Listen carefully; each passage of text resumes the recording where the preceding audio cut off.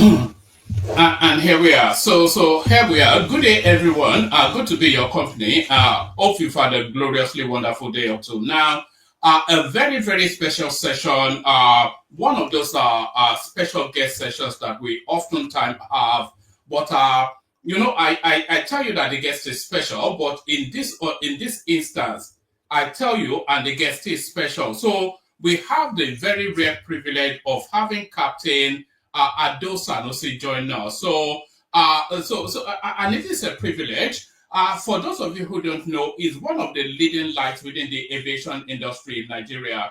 It's been long and steep within that industry, and it straddles so many bird's eye view of the Nigerian situation from so many vantage points. So it comes from it comes from the well, he'll introduce himself because I don't know how much of himself he wants us to, but there's such a rich depth of what he has to offer. But his main thrust is from the aviation industry, and there is nothing about the Nigerian aviation industry that is not known to the captain. So, like I said, a rare privilege. He is the CEO of Aero Contractors, one of the preeminent, I think probably, and he will correct me if I'm wrong, but I think that is probably the oldest airline in Nigeria, that at least the oldest that is still very much active. So he straddles that as the CEO, Chief Executive Officer. Before that, he used to be a commercial pilot. So it's not just an administrator straddling an entity. It's an industry expert who has commercial flight experience, and it brings that into play. So it was a commercial flight pilot, a flight instructor, very well trained within the aviation industry, Embry Riddle Aeronautical University, Flight Safety International, University of Southern California. So a whole raft of everything. Worked for Cabo Air, worked for ExxonMobil, Virgin Nigeria, Aricare. So he has a vast array of experience within the aviation industry. So that privilege is rare. And of course, Captain Ado Sanusi. Did I miss out anything in the CV? Good of you to do this. Thank you for joining us. Thank you very much for having me. Yes, you missed out my public service after my short stay with Virgin Nigeria. I joined the public service, and I was the MD CEO of the Nigerian Airspace Management Agency, popularly known as NAMA, which is saddled with the responsibility of air traffic control system and air navigational system. So it's an ANSP provider in the country. Oh, all right. Under which administration was that? That was under His Excellency Chief Olusegun Obasanjo Oh, administration, and it went into Yaradua's administration, and then Jonathan's administration before I left. all right, but like I said, and of course, I know you're a bit bashful about it, but you come from royal stock as well, which a lot of people might not readily know because you don't frontally promote that. Yeah, well, I mean, you get born into family, so I prefer to talk about what I've achieved in life, and rather than what I was born into. All right, brilliant. Shall we just launch straight into it? There's just so many things I'd like to talk to you about, and I'm sure the time is limited because it's very late where you are. Let me just launch into the thick end of it. So, one of the big, Nigeria should really have one of the most thriving aviation industries globally, certainly in Africa, because Nigerians are very lost travelers. There's nothing the Nigerian love more than to hop on an aeroplane. But we don't even have a national carrier, which we previously used to have, but we don't anymore. Other African countries, other Middle Eastern countries, countries within our bracket, they have these entities and they run them very well. But the debate now in Nigeria, do we need a national carrier or a flag carrier? So can you explain the difference between those two inflections and then give us your opinion on what exactly you think the country does need: a national carrier or a flag carrier.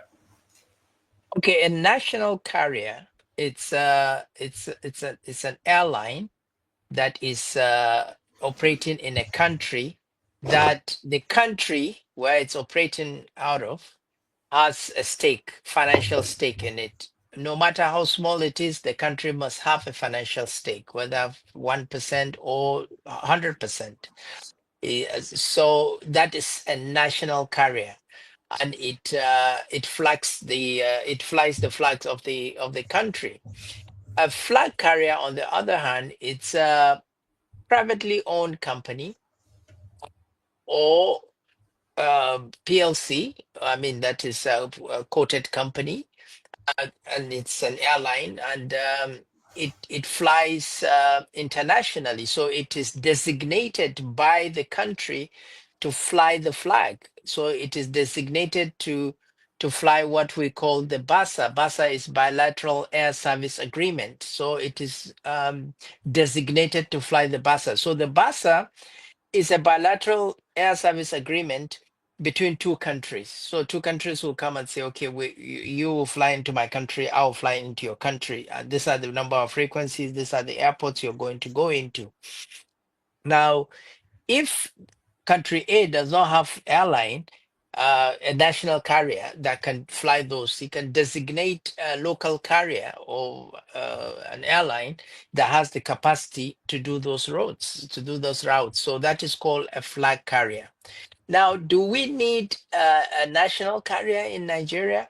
I think I think everybody will agree with me that it will be a pride to have a national carrier like Emirates, if Etihad, like all those beautiful Middle Eastern airlines, or if you go to Europe, like British Airways, which was national carrier, then it became a flag carrier because the government divested their interest in it. KLM, the same thing. Air France, the same thing. Lufthansa, the same thing. So yes, it would be a pride as a Nigerian to have a national carrier, but can we afford it? At present, definitely we cannot afford it to have a national carrier that we will all be proud of as Nigerians. It will not be disappointing outing or a disgrace to us internationally. I don't think we have that capacity, and I don't think the government has the capacity to run an airline now. We should have had a national carrier. I still believe Nigeria Airways. We threw the water with the baby. We should have looked at the problem of Nigeria Airways and try and resolve it. There is no problem that cannot be resolved. We should look at it and try and resolve it. And if the federal government decides that, look, we can't run an airline, then you look out and see how did other airlines like British Airways or KLM or other airlines or even Ethiopian, how did they manage to not just liquidate their airline but divest their interest in Nigeria Airways? And I think that was where we dropped the ball. We should have looked at a model that worked either in Africa or in Europe and see whether we can domesticate it and try and make it into a workable solution for our problem with Nigeria Airways. I believe if we had even looked at what Ethiopia has done, which is to separate ownership and running of the airline, even though Ethiopia has gone into wars, but Ethiopian Airlines has always been successful.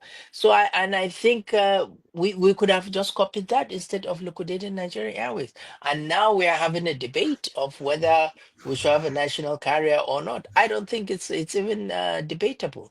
We don't have the capacity as a people to cough out money. We have the intellect. We have very young, intelligent people, professionals that yes can start airline. We're starting businesses. Nigerians are starting businesses both local and abroad, and they're successful people. Yes, we do have that, but to put the government in context so that they have a shares, it will be very difficult, extremely difficult. And at this point in time in our history, it is even more difficult. All right, thank you. And also, Nigeria notoriously, they've never shown any capacity as a government, not as a people, but the Nigerian government has never shown any capacity to run enterprise. I'm not aware of anything that the Nigerian government have been at the railways, they run it aground, the airlines. So I think maybe licensing that airspace probably works better. But do we have big enough players within our space to take on that? Like you said, they have all of these bilateral agreements. Do we have a big enough player within that industry space to take on that role of a carrier? Is that how you call it? Yeah, flag carrier. Yeah. You raise a very good point. Do we have a viable airline that can now be designated? Well, we have a couple of airlines that are designated as flag carriers in the country now by default. But are they living into up to our expectations of Nigerians? We've traveled all over the world. We see international airlines. We see how their services are. Yes, these local airlines are trying to provide these services. It is difficult. They have a teething problems, but then the problem which I think we should be talking about rather than debating whether we should have a national carrier or not are the challenges these airlines are faced with. Why are they not thriving? Why is it that just here across in West Africa we could see a sky thriving? Why is it that Nigerian carrier is not thriving like that? Why is it that we are not growing the way other countries, when they start their airlines, are growing? The basic reason is that the environment is toxic, the environment is harsh. There are so many. Captain, I'm going to lead you into that in a moment because I have a whole raft of questions wrapped around that space. But before we get into that space, just in terms of the capacity still for somebody to be a national carrier. So now you straddle one of the oldest airline companies within Nigeria, the Aero Contractors. But if people are thinking of anybody to take on the national carrier to be licensed to be the flag bearer for the country, they will automatically have the thought of Air Peace. So, do you think Air Peace has stolen your spot, or they've taken your spot in terms of being the preeminent number one airline within the Nigerian space? Because they've just come in latterly, but they seem to have a wider, bigger spread than the historical airline. So, what's going on there? Have you been outmaneuvered by Airpace? Not at all. So, look, I've been in this business for over 30 years and I've seen them come and go. At a time, Arik Air was the biggest carrier in Western Central Africa. At the time, Arik Air was flying over 150 flights a day. At the time, Arik Air was carrying, and I was the deputy managing director of Arik Air. At the time, Arik Air was taking up to 12,000 passengers in a day. That means that even when Nigeria Airways was at its peak, it didn't carry those kind of passengers. We can't have a vacuum in the Nigerian aviation industry. So now uh, Airpiece is of course has the capacity, uh, they have more airplanes, more routes, and they have the wide body airplane. So they have not outmaneuvered us because if you look at Aero Contractors, it's the oldest airline, more than 67 years, 68 years in existence, and they started as a logistic company for oil and gas, and they did that successfully, and nobody has even been second to them. So they did that successfully with a very impeccable safety record. They did that to the time when they now moved to airline, and I don't think their structure at that time. wanted to go into mainstream airline, but they went into mainstream airline, and they did that successfully for some time. They actually captured the market share, and they held the market share for a very long time before Arik came. And when Arik went down, and they also had issues, they went into bankruptcy, and we're now under receivership. Same when Arik went, and then there's no vacuum, and Airpeace came up, and he had the same thing too. He has the capacity. He has a lot of airplanes, and so he now has major market share. He has the biggest market share in the aviation industry. Naturally, by default, he will definitely get the flag carrier. Now, does he have the capacity to expand to do all that? Well, that's a question we need to ask him, and then we need to see his operations and what people say, what is their feedback, and that's how successful he will be. Oh, all right, I want to move you on to the difficulties in the industry in a moment. But to be fair, what you said last there, the feedback, I'm not sure if Airpace is over expanding too rapidly, but the customer feedback are getting increasingly negative. I'm sure you would have picked up on that as well. Just flight delays, no support, even the basic, anyway, they need to work out some of the gremlins because the customer feedback ultimately is what defines and makes. But we're still, we're still wondering why there's no real growth and vibrancy within the Nigerian aviation industry. And you were trying to hint at that, and I was going to ask you then, why is it that? Why is that the case? I mean, is it policies? Is it the environment? Why is it that we don't have? What's the synergy between the industry growth and policy positioning by government? Is there a synergy? But what's holding that space back from expanding and being dominant in the manner that we expect it to be? So I looked at it as what is the root cause, because I don't want to start mentioning the problems we have in the industry, which are many, which we can discuss as. But what are the root cause for those challenges that the airlines are faced with, the problems that are faced with? The main thing, the main challenge is the psychic of the government has to change. They have to look at aviation as an economic catalyst, as a catalyst to economic growth. That they must look at it, and they have to uh, look at aviation not as a revenue generator for now. They have to look at it as an enabler to economic growth and foreign direct investment. The investors that we are crying and calling for to come in, they don't come in by sea. They don't come in by rail. They come in by air. And if you don't have a vibrant connectivity and a very safe aviation industry, they'll be reluctant to come to your country. And when they are reluctant to come to your country to see their investment, they will be reluctant to send their money for investment.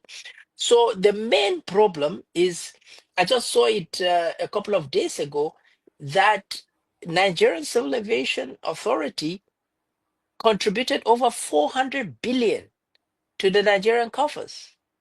So you can imagine a regulator in the industry has generated so much money that they have given the federal government 400 billion, and we are celebrating it as a people. And as a people, we are also thinking the aviation industry should be vibrant. How can it be vibrant while you have taken all the money and you're giving it to the government, and the government is putting it back to paying heavy salaries for the politicians? How can you then have a good aviation industry? Can you imagine if they had taken that 400 billion and put it back into aviation? We will definitely have a very vibrant aviation industry in the country. But we are taking that money, we are giving it back to us. Of course, the money is gotten from taxation, 5% ticket sales tax. We should put it back into aviation industry, develop it, make the environment conducive for growth, attract investors to come into aviation industry.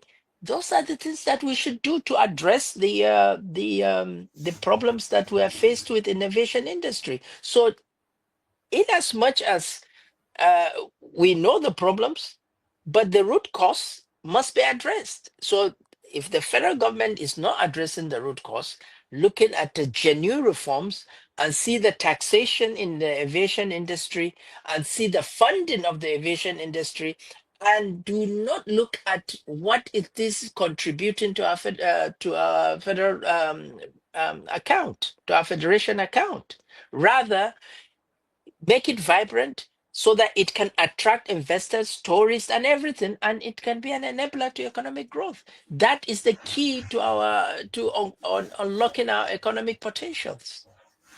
Oh, And oh, oh, I'm oh. saying sorry, and I'm saying this not abstract, but you can look at Dubai, you can look at Rwanda, you can look at I can keep mentioning countries. So it's not an abstract. It's been done in all the countries. Just going off the back of the examples you've just cited now, Rwanda, Dubai, etc., and going off the back of taking the money out of the industry rather than reinvesting it into the industry, do you think the Muritala Mohammed International Airport, do you think it is still fit for purpose, both in terms of the edifice itself and the location? Do you think it's still fit for purpose? Because that's the front face of Nigeria essentially. The Abuja airport essentially get more towards governance type businesses, but the front face of Nigeria, you say, is the Muritala Mohammed International Airport. Do you think as a structure, as an edifice, is still fit for purpose? And do you think location-wise it still suffices? Or do you think the whole thing should just be moved from where it is to somewhere else and that structure sold off? No, you see, if you compare Murtala Mohammed Airport with Katoka Airport in Accra, you don't need anybody to tell you whether it's fit for purpose or not. And I'm not going outside West Africa. I'm not going to Europe, I'm not going to the Americas or Middle East. I'm staying in West Africa or even Ethiopia. I'm staying in West Africa. Our airport, it's unfortunately we are what, the sixth largest producer of crude oil. We have money, but our airport doesn't reflect that at all. We as I said, if you look at Accra Airport, it's far better than our airport. Yes, I know the government is doing so much to address that, but the decay has been there for a long period of time. I don't think the airport in Lagos, in Murtala Mohammed Airport in Lagos, is fit for purpose. I don't think I've gone through the airport several times. It always worries me. It saddens me to go through the airport because I believe we could do better. I believe we could do better. I believe if they can take part. Sorry, Captain. Are you talking renovations or are you just talking moving it completely away from there? Because even No, where it is, it's too busy a hub to have an airport. Yeah. I think even if we move it from the that current position and we put it in anywhere we're thinking of, if we still have the same mindset, it will still be another mess there. So to tell you the truth, the airport is designed like the airport, Schiphol Airport in Amsterdam. So why can't we just go back to the original plan? Look at the airport in Amsterdam. They didn't move it. It's still there. Why can't we just go and say, "Oh, you guys build this airport, come and renovate it"? This is the same. In fact, Murtala Mohammed Airport was built after Schiphol Airport in Amsterdam. So we don't need to move it. The land is even bigger than the one in Amsterdam. For goodness sake, it's the government. If they want to expand, they can expand. But we don't even need to expand it. We just need to not renovate. We need to rebuild it the same way it was built and then expand it the way it's supposed. We need to go back to the main design and how it was designed in the first instance and then move out. But we have moved away from that. People are building hangars, hotels everywhere. Everything you want, every government that comes gives allocation the way they want to give allocation with disregard to the master plan of the airport. So how can we get something good coming out of the airport? Even if you move it out, it will be the same thing. Government people come and they will have disregard for the plan and then give plots to everybody that they want to. All right, brilliant. Let me move you slightly out of your comfort zone, your area of expertise, to the wider Nigerian experience. So, you know, it was actually Winston Churchill that said that of the Soviet Union, he described it as a riddle wrapped in a mystery inside an enigma. I think the same could be said of Nigeria, a very, very complex space. But that complexity captured in this tax reform bills that is currently being contended within the space. So, what's your reading of that situation? Why do you think there's so heavy a pushback? And do you think these reforms are necessary and they should be something that should go through? Yes, I totally agree with the current administration. We must make reforms. If we don't, we're we're just going down as a country. The way we run our country years before is manifesting to us now. And I actually I believe that the present administration, President Bola Tinubu, has no choice if he wants to make the country great. He has no choice but to do these reforms. These are going to be very difficult times for us, but it is necessary. We must go through it if we want to survive as a country. If we do not want to be, if we want to reform and we want to grow as a country, these reforms are necessary. There is no free lunch. What we have been enjoying is, we'll say we're eating from the future, and now it's catching up with us. So we must make the reforms, the tax reforms, of course. Even as they say, change. Even the person that will benefit from the change will resist it.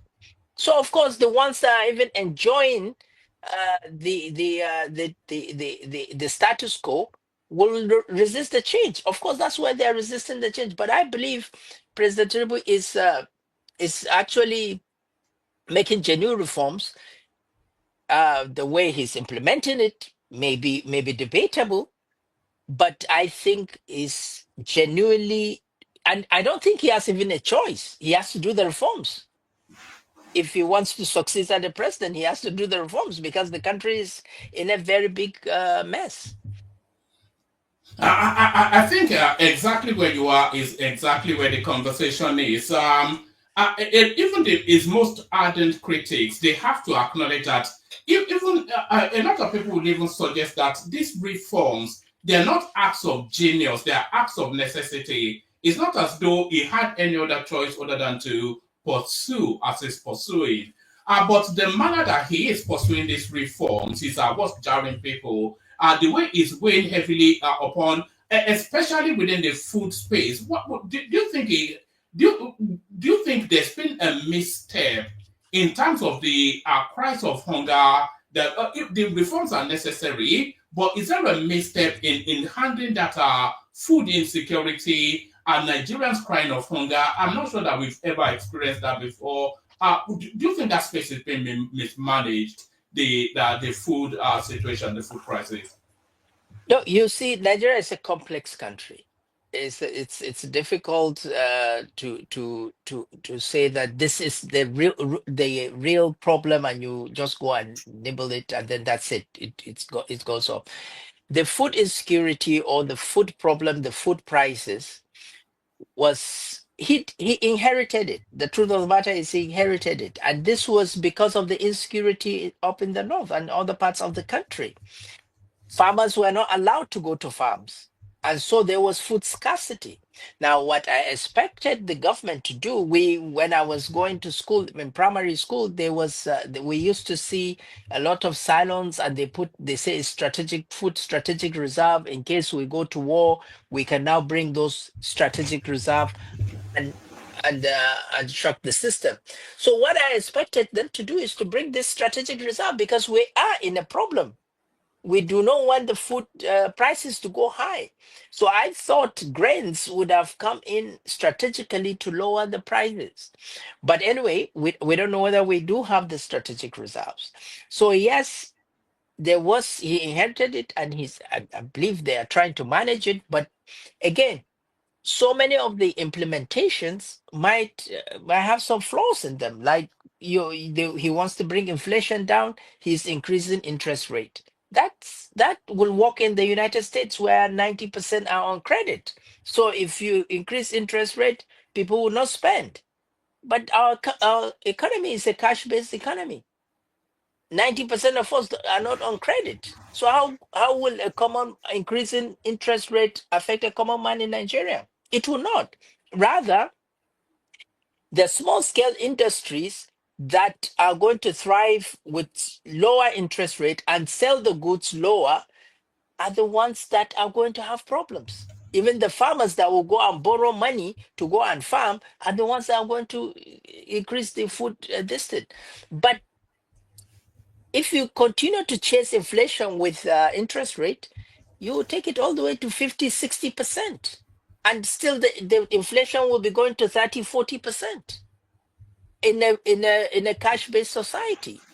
So I don't think that those are the implementations that I believe the the, um, the government should look at. Maybe they should come back and see. You know, when you do a reform, you need to come back and see the impact, and then look at it and do adjustment to make sure that it's effective and it has no negative impact. At the end of the day, all these reforms are done for the people. Now, if the people don't live long to see the reforms, then the reforms is negated.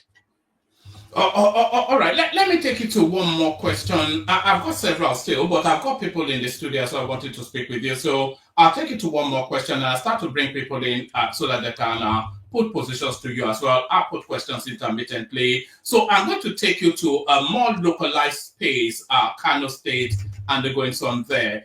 Just a very, very complex space, of course. We could speak to the politics, Ganduje versus Kwakwanso versus just a myriad of heavyweight people contending well, because of course you know in Nigeria they say capture Kano, capture Lagos, and then you have the country. So a very hot space there. But I want to take you to the Emirate itself, and I want to speak to you about Emir Sanusi, who came out as early as a couple of days ago to run somewhat like a covert criticism of the government. So a lot of, because historically people had always thought that Emir Sanusi was a friend of that Lagos cause, the Lagos the Tinubu and his people. So they thought it was aligned with them, both in terms of mindset and especially in terms of personal relationships. So he came out a couple of days ago to make what some people felt was a left field commentary. And people were suggesting that Emir Sanusi came out to make those commentaries because he was trying to push the government to back him in the tussle for the throne. So what's your reading of Emir Sanusi's commentaries, and do you think people and what people are making of it? Well, first and foremost, I'm not too familiar with with the politics in Kano. I'm just a professional pilot. Um, but Emir, His Royal Highness the Emir of Kano is a Nigerian, and he's entitled to his opinion. So I see no reason why it should be uh, a debating or a topic that Nigerians should talk about. I mean, if he's entitled to his opinions, that is his opinion. That is his take on what is happening, and he's entitled to that. And constitutionally he has the freedom to express that. So I see no reason why we should be debating what he said. I think it is important to debate what the country is going through rather than what people have said.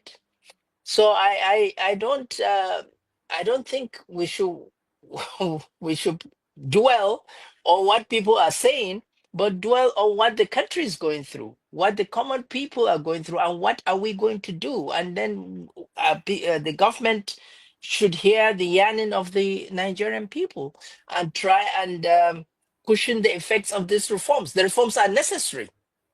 The reforms are necessary, but try and cushion the effects of the reforms and try and see how you gently uh, um, implement without putting so much inflicting so much pain on on average Nigerians or Nigerians. I don't think we should spend time on what the politicians, the traditional rulers have said. They have said it. I think we should talk about what the people are doing, what actually the country is going through.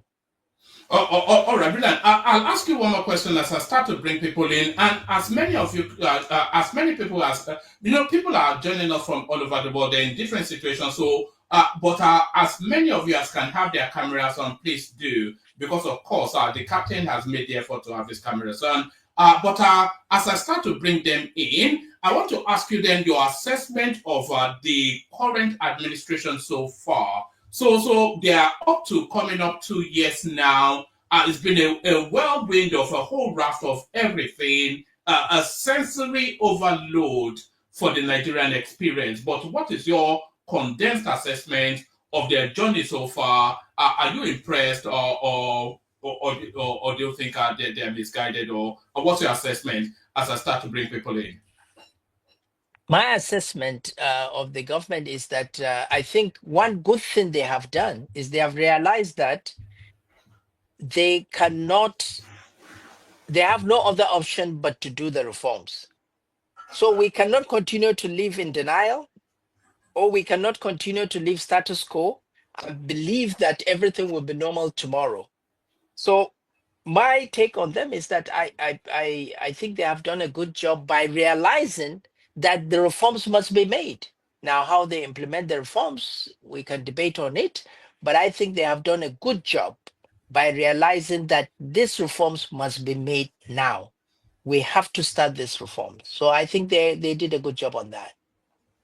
All right, brilliant. Like I said, can people have their cameras on if they are able to where they are, so that the captain can see who is speaking to. So we go with the person with the camera on first.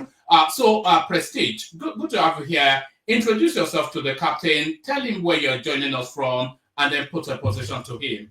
Man of Prestige. On mute. On mute. Yeah, good evening, everybody. Yeah, good evening, Mr. Ado Sanusi. It's nice to have you on this platform. It's a great honor to be speaking with you. I was reading your LinkedIn earlier, to know who you are, to ascertain who you are. And I'm quite impressed, with your education and what you have accomplished so far.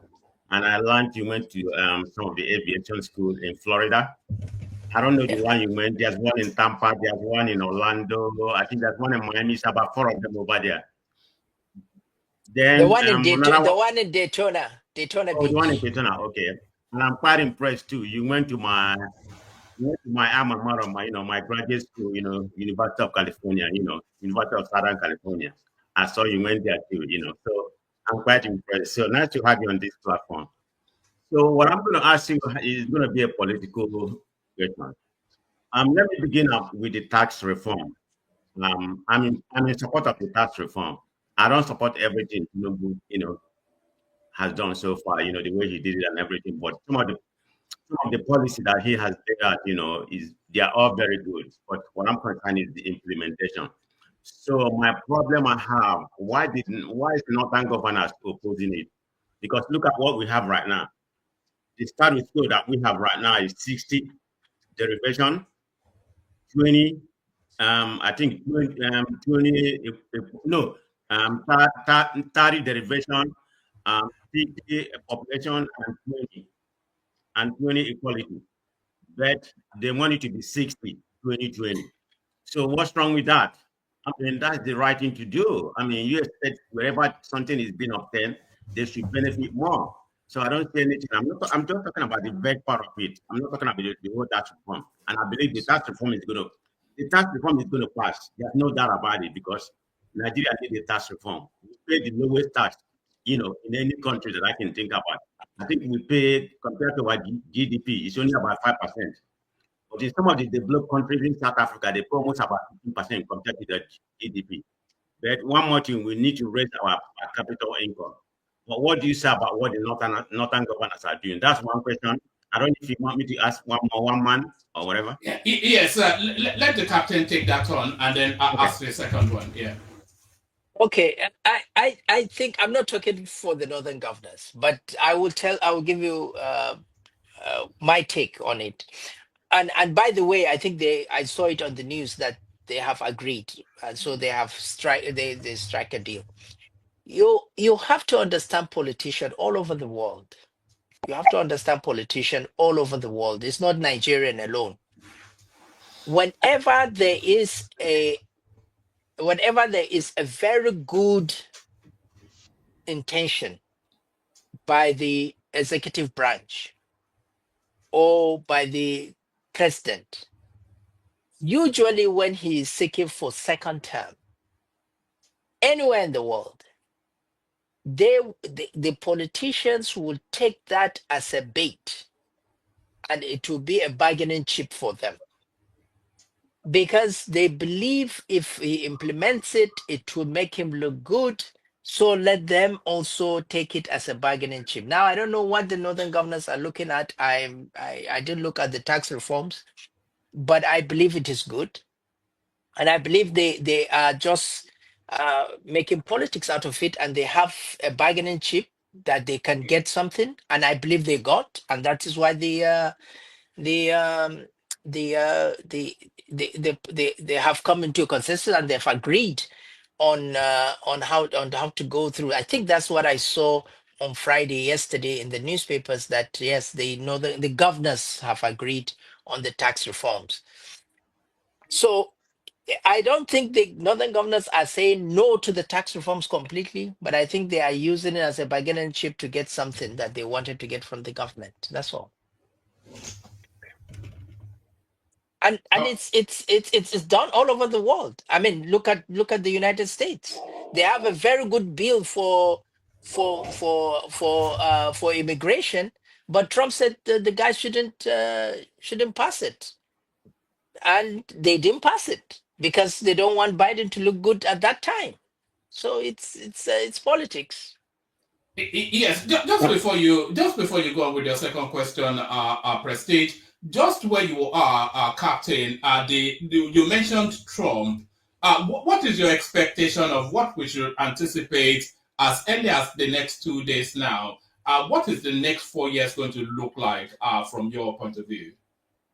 From my point of view, I think Trump is anti-establishment, and so he's definitely. We're definitely going to see some fireworks, some anti-establishment fireworks, and it's going to be interesting. But again, status quo cannot continue. I believe we are resistant, and I'm not a Trump supporter or a Biden supporter or a Democrat or a Republican. I mean, I'm just a Nigerian, but I believe I believe that whenever there is a change, we should not just blindly resist it, but look at it and see where this change is going, and probably what is it that it will bring to you personally and to the country. All right, Prestige, back to you. Yeah. Yeah. Thank you very much. You have, I think I align with your response. You have answered, the question that I posed to you. You answered like a modern technocrat, So thank you for that. So my next question is about, because what happened in the north affect the south. To be specific, I'm the southeast. I'm from the southeast, but I'm a Nigerian first. So whatever happened in the north affects the whole Nigeria. Whatever happened in the east, the southwest affects Nigeria. So my problem is about what I read that's kind of alarming to me. Yeah, according to the International Migration, International Migration Organization, they stated that there's about 215 IDP camp in the north, and over 370, out of school, roaming the street. So the question is that what I know we have our own problem in this. There's no doubt about it. But I'm so appalling about what's going on with the IDT camp and everything, and the kids running around the street. What's going on in that? Because we have a lot of educated people in the, in the north. One of my best friends who work at Mayo Clinic in Jacksonville, Florida, he's a research, stem cell research specialist. His name is Dr. Abba. I mean, he's from North. So I'm just making an equivalent of the North and South. We are equal, we are equally educated. So why are they so, what's their background so poor in that when it comes to education in that regard, or this are marginal stuff? Can you can you make a statement in that, please? Yeah, so the North has all as educationally, the North was a bit backwards. We have to accept the fact. The North was not going to the Western education. The Islamic education, of course, they are literate about it. But the main issue of Al-Majris and out of school, I blame our first generation elites, and I believe that they would have done better to if you look at what Awolowo did in the Southwest. If we had the same person that has done that in the North, Mm-hmm. we would have put a lot of children in classes. But unfortunately, and of course, again, our culture also promotes that. And the rich people, we have the richest person in out of the North, the richest black man out of the North. But unfortunately, we have not gone back to the North. We, the elites, have not gone back to the North to see the problem of the North and actually address it. And it's lack of education. And to be very sincere to you, it was aggravated by Boko Haram. And what brought Boko Haram was lack of education again. So, and then it was aggravated by the insecurities, and then there are a lot of IDPs and a lot of people out of school. When I was growing up, uh, I used to drive, and I can see, that there is a problem, because I when I drive from Kano all the way to Kaduna, or sometimes to Zaria, and I stop over a village, and I can see young children out of school. And I knew that there would definitely be a problem, because I used to think, if this people grow to their 10, 15, 20, 25 years and they don't have anything to do, anything can trigger them into getting something. That's exactly what happened. And I think we failed them. Our elders failed by not educating them properly, by not giving them proper education. I think that's the problem in the North. If we could have Obasanjo did that universal basic education, UPE, and primary education and universal basic education. He did that while he was in the military, and I think we should have continued with that. I believe that is what is affecting the North.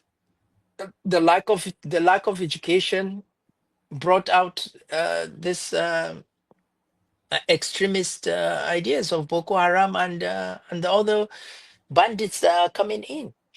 Idle minds usually comes up with idle mind, and then there's so many factors, and of course the fall of Libya translated a lot of ammunitions into the northern part of Mali and Niger, which eventually filtered into the northern part of the country. So what's being done to reverse that, or what can be done to reverse that? Because if the problem has been, and I think this is one of the things that Emir Sanusi was speaking to in his first incarnation as the Emir, and then I think probably still what he's going to be speaking to in his now new incarnation. But what can be done to stop it and then reverse it? Is it a case of giving up on a certain generation of people and then picking it up from, let's say, round about the 10-year-olds to create a new generation? So what's the way to yeah?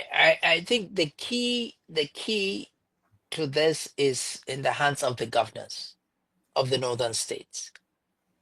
And I still say it, the governors are living, they know what to do. They can create vocational schools for those that are already grown, and then ensure that all the other, create schools and ensure that it becomes mandatory for all children to go to school. Everybody must go to school, must be educated, and that is, and the key is with the governors. But unfortunately, the politicians love status quo because they can get the thugs, they can get the way they want to maneuver their elections, so they will preserve status quo. So we need genuine reform governors to make a difference, like the governor in Borno State. Yes, if there was ever one governor that all Nigerians endorse, it's the governor in Borno State. I've not yet heard a bad word said about him, which is quite unusual for a Nigerian politician. But Prestige, stay with us. Let's go from you to let's go to Patoski. See what he wants to say. So Patoski, you're up next. Unmute. Introduce yourself to the captain. Sorry. Tell him where you're joining us from, and then put a position. Patoski. Sorry, this is my face, but my front camera, I don't know what's wrong with it.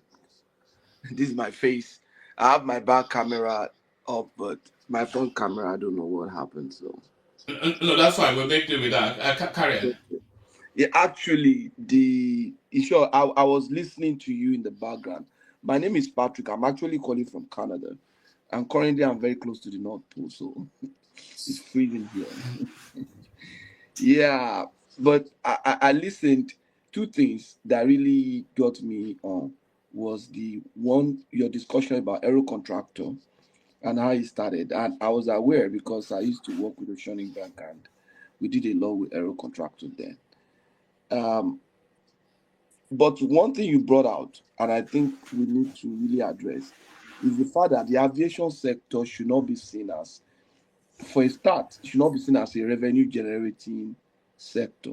It should be seen as a sector that helps to revamp or put things together, especially at this stage of development that we have, at this stage in our national economic life, right? It is something that that's really, I want you to speak further on. I want you to speak more on that and more on the benefits. So maybe peradventure, maybe someone is listening and we could have a change of mind. Then the second reason why I jumped in. No. Hold on. What would you like to hear in that space? So how do you say it? What would you like to hear? How do you want to take it? I want him to be able to speak on why the current model is not actually doing that. So that, because they might say, oh, we are already doing that. We want to be able to see why the current model is not doing that and how the government can better make that possible and make it to, it's just common sense. Just like you said, the investors want to come. You should make it easy and cheaper for them to come. You should even make it easy for a lot of people to come to visit your country per adventure. They might see opportunities that you didn't even anticipate, right? So I want him to see how government can help, what government can do to make that attractive, and through that channel attract more people to come and the potentials of investment that could come from there. Then my Okay. second question, I want to take everything. My second question is still on one of the reasons I came in was on this the social cultural situation in the north, especially with the alumanjiri system, the drug. I saw a documentary. I brought it up here on this platform. We discussed it. I was really really troubled because I can fit myself into those kids. The way I grew up in the south, very poor. If I'd grown up in the north, I could have been one of them because I was their life kind of mirrored my life in the south. And the only difference that didn't keep me, the only thing that didn't keep me there was because of the educational system opportunities I had in the south. So I want to see what do you think government can do to address that, especially the drug, because I saw a documentary on the drugs among young people in the north, and it's really really troubling me seriously because I could see myself in those kids when I was young. I was like them. Thank. So thank you very much. First, the aviation industry. How should we make the government understand that it is? They should look at it as an economic catalyst for a catalyst for economic growth rather than a revenue generating industry for the government. Well, it's like this forum that we are, and I've been giving interviews. I've been telling the government. They've been making presentation to the Senate everywhere. We have to. We're telling them like, look, we have been doing this over and over and over, and we have been we have not been seeing any different results. We have been seeing the same results, and what we are doing is we must change what we're doing to have a different result. I mean, as I said in the beginning, recently I saw that the Nigerian Civil Aviation has contributed 400 billion to the Federation account. 400 billion to the Federation account. And we are celebrating it. I mean, it's something wrong with us because the industry is dying and you are celebrating the regulator and the industry has contributed 400 billion. I think the president should look at it and say, look, let's have genuine reforms of the aviation sector. Let us put some, not even all, some part of this money that we are generating, and let's even look at the taxes that we are taxing this industry. Because you cannot, I keep saying it, you cannot tax yourself to greatness. You must have tax reliefs. And let's see whether we unify the taxes for the airlines and see we give them conducive environment to grow and nurture it as an infant industry. And then when it is grown and strong, then we can now start thinking of uh, making more taxes and then giving ourselves a pat at the back if we contribute to the federation account. But as of now, the industry is on life support, and you keep taxing and taxing and taxing and thinking that it will grow. It will not.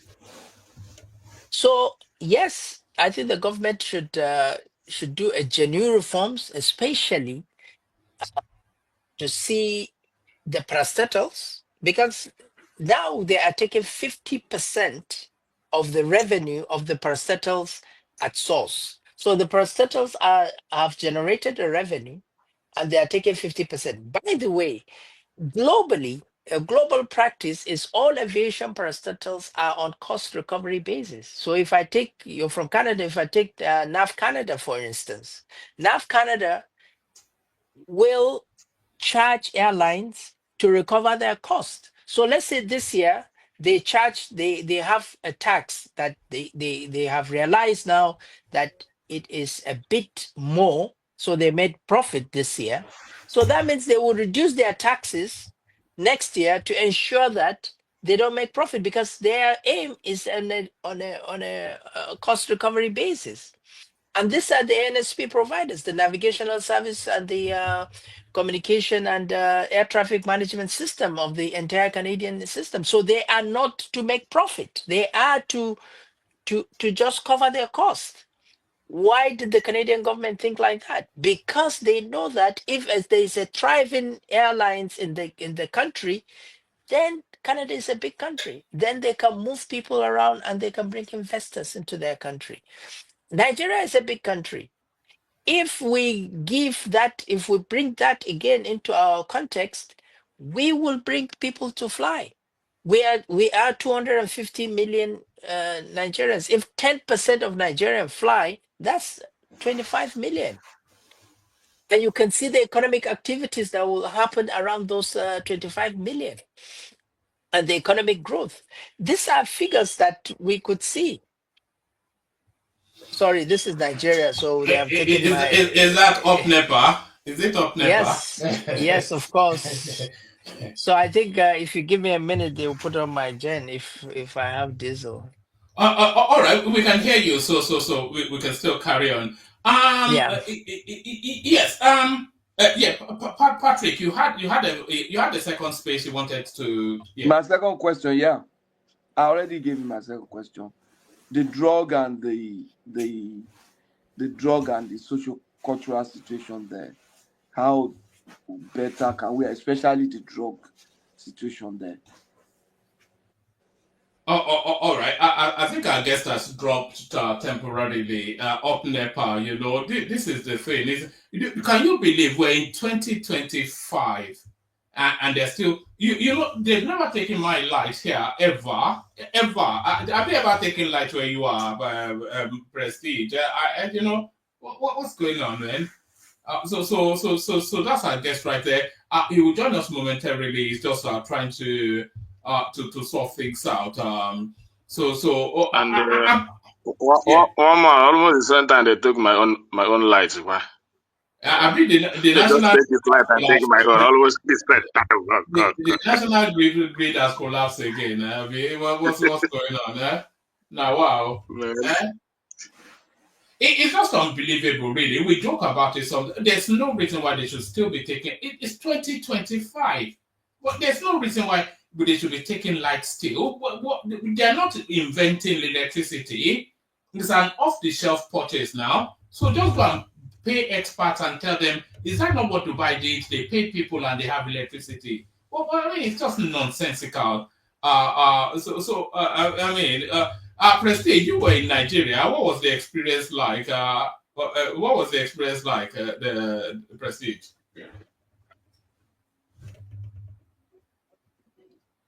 Yeah, yeah. Thank you. I don't think I've been on this platform since I came back, you know, about a week ago. But yeah, it was kind of like a mixed experience that I had. Like I stated, you know, I was in Lagos for 3 days. Then I went to Abuja. I didn't go like I normally go travel, you know, further southwest or north. But pretty much most of the time I spend in the southeast, you know, exploring different part of southeast, particular, you know, always go to River State, you know, because my in-law is from there, you know, my brother married over there. So having stayed there, you know, it was kind of a mixed experience to a certain degree. I mean, I had fun. It has nothing to do with me. So I'm not going to stop about me. I'm not going to use my privilege to say what's going on in Nigeria. That would be a disservice to the people of Nigeria. There's a lot of people suffering. Let me just call it what it is, okay? Because the cost of living is better in Lagos in everything, even in gas. Because at that particular time that I went, I think gas has gone up right now. But at that particular time, I mean, petrol was selling about 800 per liter or whatever somewhere in Lagos. I mean, I didn't pump any gas, so I'm not going to say that. But in the southeast, that I know is about 1,025. So it's more expensive in the southeast, maybe because of the transportation and all that kind of stuff. And it's always expensive when you know, after you pass Lagos. But I can speak about some of the checkpoints that I witnessed because I did travel to river. I did travel to Abia, so that's part of them. Some place surrounding there, but most of the time, I'll be very honest, I have some privileges on my traveling, so I'm not going to use mine to make an excuse about what's happening. There's a lot of checkpoints that I witnessed. Let me just give you an example. From Owerri to Aba, because I took, we drove from Aba to Umuahia on our way. So I witnessed a total of 13 checkpoints. And I'm not going to say I was stopped. Okay, we wasn't stopped because of the privilege we have, but there's a lot of people that was stopped. So I don't really know what actually transpired in that way. It's a lot of checkpoints. And one other thing that I witnessed. Do you not feel those checkpoints are justified though? Do you think they are justified that they will be there? No, not. I understand your point about justified because of the insecurity in that area, but it's not because of their just that they should have minimized it. But it's not even about the checkpoint that I'm concerned. It's about the extortion because every checkpoint you stop, it's about money. They're going to ask you for money, and some of the checkpoints you see the police, the military people. I mean, okay, there's military checkpoints, there's police checkpoints, even the air force. You see them there too. So what are the air force doing in the checkpoint? You know, and some of them they are not even coming out to ask you for their document or whatever. They will be in their tent. They hire some indigenous people, some of these young guys. They're the one that's gonna come and ask you for money. You know, this is what I noticed. I mean, I did not really witness it per se. Like I said, I have a privilege. That's a different story in that regard. But the checkpoint, there's a lot of checkpoint. Even on my way back, from Umuahia to Mbise, from Mbise back to, Umbisi, just about 30. that's where Chioma is from. Now, Umbisi, but carry on. Of course, I have a relative in Mbise. Yeah, we did something in Mbise. So, I'm always frequent there every time I'm in. So that's not I always go to Mbise. So we have a relative over there. Anyway, it's a lot of checkpoint, but to make the story short, it's a hardship in Nigeria. Let's call it. I don't know how much they're paying them for minimum wage, 70,000 or whatever. I think Hope Uzodinma has not approved the 70,000. But that notwithstanding, and let me tell you one man, Hope Uzodinma is the most useless governor I've ever seen in my lifetime. You may support him because he's an APC. That man is not doing a jack. He is not doing a jack. He is busy making babies. You know that this man is 66 years old and he married a lady from University of Owerri, 35 years old. That's the second marriage. And he has kids like about 9 years old, 10 years old, I think about 4 or 5 of them, by this woman. I mean, you're supposed to be a grandpa at the age of 66, you know, and you are celebrating your 10 years anniversary with a 35 years old lady, when you are 66. You So the you reason why sound I'm you mentioning sound you sound jealous that he's getting more babes than you. Eh? Is he getting He's getting more babes than you? Is that what it okay, you is? don't know me, so we're not gonna go there. What do I need a 30? One man, can I come in? Yeah, come in. We're waiting for our guest, so yeah, come in. We're waiting, right? That's what you're saying. We're waiting. This Yeah, is go ahead. this is life in Nigeria. That's why when I come here and tell you guys stop speaking of dirty December, it's nothing. It's not the bone of contention. Like, just imagine how many people going through this type of NEPA situation in Nigeria. Even companies that have what do you call it, Gen, right? Once NEPA takes light, they have to go back and put on the Gen. Some people don't even have the oil to power on Gen. So it takes a lot from their work, from their work. They have to produce things. You get my point? So it's not nothing is functioning in that country without electricity. Like the basic things we need, we don't have. And nobody should ever say that we have those things. And we come here on social media, we come on Instagram, and we're talking about Dirty December instead of speaking negatively about the country so that our governor can do something about it. I don't know if I'm making sense. If we can disgrace our governors like Kemi Badnoch is doing, maybe this man will still be with us. Maybe he will be with us by now. We would have 24-hour electricity. These things are possible. It can be done within 24 hours, but we limit ourselves. You get what I'm saying? Our mind, we're so lazy sometimes. We don't want to reach our full potential. We just limit ourselves. We're just It, waiting like we're it, it, it, Nigeria. it's quite a thing actually. It's not even something to be laughed away. There's no reason why we shouldn't. We're a wealthy country relatively. What is it? Just pay people who know how to do it, install electricity, and let people live their lives. I mean, what's the difficult? I don't get it. I don't get it. What's the difficulty? Yeah, can I say something? Yeah, of course. Yeah, Chioma, I share your narrative. You're exactly right on the spot. Okay, we have a problem in that. I mean, we can have all dirty December we have and all that kind of things. I mean, how many days that lasted and life go back to normal? I don't know how much they make. 200 and I don't know how many million they make in that dirty December. Yeah, it's good for tourism, but we have to have electricity. I mean, we have to have security and everything. So something has to be given in that country. We can't go like this forever. I mean, we have all the resources, all the manpower, to be a very good country. But it's pain me that we are lucky. Mama, let me tell you something. For Sorry, example, hold I'm on. just going to give you one. Sorry, hold on. Choma, let me mute you for a moment. There's a bit background noise coming from. If you want to speak, yeah, carry on, Prestige. There was a heavy background noise coming there. Yeah, carry on, Prestige. Yeah. I was gonna tell you something about the expenses. This is just one example. You have to know. There's a place at Ikoyi. I mean, it's a very nice place, Victoria Airline.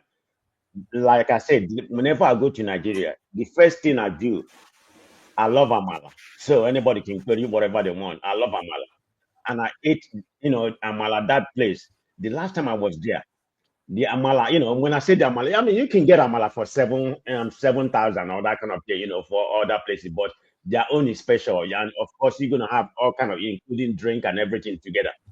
The last time I was there, my plate for everything that included was 17,000 for everything. But this time it was 30,000 naira.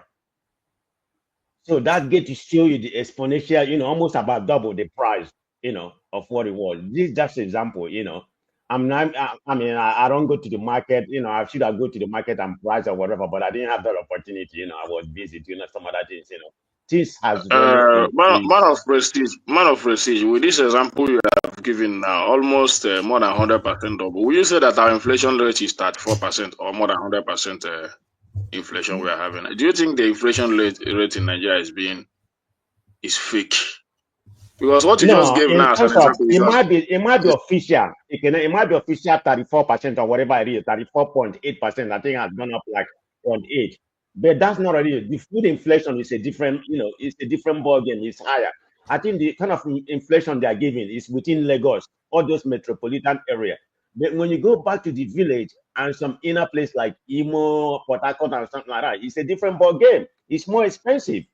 Like I said it here when I came back from the village. I yes. told one man that I quickly run back to Lagos. I was in this platform complaining that things are expensive in Lagos. But once when I travel to the east, I see Shege. I told one man. That All right, gentlemen, we have our guest back. Hold on, we Oh, have our guest nice. back. Let's carry on. I'm not quite sure. Yes, it was. We understand. And we were just alarming whilst we were away that in 2025, a country with the, I mean, it's unacceptable. We're not asking them to go and invent electricity now. Just go and purchase it and install it so the people can use it. We can afford it. Yeah. So I mean, why is this? Yeah, no, the problem of electricity in Nigeria has been lingering for a long time. And generation, I happen to dabble into it so much. So we will not have we can't solve the problem immediately, so that we understand. It cannot be solved immediately. We can generate the power. There's no problem. In fact, ExxonMobil can generate enough power to power the whole country with the gas they have. All the flaring you are seeing in the Delta region, we can generate the power. The problem is two things: the distribution and the billing. We have, since 1976 or in the 70s or even in the 60s, those are the infrastructure that was built for distribution. And now they say the national grid is failing, national grid is failing. Of course it's going to fail. You have built an infrastructure that probably the lifespan is 25 years, and then it's supposed to be maintained every two years. You build it and you never maintain it, and now it's getting to 30, 40 years or 50 years without any planning ahead of time to change it. So now we have a situation where they are generating the power, but the grid is failing it because the infrastructure cannot take it. I'm happy that I heard that they've signed some contracts with cement for distribution, and there's some smart ways of billing now that they are coming up with. But the problem of power will linger for a while in the country. It's unbelievable because it's looking like a very heavy spend for them to get it right. It's a really, if you want to attach, we're looking at what some $20 billion thereabout investment, but still it's unacceptable now. It's just unacceptable. It's just yes. To get back to the conversation you were with Patoski, then Patrick, do you want to remind the captain what your last question was, and then we'll move it Yep. around. Yes, I think I remember what he was. He was talking about the social, cultural, and the drugs issue. Yes. Again, it goes back to the governors of the states. Look, I'm a true believer that government knows how the drugs are being transported into the region. They do. And if they don't, then why are they chief security officers of the state? They can and they should stop it. But again, politicians are politicians. They probably would like to give their talks some of these drugs. But I believe that if a governor is very, very up to task as a chief security officer of the state, he will know exactly how the drugs are entering his states, and he will fight it. Because the drugs are not just appearing, they've been transported, and the security agencies, and they're transported not anyhow, but they're transported on our federal highways. So they will see them. If I'm traveling from Lagos to Kano now, I will probably get searched 4 or 5 times, or maybe 20 times by road. And they search me, and I open my bags and they search. But how come they don't search the drug dealers or the guys that are taking the drugs? The drugs are not manufactured in the place; they are manufactured outside the country and imported into the country. All right. All right. I think maybe Patrick is going to push a bit more on that. But we go on from Patrick to Ekene. But on our way to Ekene, let me ask you a question. There's this agitation for secession in Nigeria. The Sunday Igboho narrative, and especially the Nnamdi Kano transmuting into the Simon Ekpa narrative. What do you think is going on there? And really using Simon Ekpa as the case study, what do you think is going on there? What do you think is propelling that space? This sense of injustice that they feel underpins their narrative, is it justified? So what's your take on that space? The agitation for secession, citing Simon Ekpa as the example. So cessation stuff that we hear is all due to injustice. and a particular part of the country feels that they are being deprived or they are underdeveloped. That's why they feel that they want to get out of the place. But I believe in true Nigeria. I believe that it wasn't by accident that we are together. I believe it's God designed that we are together, and I believe we'll be a strong nation. But if there is a cessation and there is, let's say, a referendum, as they're saying that we should have a referendum and everything, we should just look at what happened everywhere in the world where countries do that. They usually end up in some kind of conflicts when there's cessation. So I don't think. I think we were brought together by the British, but I think it wasn't an accident. I think it's an act that God made it to happen. If it didn't want to happen, probably it won't have.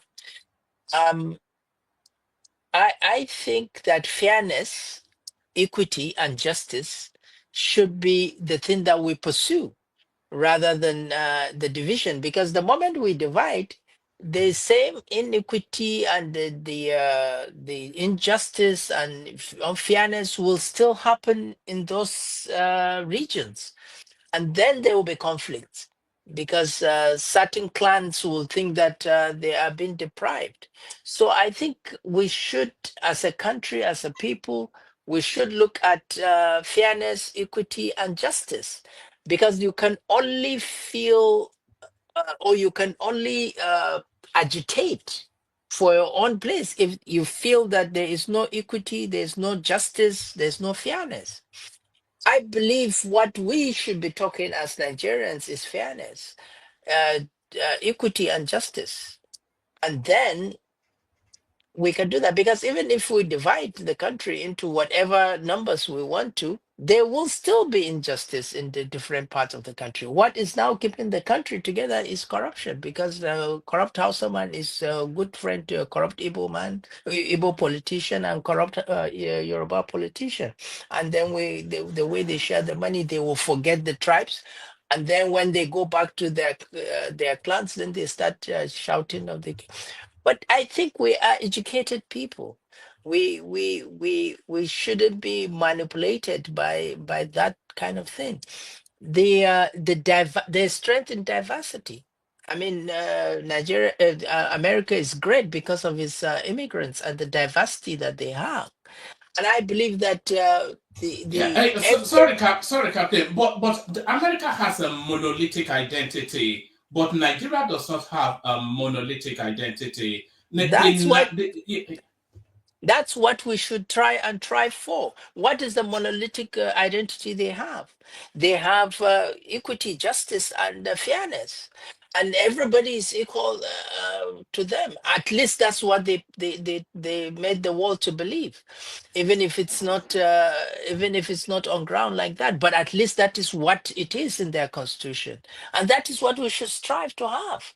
Rather than discuss what divides us, we should discuss what unites us.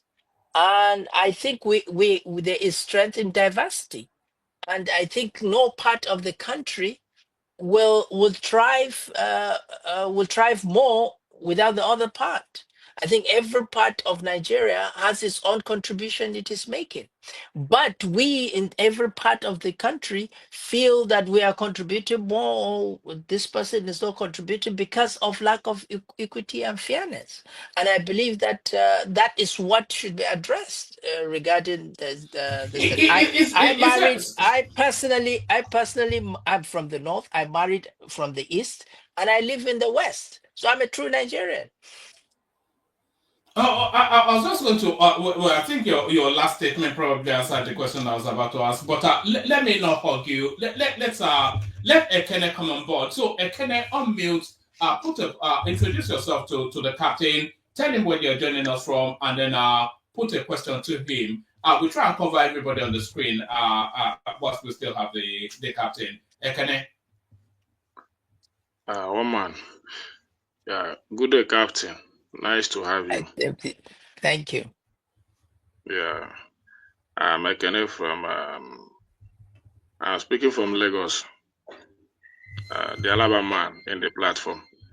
Um,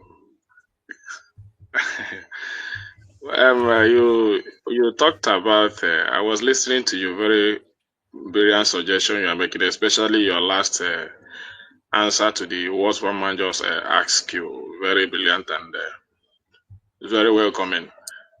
But I still want to ask on that regard. You talked about we are educated and they were not supposed to be used by our politicians. But don't you think that the educated one today are now being used by the politicians? Because when you go on the internet space, both on the X, Facebook, is the educated one you see making derogatory statements, causing division in Nigeria. While you go in the real sense, in the street of Nigeria, you see uneducated one embracing themselves, doing businesses, local businesses together without thinking whether this man is an Igbo man or Hausa man or Yoruba man. But it's the educated one that is teaching them that we are different. This is what happened. Why you should not associate with this person and all that. So we cannot say we are blind to that.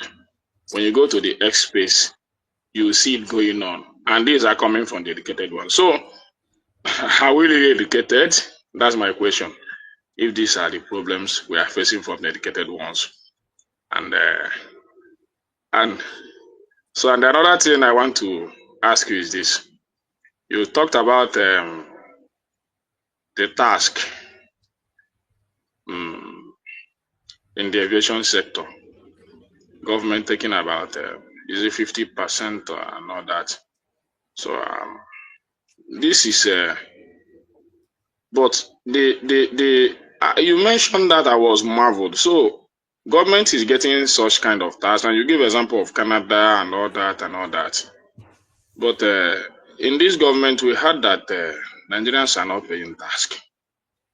Nigeria just begin to pay task. Why you mentioned these numbers, and what are they doing with these monies? Where are they going to? Is it just to collect money? Because what you just said here marvels me. Because one who want to defend it that Nigerians are not getting anything from their government. Rather, the government is only people collecting from the people. Why giving nothing in return? They cannot even give good education, give good roads infrastructure, and even electricity, even good hospital, even good. So, but you just mention number and give example of Canada, 50%, and they cannot even invest even in that sector they are collecting that money from. So, is it wickedness or are we in the wrong country? So, but before I leave you, I wanted to ask again. You talked about the division and inequality in this country, but many parts of the country believe that a section of this country is not qualified to be the president of this country. So what are we going to do for us to begin to embrace our diversity and know that one or two sections cannot hold this country ransom in terms of presidency? Thank you. All right. Are you clear on what that last bit was? Essentially, a conspiracy between the Southwest and the North to exclude the Southeast from power. I think is really what it can be. Okay. Yeah. Yeah, I will start with his first question that says that are these educated people being maneuvered by the politicians? Now, they might not be educated because they are on Twitter or X or whatever they are on social media and talking very good English. They might not be educated and they might not have the intellect. You might be educated, but you might not have the intellect. I don't think anybody that has the intellect will say that the solution is to divide the country. when you have injustice, inequality, and fairness, then the solution is to divide the country. That's laughable. I think probably those that are on the Twitter and social media, they just love to do that, and probably they are not educated and they are not exposed. They don't understand world politics. Um, I will say again, the taxes. Some part, I think the tax reform is trying to make sure that all forms of transaction are being taxed by the federal government, and all aspects of our lives are being taxed, and then government will have more money. I don't mind paying taxes. I don't mind paying the same taxes the Canadians or the Americans are paying, but I should get the same things they are getting: good roads, hospitals, lights, everything. I should get it if I'm paying the taxes. But I pay tax to Lagos state government, but I don't get anything. I don't get water, I don't get light, I don't get anything. The schools are not good. And so why are we paying taxes? That's the question we should ask. But you can see in the parastatals in the aviation sector, every ticket you buy is taxed 5%. And then there are other multiple taxes that you pay that cumulated to about 400 billion, which was contributed to the Nigerian Federation account. And that is what I'm saying, that I think they should reinvest that money into aviation industry. Now, what you said is very interesting. I love to, that's the last part of your question. And I always love to discuss this with open mind. As I said, I married from the East and I live in the West, and I'm from the North. So I have a very fair knowledge of each part of the country. The problem that I see with the East is that they have refused. It's not that there is a conspiracy between the South and the North to keep the East to the presidency. The East have refused to understand, since the Alex Ekweme's days, has refused to understand how to have to move towards the center. You cannot have a local politics and expect to play in the center. Yes, you have strong parties in the East. You have Agba, you have all those strong parties in the East. But you must move to the center. I mean, PDP was, if you guys remember, PDP was a creation of Alex Ukweme, because he was very good at moving to the center. And if there was no coup, probably Alex Ukweme would have been president after Shagari. So until the new breeds of politicians in the East, which I believe Obi tried, and he's doing it, and I think he's moving to the center.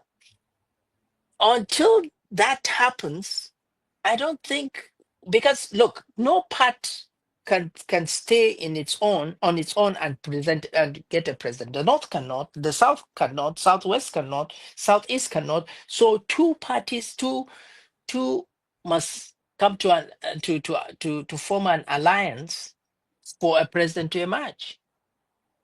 And that was what happened during MPN and Alex Ukweme and the MPN and MPN, yes, MPN days. And until that happens, there will be that gap. But I can see Peter Obi coming towards that and closing that gap. I believe it's just that Peter Obi is not a typical Nigerian politician, so he doesn't dole money out. So, and most of the politicians that operating are money thirsty. So if he doesn't give the money, they will not follow him. But I still believe that he has a very good chance, and if he moves more to the center, he will definitely can win the presidency. And I don't think there's any conspiracy. I think, you see, all the politicians, it's all about personal interest. And it's everywhere in the world. It's all about personal interest. Give and take. What am I going to have? How am I going to make my aim, my goal to how am I going to achieve my goal? And that's the key to every politician, not Nigerian, everywhere. So unless there is that, I don't think there's any conspiracy between the North and the Southwest. I think they just came together, um, and you have to give it to the current president. He's a strategist and he has a lot of money.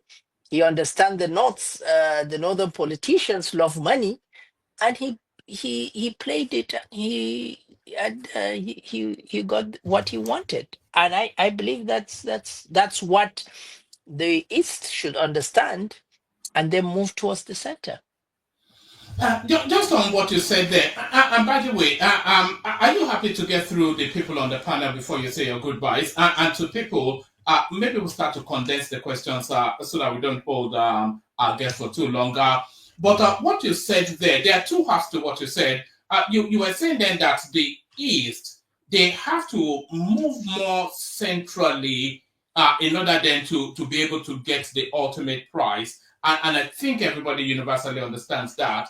But then you also said, but what you said there is what a lot of people feel is the missing part of Peter Obi. But you're saying he has a good chance of being the president.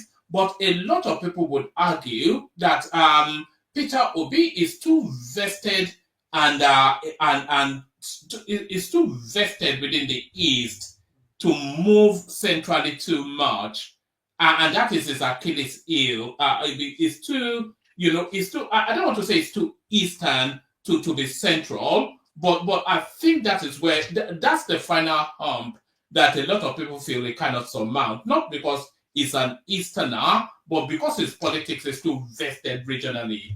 Is that not a? What do you make of that as a comment? Well, that's why I said he has a chance if he moves more to the center, and especially now that the North it's trying to find its footings, because if you look at the North, I mean, they are grappling with what is happening. They can't put Atiku for 2027. They can't Konkoso cannot come out, or if he comes out, he cannot win. So if I was to advise Obi, if he goes and makes a very good allies with the North, he stands a good chance, and that is moving himself way to the center, and that could assist him. But it's all politics. I mean, it's all games. They play games. That's it. That's what it is. Let me just add this one more poser, and then from there we go on to I think Prince Daddy is next. But a lot of people will suggest that the window for Peter Obi opened in 2023 and closed in 2023 because for all of the best will in the world, it'd be very difficult for Peter Obi to replace Tinubu, which then gives him a constitutional additional 8 years. So that would then mean then that the power then stays because we have this gentleman's agreement of pass the baton north and south. So that would then mean then that the power, there's the potential then for the power to stay within the southern space for 12 years. And I'm not sure that however much love the north have for Peter Obi, they're willing to take that chance. So a lot of people would argue that the window for Peter Obi opened and closed in 2023. No, I beg to differ on that.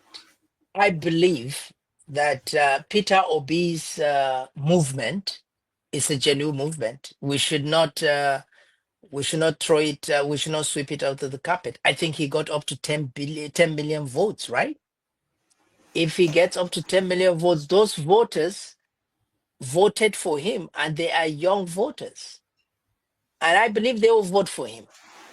Now, if Peter Obi should try and get 5 million from the North, he's the president. He's the president. So I think he's closer to being the president if he moves centrally to the north. And Oh. and bear in mind, I'm going to do this, but it's a crude comparison. Peter Obi's supporters are like Trump supporters. They will not see anything wrong about Peter Obi because his first, he has broken a lot of records. Because for him to get that kind of votes, we shouldn't sweep it under the carpet. And I don't think the North will support the VP after 2027, after the second term of Tinubu. After the second term of Tinubu, I don't think so. Now, if the North doesn't come up with a good candidate, I don't think Kashim will be, because Kashim is not Is that popular. because it's a Kanuri man? No, it's not just because he's not popular in the North. It's Because just the same. It's just the same thing that happened with Sambo. Jonathan picked Sambo, and Sambo was not popular in the North, and there was no way he could have continued with him. And mind you, I don't think even Tinubu will run second term with Kashim. I doubt much. Really? Because I doubt much. Do you think you could run with El Rufai?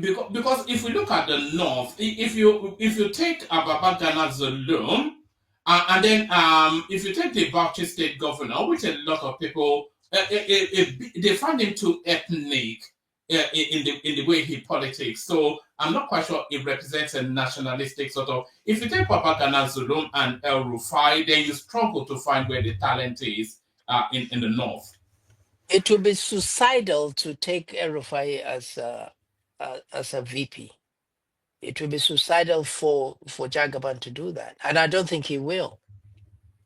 He couldn't give him a minister. How can he give him even a VP, for that matter? I think he should look at the votes. That's who will deliver the votes. The most importantly for him, especially now that there is this rift between Konkoso and Ganduje, where 5 million votes, where he can get up to 5 to 10 million votes from the North and North Central. So he should look at it. And I think it's in his interest that this rift is resolved before 2027. Because if that rift continues, that would divide his votes. All right, it'd be intriguing. I never had the thought that the president could ever jettison. I'm a big Kashim Shettima. If you ask me my top politicians in Nigeria, I'd say Kashim Shettima, Prince Adewale Adebayo, and Kingsley Moghalu. I don't see beyond those three, but I'm surprised you think that they could jettison. I would be very upset if they jettison him. But Prince Daddy, you're a player. Yeah, it's politics. It's politics. I think it's survival. If he sees that Kashim will not bring the votes that he wants, he will jettison him. All right. Prince Daddy, you're up next. Unmute, introduce yourself to our guest. Tell him where you're joining us from. Put a position. Prince Daddy. Prince. Yeah, hello, can you hear me? We can. Carry on. Okay, great. Anyways, yeah, hello, Captain Sanusi, nice to have you. Thank you. Yeah, calling from or talking from the United States on the West Coast. Thank you for gracing us with your presence. Well, man, I kind of missed a little bit of the introduction, but I think I'm quite familiar with him. I heard some of his responses to some of the questions asked. But briefly, let me start with a question about the challenges in the North in terms of the Northern youths. I know you mentioned education is a big problem, or lack of it is a big problem in the North. But I wish I can have some numbers to back that up. I don't think the people, we have a lot of educated people in the South, no doubt. But I'd like to know the comparison in terms of the numbers. What is the big divergence between the two sides?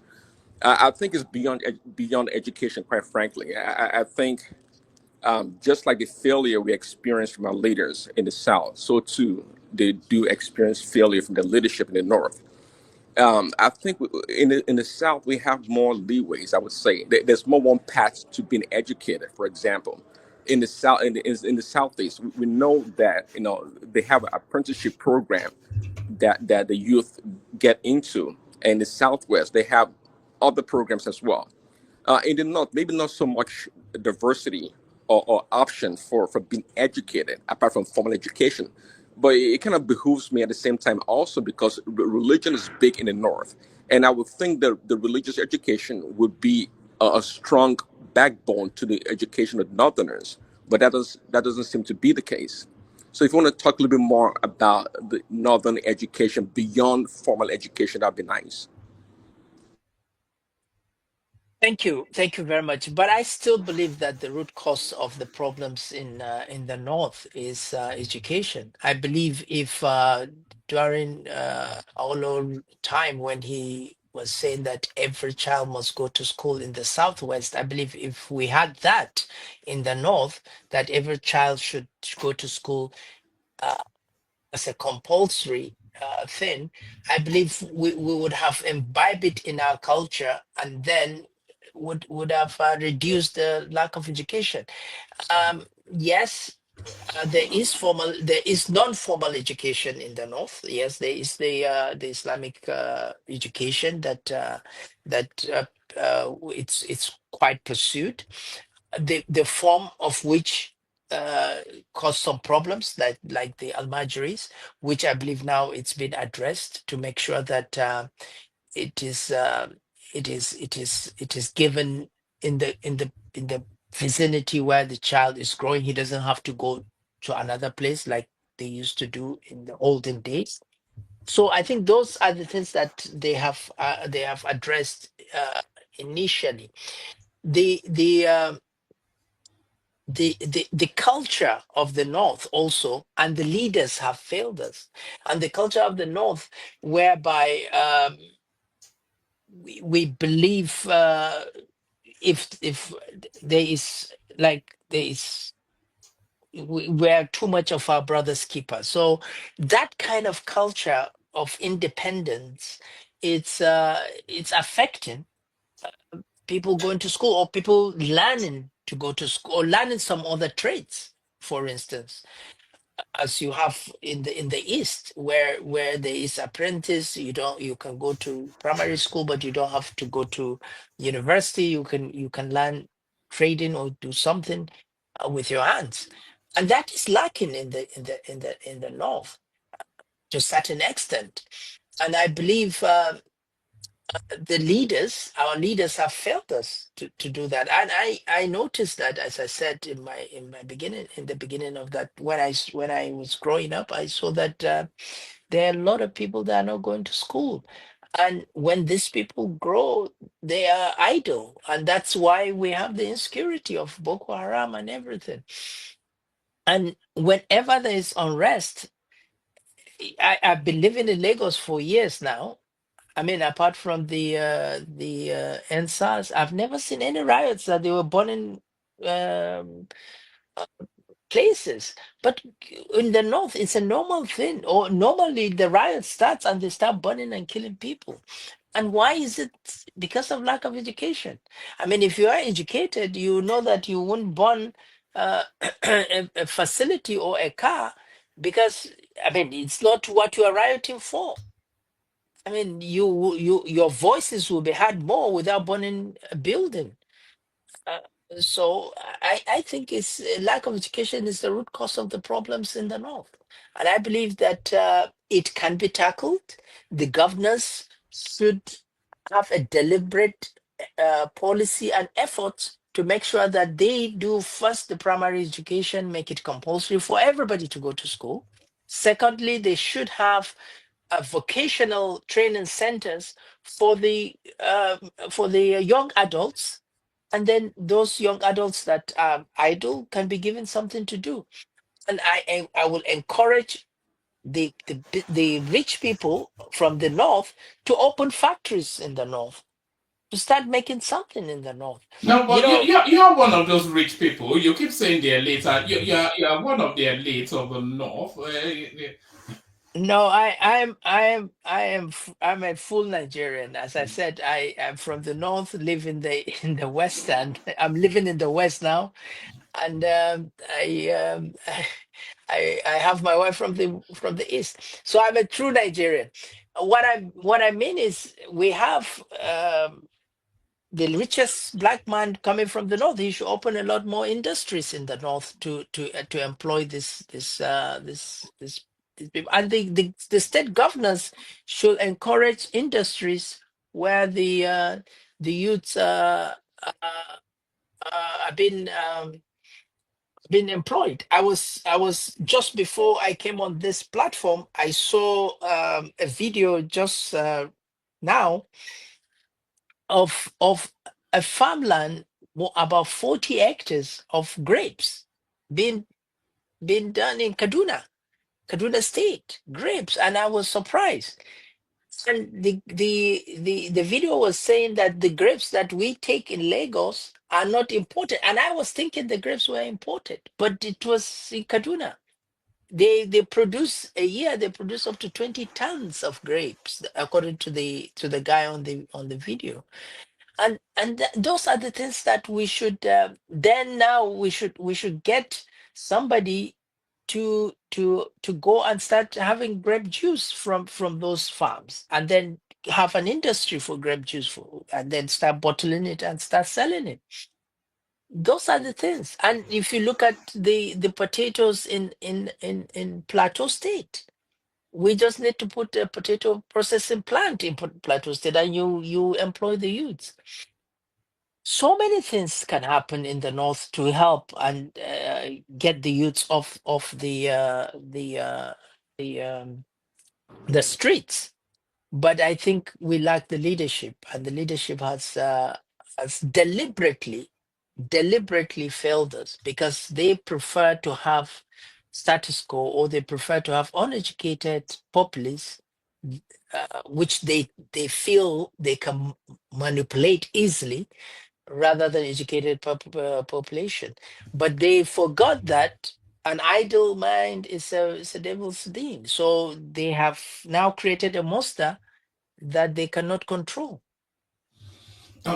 Yeah, All right. Sorry, carry on. yeah. Quick follow up. Yeah.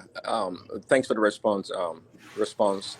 I do agree. Absolutely, education is vital.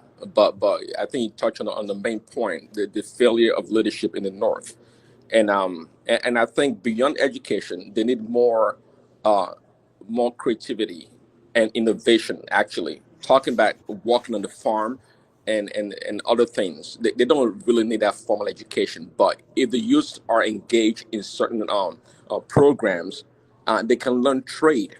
Even the West that I believe say you reside. I mean, trade is big. That's the foundation of the most Western countries. But anyway, thanks for the response to that question. But before I go, I'd like to push back a little bit, kind of a refutation to your blanket description of Trump supporters. Just like you can see, my name, my moniker on the screen shows Trump Daddy. I like to say that not all Trump supporters are Praise not Daddy. Trump supporters and Trump supporters are not Peter B supporters. Like we're not the same, not at all. We Yeah. have zealous supporters, no doubt, but like myself, we quite Praise common Daddy. Praise sensical. Daddy. But now we support you. Forget it. Now we support you. We go dethrone you. Now we support you. There's still a bit that give you support too. Even for this platform.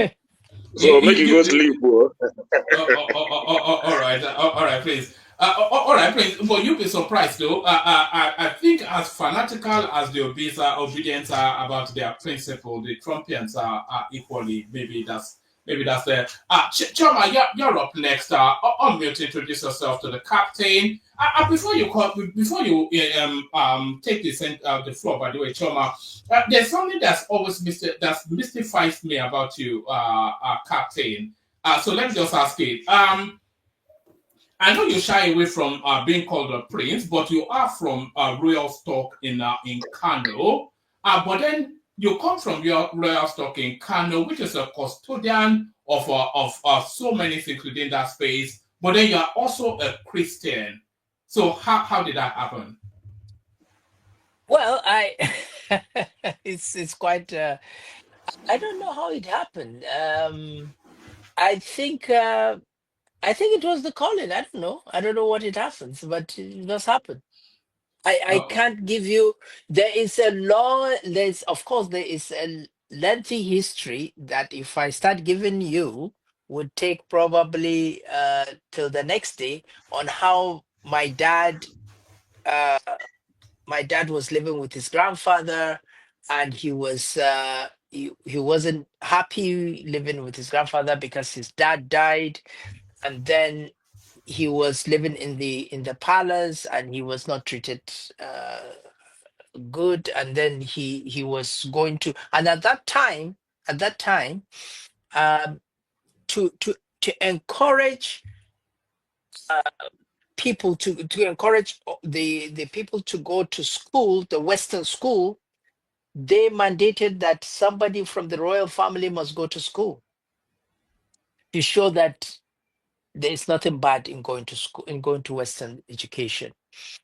And so my dad was chosen to go to school, and the schools that were there then were mostly the missionary schools and the government schools. So he went to the missionary school, and so the missionaries, he saw the love they showed him, and of course, unfortunately, he wasn't shown that same kind of love in where he was growing with his grandfather, and so he eventually ran and stayed with a missionary lady, and then the rest is history. all right, because that mystified me. Because of course, the Kano stool is one of the custodians of the faith, and then Yeah. for one of their bloodline to be a Christian, I wasn't quite sure how to balance that. But Choma, you're But up next. Go on. one more, you don't know how I'm smiling with this praise, with all this his analysis. I'm just smiling here. I just love what he's just dishing out now, and I'm very happy for that. I'm really very happy. He's a true Nigeria for sure. Yes, of course. He's married to a Southeasterner, lives in Lagos. You know, everybody lives. Lagos is probably the safest place in Nigeria anyway, I think, as of now. And the problem, we are going to ask you about Dirty December in a But moment. But before we get. before he goes, he must tell us where he's marrying from the east. I will really want to It, know it, where it's he's not Ekene, don't you marrying. give us Anambra. chance now? You know, we are waiting. It's not Anambra. Don't worry. Not everything is Anambra now.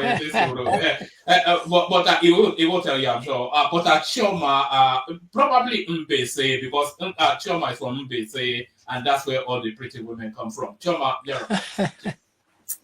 Hi. Good evening. Hello. So, I wanted to ask you, um, since you said that you're a true Nigerian, who did you vote for in the last election? It's supposed to be private, yes, Oh, a but personal. now it's private. I can tell you the person I voted for didn't win. Atiku, right? No, I'm not going to say. Look, I don't believe Atiku would have won. Did I vote for? Okay, I voted. I didn't vote on party lines. I Uh-huh. voted for individuals. So I think Okay. if I remember very well, I think I voted a different party in Lagos for governorship, for senators, and for I'm House talking of about Reps. presidential. About I don't care. presidency, I can't remember seriously. Oh, now you have selective amnesia. Okay. So, No, but that's a very personal question anyway. Intelligent guy. Yes. no, it's just because he says a true Nigerian. So I'm like, well, if you're a true Nigerian, you would tell us you will be bold and mighty. Okay. No, I'm a true Nigerian, and all the candidates were Nigerians. Okay. There was nobody that wasn't Nigerian anyway, right? Tell her you voted for Peter Obi. That's what she wants to hear. That's what will make her Okay, happy. But to your question, I if Peter Obi has selected somebody different for his running mate, I probably would have campaigned for him. that means you didn't vote for Pitobi. So anyway, I No, have I another said I question. probably would have campaigned for him. I didn't say I probably would have voted for him. I said if you have chose a different running mate, I probably would have campaigned for him. Me too. Either way it goes, I would still campaign for him. So that means you didn't vote for him. But So that he was intelligent. Now why not ask? No, Why no, not no, ask? oh, that's no, what no. I'm saying. Ekene, settle That's down what now. I'm saying. He didn't No, vote for I will Pitobi. tell you why I think that is very intelligent, extremely polished, and I like him. I know him personally, but he wasn't fit for the purpose. Look at the two structures. Look at the two that you have. Is you just have to be a strategist. First, Peter Obi is going to be a difficult sell for the core north. So you need to have somebody that can take that. I would say take that face for you in the core north. And I was surprised that his advisors gave him the advice to take that is a good man, but he needed somebody that can that because it's a hard sell. It will be a hard sell for the core north. Of course, the educated elites will probably accept him, and the truth of the matter is Peter Obi will be a very good president because I believe he's a straightforward person. I know him personally. I when he was the governor, I know he will be a straightforward person, not because of where he comes from, but because of his personality and the business he has run. He could be, but I think the strategy he did, I think was definitely bound to fail. But you can see that he even gathered more votes. But I think his choice for vice president was was not well thought of. But don't you think that's sorry? Sorry, I think that was what was available for him. I think he went as No. far as Kwakwanso, and then he went to a guy called Shagari in Sokoto, and they were, well, because they didn't rate him really until the phenomenal results. But Or So don't you think it's a reflection of his political judgment, his Well, ability to make good that decisions is and why stuff like that? that is why I said that he needs to move more to the center. Believe me, if he had moved more to the center and he had talked to the core politicians in the north, he would have come up with a better candidate. so I have a question, another question. Yeah. Do you think that Tinubu has a chance for 2027? It's a very good question. And I can give you two scenarios. Please do. If the north does not like Tinubu to become president in 2027, then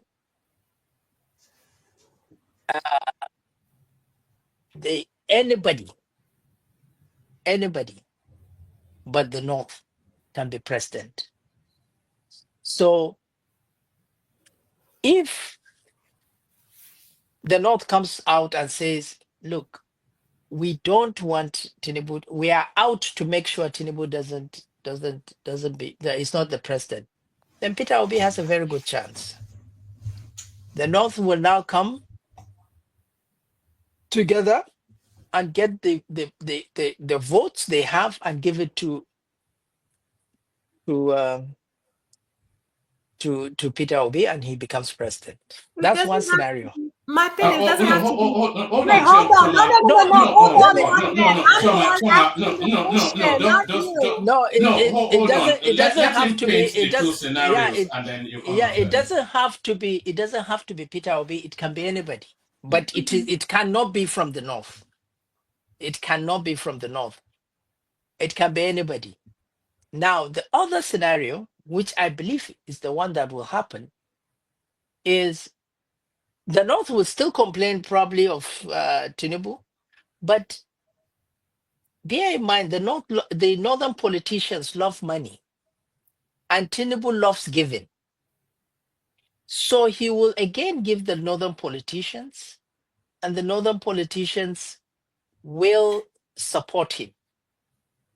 And the moment they support him, he will win. And bear in mind, there is a power of incumbency because he's an incumbent president. He has the instrument. So there is high possibility, or is tending towards that direction, of Tinubu getting the second term. But because of the hardship that is going through now, the reforms that he has implemented, and the North is most hit of all these reforms, the poor people in the North, that's the core people in the North, not the politicians, want change. But unfortunately, if the politicians decides to go with him, the poor people in the North will have no other means but to go with the politicians, and that might be what will happen. So you don't see that the poor people in the north, predominantly the Hausa people, who makes up majority of the people in the north, correct? You don't think they're waking up right now as they're now noticing that the Fulanis are deceiving them? You That see, we're not just one enemy. I get this. You don't see that. You don't hear the trend that's happening on social media. I hear that, but that's It's just not false. that's not true. It's not true. Mm. It's like Fulani. you say. It's like you'd say that Owerri people are fighting Anambra people. Can that happen? Yes, because you guys are different tribe. You see, are you a Fulani? No, Are you a Fulani or no. Hausa? Yeah, but But because of are you the Yes, Fulani? ma'am. Are I'm you Chachana. Fulani, of Fulani? course. I'm Fulani, Exactly. of Chachana. course. That's I'm why you're Fulani. giving Yes. that answer, though. But No, I'm trying Fulani. You're different. no. Let me tell you so One that minute. you I've asked you a understand. question. Stop interrupting. No, No, let no. me tell But if you you. ask the question, then we Let have me to let him yeah. answer. Yes. Let me tell you so that you understand. The notion that the houses are fighting the Fulanis is not true. They're not This is fighting, the same. Okay, the notion that the Fulanis, the houses are thinking that the Fulanis deceiving them. have been deceiving them. It's not true. It's a It fact. can't be true. It It can't. is. It's a fallacy. It can't be true because they are interwoven. They are married to each other. You cannot distinguish a Fulani man with a Hausa man. You can't. I can. It's only I can. it's my facial look that you will see that I'm a bit light and probably I have an oval face that you know that I'm a Fulani man. But bear in mind that the Fulanis came from Danfodio's descent, and they conquered the Hausa land. And when they conquered the Hausa land, they put the emirs there, and they brought the religion to the houses, and they embrace the religion themselves, the houses. So what will they be fighting? Will they be fighting the institution of the traditional institutions? They can't. I mean, it's imbibed in their culture. It's in their fabric. They can't fight. It's in their fabric. I mean, they what are they going to say? They want to dethrone the emirs and then put a Hausa emir. We don't even know whether it's a true-blooded Hausa man. Probably he has the blood of a Fulani somewhere. So the notion that the houses are rising up, it's all fallacy. Believe me, it's fallacy. You need to go to the north and you Have you understand it's been all seeing that fallacy. narrative? Have you been seeing that narrative on social media? Because it seems to be gaining some sort of currency. And what we're seeming to hear, so because well, at least we're looking from the south into what's going on there, so you have a more in-depth understanding. What seems to be happening is there seems to be a reawakening of a Hausa identity, and that identity is asking why they are being overloaded by the Fulanis in their own land. If you look at all of the Emirates, it's all Fulanis. If you look at all of the state houses, it's all Fulanis. And if you look at the population census, you say there's intermixing so that the bloodlines are meshed together and they have one identity. But even if you look physiologically, you can identify. I can identify easily a Kanuri man, a Fulani man, and a Hausa man. A Hausa man has a more broader heel, probably more physiologically Yoruba-like in their build, and then the Fulani man more sort of leaning Middle Eastern sort of. But there's this currency that is coming through of an awakening of a Hausa identity, identifying that they've been overloaded in a very repressive manner. I still believe it. I still believe it's a fallacy of the social media. I don't believe it. I can't even imagine it will exist, because this is already in the fabric of the culture fabric of the northern Nigeria. I mean, you cannot you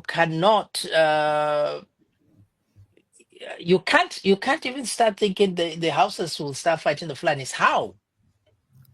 Oh, in a family, there's probably the father is married to Fulanis, and so you start fighting his wives, and But they're not they all fighting. okay. So what are they going to do? They're recognizing that they're Awake. different. You're not Well, one. they know Fulani, they're outside. They're two different tribes.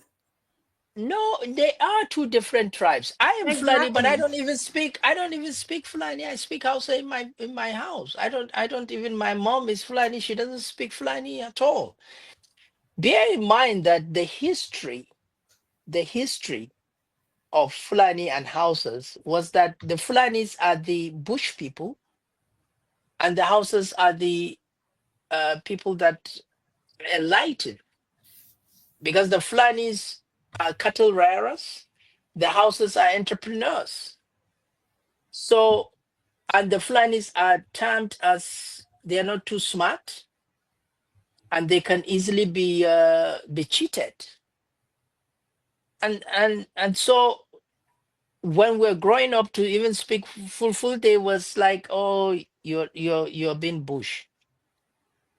But bear in mind that the emirs have been installed and have been recognized by the houses. The Maguzawas, who refused to accept the emir, they ran, and there was nothing they couldn't come up together. Before the Fulanis came, there was no administration. So when the Fulanis came, that's when they provided a kind of governance structure for the houses, and since then the houses accepted that. And So I believe that the houses and the Fulanis, everybody knows his identity right from the beginning. It's not that they're awakening to know their identity. Everybody knows his identity. The moment you look in the mirror, you know who you are. So, being that you said that the Fulanis were known to be bush people in mentality, right? Do you think when you guys came to Nigeria, you brought the outside people No, I backwards? said they are perceived to be. They are perceived to be. Okay, so do you think that's why the North is backward, because of the Fulanis? No, I don't think so. Now, again, the Fulanis came from, not that they came to Nigeria. The Fulanis started from the Emirates started from Danfodio, where we believe all the Fulanis came from, Usman Dan Fodio and the rest. There was no structure, no governance structure. So the Fulanis brought the governance structure. And the British, when they came, after they fought the battle, they realized that the best governing culture in the entire country that they found was the Emirate Council in Kano, because they had a very, very formidable governance structure at that time. And even the British used the governance structure to rule In the north, sir. In the north, sir, because there the was a north. Bini and the No, I'm talking Oyo. about the north. I'm talking about the Okay, north. I'm okay. not talking about other places. Yes. So in fact, they used the structure in the north to rule as they did also in Benin and other places. But what I'm trying to point out to Choma is that the backwards of the north is not because of the Fulanis being ruled. It's by this didn't happen during the politicians that came over, and they believe they don't want to educate the people because they believe they could manipulate them better if they are not educated. All right, brilliant. We start to fast track through it now. It will be round about going on 1 o'clock where the captain is. So we want to push it through so that you can have the final goodbyes.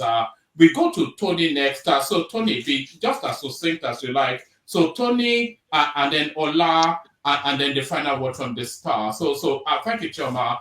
Tony, you're up next. Thank you very much, sir. Hey, Yayade, my friend. Yayade. How far? Good, thank How you. you doing? Fine, thank you. Yeah, Very well, okay. thank you. Yeah, you're like my friend, Adamu, from Kano, where I used to go and spend time, with the family. And then even though when it's not there, then I'm there. I've measured it, on, you see countless times here that the Fulani people are very nice people, minus the Sharia.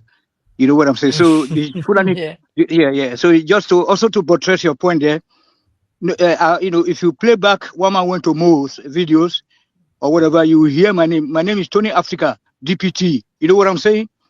DPT. Mm-hmm. I always, I don't, I'm never politically correct. You know what I'm saying? I always see the nail on the center point of the head. You know what I'm saying? So I've told the world that Fulani people are the best set of people I ever met in Europe. You know what I'm saying? Apart from my relationship with Adamu, that I will go to his house. He will be in Lagos. He was a lieutenant before I left Nigeria. And then he will say, I go visit my mother and my wife is there. I will spend 3 days. Those kind of houses when you are going to Kasina Road, all those, that place when all those Igbo people they sell something, GRA on the left, the typical village, the typical Kanu traditional area. I will go there with all those mud houses, you know what I mean? Like where families, uncles, everybody will be. I will go there and spend 3 days. Then there was no Sharia. You know what I'm saying? Yeah? Then I will have good time. And then I get to Germany. The Fulani from Sudan. The Fulani from Guinea. That is why when people say that, is it because of Fulani that Northern Nigeria is bad? No, because of the other tribes. Because if you look at the typical or homogeneous Fulani countries in Africa, they are the best. Go to Guinea. Go and look at their cities. Look at the way they are managing their economies. You know what I'm saying? Or is it Senegal? Go to Ivory Coast, my friend, where you have a lot of Fulanis. You see the place? It's beautiful, shiny diamond. So the problem, I keep saying here, I said that it was the Ottoman Fodio's idea of trying to conquer the southern Nigeria, and then regarding the whatever, and then that it's all of them. TV, drama. Go and play back. One went to most video. Or maybe you have, you see most have be hearing, whenever I speak here, Tony Africa, Tony, there are a lot of, woman will be telling me to please try to calm down, then I will calm down. But I will say that Fulani people are the best people. Till today, I have Fulani from Gambia, Fulani from Senegal. We are living together here in Germany, sir. That one will not let you know where I'm speaking from. You know what I'm saying, sir? Yeah. These were very nice people. Apart from my brothers, Adamu's family, where I will go to, and then I will go from village, all those villages. I go to this where these people they say this Igbo guest, I will go there rock myself. You know what I'm saying? This Sabo Gario, I will spend some all time. right. So Tony, No, please, One more, yeah, no. you have Did to you give me have 2 your minutes now. question? Please. Yeah. I beg. I'm trying to promote your show, sir. No. This is a very nice guy. Hold No, on, hold on. hold on, sir. So just hold on 1 second, Tony. Uh-huh. It must be going on 1 o'clock where the captain is in Lagos. So Yeah, just put a question to him. I'm sure he's yeah, delighted by the backstory, but yeah, put yeah, a question yeah, to him yeah. and then we'll move it Yeah, on. thank you, sir. So I will just rush it. I'm a very fast speaker. So in the deal with Ogologo now for Lagos now. So like as I was saying, I will go to all those Kauda Namoda, Benny Kebi, Benny Dees. With we just waka inside the bush. I will be seeing all those kind of birds. All those kind of those chicken. Those guinea chicken, whatever they call them. Eh? I love the environment. So, but at the end of the day, things just can't spoil. So, okay, then let me just address it now. So, don't you think that due to the fact that we are saying that, okay, we are using two systems of laws in Nigeria, we have the northern Nigeria Sharia law versus the other law in the south. And you see that, and once we are talking about having the president, we keep saying, either should it be a southern president? Should it be a northern president? And out of that again, we have to come down again to, we step it down again to whether it has to be Muslim president, Christian president. Don't you think that it's better we separate our country? Because even the founding fathers, they didn't agree on forming the country together.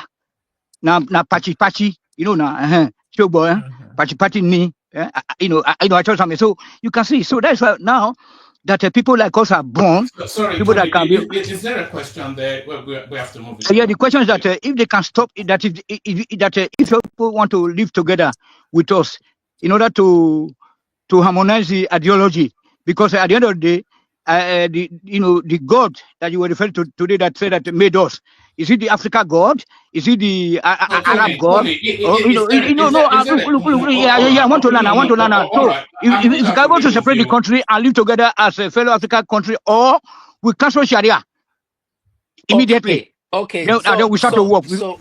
We know that you are, Okay. don't think that it's better for. So All right. thank you very much. Thank you very much for that this thing, and you raised important point, and I would like to make it very clear. Nigeria does not operate under Sharia laws, and there is only one judicial system in Nigeria. You have to understand the politicians are making you believe that there is Sharia law in Nigeria, in the northern Nigeria. I cannot go to Sharia court. I'm in northern Nigeria and I cannot go to Sharia court. Now, let's say that I have a dispute between myself and another person. He cannot take me to Sharia court.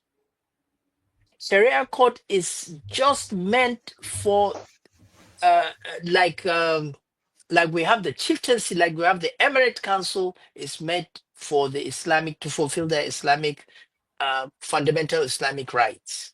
And so they would like to go to Sharia court. The politicians took it all the way up in Zamfara, cutting people's hands off, doing that. They were all politics. There was nothing like Sharia. The constitution is very clear. And I love what Obasanjo did. He made it very clear when they were bringing all those to him that, look, there's nothing like the governor that caught the guy's hand in Zamfara or in Sokoto that time. He stole money. He stole billions. It's only politicians. And the truth of the matter is it's only one legal system in the country, the judiciary. And that's That what was is this Yerima, recognized. Yerima. Yarima, yes. He stole money at the end of the day. So, but it's all politics. Now, if you say because of our division, we should divide the country, I don't think that is the way forward. Our diversity is a good thing for us. We should just harness it until it becomes strength. No, If for you example look now, at sorry, sir. No, sorry, sir. I'm very sorry. For example now, Sorry, you Tony. can come to the Just south and hold on now, one man, please, sir. no, You let the no. people, can everybody speak? go This is my ahead, friend. go ahead, This is my go brother. ahead. He may Go be ahead. from, Go he may be ahead. related to. Okay, so your family is top class, is top notch in the north because I see your guests, your cousins, all in the social media. They don't wear their scarves. You know what I'm saying? I see them. Sometimes they will be making joke with us like when we are on the platform that now I'm going to some part of Kano. This part I have to wear my this otherwise. So and I see them go to your uncle's palace, without no headdress, and then your uncle Sanusi, see your uncle, also a very good man. You always saying, encourage girls' education, etc., etc. You see, but the reason, so what my problem is that, you see, majority of the people from northern part of Nigeria, they don't actually share the same ideology with us. As a result of this pollution from our colonial masters, Christianity to, bad, colonial, then Islam, bad.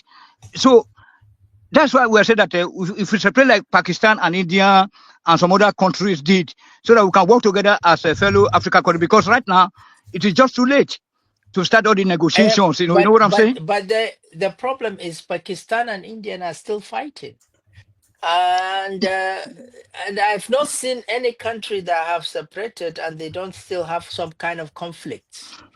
I think the problem is not separating. Yugoslavia. Yeah. Oh, they all had those No, challenges. They had the challenges they have. I know that challenge. What I always said from Nigeria politicians and the people Tony, who man. say that challenge. What? Yeah. So Some other country to learn Hold from. on. Apologies. Tony, it's either you want to hear the guest opinion or you just want to tell him what you. If you want to tell him what you think, tell him what you think, and then we'll go on to the next person. But if you want to hear his opinion, then you have to listen. Captain. Okay.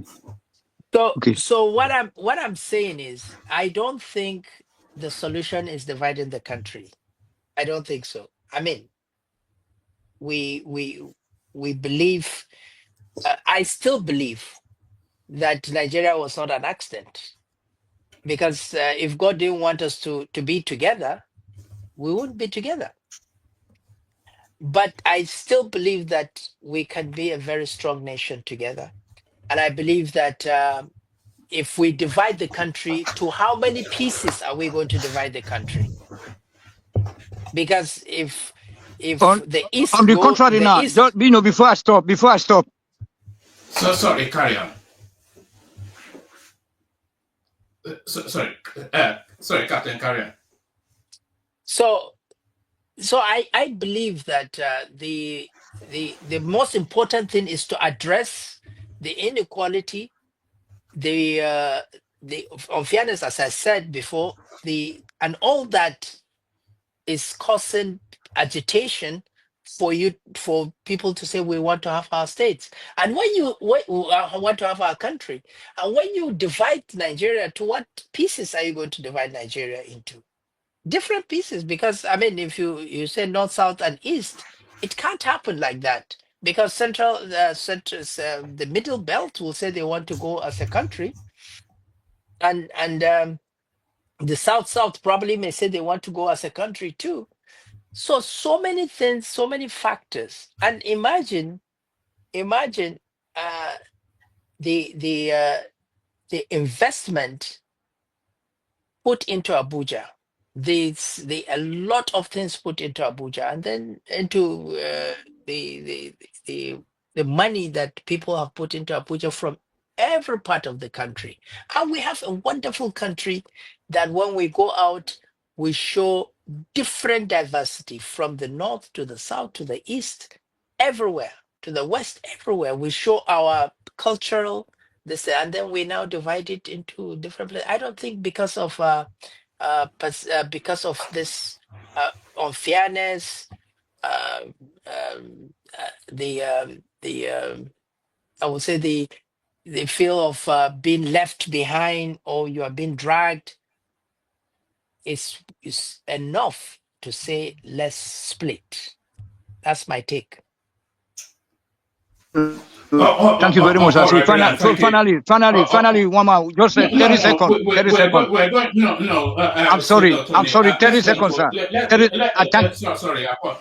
Apologies. Let's go on to Ola. Ola, on mute. Oh, please, just okay. 10 no, seconds, 10 seconds, 10 no, seconds, guy. 10 No, seconds. can you not do that, please, Tony? Please, we have a guest now. If it was a normal session, fine, but we have a guest. Ola, you're up next. On mute.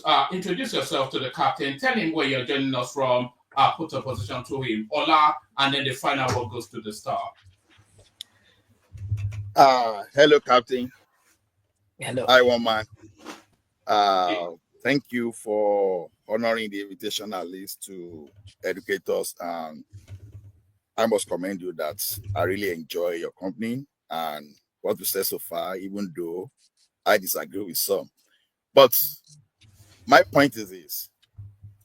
On this Nigeria issue that because from even what I got from an elite like you, is still about to be about Tinubu and other Nigerians and that can become the president in 2027. And that alone, I think, is speaking to how divisive we are. We are so divided. Because when we talk of this, selfishly, we forget that we have some minority people. Like maybe they are probably not up to 1 million of the population. Now, what do you think about this structure of this rotation? About this structure that keep attracting people to the presidency instead of aspiring to become the local government chairman, just like equivalent of a mayor of a city in Canada. Okay, sorry, I forgot to tell you that I'm speaking from Canada, from Calgary in Canada. Sorry about that. So now, because to me, those are the things that are mostly important to the people. But that thing that everybody is looking for at the center, I think that is our major problem. That is why our politicians will introduce different level of evils, being it religion, being it ethnicity, or anything. Don't you think it is high time we threw away this structure and just faction the way forward? What's your opinion about that? Well, first and foremost, the reason why we're talking about, or I was talking about Obi, Tinubu, and possibly Atiku, is because they are the players in the arena now. They are the players. It's not that we are saying they have to be, but it's the player. They are the players, and most of the questions that came were directed to that. I believe we should have new bloods. I believe we should look at younger people with better things. Look, I'm a true believer that in forms that we feel in Nigeria, we shouldn't have two things. Two things we shouldn't have: state of origin and religion, because that has nothing to do with anything you are going to do. It has nothing to do with the content of your character or your intelligence. You can be a dull person from the north, you can be a brilliant person from the north. It doesn't matter. So state of origin and religion should be moved out of any forms you're feeling. And I believe that, and that's why I keep saying that if we truly are educated, then we will pass beyond ethnicity and religion bias. I don't care whether it's a Christian, an atheist, or a Muslim that is ruling my country. But if he's taking the country in the right direction, so be it. I don't care whether it's Hausa or Yoruba or Igbo that is ruling the country, or any tribe for that matter. But if it's moving the country in the right direction, so be it. But we have been poisoned by the politicians to keep us focused on what divides us. But meanwhile, when they're sharing the money, they don't care whether he's a Christian or he's Muslim, or he's Hausa, or he's Igbo, or he's Yoruba. They don't care. They share the money. So, in as much as we cannot see beyond that, even you that is in diaspora, you should see beyond that and look at it dispassionately. Because when they're sharing the money, they don't think of anything like that.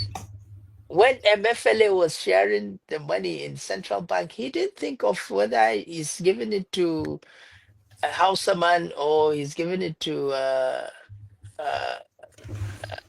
somebody from the South.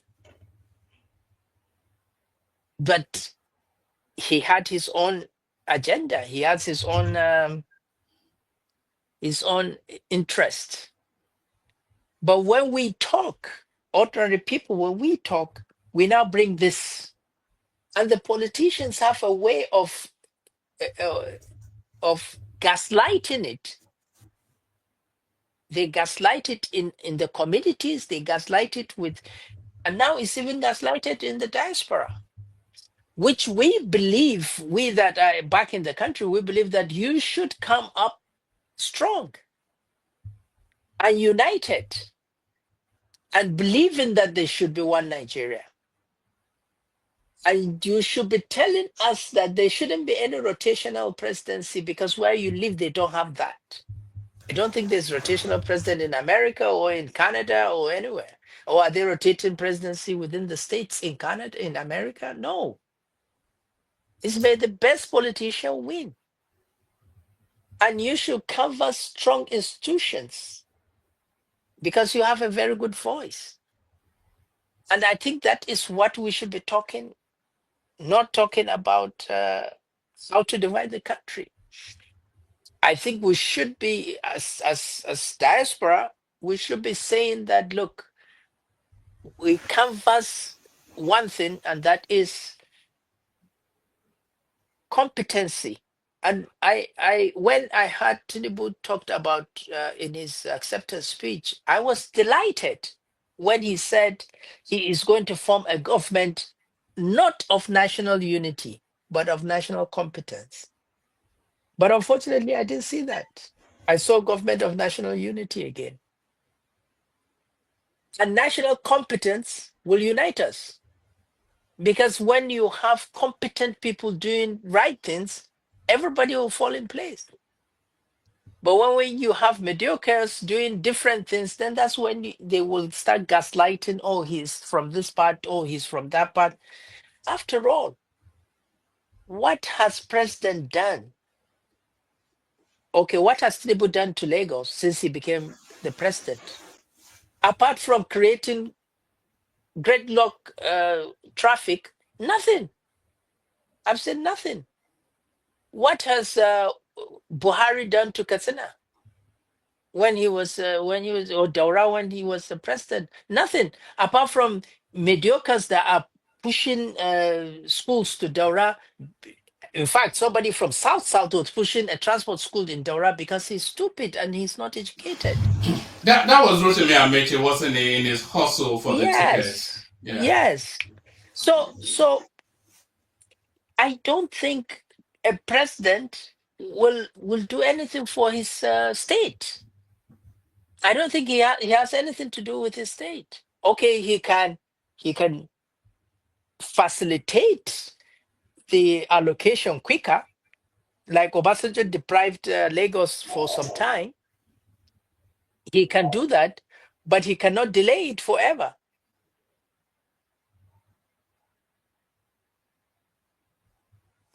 Yes, That's my even though take that on that. Buhari built a railway to other countries. Tony, Let me talk about that. There was no railway built to any country. It's just again gaslighting. The railway that was supposed to be built from Kano to Niamey was politics. It wasn't going to be funded by Nigeria. It was going to be funded totally by the Chinese. and paid by itself. And if they're going to build it, so they build it. They will look at and see the trade between Nigeria and Niger. And if it's viable, they build it. That doesn't mean that Buhari took the Nigerians' money and put it on the rail. It is all false, and it cannot happen. Where will he get the billions of dollars to put and build that railway? It is all false. It is the Chinese firms, and when he went to China, he talked to the president that, of course, there is a trade link between Nigeria and Niger, and the Chinese are interested. And he said, okay. And of course, the ministers are not all from Katsina. His minister of transport was from Amechi, was from Port Harcourt, River State. Why didn't he advise him? Or why didn't he resign in protest? I once told the minister that if you continue with this project, I will resign the following day. And I will tell Nigerians the reason why I resign. I would rather leave a system that I know is doing something wrong than be part of it. Because if I'm part of it, then I'm complicit. We actually have the space has a different understanding from what you are describing. What we understand was that Nigeria borrowed $2 billion to build that railway, which a lot of people derisively call Fulani Railway. So Nigeria borrowed $2 billion towards that, and then that train runs all the way through Nigeria to Maradi, which is in Niger Republic. And then when people were pushing Buhari, he said he had to do something for his own people, And of course, Buhari is more from Niger than he is from Nigeria. The abundance of his extended family, they are from there, not from Daura, which he is from. And there's a lot of Nigeria. I don't think we can. He borrowed $2 billion to build that railway, which has no viability, by the way. What level of trade between the Niger Republic and Nigeria justifies a $2 billion spend? But you have to understand that I think you have to look at the whole contract. You have to look at it. I don't think he borrowed $2 billion to build railway from Kano to Maradi. I don't think so. I think you need to look at it. I doubt much. There is a trans-Saharan pipeline that is going to run with the train, I believe. There is a trans-Saharan gas pipeline and crude pipeline they want to build. And I believe that Buhari did not, I say it again, Buhari did not himself sign that contract of 2 billion. There were ministers from all over the country that sat in the Federal Executive Council when that was debated. And it's not a military regime. If any of the ministers have protested and said, no, I don't want that, he will come out a hero. Now we will be celebrating him. But none of the ministers came out. All of them were clapping their hands. Do I think that we need the $2 billion railway to Maradi? I don't think so. Do I think we need a highway, the coastal highway to Calabar? I don't think so. I think we have very vital things that we need to concentrate on before we do all those things.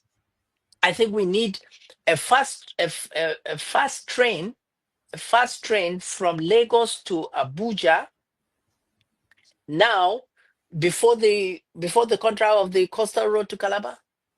I think we should even do a fast train to Port Harcourt from Lagos, and then a fast train to Calabar before we even start thinking of the road networks. So, and again, all the ministers fall into the system. It's not that the president decides to do all these things.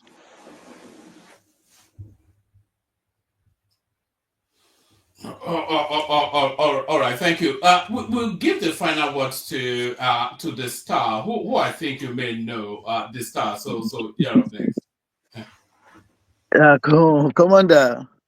Happy New Year, Commander. It's good to have you on stage today. You Happy New Year. really Happy New Year. you really done a lot of justices to all the fire questions that are thrown at you left and center. Anyway, now we've taken much of your time. So I don't have to delay you much.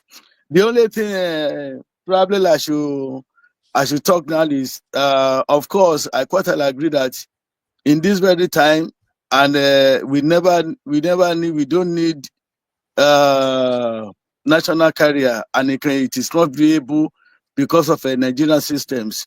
What we can only think, what I think we can advocate for is a national hangar where maintenance can be done in Nigeria because we have the competency, we have capability, and we have experience.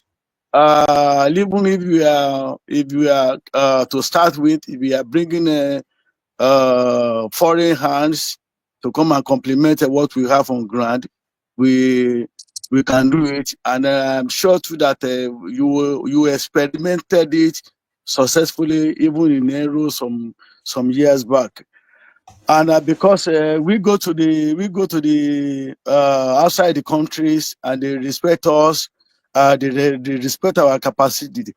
But what I want to say now is I'm going to the area of uh, the use of the dollar payment in aviation, especially in the charter systems and the maintenance.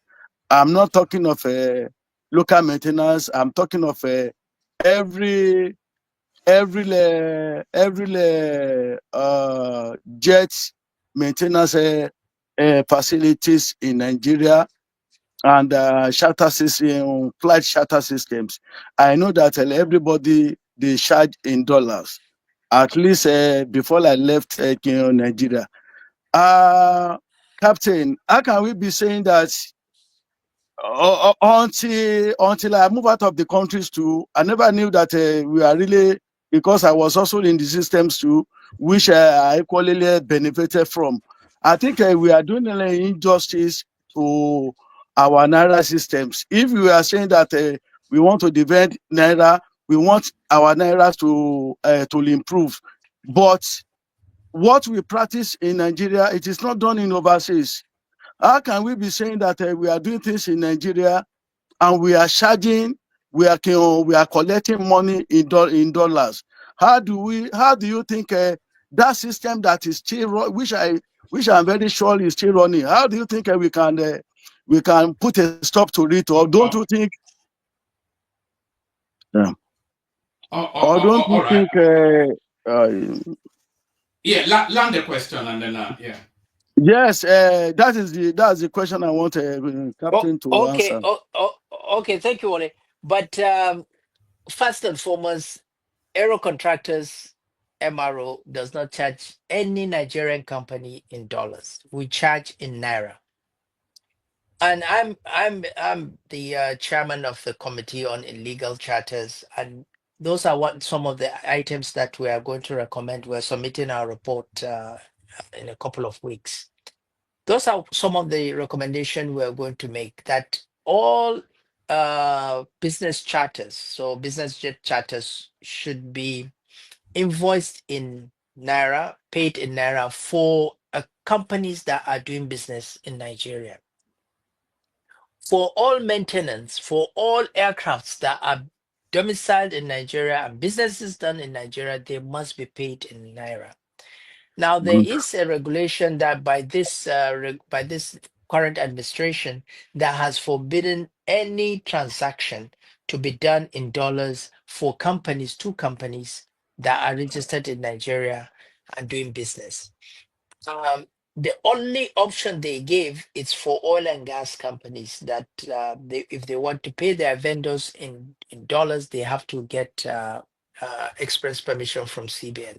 But all other companies are supposed to be doing that in naira. Yes, I agree with you 110% that if there's anything like that, if we have the policy of strengthening our naira, then we should also have the policy of saying that naira, uh, all the payments should be done in dollars.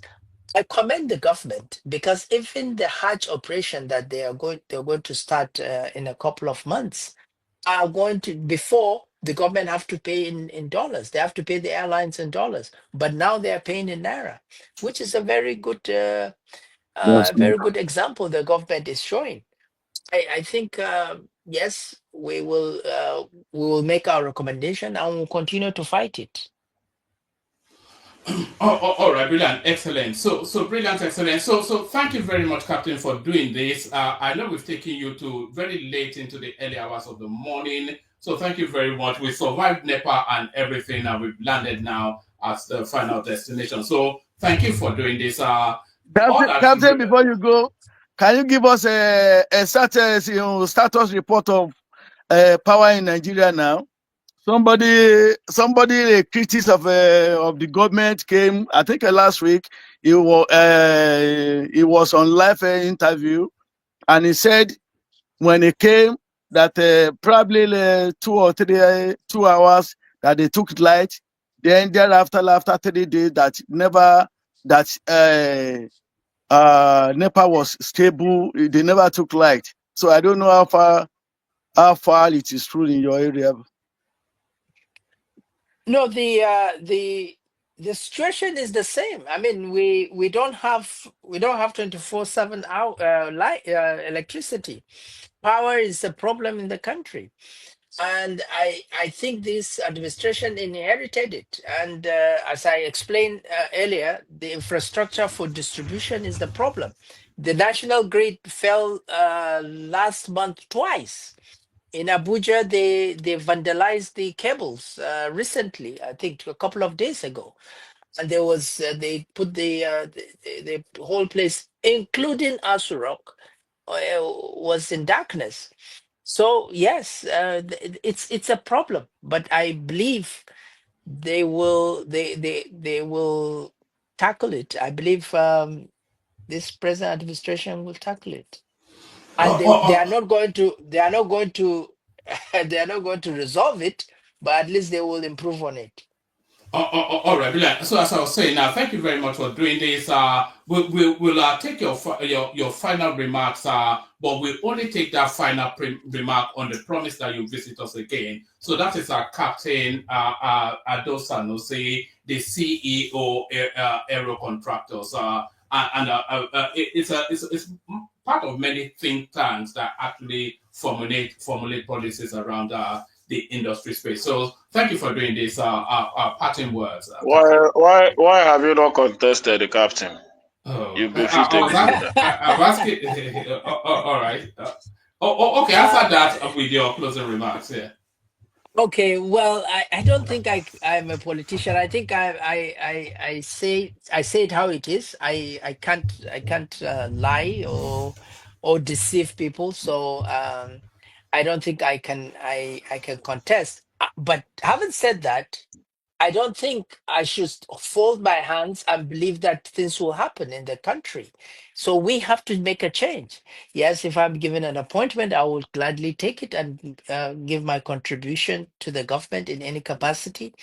But if the polity of the nation improves, then probably I might consider contesting, because we must bring sanity into politics in the country. Then probably yes, I will contest. But as of now, no. And What would thank you you. contest? Sorry, what would you contest for if we were to Oh, contest? I probably will go to the Senate. I probably will Yes, go I can see that. where we will make more impact. I think that's where to make more impact. All right. Thank you. But as of Join, now, join I the don't join think the I Please, I evidence. want to say thank you. Join I the want to say evidence. We thank will you support to you. you. Please, I want to say thank you to you, Join the evidence. Join the Alhaji. evidence. We'll give you all So, the so support. thank you very much, and please, as a closing remark to everybody, please, as you are in diaspora, you have a very big voice, and I appeal to you guys to use your voice correctly. Do not, please do not in any way see our country as it would be great if it's divided. But promote the unity of the country. I believe we have a very beautiful country, We will do and I that if believe it will be you know, if you great. stop Sharia. There's no Sharia, don't worry. Thank you very much. And wherever you are, have a very good day. All right, thank you. So thank you.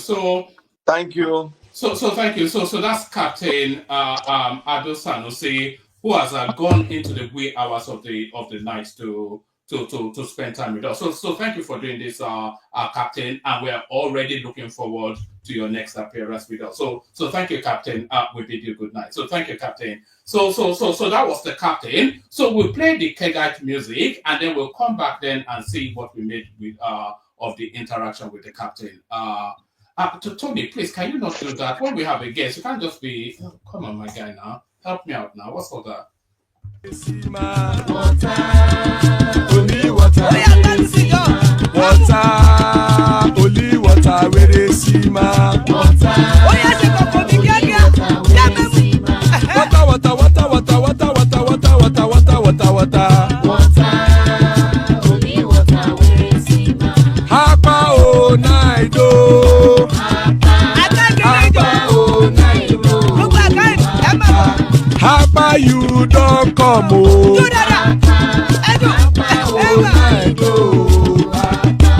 Hapa o naido,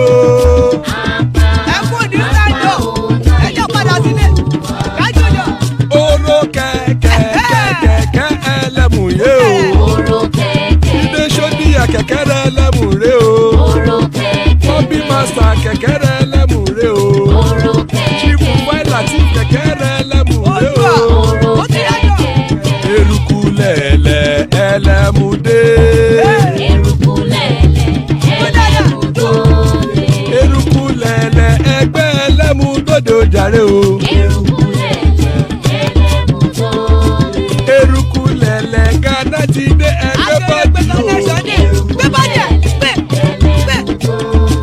Ọmọ ẹlẹ́yẹ ẹ̀yẹ ẹ̀yẹ o ó dilé o. Odúyẹ̀lá ẹ̀yẹ o ó dilé o. Petro Sọ́nàmẹ̀ ẹ̀yẹ o ó dilé o. Petro Sọ́dúnkẹ́ ẹ̀yẹ rẹ̀ ó dilé o. Ẹlẹ́kọ̀ ọ̀run mú ìní o.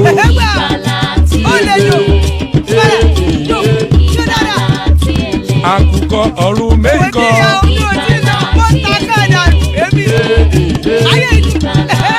Ikú kò ní ríwà gbéṣe o.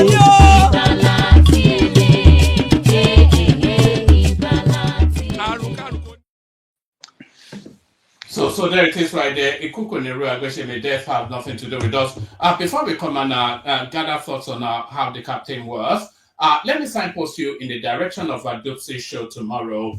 The link in the comment section, we put it together today, so we've not had the chance to use the whole week to promote it. But then, of course, you know, Dupsy always comes out on Sundays. So she's speaking to the narrative of what's going on in the United Kingdom, where people are being deported for carrying over their behaviors from Africa into the United Kingdom. So she's citing the example of a particular guy that mistreated his wife and got summarily dealt with. It says UK to Africans, leave your backwards ways back home or get deported. So there it is. So that's the title for. I'm not quite sure why that's not coming through.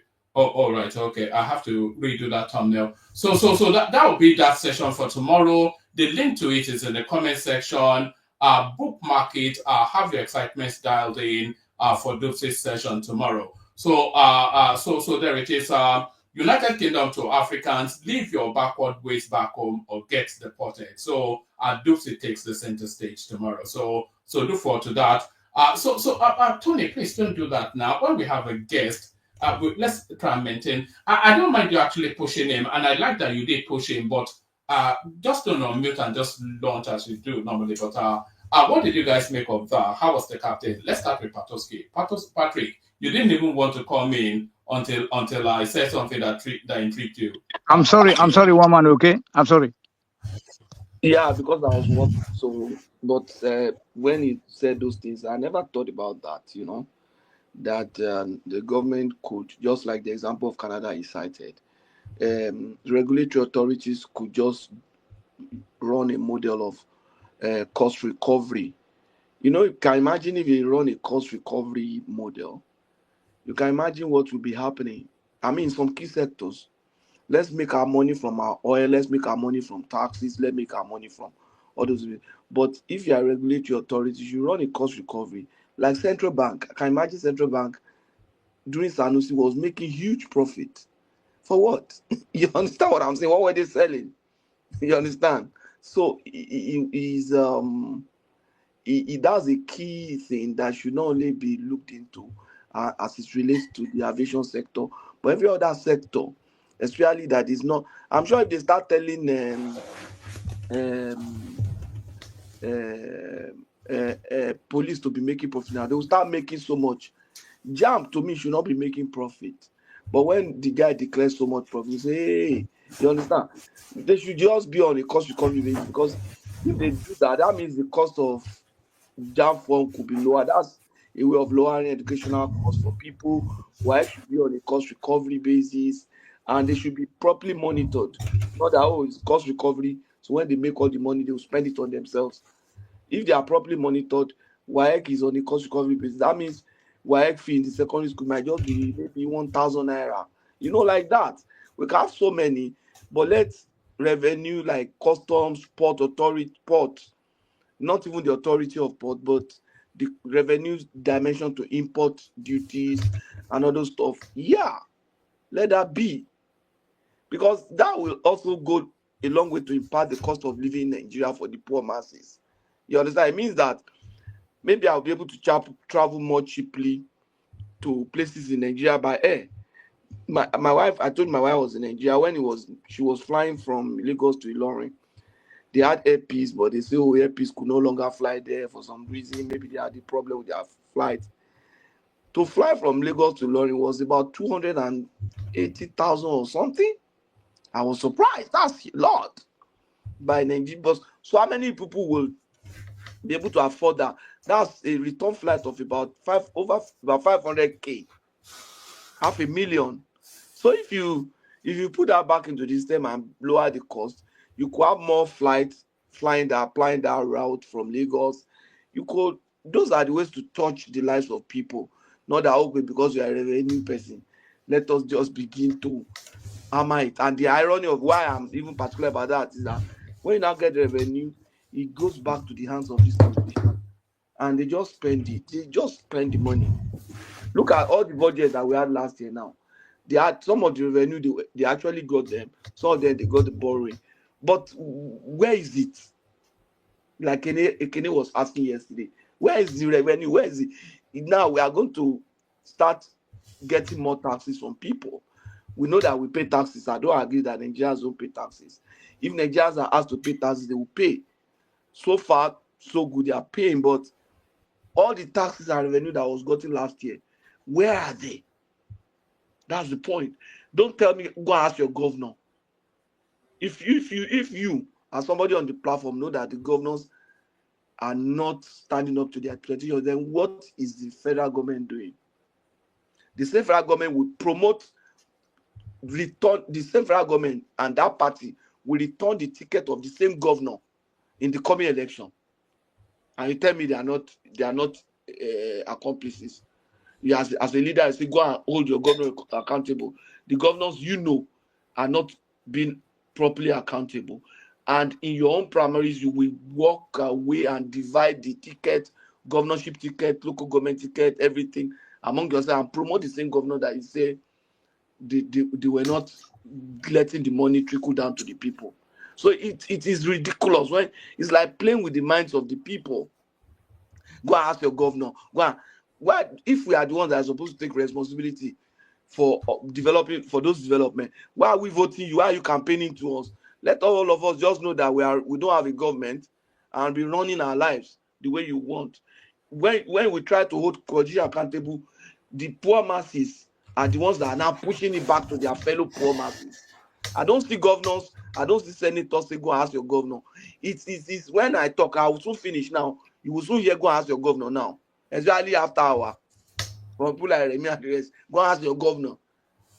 I mean, I'm the one suffering, and you are blaming me for that thing. See, it's because you are not asking them. That's why you are suffering. Somebody say, "Oh, the food relation will last for a long time. You'll be hungry for a long time if that's what is happening." Patoski, na new slogan. Go and ask your governor. They New will say, slogan. I've heard So, somebody on this platform say, we don't have a you are government before. shouting about food inflation. They say it will, Go, if you don't hold go, your governor go ask your governor. Sorry, are the governors not meant to be held accountable for anything? there are I by wonder how. us. No, wait. But by the federal government, No, their by father, all. By yes, not all. by us. Our role is No, to, is to vote them in. yes. So, what are you even Okay, talking hold about? on. Let's How does that even? I mean, what does that even mean? You vote them Let in, me let me but they are say not. let me say Hold on now. At least I'm saying something. Okay, let me just say it now. You vote them in, but then you don't hold them accountable. You hold somebody else accountable. What does that mean? And by the way, okay. our guest was not. No, it was Tutonio. Our guest was not even a Muslim or Tony that you were shouting Sharia Sharia at him. It's a Christian, which he told us. So I'm not quite sure what. Okay. So let me just drop. Yeah. Let me finish Patoski, my let me say point. this. So, Tony Let me don't say smoke this, something Patoski. now. Mm-hmm. I wanted to ask the guest a question, but I forgot. He was talking about this interest rate and all that. A country Nigeria cannot sustain that. Increasing interest rate to curb inflation and all that. It's a wrong policy by this government. And when you are doing that, and it's affecting every sector. And when we talk about anything, you say go and ask your governor. What are the major policies that are getting Nigeria poorer every day? It's taken by the federal government. So I listened to his analysis on that the interest rate and all that, trying to use it to curb inflation. Well, you know that we are not like other countries and all that, and is the major reason why investors are not coming. You understand? And people are running away from borrowing. You understand? The interest rate is chasing even normal business people away from the bank. I can't remember the last time I went to the bank to ask them for any help since APC took over government. But if during the time of Goodluck Jonathan, you can easily do that because it will not kill your business, rather it will promote your business and you will employ more people into your business. These days, if you do it, it's like committing suicide. More than 30% interest. How much is your profit in any sale? Oh yeah, you mean all those empowerment program like a small scale and the middle scale and Oh, okay, by yeah, Jonathan, yeah, yes. yeah. So it's a very difficult issue for business to thrive in this environment. And when you talk, you say, go and ask your governor, Go go and and do ask your farming governor. now. Can I go and do farming? Stop selling party. Part. Okay, can I let me Even let your me farming just self, the man also explain it. Most of the farming you need to invest in today, you need to go to the bank. Forget all these things you are talking about. You need to go to the bank. If you want to do major farming today, you need to go to the bank. So don't say what you don't know. okay. And the major Let policies are taken by the You know, federal. but Kenya, you failed. Hold on, you failed there. You failed the South. You failed your Igbo race when this man was bragging about marrying your tribe man, and then you are happy. Your tribe woman, you're happy. For I me, beg, let me finish what I'm saying hold on. now. That's Sha, what I like, tried to no, pass to him. I'm not You going should to pass to hold the on people for that this kind of talk now. I it's am working, I am not busy. only them, Don't tell me to not hold only them on. will come and be marrying I our want to do guests. something They should else. let us also go and marry the northern guests. Let me. Tony, Nobody forced me why to you marry always the force northern yourself to girls. people? Why you always force yourself? Why can't you calm down? You always start to force Nobody's yourself all the time. stopping you from Calm marrying down. northern girls. Mm. Oh. Yeah, truth is hard. Can I continue? Yes, sir. Yes, sir. Please, one man help me mute every other person now. If you are interjecting, interject and finish. Don't start a discussion. What I'm trying to say is this: if we say that we voted people, remember we voted both federal, state, and local governments. We will hold them accountable. You are not the one that will tell me who I want to hold accountable at a particular point in time. I can choose to hold local government today. I hold governor to federal government tomorrow. I hold governor next tomorrow. But the point is that when we come on a platform like this, the ones that unite us is our federal government. If I'm holding my state governor accountable, I might be on. There's a guy, a colleague of mine, that runs his platform basically to discuss Edo State. On that platform, we discuss the governor, we discuss all kind of people. Occasions where I've joined it, it's okay.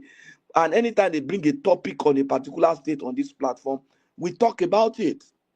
But when we are talking generally, what really unites all of us is that we can commonly discuss is the federal government. I cannot discuss so much about Anambra the way Kene would discuss about it. The last time I visited Anambra was over 20-something years ago. So when I'm talking, don't tell me go and hold your governor accountable. Hold your own too. Because I don't see any governor that is performing. Even Lagos State that is trying to perform relative to the revenue, that's a non-performer, as far as I'm concerned. It looks like he said one in the city of blind people, the one-eyed man is the king. That's what I see.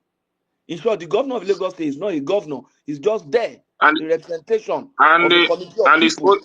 he's owing a lot more than other states. You can even owe, but the point is that giving what is coming in, what we are seeing, is not It's nothing to commensurate. write home about. Yeah, so let's put that. My state governor is not doing very well at all. In Edo State, the governor is not performing. In Ogun State, which is my second state, that one is even worse. Anytime I think about that, I feel like throwing up. Patoski, you see on that point, because while I agree with you totally that we should discuss what unifies us together, but I still want us to understand the psychology of people here. If the type of analysis or the way you are doing the evaluation is not balanced, at the end of the day, it has undertone of promoting your candidate. You don't expect other people to that their candidates have been battered to not to respond. I will give an example. If everything is about to be, I save money, I save everything, but you don't want to listen to the negative part of it, but you want to switch to the negative part of someone's candidate from another angle, that person will have to come after you too. Because analysis becomes very balanced when you are able to see the fault of your candidates and you are able to say the truth about and fact about the fault of your candidate, then you now explain how your candidate is better. But when your candidate is always 100% and others are not good, then you're about to hear argument like, go and talk to your governor, because people want to push back that, come, what you did to Goodluck Jonathan, a person like me, I will try as much as possible that I will talk my own. If people do not listen to me, or the group that have the same opinion with me cannot win that situation, good luck. Then you have people like Buhari. If we be speaking this way before 2015, probably we would not have had Buhari in Nigeria. And probably Nigeria would not have been in this terrible state of things. So I believe strongly that that's why people will rise, but okay, go and tell your governor, because after all, the governors are sharing from all these subsidy savings, and the Supreme Court judgment that all these governors got in the back against Jonathan, federal government cannot hold any money more than what it's supposed to hold. Thank you.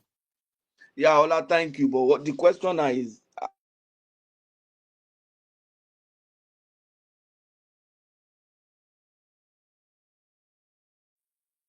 Patrick is gone, huh?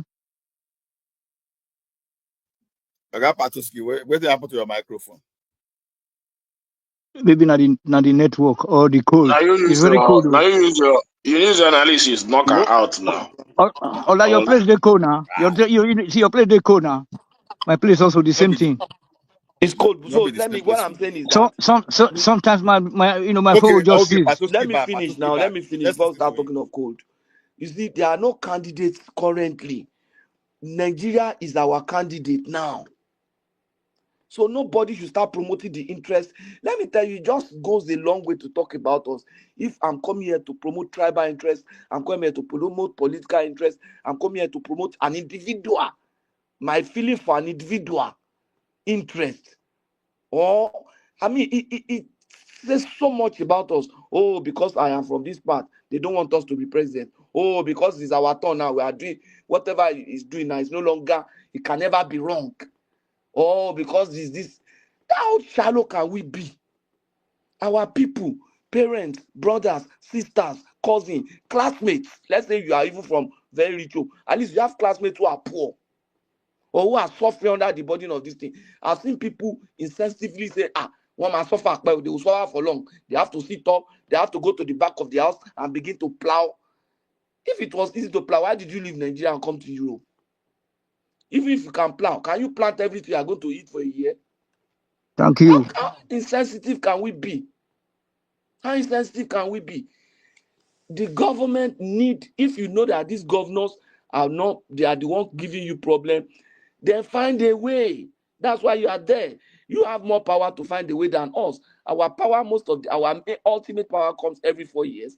Though we have minor power and we'll speak the same way we are speaking now. How does that hold them accountable? How does that force them?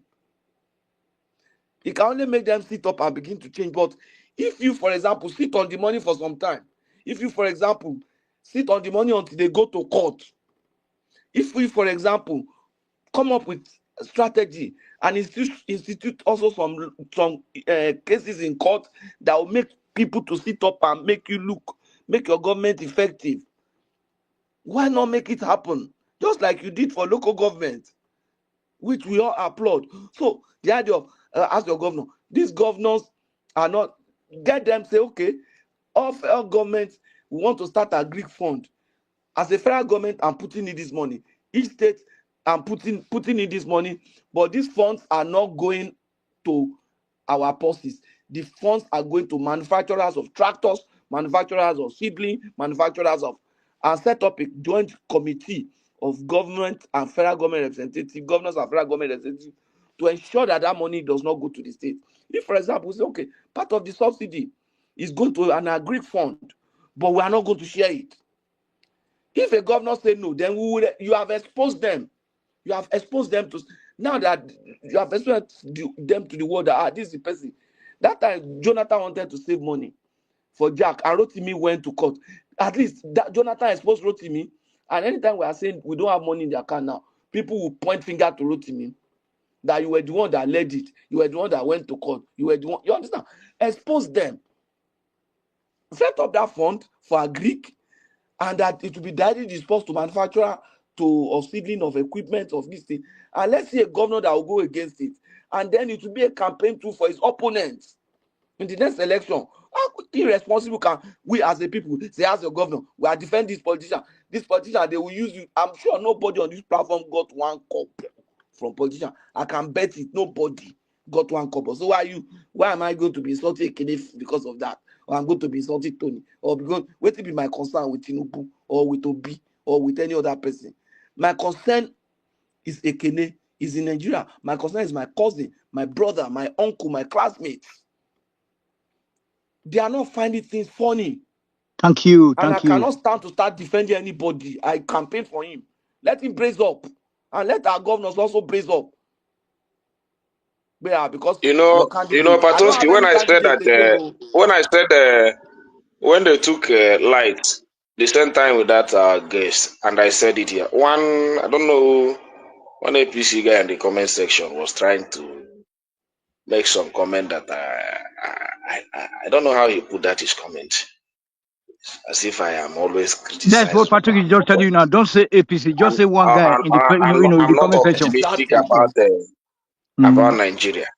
So, well, Mm. I'm telling the reality, what is happening in our country. And somebody is telling me I'm not optimistic about the country. Every time I come here to complain. Ekene, I always say that we should listen to you because you are the best. You are the best And here then, because you are the one who is experiencing every bad things there. We have to respect you.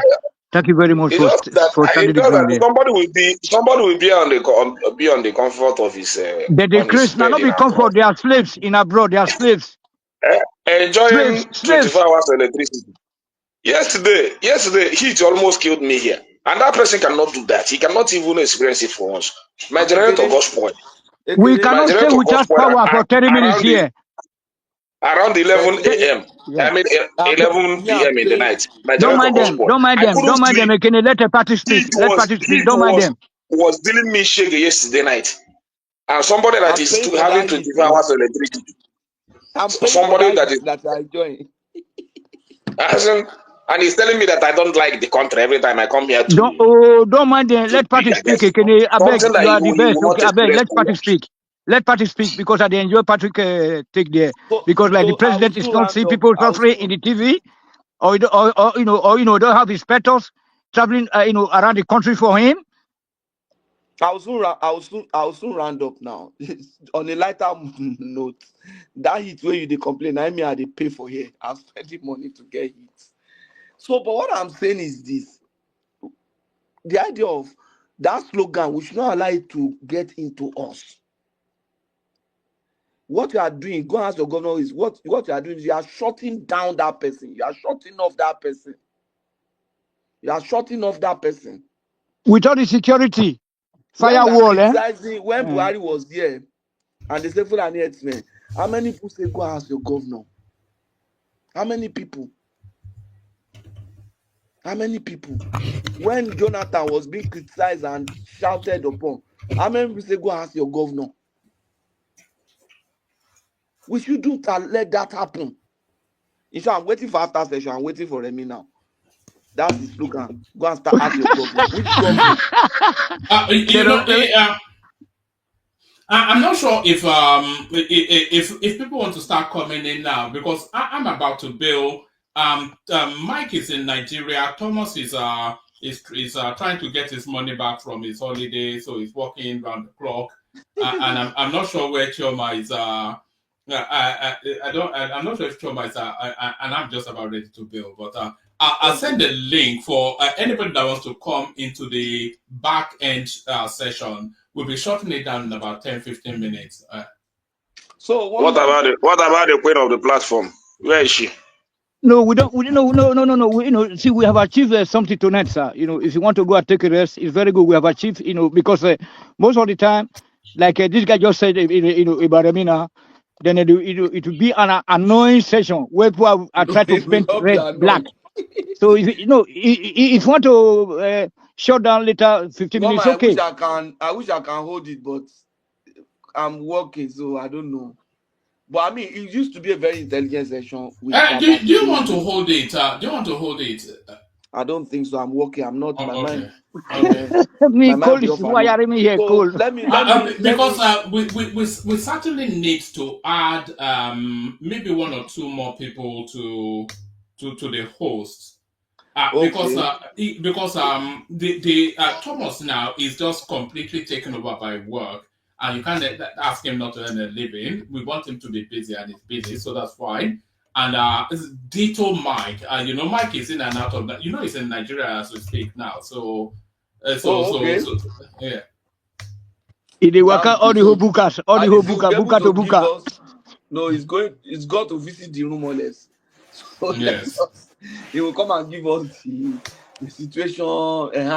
Mike is not as knowledgeable about as he thinks about those traditional stuff. He's not. No. So he's going for training. So at least he can give us another first-hand information. You understand? Let's see whether he will give another Pastor Bishop. Where were you when we had a proper prince here? You were intimidated. Look at this guy, Babati. Where were you when we had a proper prince? I have a life. When did that start? When did you start having a life? I thought your whole life was a one man went to my platform. Babati is for the second evening session now. No, yes, but Ola used to host now. I mean, is Ola not? Ola is not. Let me see if Ola, do you want to hold it or Ola? Baba, evangelist, let bygones be bygones, and who said it? No. There is nothing. I'm rational mind. Now they hold on most of the time also. Rational mind. Honestly, patient. If I hosted the show, I would have removed Tony and people would Tony will be gone in 2 minutes.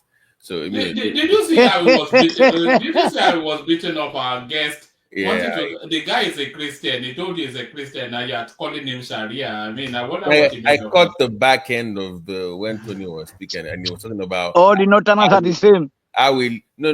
Tony was like, oh, I love them. I love Fulani. Were you not surprised? I'm like, wow. I was shocked. I I said, was Tony, shocked. Haven't I been saying that the Uh, Gambia but Tony, Fulani that I know in Germany, they are very nice. Leo Abosi. No, No, no, no, no. You Tony, guys, I you was guys, shocked. Tony, one Tony, man play back some of your past show. you are You see, born you hear again, me say no. that. Tony, hold on. Tony, Mm. you just said that you don't like That's duplicity. you don't like Northerners, and in the same breath you love Fulani. Like One man, I'll be saying that to you. Remember that I always say that. I But will, you just, okay. even now, you just said Northerners are the same now. Now, just on No, certain. not now. I told that guy that both middle best, all of them are the same. That So that something is including wrong with Nigeria. Hold on. Fulani now. That something was wrong with northern Nigeria because of Udmadafodo's promise to conquer us. You remember? I said that both. Look at David Mark. Look at Danjuma. I don't know from the middle belt. I don't know the one that slapped the World War and all this kind of stuff. What are you telling me? David Man. Mark slap all over where? You see, you don't know what is happening. All those one are to the Mark are young boy. Northerners are wicked. So that's why I was. Told you they don't cash you. See, Tony, don't Tony, slow it down. that's double standard. No, never. I'm going to root out some of my past, the archives, and then I will bring them out and I will send to one man. Ola. what? You know me now. I they talk and every time say that that all the Northerners are the same. You guys forgot when I was saying that even the Doma people. I don't know Fulani now. I don't know. No, Fulani is not the problem. And then I said last week that you cannot separate Fulani from Hausa. You remember? Are they not Northerners? Are Fulani not Northerners? Yet all the Northerners are the same. I'll be saying it. I think one man may just reminisce right now. That means they're all good like Fulani now. No, hold on. I already said that Fulani is from Gambia, from Senegal, they are So good. I already said that. And then I usually tell a woman that I know that I hate them, that I used to have a friend, Lieutenant Adamu. Woman, you remember? Please, don't forget. I used to say that. You should be a general by now. I'm a steady guy. All right, let me just say this. If anybody knows any personality that they would like us to feature on the platform, or they think would be interesting for us to engage with, just send the details into me. I'll send my Instagram handle again. Most of you should have my Instagram handle by now, but I'll send my Instagram handle into the comment section. If there's anybody that you want us to bring onto the or that you think the platform will enjoy, just send their details in. Usually, if I'm able to make contact, I'm able to convince them to come on. Before we go on, I would like to concede the Premiership to Liverpool. As an Arsenal fan, it's over. We'll see you next year. I'm still upset that the way Bournemouth beat us up at home is just so shameful. Babati, how did you, apart from that one, how did you find my questions? Or, you see, when I say the cancel Sharia.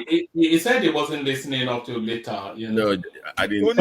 Okay, you need to listen back. So I will send a copy to Patrick. I will put them in form of tone message. I will send to Patrick. So I'll try to get my number, Babati. You can get my number from one man went to Mo, okay? Okay. Tony, you change your topic. Someone is talking football now. You don't let your listen. No, we need because you guys are trying to bully me here or to blackmail me. Even though that right to the end, I was asking the man to start there and let us have their guests. That like they are coming to marry our guests. Not only their men will be coming to take our guests from the south. So that there was no going back. We have to separate the country. You see, I was pushing. Are they stopping you from marrying their girls? Man, you guys that were just greeting him. Hello, Oga. See, now when I come, I say somebody asked a question. One also commended me by saying that only that I interjected abruptly. That apart from that I was correct. That's true. You're right. Yeah, man, what the hell? You're right. Me?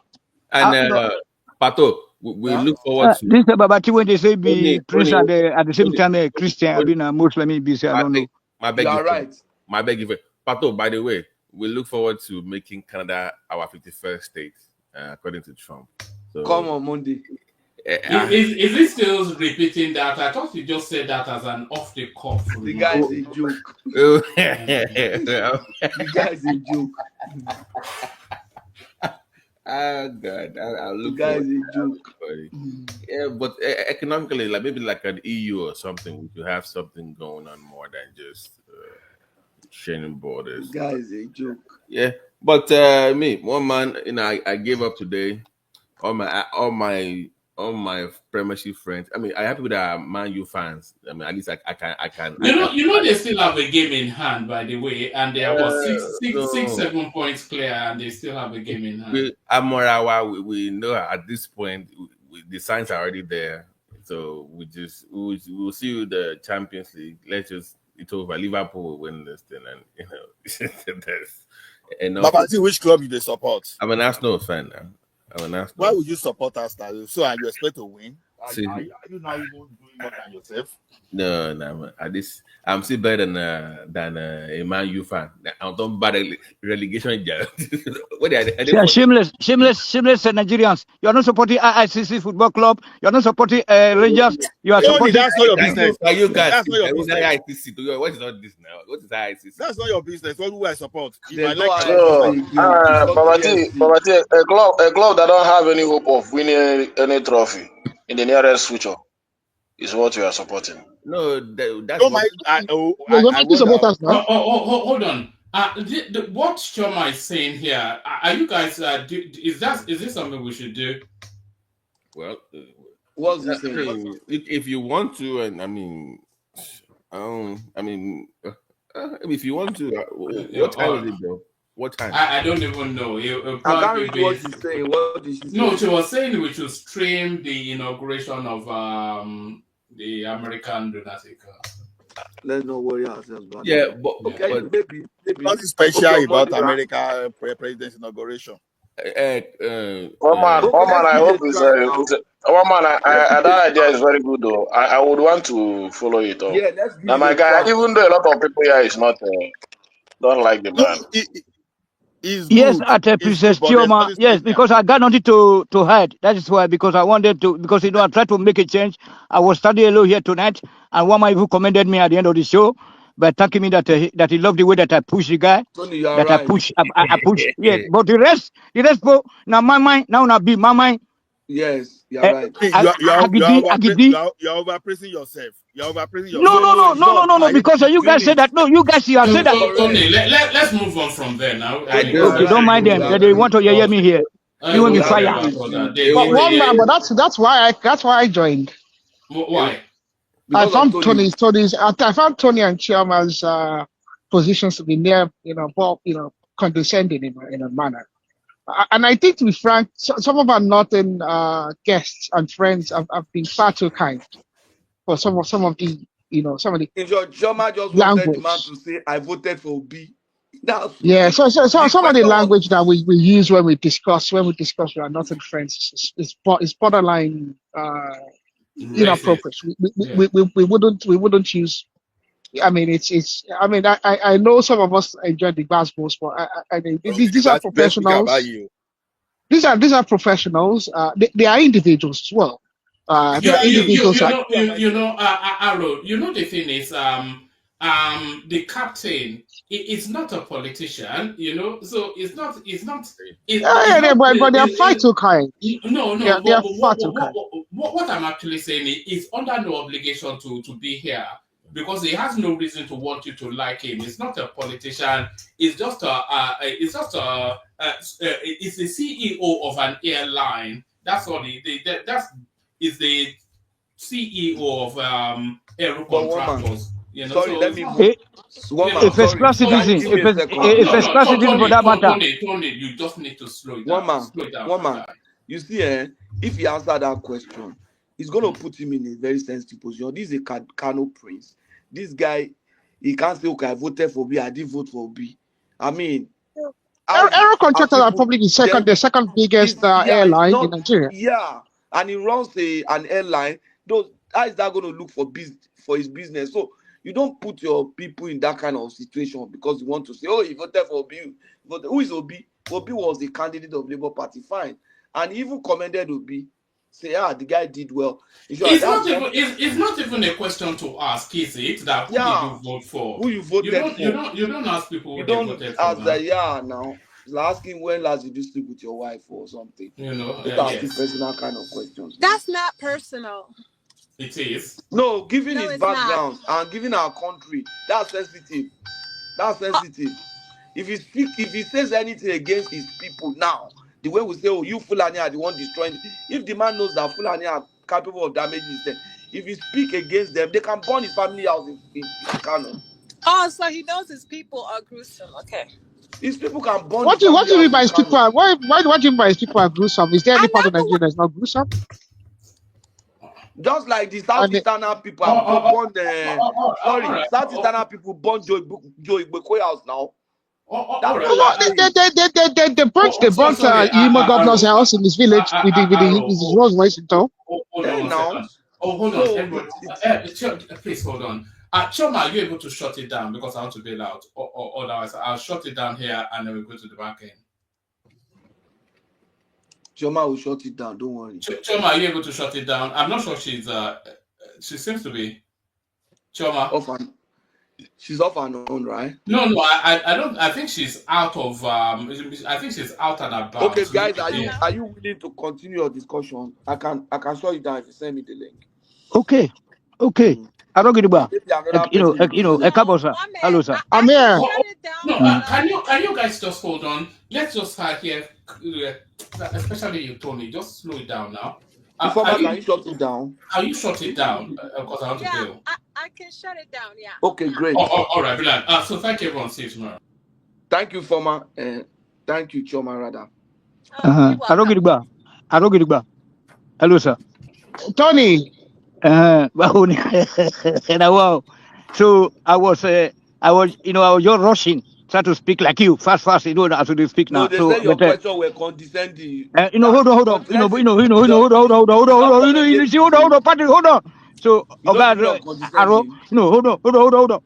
No, me and Tony, let me tell them something. Me and Tony asked the best question of all the panelists. You guys are just clap for yourselves. I don't know. You guys are just scared. You guys literally asked all these Fulanis. Like me and Tony asked the best questions. Like everything that was on your minds, we were bold enough to ask them. Yes. And then we showed the guy that we didn't hate their race. We don't hate the Fulani, but we're telling them the wrong thing they are doing. And then I want to tell you this. There was a place that I was going to about the quota system. That why we say that the country is bad today. The genesis of the problem, we're trying to tell them. But you know that you guys, most of the guys here, they want to hear like, hello, sir. Exactly. I'm not here to say hello, sir. And then I started by telling him that after greeting him, I said that I'm the Tony Africa DPT, Omo Ibadan, not Ibadan, Ibadan. I said that I'm not here to be politically correct at all, Sonny. And then he got me. So and then I was trying to ask him. Who cares? No, hold on. But look at it, Kene. Where he's coming to? Yes, somebody's coming to marry an Igbo woman. Somebody's coming to marry an Igbo woman, and the Igbo man cannot marry their Hausa woman. And then you are telling me that who told you that Igbo woman cannot marry He's the one that said it. We didn't ask him who he married. He told us he married. Who told you Igbo people don't marry Hausa people now?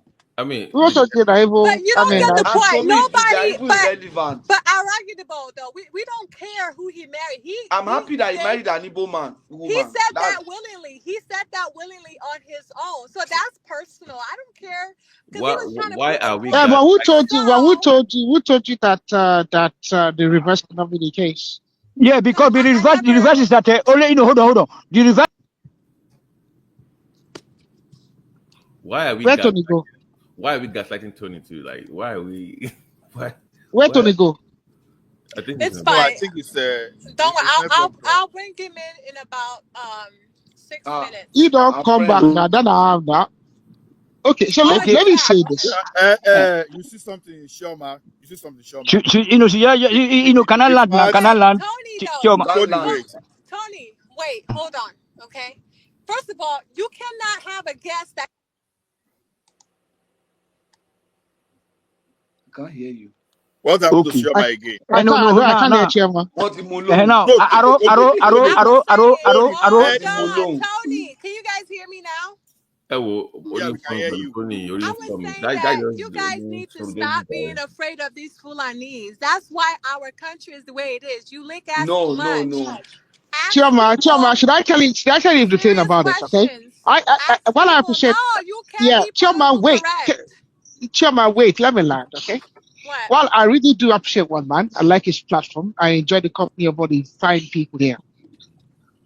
However, I don't need to come to one man's platform to have Okay. serious, personal, intricate discussions that will go on for hours, way into the midnight, with friends that come from different parts of Nigeria, including friends that come from the Fulani stock, including friends that are actually family members of the gentleman that you spoke to today, which means I'm speaking to people who are in fact part of the Kano State Royal. And like I'm talking, these are individuals that, I mean, I failed to get a signed copy of the Emir's book. I intended to. I do have friends that is family members that were with them during the last first day of the Eid. So I don't need to come to one man's platform for Okay. us to have serious discussions. We That's discuss the nice. political issue of Nigeria. We discuss context, and these are not just illiterates. I think one of the big misconceptions about the North and about the Fulani is that they are ill-educated, and this man addressed that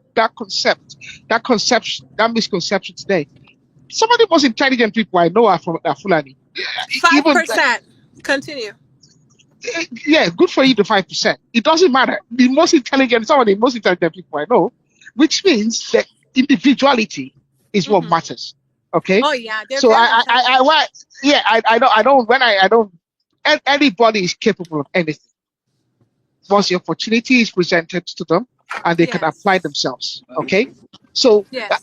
I don't need to come to one man's platform for us to have. I mean, let's just say, if you've had the opportunity to have some of the discussions I've had with some of the individuals I've had with which I feel enriched, I feel blessed. Yeah. You know, so that's that. But I think sometimes as people from the South, one of these, and I think because I'd like to talk shit as well. I like to talk nonsense. Okay? I do enjoy talking, and sometimes I do enjoy the sound of my own voice, which is fine. But sometimes some of us don't really sit down and listen. We get carried away in repeating what we've heard and You what got we've okay. So, what did you taken want us ownership to of. do with him? What was he here I don't. to smile I at felt us? no. I felt some of the questions were condescending, and I felt that some of the questions actually failed to address the real matter. Which part was condescending? You Question like, who just did you leave. vote for? Because guess what? Because You didn't guess vote for what? Obi. There was You didn't another vote for Obi. politician. I don't get about right. There's another politician that came right. You guys were talking to you. Most of the panelists, like Kulata, I remember he was like, "Oh, we didn't hammer him with serious questions and this and that." And one man was like, "Oh, it's because he's our guest." I'm like, then why do you have a Who panelist? was this? Who was this? Who was this Have that didn't get out? it was Okay, another Shoma, northerner. It was another northerner. Shoma, Let me finish. Shoma, Let can me I Oh, talk? finish. But Adamu no, let Gaba. me No, finish. that was Gaba. That was Gaba. Exactly. Adamu. That was That's him. Adamu. That's him. That's him. But guess what? You guys were the one But complaining. Gaba Adamu is not political. See, Gaba Adamu is not. You can't consider him to be a political. To be frank, Gaba Adamu is a bit younger than this gentleman, and he really, I think his political his perceived political value was overestimated maybe in the last regime and all that, and the guy is a young man. He doesn't really have any. He possibly can't get elected in his constituency for any federal as a federal representative. Maybe if he's lucky, he can get elected to the state. else. So and he might not even be able to do that. Gabba Adamu is not really like he's not really an out and out politician. He's young. He doesn't really have but the you know, but at political least to our level politically, at least to our level. So what question Yeah. would you have asked Gabba Adamu that he will be able to address? No, I wasn't even on the panel. You know, if you get what I mean, Gabba Adamu is a businessman. He developed But he was able to answer platform. most of the questions. Tony, wait. But I like it about though. That one man, you bring all this, then why do you have us as a panelist? Just because what one man does, right? He will spend like 2 hours asking him questions and then expect us to squeeze in 1 hour between 6 panelists to ask him questions. And then he'll be like pushing, like, hurry. No, don't do this, don't do that. But in between, the panelists ask him question, one man will just like interject and be asking his own personal questions too. I'm like, don't do that. Don't have a panelist, just have you and the. But you know, one man, one man has to do two things, all right? He has to look for quality, but at the same time, he has to seek kind of like a cat, like, you know, something that is catchy. He has to seek for something that can disrupt, you know, because at the end of the day, you're going to run the live program, but other people are going to come around and watch it behind, and it's going to look for something that can catch the wind, catch the sail, and actually say, you know, oh, this is what this such and such a person said, or such and such a program. Either way it goes, you won't get that if you don't ask serious questions. Well, the problem is this: we're really not probing with serious questions. These people to come to smile at y'all. That's what you all want. Chioma, you are confusing serious questions. No. You are confusing serious questions for, because there are some. See, the problem with us is we've never discussed the fine elements of the basics. And I think sometimes when you have some of these questions that are really not important, you give people an opportunity to actually meander away from the real issues. Politicians enjoy this, and elite people enjoy this. When you ask these questions that are of no consequence because the matter is settled. The 2023 elections is settled, and you even drag this man to make a comment about Dati Yusuf. It literally has disposed Dati Yusuf as an inconsequential fellow. Peter Obi would not be stupid to even consider the idea of fielding Dati Yusuf if he wants to run in 2027 as a vice presidential candidate. So, as you said, the election is over. And, you know, it's not personal because on his own, he told us he was married to a Southeasterner. So I'm like, oh, really? Well, who did you vote for? So I already know who he voted for. Definitely not Peter Obi. But it is what it is. You know, but unlike you guys, I don't, I didn't come there to see him smiling at us. To find out whether to pamper him. But no. Exactly. Can I ask you? So the question was not that you wanted to know who he voted for, but you just wanted to know. This speaker, you just wanted to know whether it's Peter Obi or not. If I don't. Okay, you know, she said that I can stop. I can speak after 6 minutes. Patoski, you see what I'm trying to tell Shoma? I'm here, guys. You just wanted to know whether he voted for Peter Obi or not. Yeah, because he said no. So he said that he was married to a Southeasterner, right? So you wanted to know whether he voted along marriage line. No, it's just it was. But people don't vote along marriage lines. I mean, not even all evil people voted for Peter Obi now. You have to listen to the man and stop sucking up to him because he's a fool, and I don't give a shit about but that. What's the correlation? What's the correlation between? I don't care about. Choma, can I ask a question? What's the correlation between any ethnic? Listen, you're not listening to me. He said that he's a true Nigerian. Yes. Yes. Okay. And then he said, I'm married to a Southeasterner. Listen. Yes. And I was like, and I'm like, so who did you vote for? And then I was very mad. I was very mad. Let me ask Chioma this question. Let me pose this question to Chioma. Go ahead. What's the correlation between his marital situation about his own, even if he was in his own particular ethnicity? What is the link between that and his political affiliation? I mean, it tells me where your mind is at. You get my point? Like, so are you saying that if he didn't vote for Peter Obi, Like Igbo girls are cheap. Like Igbo girls are cheap. Wait, Tony, please. So wait, are you trying to say that if he voted for Peter Obi, he's a saint? If he didn't vote for Peter Obi, he's a damned fellow? No. I don't care who I mean, but I figured it's either two, but I know it's not Peter Obi. He voted for Atiku. So you wanted to know that for sure. Well, you're not certain of this. He might not have voted. In fact, Chioma, the fact of the matter is this: almost 80% of Nigerians did not vote. Yeah, what was the turnout we got? We got about what, 27% turnout?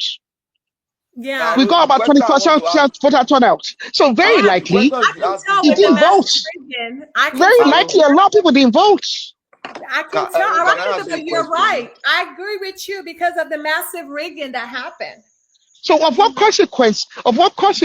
Is voting? Because at the same time, people don't just vote along party lines. They just people vote for different reasons. It doesn't. I mean, we have a very notable individual in this one man platform who comes here all the time. Who is married to an Igbo woman, a notable individual. We all know who the individual is, and to the best of my Lagosian, a proud Lagosian, and he didn't vote for Peter Obi. He doesn't believe in Peter Obi. His wife is Igbo, is cute and Igbo. Let me ask you. You don't have to go for Peter Obi, but who? I think it's Katoski. You want to speak, right? Yeah, you said that. Go ahead. You said why you asked that question was because he said he was a true Nigerian. So that's number one. So if he had voted for Peter Obi, he would have been a true Nigerian. If he didn't vote, he would not be a true Nigerian. Okay, if you want me to be honest with you, as my brother. Yeah. And you're not gonna judge me, right? Now, can I talk now, Chioma? Hold on, Tony. Okay. Hold on. I know you're late right now because it's Saturday night. Chill, okay? You're not gonna turn up on me like that. No. I'm not gonna. If you want me to be honest to you, as my brother in Christ, right? Yeah. Oh, you tied my hands there. If he voted for Peter Obi, to me, he will be a true Nigerian, period. Okay. Yeah. Okay, you're okay. Yes, sir. You already tied my hands, so no problem. And I now? Yes, go ahead, Tony. Thank you very much. Make everybody just keep cool. Okay. So after Tony, then Ola will speak. Make sure you say the thing that will make us keep cool. If you keep going on. Yes, Tony, say the right things, okay? No, I know you drinking. You're lit with me, huh? Tony is lit. Yeah. Where's the Kenny? He don't run come on. No, he's still here. Hey, Kenny, hello, Kedu. Tony, get to your question. You're really the Bobo don't run because I was about to finish him now. Okay. Finish him. So, he's listening. Finish him. Tony, who you want to finish? Okay, you did it. Thank you. They will say there. So next time, if anybody, the other day I was speaking to Patrick here, my brother also, that today, now anybody they talk, say any Hausa man, I don't say Igbo people, they say Hausa better powerful. I don't say they talk every day. You can bear me out. I say that you cannot separate them. You remember? I said they are the same people, Abi? Say they are the same. You cannot separate Hausa from Fulani. Tony, one thing I find funny with you this night is that you came here every time talk about Fulani do this, Hausa do this, but at the same time, I saw you praising Hausa today, talking about No. Hold on. No, I said that not that I hate them. No. Let me finish now because you are the one being hypocritical here. You are the one being hypocritical here. Hold on, Tony. Somebody in the comment section called you a coward because you started sweet talking the Fulani guy, the prince. He's not. You saw a funny guy too. He saw an answer man today in our platform, and he was like, he became very nice to the Hausas and the Fulanis. No, hold on. Oh, you don't He let me. just Okay. managed. Let me finish No, now. hold on. You guys should play it back. Tony. I think Let me only finish now. Chioma Let me listen finish to me. you now, because before you finish me, Okay. let me Tony, finish let you. I cannot finish you. Let I cannot finish So you. I was very observant of that. You understand? So forget all these things you are saying. It's just that one man was pressuring you. You don't even know how to ask the question. The question was very difficult for you to ask. You understand? So you are just beating around the bush, praising Hausa, the way you eat with them, the way you sleep with their women and all those stuff, and you couldn't even make a statement until one man now bombast and say, "Tony, ask your question about division and Sharia." That's the only thing you said. So what else? What's the difference? You just beat around the bush. So you didn't hear me battle. You didn't hear me battle this guy when he was responding. Even was it not me? Hold on. Maybe let me talk now. You are battling yourself now. That's was it is he the only one that talk about the rail something? Then I insisted on Tony, separating the country. Hold on. Tony, That we should live together as I never a fellow. wanted to, I never wanted Hold on. It was to when tell you. you guys, you can play it back. Achichioma already, told you guys that Tony Ole, that Ole, she and I that actually tackled the guy tonight. Most of you were just here, just but talking that to. was But your last 1 minute when one man said, "Hurry up with the question." You were too yes, busy giving the guy. when I was entry, I was trying to show him that. No, hold on, princess. I was trying to show him that I didn't hate them, but at the end of the day, I was telling him what you remember. I make some example of Pakistan and India. You remember that I went to do that extent. Yes. I spoke for a very long time, but first of all, I said that not that I hate them. I keep telling woman here also. Each time I talk about not, then when people, I say no, not that I hate them. That I have best friends in Germany who are full and India. But I said that the problem of Nigeria is not a Nigeria together. So irrespective of their tribes, hold on, and their religion. Do you remember today also that I told him that the Utmatan Fotu and Jeddah, you remember that it's what they are trying to conquer us. You remember? So you guys didn't listen to me properly. Only Chioma listened to me. That's why Chioma came out to say that only Tony actually tackled the guy. Do you Tony, can I Yes. respond? Aero, to your point, there was a question you asked me before, which I haven't responded about whether Nale the northern they come marry us, but the men from north, they not only they come marry our women. They are women, they lock them for backyard, for yard. You know something? So look, not just they try to politically correct it. I'll come to Oluwo and the Lagos are married to Fulani women. No, that's not a special cases. Now, you don't say na kings with that now. Kings to kings. Obeni and Governors to Obeni, governors. our own Governors to governors now, recently. Obeni is a special case as well. Who is Obeni? But let me be sincere. Let me be sincere with Tony. Obeni Kole is a special case as well. Let me be sincere with. Let me be sincere with I have Tony. a personal friend. I have a personal friend that is married to a Kanuri Fulani girl as well. I think in that regard, Tony is somehow right, but not all, because I have one living just close to us here. They don't even talk to anybody. They only talk when they see their follow houses and staying around and all that. Federal government gets colleges. Hold on. Federal government gets colleges in Benin. Hold on. In Ibadan, in Benin, they don't bring outside guests to come and study there. They don't bring their girls outside.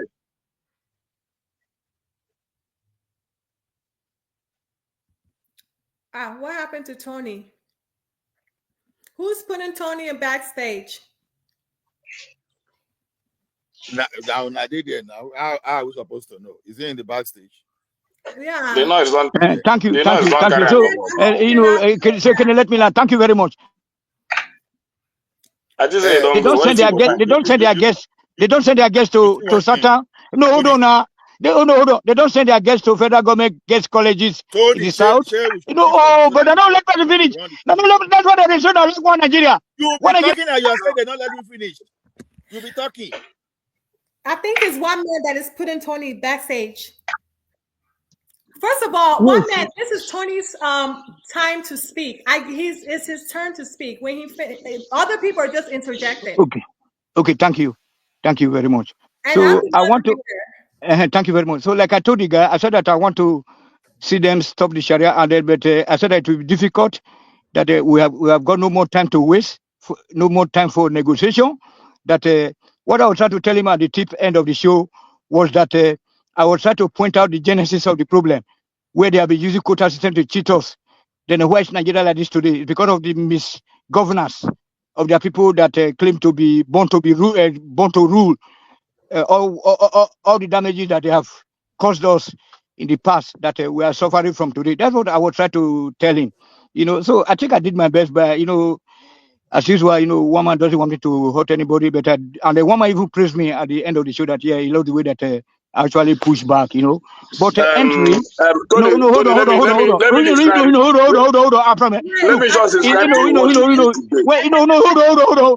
When chicken they enter house, a place we never know before. That's more when they put leg for ground. Hold on. Don't do this. This is not your session. Stop. This is time. No, can you stop, please, Tony? Enough of all this.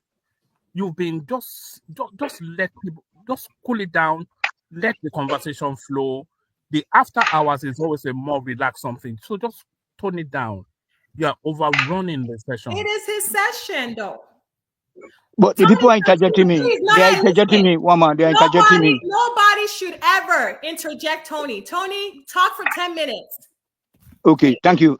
Okay, even 5 minutes. Okay, 5 minutes. Okay, thank you very much. Thank you, woman, for the correction. So please don't interrupt. Yeah. So what I was just trying to say is like that we should the time to start talking now is too late because they ought to be treading softly because the amalgamation ended in 2014. So as a result, they don't know our mind. We don't need to be provoked. They should be provoking us, even though they know that the amalgamation ended. So if they want to start with the right thing, then I told the guy to talk to his people. That's why the fact that I don't even know whether it's a politician or not, but it's an elite. It's a citizen. Just like most of us here, we are not politicians.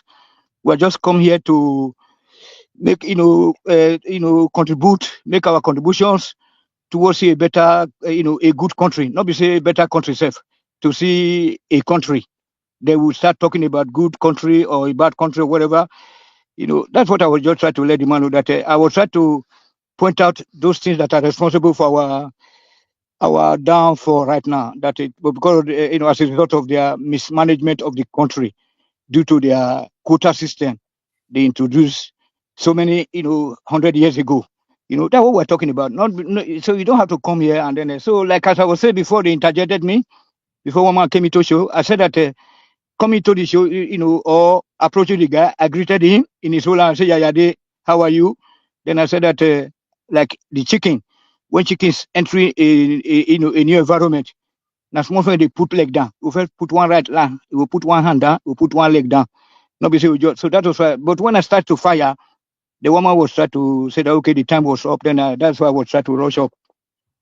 So I want to see a situation whereby if you want to be in the same country with people, that's why the fact that then he said that you remember that there was another question that I asked him because in his submission he said that God joined us together. God joined us together. So then I was asking him which of the God that joined us together, whether it was the Arab God from Saudi Arabia or is it the British one or the Italian one from Rome. This you see, people are just trying to be. Kind of, I don't know what is wrong with most of our panelists today. Like they don't want to give me credit for. Can I put it to you? Can I put it to you that we are being rather too naive, and I think it's your many years that you spent in Ibadan that is deluding you to think that a separation of Nigeria will require being simplistic as join a line somewhere along Kogi, across Kwara, and all the way to the eastern patch, and that will be so simple. I think maybe it's the fallacy of your Ibadan years that makes you think like so. No, first of all, Nigeria, Tony, I put it to you that while you see, Tony, I would like to enjoy a nation where every person speaks Yoruba. The president is a Yoruba man, and there's no contestation about I don't agree with the guest's position on indigenous. Thank you. I think we are peculiar people in Africa, especially. We are people given to cultures and traditions, and we are not quite the same. So the notion of indigenship, it makes no sense. Yes, thank you. Because one thing that is exclusive to indigenes is the right of traditional offices. So if you can't disabuse an indigene of his exclusive rights to traditional roles, you then cannot exclude the notification of indigeneship in forms. So besides that, I think this whole idea of let's just divide Nigeria is far too simplistic, and it's a Yoruba. I think I dare say the West and the Southwest.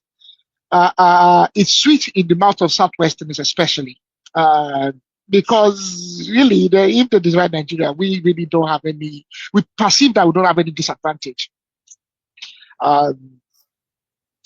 All the other minority tribes. Aero.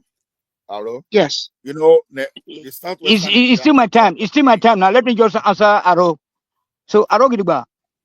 First of all, I'm very proud. I'm very proud of Ibadan City. No, just hold on. Hold on. No, hold on, Tony.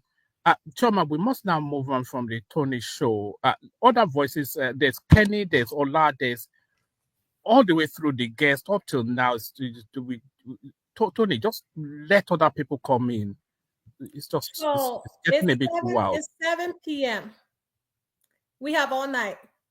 We've only been in the show for 4 hours, 5 minutes. Tony, answer the question, please. Thank you. You are. So, Arogiduba, anybody that is from Southern Nigeria today. This is a lot for Tony this night. You see, look, like the Wahala now. One man know they consult to them. Okay, so you see, no, hold on. You see, you people, I don't know whether or not too much cow that you people are eating that is spoiling our, now is spoiling our brain. So much cow. You saw me now. Those one when I go home, I go to church. So this is what you want for our show tonight. Hold on. See, don't let one man be angry. Please, just keep cool. Quickly round up, okay? Quickly round up. Let me round up. So Shoma, I must remind you. He's not gonna round up when you guys keep interjecting. Wait, Shoma, just stop and listen to me. Listen to me. You called me. I was about to answer. Someone called. I came. And you gave him chance. And Tony came. You gave him chance. And you are saying it's Tony. I've been here too. No. When I round up now, I want to round up. Okay, so I don't get about to your question, sir. You see, that separation because you see the angle that the guy came from. So the guy told us that there's something in diversity that diversity will favor us, but we're not saying no. You know what I'm saying? That diversity. If we're to be like we are all Africans as we used to be before the invasion of the British and then the Saudi Arabia there with Madam Fodio, that I said that it could have been a different scenario entirely if we're all to be practicing our African cultures and tradition and religion. I think I got no issue, no issue with that. Then I also told him that how can we come together? How can we work together when we're already having Sharia laws in the north? And then he said, no, there's no Sharia law in the north, even though we know that Sharia actually exists in the north. So, and then the demand is not a politician, as soon as they talk, but everybody is a politician right now. So I'm not I'm not a typical politician, but I was born, I'm born politician. So that one of having by the mind, yeah, correct, because I feel that we are the best in Africa, the largest city in Africa, compete with Cairo. And then most, the city of precedence, education, whatever. Yes. Industrialization. Yeah. So thank you very much, Chioma. You're very welcome, my dear. So, Mr. Ola, you can speak, please. Okay, thank you. Thank you. You see something. You see something there. Is this one thing is this Aero Gidigba and Co. I think I like your point of angle. You see, in any public discourse, there's no such thing as right or wrong answer. Everybody will just present his opinion.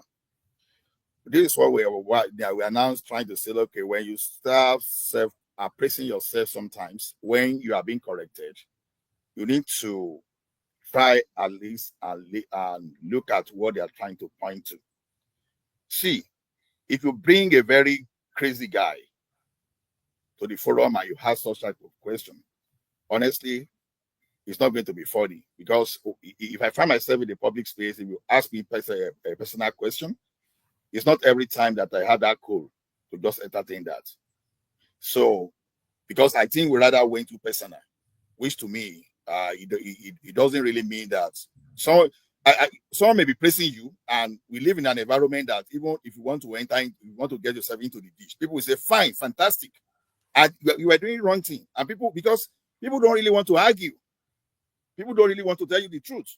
But when you now take it to the point of self-appraising and you appraise yourself, yeah, I did good. Who told you? How do you know that you did very well? How did you come to that? So when we are doing things like this, what we want is we want to have as much as information that we can get from a neutral party. That's why you frame your question.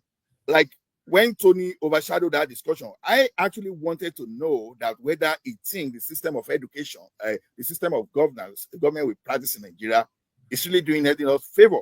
Because I keep saying that from my own perspective, that what is it that everybody wants to become the president? What is it that nobody wants to face his governor, but it has to be the president? How come that our local governments, they cannot do the basic thing that we see where we live, that the local government people are doing? I actually wanted answer to something like that, and everything was diverted for self-appraisal, for say I've done well. How would I say you've done well when you didn't even allow me to even get the type of information I wanted from the guest?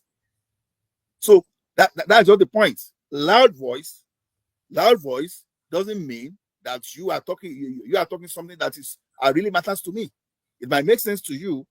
It doesn't make sense to me. That's just the way I see it. So the thing is, and our country, whether we like it or not, from my own perspective, we are not the same. And to what Arokidiba was saying the other time, see, Yoruba started talking of secession in the recent time. Before, what we wanted has always been restructuring. Restructuring is very simple. Okay, you say we want to be together, just like look at OU, African Union. We want to be together, but we want to govern ourselves. Nigeria is a member of OU, but Nigeria is governing itself. That's what we want in Nigeria. Why must we have this unified system? Why can't we practice the same thing that the United Kingdom that happened to colonize us by force? Why don't we follow that and let us? Why must we impose? And to the idea of indigenship or all those things, that see, to me, I'm an Ekiti man, even within Yoruba race. If you have a grand nation tomorrow, you say you want to cancel Ekiti, I will stand there and fight you. I'm an Ekiti person. Don't erase my identity. I will not take that. It is clear that we see. You can't be telling me now that okay, some people, some part of the country are not trying to dominate us. There, the fact that they are not succeeding does not mean that they are not trying. We've seen it with Akorokoro Eye. So those are the kind of questions we want to have, because I want a system that will not make someone to say, okay, you want to take over. Go your place. What didn't happen for your place? Why you not stay for your place now? You have land, entire Kano. Even the former governor will say, okay, the entire land in Kano is enough for the entire people that are destined to come to that place. I say, you don't want to go to that place, but you want to go to that Ekiti that doesn't even have enough land. That is where you want to start your Ruga. What was that telling you? So those are the kind of things we wanted to throw to the guests. But when there was no time, how we asked the person. To me, so far so good. I benefited little from that discussion. Apart from the thing that the like of Prince Daddy Some people, apart from what they mentioned. But all about it is all about our agitation, our feelings, and what we want. So I believe the next time we have a guest, it is better to have a structured question and put a question for what's going to benefit all of us, not what we all know. Thank you. You see, all right, you see. Excuse me. I didn't ask you to speak. Biko, don't do that. Ekene, you can go ahead and speak.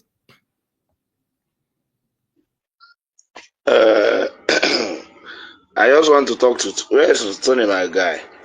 Tony was just like a lizard that fell from a tree and saw that nobody was praising him. He began to nod his head and praise himself. That was Tony's reaction tonight, my guy. Thank you, Ola. Thank you, Ola, for your submission there. So, but me, I don't really have much to say. The show was good and the guest was okay. Very calm and understandable guy. He gave, most of the question you guys were throwing to him about the North and all that, simply answered it without any shaking. And he's very confident of what he's saying. Even though I know most of the time, most of the Northerners don't agree what is going on. Just like when Tony asked him about Sharia law, he vehemently said that, refusing that there is no Sharia law, even the blind knows that there is a Sharia law. But most of them don't agree. Maybe, I don't know why. So, but in other aspects, he sounds so intelligent and very accommodating guy. So that is it. Shama, I just want to go sleep, I beg. I'm not just trying to talk. Thank you. So the progressive, do you have anything you want to say, the progressive? Okay, he's not with us at the moment. Mr. Patosky, I know you had some few comments you wanted to make.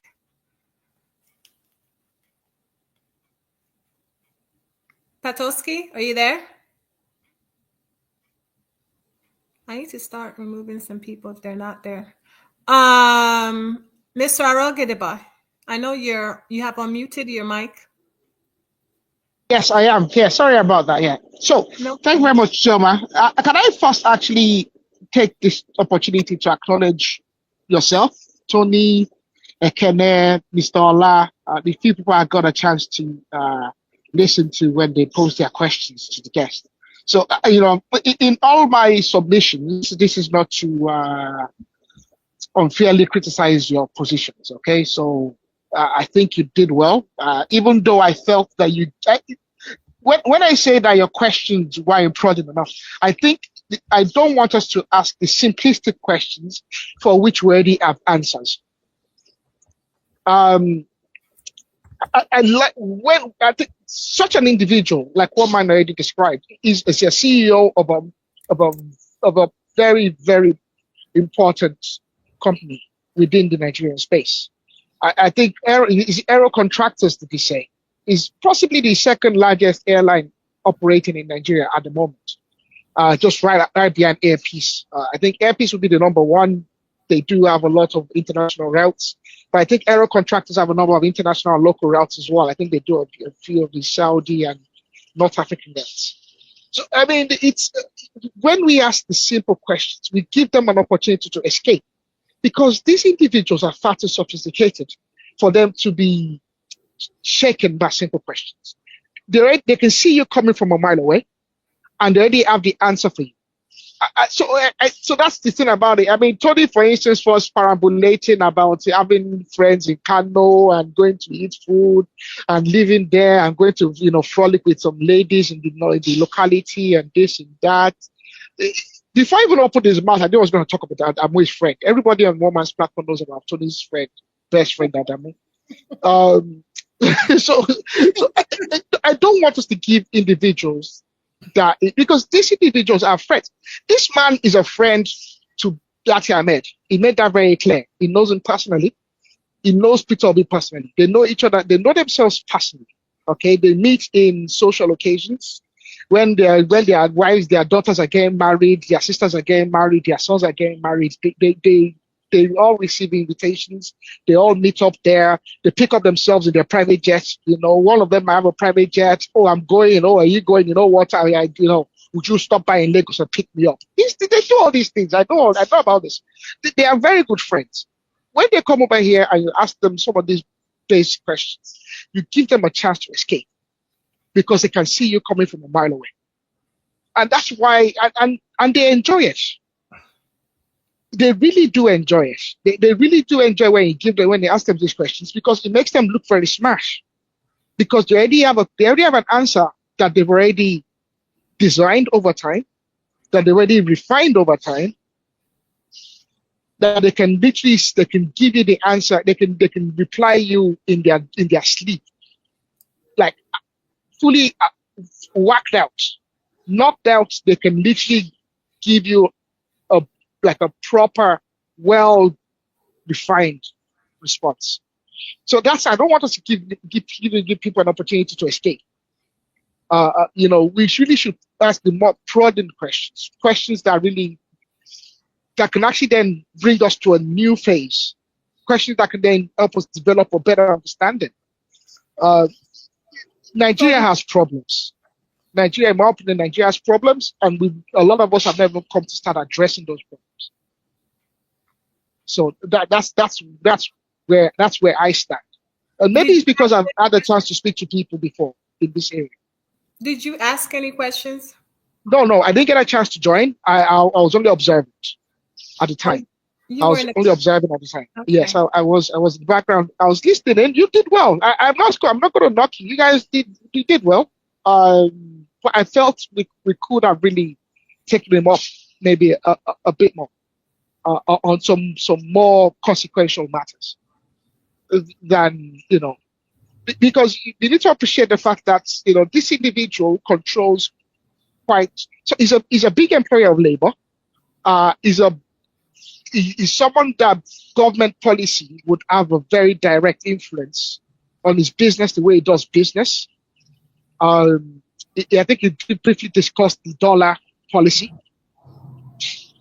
But we can't avoid the fact that the airline industry has had an issue around this dollar policy. So I mean, from a royal family. Yeah, like I said, I know someone that I'm pretty sure must be his sister or his cousin. In fact, the person's child, our son, I'm looking at him right now, and I could just see the boy in the guest, like the same gap totes, literally maybe just a tiny bit darker. Literally, the same. They look absolutely bang on the same. The son. So yeah, they spoke very well. These people are far too intelligent that you give them credit for, and they can see us coming from a mile away. And these few interactions we get, with the individuals like this, I don't want them to escape. I really don't. They got away. This guest got away. Far too leniently. I came very late, my brother. Funny. I came very late. You've already spoken. No, I know. Choma, sorry. I was trying to tell my brother that I came very late. That is why I was just trying to, otherwise I was taking him that way now. I say I don't tell about Pakistan. Okay. I know the Sharia and many things. Yes. Yes. So I want to do a roll call. Is the progressive, are you here? So I don't remove you backstage. Kenny, are you here? Patoski, are you here? Okay. 3 people are not here. Akane is here for sure. So, Chuku, let me in. Do you have anything you want to say? Yes. Go ahead. I like my opinion. I think the guest was good, but my own opinion, when the guest was saying the Friday household of one people, I didn't like that. So that shows that the Friday don't like the other tribe in the north. They don't like the other tribe in the north. I didn't like that comment the guest made. It's a Friday household of one people. That's wrong. That's the only problem I have with the guest when you make that comment. And Chuma, you were right when I said all Friday household of one people. He said yes, but they're not.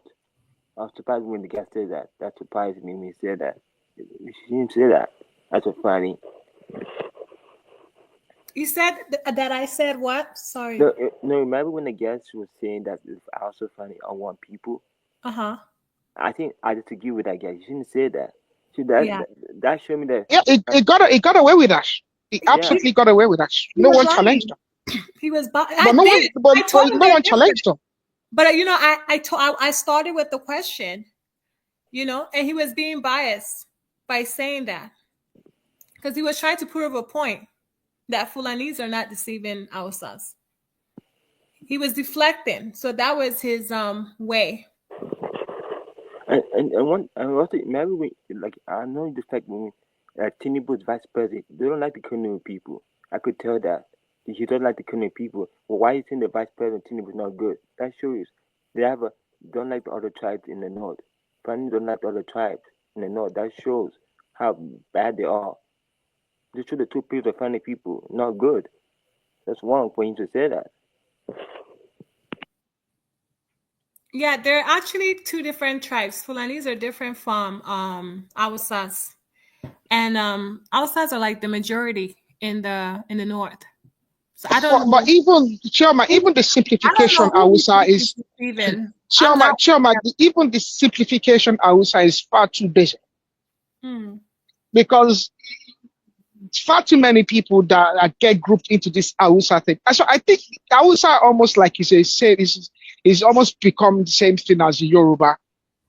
It's just a name that's been used to group people that have that some of them speak the same language, or some of them have adopted a language and they've been grouped together. Everybody that's not of Jeba is, even though I've not Jeba, everybody that is not of Ilori is Hausa in the mind of so many people. It's not, which is not necessarily true. Yeah. Even in the far north, not everybody is an Hausa man. Shehu Shagari is not an Hausa man. But he would lunch together with Hausa Econ from his sub-tribe in the north. But the thing I'm scared, why the funny people so scared of letting us be on tribe? Why they so scared? That's scaring me with their comment. I don't think they should need to be accused of being scared or nothing. I mean, I think we need to understand the peculiarities of assimilation that's occurred over there. It's also to their advantage, the assimilation. I think they've done that very well, and they need to be praised for that, because we see other cultures where we see a dominant minority come around. The dominant minority then intentionally doesn't want to assimilate because they see themselves as superior, out of the air of superiority. But that has not been the case in this matter.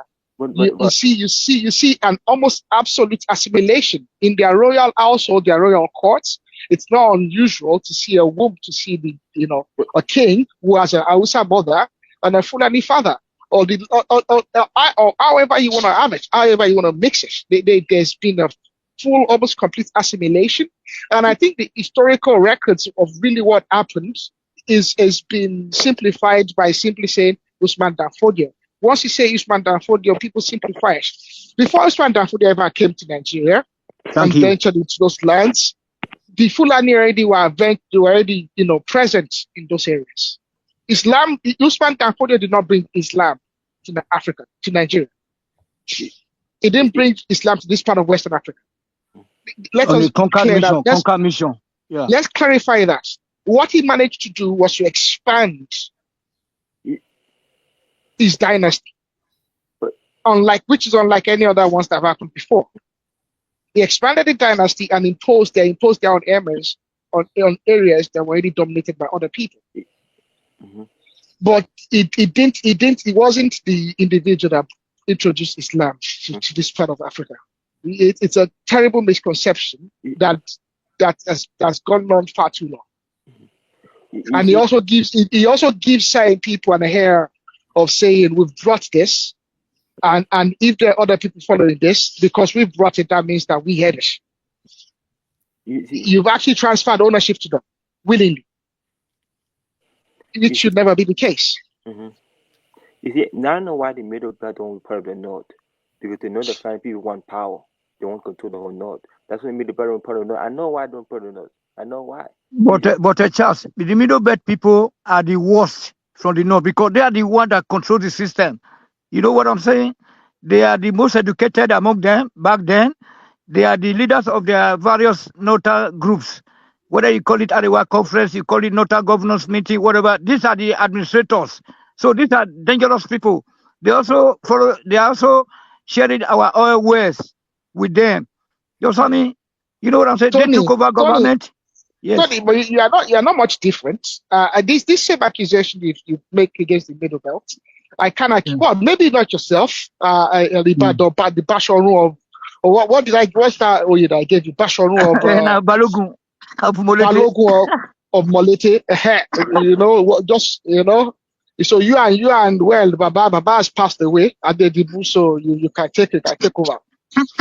But Tony, look at it this way. You make an accusation that the North Central are complicit in the excesses of the North in general, and that they are deceptive, and that they are like chameleons who decide how they want to swing.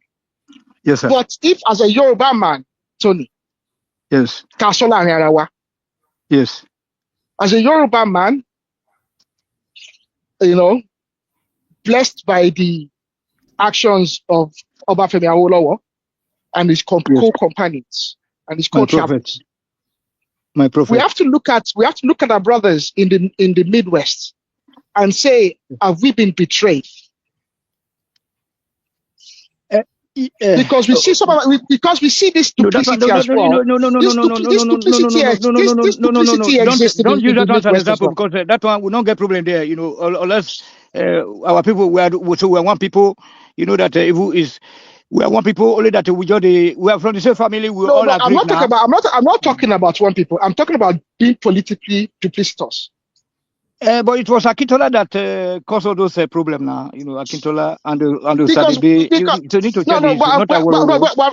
but Tony, I'm not talking about the politics of 1963. I'm talking about the politics of now.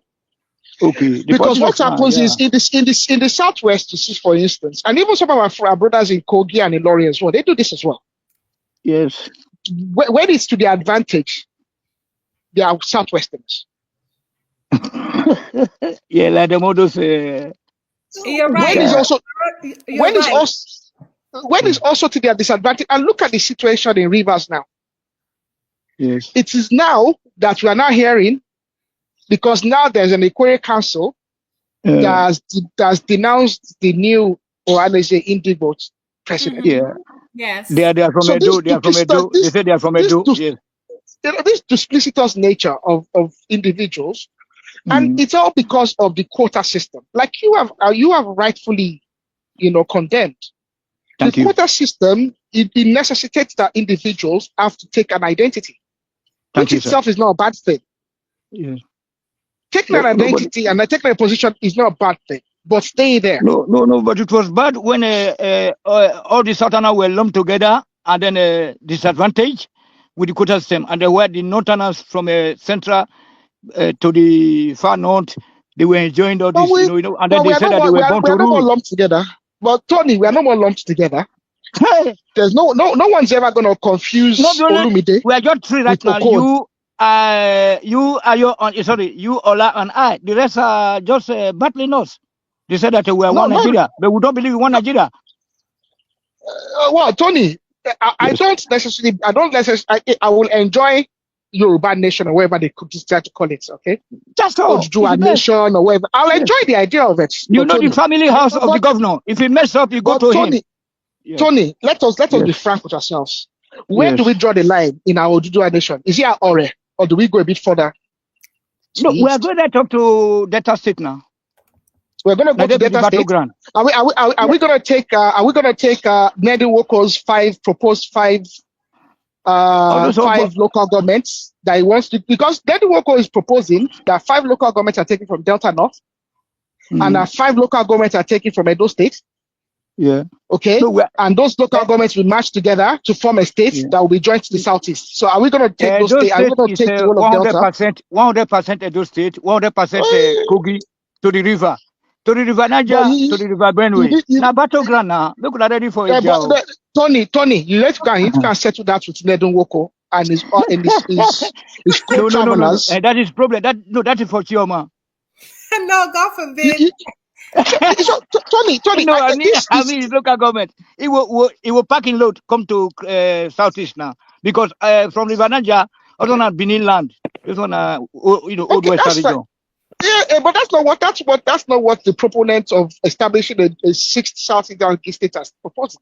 One of the things they are proposing is to actually cannibalize Delta State, cannibalize a bit of Edo State, and actually join them together and actually give it But as a sixth state Southeast. Igbanke will be with us. Igbanke will be with us. And I understand you. they might even take some of the Equere people's, they might join some Equere local governments as well, join together and push. So, Tony, this idea of separation. But that of Equere, my brother, sorry for cutting you short. That of Equere, let us surrender that. Okay, that one, this food, look, they be it's not my business. I'm a Yoruba man. I cannot. Yeah, I do not want to meddle in their.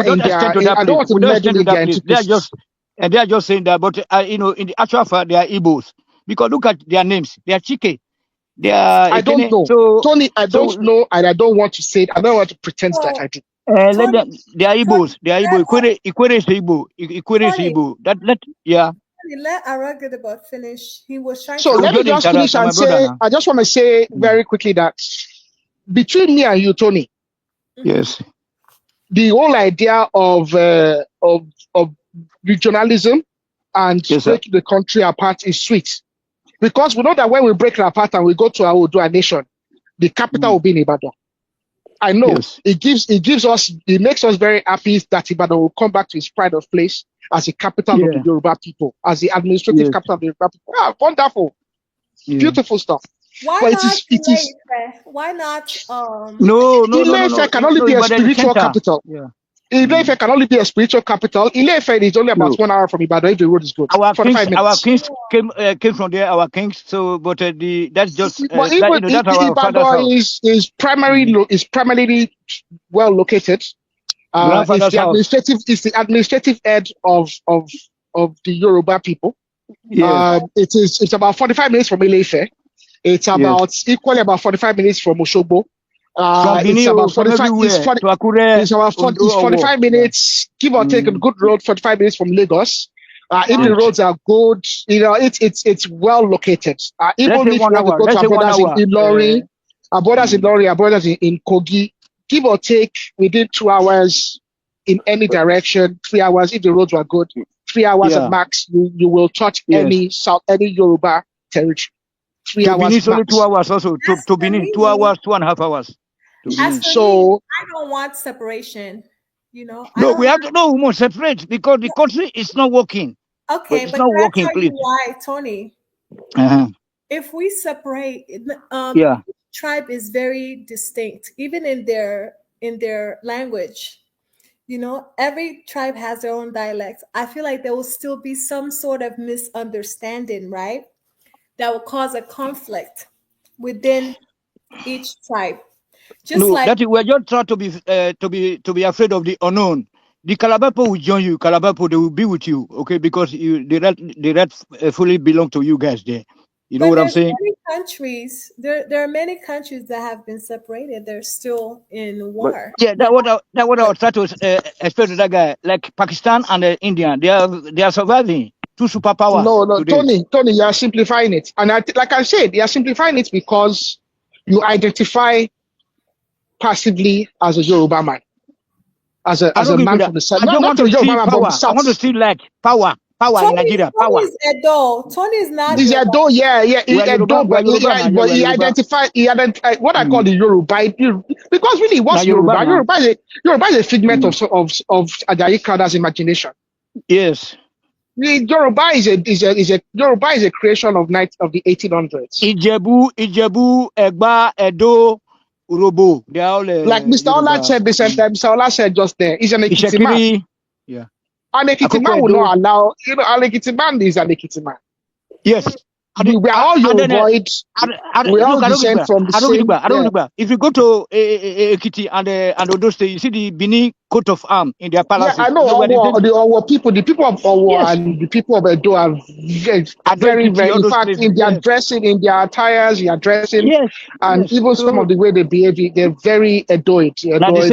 But what I'm saying is, Tony, it sounds sweet to us because we are very similar, and we can come to terms because of our shared culture, heritage. tradition, Olokun, It's Ogun, whatever, not the Isango. same. It's not the same for the North Central.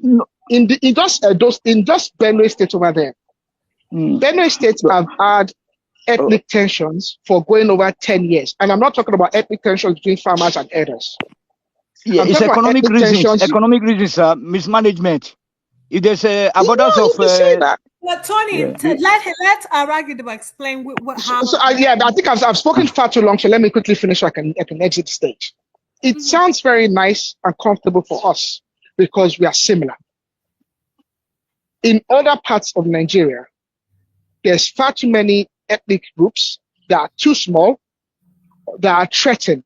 In fact, okay, I get you now. One Nigeria is the one thing that protects a lot of ethnic groups in Nigeria. Let us keep our own local. Let's keep our own local, and it's good. Whatever happened to the other people, it not concern me. Yes, I think what we can do is to refine this contraption that we have. Yes. And I think while doing so, we should be very careful that we do not dispose of indigenship. Yes, sir. I will go back. You see, the reason why Nigeria cannot split, because the North want the oil to South. That's why Nigeria can never split. The North. No, don't accuse. We far too often accuse the North. The North don't care. They do. The North. Let me land. If we split Nigeria now, the northern Nigeria are more likely to settle their differences very quickly. The southern part of Nigeria are going to go into very, very tumultuous conflict. Like a South Sudan. The only part of Nigeria, southern Nigeria, that might come into some terms and agreements very quickly would be what Tony has just described, from Lagos down to Ondo, covering some parts of Kogi, covering some part of Kwara, taking our brothers in Edo States, and taking Bayelsa. Please, Tony, I beg, answer the question. Waiting a man from Ondo. Okay, not even Ondo, because Ondo is close to Bayelsa, South. What does a man from Offa have to do with a man from Bayelsa? Okay, that's another wahala. That's not, because of these job people who did any job. You know, they also they're like also of which there's a job people in Ondo.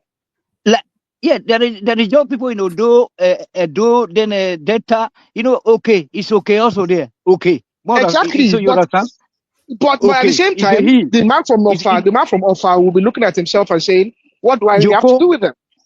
Joko Nasi. Separating Nigeria is a very convenient.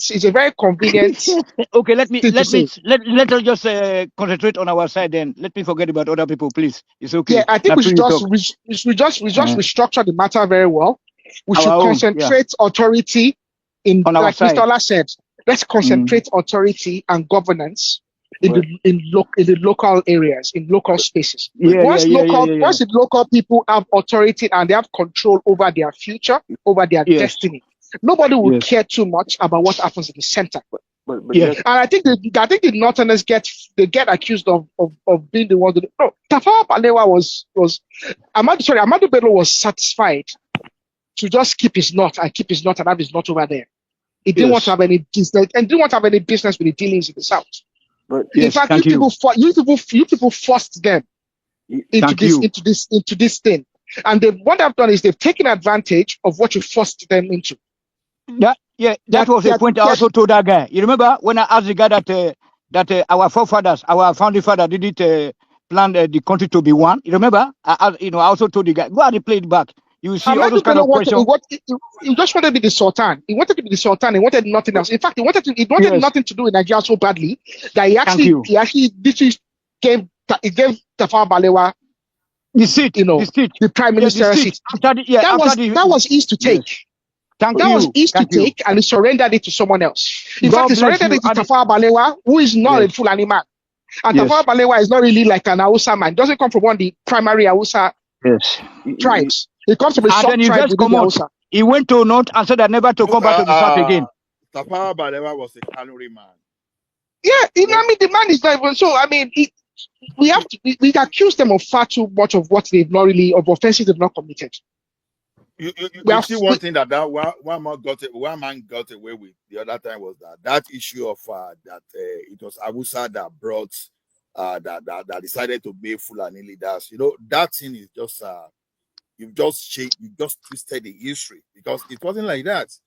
Because you indoctrinated these people, you let them know that okay, their leaders were just idol worshippers, and you use religion just to mobilize them. And these people, they chase their leaders away, they pie their leaders. Kanuri people are among those people that decided to say, no way. That's why you still find Shehu in some area instead of Emir. And then coming to the fact that all this fight between Hausa and Fulani, that nothing like that. I beg to differ. If the chief of defense staff, a very sensitive position, I hope the YouTube video I watched was not doctored. If the chief defense of Nigeria, chief of defense staff, would say that what was going on was just the fight between Hausa and Fulani, and you know, a Fulani man is saying nothing like that, then how am I supposed to believe him ahead of chief of defense staff? Why is that chief of defense staff not? Why is he not being sanctioned for that statement? So those are the kind of questions that I would have normally posed to him, but there was no time for me to. You see, from the get, I think the French don't like the minority people in the north. I could tell from the guess. They don't like the minority tribes from the north. They don't like them. You could tell, but I guess. Why is angry as Vice President Tinubu? Because the Kano guy don't like this tribe. But the Fulani themselves are a minority tribe in the north. Yeah, but you could tell. All the Fulani people in Nigeria are not up to 2 million. All the, like, if you say really, really Fulani, like that you can genetically identify as Fulani, they're not up to 2 million people. At most, maybe 5 million. No, Arogiribai, that's correct. There are not too many, but as there are not too many, they are the elites. Now, we are talking of the 2 million Fulani. We are talking of less than 10 million Fulani in Nigeria that are not too many. But what about the militant arms, the airspace that the bush, all those people they can allow to just come to the country? I created a mayhem. Now, what happened under Buhari that people didn't even want to discuss? You know, people didn't want to discuss. We heard of that information. Even Jonathan gave hints that he will not fight for ambition and now use that one to cost Nigerians. We heard that thing. We didn't question that. Okay, what was this man saying? Okay, Gani Adams and many people said that some unusual settlement were beginning to surface within our community. People say, "Oh, boy, someone drinking beer on that bridge in Kenya." Say, "Oh, what does he know?" They're telling people that are in charge of security that they don't know anything. You understand? And the thing manifested in our place. Okay, we are saying, "Oh, this thing is not happening." People are saying, "Oh, well, okay, they don't kidnap in Nigeria." You ask yourself question: how did Nigeria pay trillions of naira for ransom? What about the banker they just spied recently? So when we talk some of these things, sometimes you don't allow people to get away with just trying to brush in and painting and go away with that. You know, I was not comfortable saying no, there's no fight between Fulani and no. That's the normal thing that the normal elite in the north will tell you. When we knew when the chief of defense staff of the country said the same thing, and a civilian is saying otherwise. So to me, I think the way that country needs to run, I don't buy this idea of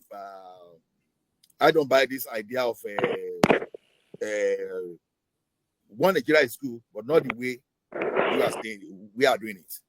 Self-governance matters to me. So you know, some of us we went through this injustice of this quota system, one Nigeria. God bless you. Or those things. You understand? You know, you wanted to get to university, you scored a very high mark. You understand? Just because you must obey quota system, they say you are not qualified. And you read overnight, and someone that maybe you are probably like and then we run into abroad and they become great pretenders. You know, so we need, so like I keep saying, federal government leave education for the state to manage, leave agriculture, leave all those structures the way the British people left it and the way they practice it in all those developed countries. Leave it for those people too. Now, if you see, okay, look at how Look at how the equivalent of local government, municipality, or what do they call them in China? Look at how they were running local corporation, and they are working perfectly. But in Nigeria, the federal government want to do everything, and at the end of the day, because they want to do everything, because they manage to hijack all the assets of the federating units, all the assets of the. Or go to Abuja, to Kano, to That's why they Kaduna. want to go to Abuja. But return those resources. Okay, we know now. Okay, Saldana say, I was not interested in becoming the prime minister. He said, okay, you, Tafawa Balewa, go there. That's how it's supposed to be. That's how it's supposed to be. You want to govern your people. You want the best for your people. But people going to Abuja, they are not going there for their people. They are going there for personal fulfillment. I want to do something for my people. Should have started. You understand? From your local government to your state. That's how it's supposed to be. Okay, look at Nigeria, as big as Nigeria was now. Even if you ask a organizer now that, okay, it's key today to get tire for you. Maybe tire is supposed to give you 32. If they give you 60, say, okay, it's not worry. Why do we have those kind of rubbish? Because the local infrastructure, the state infrastructure that was supposed to do all those things, what can fund them? The federal government already hijack everything. So people now concentrate, say, okay, it is federal or nothing. You know, that is why even so whatever we start today, whether it will be, instead of say, okay, you really want to deliver your people, the best way should have been go to if I'm up from Ekiti now, if I want to do anything for my people, I should go to my own town in Ekiti. If I had this thing to go and impact there to make their life better. So if we have everybody now focusing instead of using coming to the federal, and coming to the federal now brings a lot of evil. A lot of people that we bring is going to be religion, it's going to be ethnicity, and so many things. You see, that is why for some people, like the man was saying the other time, you intentionally, the elite intentionally made the population in the northern part of the country uneducated so that they can be manipulated, because an educated person will argue with you that, okay, what? And so they don't want that. So this is high time. That's the high time we just move away from that and go back to that. So to me, 2027, all those stuff is still the same thing if you don't resolve this foundational matter. Thank you. You see, I think the issue with the North is political. I feel like the Fulani people want to make the whole North people speak the language. Even all the killings going on in Brazil president was planned. They did it for real. They want to force all these people in the North to be their tribesmen. And that's what they made it bad to say no. Why they made the person say no? They made it part of the North. They made it realize if it's to be part of the North, they finally take over their land. They don't want that no more. That's what made it bad. Finally waking up. We can't talk to these people no more. Too much internal competition between North and South. So because you look at all the whole road infrastructure in the North is very good, and then in addition to that, all the military hardware, all are situated in the North, and all the money that are being used to fight Boko Haram and all those kind of stuff were made to repair the roads of the southern Nigeria. But meanwhile, they will still use the rest money. They will be digging everywhere, repairing their roads, roads infrastructure into the bushes, so that they, under the guise of try to reach the terrorists, and then all the whole money end up there. So Tony, end up there. I want to ask you guys. I want to ask a question. I have a video I want to play for you all. It's about Shea Tinubu. Like the talk about him being Lagos State governor is real. So give me Choma, wait. Let me give you one preamble. If Shea Tinubu becomes the governor in 2027, I will cut my left nut, my balls. I will cut the neck. I'll cut it off and I'll present it to you. It's not going to happen. Okay. It will. Let me play the video. I can bet my house on it. It's not going to happen. Forget about it. Let's go. Or maybe he's planning to campaign. But something in me feels like he's part of this whole thing. Can you guys hear it? You understand? What I feel they are trying to do is this. Yeah. They're trying to just... Yeah, we can hear. Awesome. Yeah. Then when they say that, okay, the reaction, the backlash is not strong, then maybe 2027 they will do it. Just like the Bola Tinubu did with Shetima for the 2023 election, where they did the Muslim and Muslim ticket. They threw it out there first. There's some people where they would say, okay, yes, it's okay, the backlash goes too much, then we feed one. So we have the first Muslim and ticket, which is not supposed to be. So going to be Christian and Muslim. But yeah, anyways, so this one looks like, okay, yeah, this will won't test. So they don't test and they're going to say, okay, yes, so let's see if it makes sense. Then maybe he could decide. Say yes, he wants to really show himself, right? But this is not my point. Yeah. Now if Sheyi Tinubu decides to be the governor or decides to run for governorship, I swear to God, I'm going to campaign for Sheyi Tinubu. Me too. I'll campaign for him 100%. I don't do politics, but I will do politics because of Sheyi Tinubu. But I'll tell you why. For me, based on my calculation, Sheyi Tinubu is a bridge to get something that I want. Yes, Sheyi Tinubu is a bridge to get something that I believe will make Nigeria work. You might not know, but for me, as a gambler's mind, I don't think I would have. Now, let me tell you, I've been studying Sheyi Tinubu's pattern, right? Sheyi Tinubu looks like somebody that has his father type of political mentality. Now, if you study Asimadu Bola Ahmed Tinubu properly, you will know that this guy does the grandmaster type of politics. The politics where he plants people that will be for him in the nearest future. Now, all like the other politicians where if time don't reach, they'll start to carry money, go give different people where they keep positions to make the election go well. Asimadu Bola Ahmed Tinubu don't already give these people opportunities, don't put them in strategic places for like 8 years ago, 10 years ago, 12 years ago. So all these people in favor. Now, we don't need to go and meet them to say, oh, you people need to do this for me. No. When the time reach, they'll do it. Because he probably made them who they are. I don't know if you understand. He probably made them who they are. So they hold in favor. But I mean, Tinubu's politics is, you hold me favor. I mean, that's why he was so confident to say, Emilio, come, this is my turn. And he became the president. It is because a lot of them sit down there hold him favors. Unlike the other politicians, like I said. So Sheyi Tinubu give me the vibe of his father. And like Tinubu too, Tinubu likes to be in charge. So Sheyi, like the grandfather, like the godmaster, like the godfather. Sheyi Tinubu, if you look at the way he does with his friends, some of his friends where they heal him online. I was just observing them. Then when they come outside, say, Sheyi Tinubu give me this money. Sheyi Tinubu give me that. He probably don't give them something, don't put them somewhere, don't put them for one strategic location, they collect money. Now, if Sheyi Tinubu becomes the governor, this is my own thought, my own opinion, right? I'm going somewhere. If Sheyi Tinubu becomes the governor, it only means one thing. He wants to act like his father. He wants to strategically plan people that he can control. And that's how they. So, what do you all think about that? Chairman, I can assure you of one thing. Sheyi Tinubu will not be running for governorship in 2027.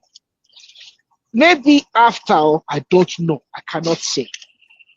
But if Bola Ahmed Tinubu wants to destroy his political heritage, he will try and force Sheyi Tinubu down the throat of enemy. It is not going to happen. But and I think people are accused of giving Sheyi Tinubu a sophistication he doesn't have. Okay, I'm not a personal friend of his. I can't claim that we've had any extensive interactions, but I know far too many people that are my personal friends that are his childhood friends. Of the people that people claim are Sheyi Tinubu friends, I wonder, are they really his friends? Because I don't really think those people are, the one is friends, before. To the best of my knowledge, from what I've been able to garner, some of his childhood friends and his longtime friends, he's come to a lot of influence, and he's kind of disposed of a few of them. He's become a bit unreachable to some of them. I don't know if that's changed. But the last time I had some conversations with multiple people, that's what Sheyi does not have the character of his father. Let's just stop that nonsense. Sheyi is very quick to anger. He's very proud and very boastful. If Sheyi has a problem with you, you will know about it very, very quickly. He's very quick to anger and he's very quick to speak. His father is very calm and collected. If you offend Bola Tinubu, you might not know about it for a long time. He will plan for you, but Sheyi will he will blast you right away. Like, it's not calm and collected like his father. Two different individuals. What does that mean? Arogiriba. Look, let me tell you something. You never can trust a politician. I was even afraid of you when you were swearing, when you were trying to bet that Sheyi Tinubu will not contest. I'm not saying he's going to contest, but never say never. Exactly. Because the thing is this: when they're like what Ajale said the other time, someone that position his family to become a senator, and Iyaloja. Then Iyaloja, see, anything can happen. So never say never. So to me, if Sheyi Tinubu eventually become the Lagos State governor, he's a citizen of the country, which we should not necessarily say because his father has been in the political position that he can be. He can. He's not doing anything illegal. Yeah, we may want to say morally he's choosing the influence of his father or conflict of interest or whatever I want to say. Accepted. But there's nothing that suggests that when we want to talk about constitution that suggests that Sheyi Tinubu cannot become the governor of Lagos State. So whether he's going to be selected is another thing. But if he's selected, we honestly will be here campaigning for him too. I think he'll be selected, Ola, because the youth will be on his side. They will massively vote for him. Because they want to use Sheyi as a false flag operation. Don't fall for it. This Sheyi Tinubu thing is just a false flag operation. These people have a bigger plan in the pipe works, and they are going to use Sheyi as a false flag operation. I think the whole Sheyi Tinubu thing is to undermine Badebo. What if he becomes deputy governor? I don't, maybe, but I don't see them running. I don't see them running him as deputy in this coming election run. I think it's a plan maybe for the future to groom him for the future. As like Mr. Ola said, he has a legitimate right to be groomed. He's in the political family. His parents are of consequence in that political family. There's other kids in that political family that really come into politics. Sheyi has not really come into politics. It's only the influence of his father is enjoying. I mean, at least Obanikoro's son has ventured into politics. There's several other ones that I know personally that are doing their tidbits as well. So there's nothing wrong if Sheyi ventures into politics. But I don't think in 2027 that they're gonna put him up there. But what you're gonna see is they're gonna use the Sheyi Tinubu candidacy. He can run as a man of his own.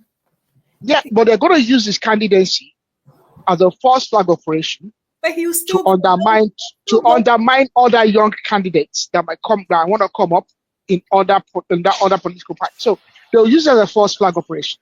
Don't fall for it. Which other young political candidates? Is it the Godiba? What's his name? Oh, Gadiba is still going to come up. Gadiba is going to try his luck again. Okay. I mean, to be fair, to refer to him in the governorship election, Sanwo-Olu rubbished him. You know, if we want to say it. But even at that, he really put up some good numbers for what it's worth. He's a young man who has no administrative. I mean, Gbadebo is as inexperienced as it comes. You think he's going to get? You think he's going to get the ticket? You think he's going to get Labour ticket in 2027? Whenever his godfather, but the judge takes him, they will figure out how to get him a ticket. You know, but Gabe George and Bucknor and all these people, they are going to figure out how to get him a ticket. You know, Gbadebo is as much as a Labour Party member as it suits the needs of his godfathers. Because and he can pretend PDP now, Abi? He was in PDP, yes, he was in PDP, and the only reason he went to Labour was because Jandor outmaneuvered him, and Jandor outmaneuvered them in PDP. And when Jandor outmaneuvered them, but they judge then put forward that he should select Gbadebo as his deputy, which I think he should have. Unfortunately, I think there are some disagreements, and I think Jandor did not want the godfathers like Bode George and the likes to dictate for him. And I think he was afraid of the possibility that if he puts Gbadebo there, that if they then win, that they could undermine them, impeach him, and then walk Gbadebo in. So I think that's why he did not agree to the possibility of a ticket, of a joint ticket for himself and Gbadebo. And it was only the last minute after Labour had already held their primaries and already had their structure in the state that with the OB movement, that they were able to actually take control of Labour Party. It displaced the existing candidate in Labour Party who had already won the primaries, and Gbadebo was given tickets, which he didn't deserve. So he displaced somebody. Oh yes, And the matter is in court. The matter was in court. Playing dirty politics. Without a doubt. I mean, he can criticizing other people. He can pretend that he doesn't have a godfather, but Bode George and Bokono are Gbadebo's, those are his benefactors. He cannot, those political benefactors, and he cannot deny that. Whatever credence Gbadebo has managed to garner is whatever he's managed to garner in 2020 in the 2023 elections. Before that, Gbadebo had no political, value of his own. Nobody knew him. He's inexperienced. He said he studied architecture in MIT. But since then, I don't think he's really nobody can see anything. There's no professional, nothing can be ascribed to him. So the only thing he does is his architectural firm. That's all. I don't know if he even runs a firm. He probably runs a consultancy of some sort. Taking jobs as he wills. He really probably doesn't need the money as such. Why? Go need the money. So, I mean, but that's the person to whom they were going to hand over the fifth largest economy in Africa. Nigeria, well, I disagree. Sheyi Tinubu is more experienced than Gbadebo right now. I can tell you that for a fact. Of course, me too. I In believe business. So. In business and in everything, is substantially more experienced than Gbadebo. I agree. So he has run one of the biggest advertising concerns in Nigeria, in Lagos in particular, but also to some extent in Nigeria for more than 10 years. I know. And then he has firsthand experience from the president himself, the Jagaban, right? No, Sheyi is not his father. Sheyi is not like his father in that's character. fine. And that I don't know if he's taking. I don't know what else he's taking from his father, but the observations I've made of him is very different from his father. He's very quick to anger. Maybe he's changed now because I see he seems to be calmed now, and he seems to want about. In some personal interactions I've seen, I've witnessed, can be very quick. All I know is that if they don't want Sheyi to become governor, then his father need to convince him not to, contest. Because if he indeed contests for a governorship election, he's going to lose win. now. No, he will win. No, he will even lose the primary. That's what we are saying. Sheyi cannot win the primaries. That's what we are saying. He will win. Lose the primaries. How? Now you go make him win. Sheyi cannot win the primaries. He can't. He can. His father cannot bully. See, that's the thing. I think people have a misconception that Bola Tinubu controls Lagos and he controls Lagos absolutely. He does. That's a lie. He does. This is he does. There's a lot of things that people think are true that are not. Why not? No, why Bola not? Tinubu does not control Lagos. He does not control Lagos absolutely. He has a lot of influence. Is it not the same Tinubu that took his son to meet the Arabs? Which son to meet the Arabs? What of his sons? That has no political meeting the Arabs. Chioma, let me put you to Chioma, let me tell you something. Chioma, wait.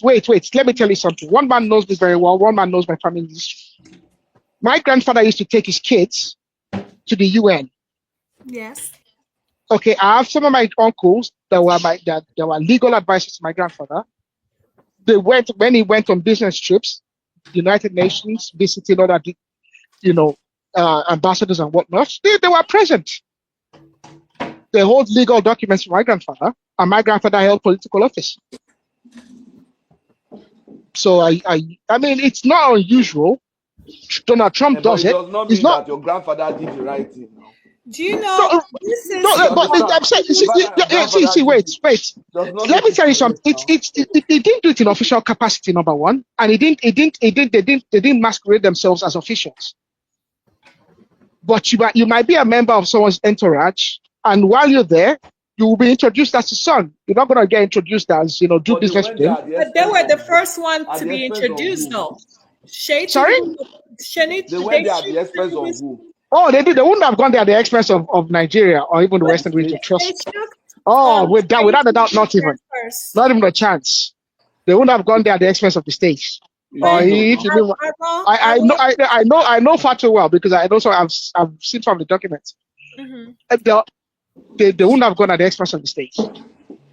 In fact, my grandfather, when my grandfather he had a political office, he separated his political office from his personal endeavors. Absolutely, the children didn't gain access to any. He separated it very, very intrinsically. One man knows it, and it's public stuff. Aero Gedeba, listen, your grandfather is different from Tinubu. Obviously, we've seen Sheyi Tinubu several times accompanying Tinubu to, conferences, official conferences. And Sheyi Tinubu was like amongst the first. I wouldn't worry too much about that. I'm not worried. It doesn't bother me. All I'm saying is that this is the only chance Sheyi Tinubu gets to become governor while his dad is still alive. Think about it. Tinubu will like that for his son, to see his son. We don't know how long Tinubu is going to live. That's how I see this. He will want to position his son as a governor before he passes. The guy and looks establish like his career. He will make that sacrifice. The guy looks like he's going to be here for a long time. The same way. Okay.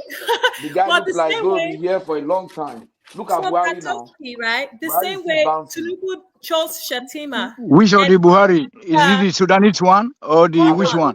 Tony, hold on. The same way Tinubu chose Shatima as his vice president. And he sacrificed the Muslim ticket, right? He's supposed to have chosen a Christian, but he didn't. No, he just went off the tradition. It's not as if he's supposed to. But it's a big deal, though. It's not big deal. It's not really a big deal. If it was a big deal, they wouldn't have won. If there was a big deal, but Tinubu is not a Muslim now. He's not a Muslim. It was a big deal, and you guys know. It's not a big deal. Yakubu got one ran a Christian. He ran a Christian government, if you want to call it that. No, if they Buhari ran a Muslim government with 2 years ago. If Awolowo had won, it would have been a Christian ticket if Awolowo had won. So I mean, we fixate too much on this unnecessary stuff. It's not a big deal. If it had been a big deal, they would have lost. As I was saying, it was a big deal. It was a political calculation. It is not nothing beyond that. It's a political calculation. You make your political calculations based on reality at hand, and that is what you go with. But I think we should not. If Sheyi is going to be the governor of Lagos State, is it that you don't want him to be governor, or I don't care. I'm not a negotiant. I'm indifferent to it. I have my own problems to. So remove your own personal sentiments and feelings about it, right? He's competent enough to. I don't want to be. Well, he has a right to be governor, and on that merit, that's it. I personally believe that anyone that is above the age of 18. How you said it. He has the right to be governor. Yeah, anyone that people, especially the youth that are in support of him, they're most likely the ones that will actually vote. I don't know why you're talking about the youth. When you know that you're an Africa. Africa president, look at the Yadima. He put his on. All this Gabon. So why can't Tinubu do that? Tinubu is going to do it. And nobody will touch him. Let me say this, okay? Personally, if I was, and if I decide I want to introduce a bill today at the National Assembly, it'll be the fact that there should be no prerequisites beyond the fact that an individual can read and write and has the right to vote. For that there, any individual should be electable to any public office. Once you're a Nigerian, born a Nigerian. Let's change this topic. You don't boring. No, Let's it's not. change around What things. will happen if Sheyi Tinubu? Yeah, this topic not there, okay, because a Tinubu can even send his wife not to go and be a governor in Delta State. Nobody will talk. I just But what are you or guys afraid he of may choose. though? Yeah, he may even choose to remain there. Yeah. Somebody in the comment section was talking about obedience, right? What I beg you. Right. So my question is like, what are you all afraid of though? What's wrong? Nobody's afraid. I'm Nobody afraid can for take Tinubu. Tinubu out. Tinubu may choose to remain there till 1937. I'll be 2037. I don't know. Obi does not Wait, scare Tony. anybody. Yeah. If Tinubu tries to force Sheyi down the throat, and he will lock everybody up. He will lock everybody up. He will have to pay a political price. He will have to pay a big political price. And Which he's going to have to do a lot of wheeling and Which price? dealing. Well, which price? Where you the buy rice now 150,000? Nobody will talk. There's nothing wrong You with talk that. anything, they carry you go to police. You talk to one pastor, they say yes, go carry him. No, you say you talk to pastor. Not be me you talk to. Eh? You know, I mean, I beg, my brother, Aero, try to understand now. I don't get about right. Well, there's nothing wrong if Tinubu takes that risk. Tinubu can do everything. Look at the do election now. Look at the do election. He sent the Agbero yesterday to go at the Agbero. The police they run for Agbero for Benin yesterday. Arogidiba. Go check with the police they run. Police they beg. Yeah, but he need people for up and get praise from time now. So why we seeing that they talk? The heartbeat of the nation. Wrong with I said yesterday. I said the police commissioner they beg Agbero. Police commissioner in his own office. The police commissioner is telling those guys, please don't go there. Don't. They say no, okay, please. They do that to us before. We're going to do it now. Not be Tony Boy. Maybe not Tony Boy. Should talk about now. Tony Kabaka. Yeah, Tony Kabaka. So waiting now. Today Tony not the wrong things. Then they should go. Police they run scatter. Nigeria police. They run for Agbero. Police no human being. But for Europe here, when you go see police, you get Tony, when you not kill them finish, how much do you give them wife and then picking? My brother, my brother. Before they give them the money, sir. It will hard. You know how long they take for them. They go they beg IG wife, may IG wife, they may follow God talk and beg, may they even give those money. My brother, go see. You remember this LA police station? Police. You remember that how beautiful that place was? They have a squash court. Remember squash court? Yeah. Where you feel like I go meet police, he will give you one T-shirt. Abi Adela, will give you police cap. Tony, no, they remind us of old Western region. Go look at Barak now. Go look at this Ikaja Police College, Barak. You will cry. I say they wrong. But that time will give you police car, police T-shirt, right? Yeah, free that they give you towels. If you go, say there's also this army barracks. Hold on, Patrick. Patrick, there's also an army barracks there. You can go there and play for my market there. The military guy they will come give you towel. If you go to the ordnance office, the ordnance, ordnance, they control those clothes. They will give for free because they have enough. But today, go look them. They buy their own boots. We used to have army towel. Yes, thank you. You remember? White and green. Yeah, they will give you free of charge. That's a green stripe. Beautiful towel. Thank you. Yes. You know, they will put their various units. Yeah.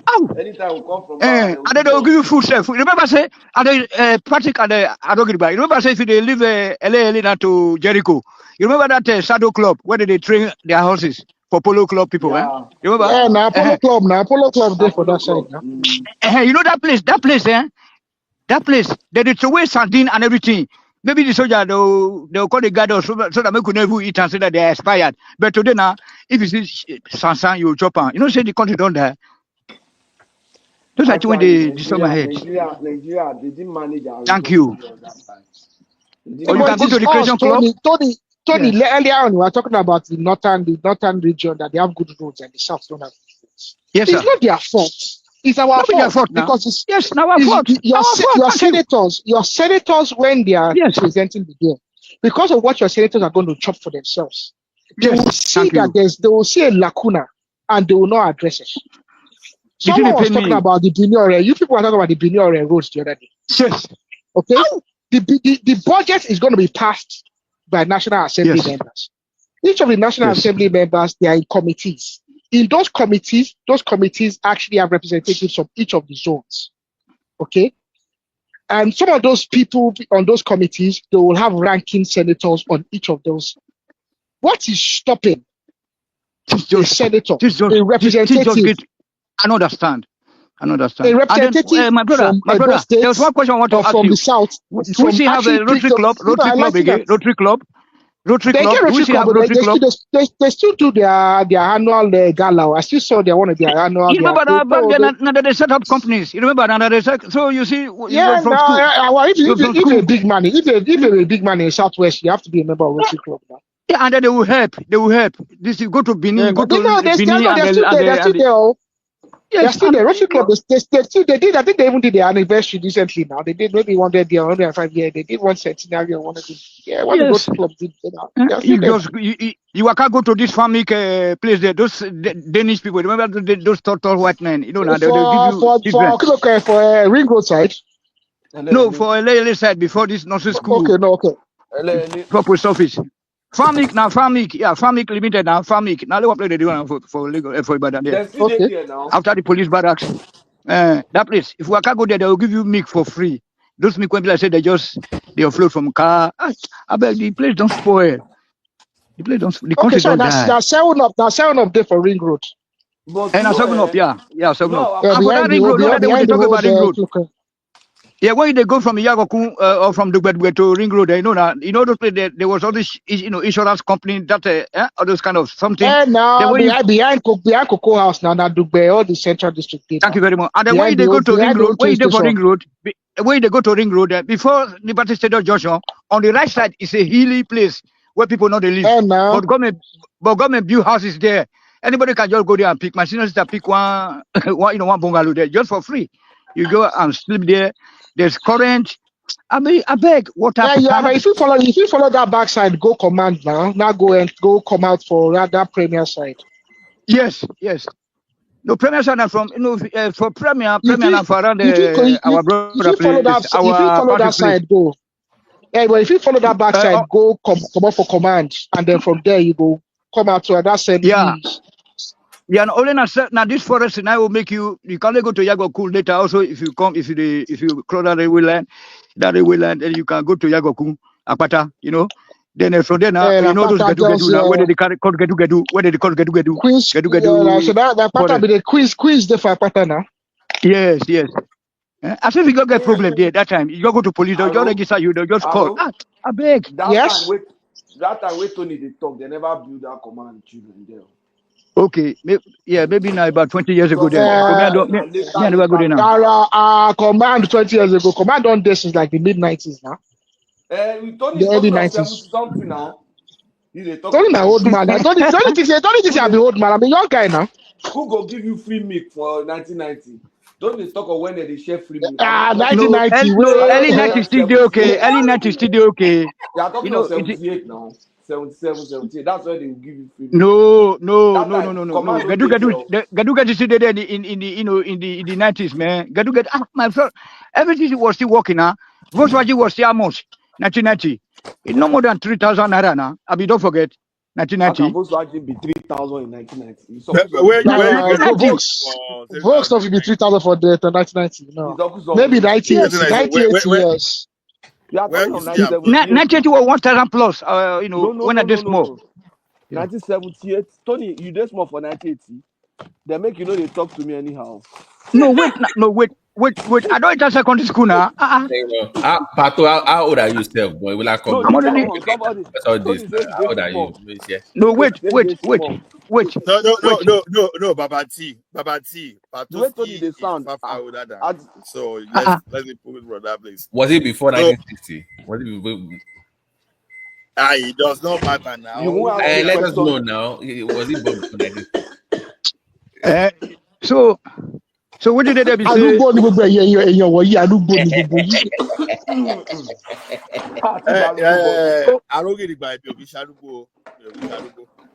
I think that You know, for 1990 we don't do command no day there 1990. okay, but Aero, now from Canada now you don't know for Canada. Me I don't know anything about command, but I'm talking Tony, about police station Tony, and hold on. eh? Babati want to contribute. Okay. Aero, ọmọ bẹ́ẹ̀ kò sẹ́yìn lẹ́nu Patoski mọ̀, gbé yín ti rí dání. Irọ́ ni, bàbá ti lọ. Babati, let I don't deceive you. If you see Patoski, if you meet woman, you go toast her. Me and Lola don't see now. So you won't even see his age through his face. I've seen his picture. It looks like he's in his 40s. It looks young. I saw Patoski too. I saw Patoski this evening today. Like he put his camera on. Wow. Okay. And he has some gray hair. See, I'm not seeing. There are something. I'm not there are seeing something I'm talking about. Your voice are the here. Patoski, Jamie, I speak. Patoski, Jamie, I speak. Nobody to see. No worry. No speak. Don't say that one will be gray hair now. Now you know the gray hair. The gray hair no. Okay. Sorry, you know it's a live program. Don't go and say something that will implicate. See, there is a way. See the front today like they do. Say. You see, there are so many people. You see Patoski. If you see Ola, this Ola way they see so. Ola na fine boy, you. Really? Ola fine. Really? Well. Ola. Wow. Ola, are you really handsome? Very, very handsome. Before another man talk, I will describe Ola as beautiful. Ola Pari now. Ola gentleman, oh, very good guy. His voice, if you hear his voice, you don't go no say. Ola Pari now. His voice. Pato, Ola Pari now. Ola, show us open your camera. Ola, let's see. No, let's see if you see him physically. If you see him physically, Ola na fine boy. He came to my house. You didn't believe that. Pato. I don't expect with your voice. I don't match your face. Pato. Wow. Oh no, fine. Show toast here. We sorry. No, me toast but bro me now. Oh fine, bro. No, matter. You comment now. You comment someone. You fine anyway. How about Babati? Is Babati handsome? I've not seen Babati. Maybe when I go to Abeokuta. Babati now see So Tony, are you handsome? Mr. Tony. Tony's voice sounds like somebody will no go handsome. He don't stop. He don't want to. Wow. Tony's a ugly guy. Rugged. I'm a Rasta guy now, not be Rasta now. I'm a dread. I'm crazy. Yeah, we can. You carry dread? Yeah, short one. Oh my God. Tony's voice always sound like somebody that will be handsome. Man doesn't supposed to be, man doesn't supposed to be handsome. A man supposed to be strong. You know what I'm saying? I think I'm pretty. Your voice sounds like somebody that will be beautiful, really pretty. Yeah, but most people have seen me because I was on Doopsy's show like November 2nd. So we did appear on camera. So I saw most of the people here. But when did you leave Nigeria? I don't remember. Oh, so I'll answer you in the private comment chat. section. Pato, your voice sounds like Pato, do you know what's funny today? Do you know I met somebody today at the private event, and I saw them like in the late 90s at the cyber cafe. You remember those cyber cafe days now? Yeah. I used to go browse and I was just talking about all those times people used to use Yahoo Messenger, AOL. Waiting for the cyber cafe to was slow. When I come and load for it to load, those all days. night now you go do overnight browsing. We still have to go make call at Nitel. Now you talk saying the slow. It wasn't slow then, no. What you have is what you get then, no. All night because it's good. Yeah, now. We were just talking about those times that we should have all those antennas, black and white TV. Yes. One TV channel. you know, NTA, OGTV, OGBC. Now they have 1 million channels now. Nah, to bad dish 9 o'clock. Then you man, no, I mean, because at 10 o'clock. That's it. 10 o'clock at night, it's over. Go and sleep. No more TV for you. That's it. Yeah. Even talking on the phone, you can talk like talking on the phone will be like free from 9. Now since 1999, now the country bad because of know that. They don't charge you to talk on the phone back in the days. Now since 1999, since 1999, now the country die. Yeah. Nigeria had that per minute billing. You have to like call. If you do 1 second over, they will charge you for the whole minute. Okay, that was when the phone job. That was when mobile phone job. The MTN one. Business center. Before MTN and Econet, oh man, those guys. Before MTN and Econet came, only one. And you know what, Oga Patoski, I know what I don't like is that I don't like when corporate companies lie. Human being feel lie to me, oh, I'm okay, no problem. But if a company lies to me, oh my goodness, I go overdrive. MTN and Econet, they can lie. Oh my goodness. Why did you say so? They said per minute, per second. It's impossible that time. They said they will. The thing that was just because you know me as an IT guy that I have an ID, that I have background in IT, I will detect that kind of lie. The thing we know saying I just software. Those people can lie. Oh my goodness. It was Globacom that just scattered everything. You know, they frustrated Globacom because I went for Globacom. I went for Glo. That was the time that I would try. I can. Yeah, they won't allow you to make calls through. You couldn't call from Glo to MTN back then. Now, yes, now they were frustrated.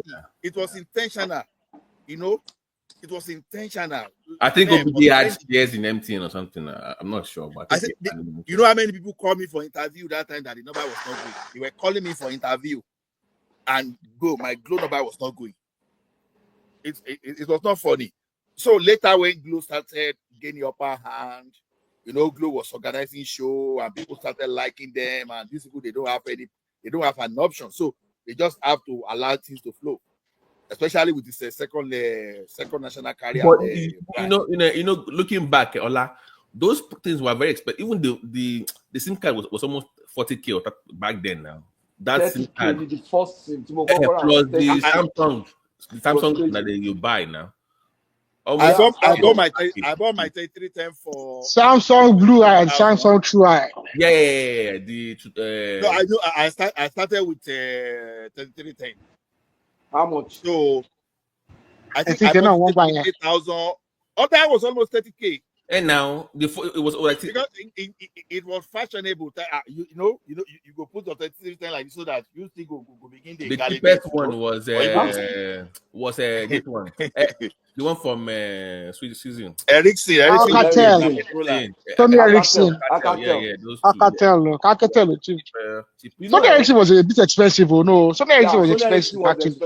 Ola, is it the company that lied to you or your man that lied to you? No, the thing is this. When the company it's the government that lied to you, not the company. They are doing it in other country. Why did they change in Nigeria? Simba could blame more now. You know why now? He would blame more about the journey. That's why he doesn't want to. No, Babati. That one has even nothing to do with Obasanjo. You know, we know people were fighting that time. Say, okay, this should be per second billing. We know, you know how much subscription they are doing for all the members of House of Assembly that time. Free. All of them, they are enjoying free subscription. No? Yes, now. You know, my first. And MTN. I will need 3 years of it launch. MTN made more than what they used to make in South Africa and Nigeria. No. You know, my first phone break even. My first phone, I spent about 80K. I bought SIM card plus the phone and the. Yes, I bought SIM card from Fola Bookshop. I bought SIM card for 30K. I bought Motorola V50 for 50K. I think I bought my 30K. That Motorola V50 that was a flip like this. I bought it for 50K. Then when I bought it, the first, you know the funny thing, you know that time Babati, there were not too many people that subscribed to mobile phone. So after buying the phone, nobody to call you and nobody to call. You buy the charge card, it's just there. And you know the funny thing that time, if you don't use the charge card for 30 days, it will expire. You remember? Yeah, people not turn into How many Patoski, how many days do you say you if you don't use it? For 30 days that time, if you don't use it or 1 week. No, not be 30 days. So you know there are two recharge cards available that time, 750 and 1005. 1005. That's 750 now 1 week. Oh. Then That's the 15 was for how many days? That's my point now. People Tony turn is trying to show us himself. Oh, Tony is trying to show us Tony, himself. please off camera. I know they smoke weed for talking now. This man, an old man. Old Why are man. you smoking weed on live stream? What's going on? Where is Tony? I don't see him. Why that is why he behaves the way he behaves now. If you remove whatever you're smoking, you can show us your face. Live show. No, you can, but you can light a cigar and show us your face, Tony. Tony, hold on. You saw my smoke? Tony, hold on. Yeah, we saw it. You know, Pato. What kind of smoke? Cigarette now? Yeah. I beg you, keep quiet. Whether cigarette or weed, what is Pato, that now gave the opportunity for calling centers now. So you now use those. They now start using calling. Oh God. Babati, that the one that they are using in the phone center that time is a special subscription. That you have to. I think I've forgotten how much you have to pay. Then later they now introduce booster card. No, those call center were using booster card. Booster card, yeah. You buy. That time I was buying booster card. No, the challenge, initial challenge was in Abeokuta when the phone just came. We're just few of us that first bought the phone. Few, were not many. So nobody to call you. You just buy the chapter. Can you imagine that then it was even more expensive then than now? It was. Yeah. It was. I'm telling you. Those people were wicked. Wicked people, I'm telling you. No, don't say they are wicked. Our people, we sold ourselves. That is it. And you know, they were like, okay, you can only buy these phones for it to work. No, that means our government didn't do well. If you don't buy, if you don't use the amount to charge them for that license was too much. Maybe you committed to you will run. It was initial entry. Now it's going to be high. It's normal for. But it wasn't even Ambassador that charged them for the license. Now, it was Abacha and IBB that. No, it was Ambassador that licensed them. Really, I've heard stories that IBB and Abacha puts like the plan. They started the process, but the IBB that left in 1992. But apparently, I think it was the first to do I think it was IBB that liberalized the communications now. No, that's when private TV stations and radio stations came up. But was that not part? Was that not? But apparently, that was part of the same. That was part of the same body of work now. Yeah, I've heard one or two people in that industry say that when he did that, that's when the regulation started coming in. That is it Starlink, that home phone, wireless home phone? Is it Stark? Turaya. The wireless home phone. No, Turaya was the kind of like the satellite one now. No, like it's like a home phone, but it was a wireless. Hey guys, no, that is one start that's multi-links. Multi-links. Multi-links. Multi-links. Multi-link. No, it was not multi-link. It was multi-cellular. That 9090 was multi-cellular. Multi-link was a CDM. No, it's talking about landline. Wireless one. Okay, wireless one. It's multi-link. There was a Starcom. There was that guy that committed suicide. Ola. That guy that committed suicide now. That will let to jump. Not okay. I think his company is it Mobile One or something. He also has a landline. Well, as a make because it's buying, they even double sell. Like people were buying cars. That it was that Volkswagen, that 2-door, that people were buying the most. As a field technician, then you know what my boss did for me. My boss is from Zimbabwe, so that time just gave me that mobile phone with allowance every month. Gave me Toyota Corolla. Oh my goodness, life was good though. Ola, I know what you'll be doing that. I'm a summer kakiri. Yeah. Ṣé àwa jẹ́ bí doctor ẹ̀ àwọn doctor alágbèrè náà doctor àtàwọn nurse alágbèrè. No, but they're funny. Now, you know one funny thing. You know one funny thing about that country is this. All this area where they say Sharia. I got to Kano one day. The owner of that hotel look at me and say, "You want to drink beer, Abi?" I say, Baba, I don't want Sharia. He might say, "Which Sharia won't carry you from the hotel?" Oh, yeah. You need that. Wait, oh boy, come and get this thing for this guy. But you know, Kaduna, that time, anytime I go Kaduna, my hotel there where they stay. I like that cheap hotel. I know they spend money so that I go pocket the money. I get that hotel for Fina White.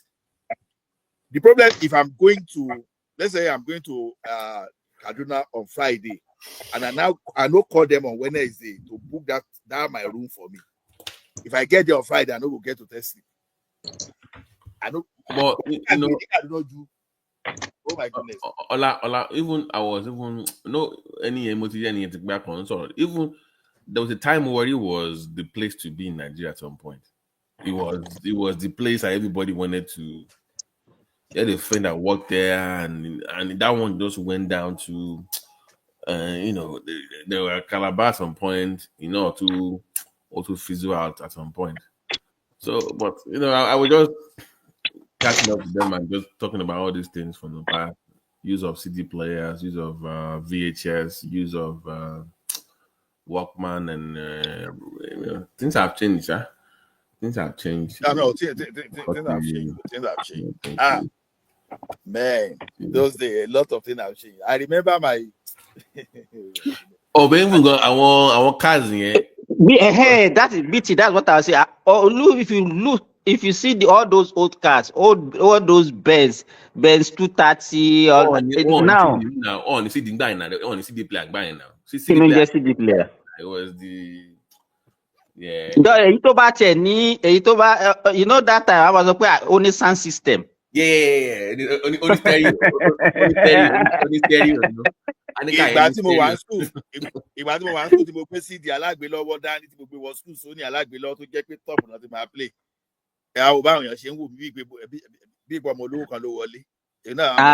If you have a tape player in school that time. CD mo ti ẹ̀ gbé ń gbà yẹn. Ìgbà tí FM ṣẹ̀ṣẹ̀ ń dé FM stations. You remember, is it OGTV? This Larry Zamuji that normally do this sport. Every morning, everybody was stay tuned to Larry Zamuji. Yes. Because before him, it was AM. It was Ogun Radio. That was AM. That was on AM. Then they now had the FM. In fact, I remember in Ilorin that time to get that OGBC FM. You have to use extra antenna to get it. There should be a guy on Ogun Radio on FM. He had a baritone voice. I think he was from Benin, but he lost his 3 girls in the river in Patosho Moriko. But he was a presenter. He had stroke as a result, though. A very baritone. He used to do the politics show now. I forgot his name. The name is very popular, but I forgot his name. He used to anchor the show in the morning, and he lost. Yeah. So for those people around Ogun State, Abi. Yeah. It was a popular political radio show, but that was FM. Like, those states. For people like us, those states that time our own was different. We listened to Shegun Adeniyi. We say on Friday. On the night. About Fatai, there's one Fatai in Ondo Radio that time now. Fatai Balogun Efe. Balogun Efe, yeah. So I know there's another Fatai too in Ilorin too. Fatai Dan Kazim, yeah. So the one in, I know that Kazim is also from Ondo. Yeah. So those on Friday, like 9 p.m. So we'll be waiting for Shegun Adeniyi for this thing. The time that Maras Ibono was training all those Magic Fashek, Then later they just brought this Daniel You know, the late 80s, early 90s was the time of hip hop now. But that time it was the Americans, the like of Tupac, Notorious B.I.G. They are the one reigning that time. And if you don't listen to all those things, you know they there. The only African way they reign very well that time was Shaka Shaka. I found his name. Simba. Simba. So I found his name. His name was Peter Kodwa.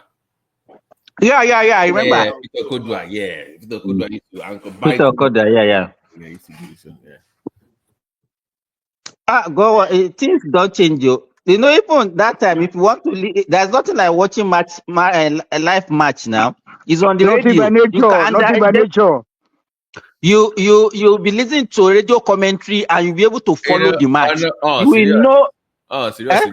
Amani is going with the ball and then oh my god.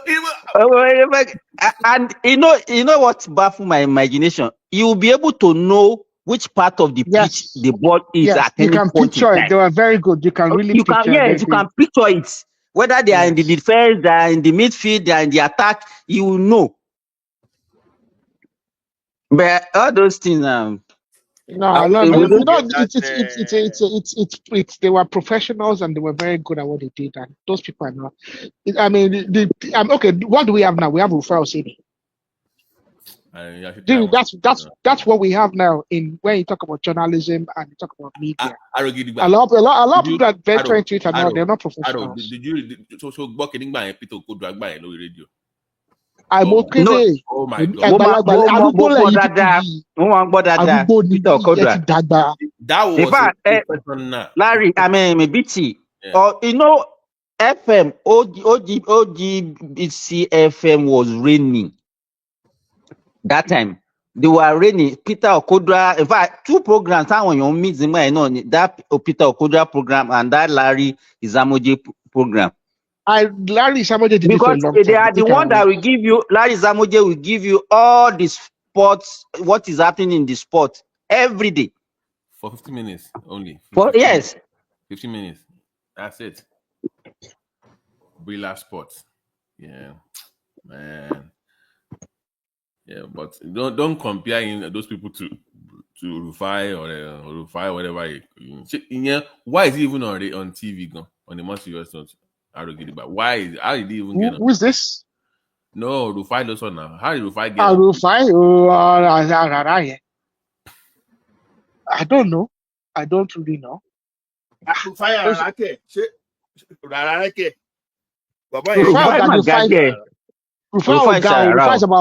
is about 5'5". You know, so what God? They may not God, but at least most of God, you did know now. 5'5". When? But where you got your 5'5", 5'16"? No, they will know God. I'm not tall now, but at least threatening the law enforcement agency that time. I would just say, now these people they enforce. Okay, that's incident that happened in Lagos. That's the problem I have in Nigeria. Yeah, I'm far too wicked. If I was a law enforcement, there's no way Seun Kuti and Rufai Oseni can be working freely. Both of them will be convicted. Because Seun Kuti hypocrisy. Let me ask you now. When you talk about freedom of speech and all those things now, do you know how many Nigerians are in prison by virtue of speaking against pastors in Nigeria? How many people are in prison because of politicians? But there were more people in prison because of pastors. Eneche, the last of Eneche, and there are so many of them that have been in prison, so many people because they said they were speaking against them. But people will not talk about that. And they will be the same person that people that will be criticizing the government, say they did not allow people to have freedom of speech. Now Rufai was caught driving against traffic. And he was asking, do you know who I am? Do you know who I am? I don't care. But he I will call the governor for you. I will call the governor. The governor might take the phone call. I'm like, so what he post? the government here was sack me no question you can't have question ready.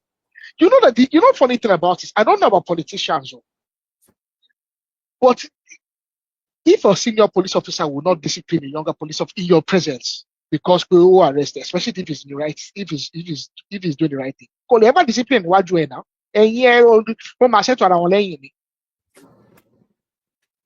I will call the governor for it. I don't get the local governor to sort out a year at here. That has many political matters to deal with. But No, people that don't know, Rufai is just building his profile to make money because when these people are popular on this social media, what will they do eventually? They monetize. Because until Rufai to be out here one year, London to every man she grasp social media now.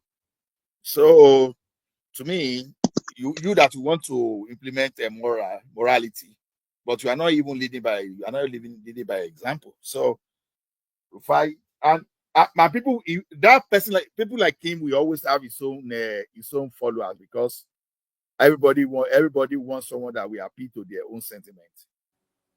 So we've had great broadcasters. Even there used to be this lady on NTA Channel 5. The one that they on NTA to the main channel in the weekend. No. No, there was this guy too. They used to do a show together. I forgot. There was Sirius Toba, there was Sirius Toba, there was yeah. Okay, Tokobo Ajayi. Yeah, thank you. Yeah, Sirius Toba, and then Eugenia Abu. Eugenia Abu, I remember. Eugenia Abu, John Momo. I think Sirius Toba Omole. Even this girl that works in the foreign thing now, that they always abuse. What's her name? That works in with the foreign relations. You know her name now. Okay, yes, Abike Kabiri. Yeah, she was in the company now. Yeah, Abike she was in NTA. Yeah. Yeah. She was in then Sunday tonic now. What's the name of this guy now? Sunday tonic that you normally come on.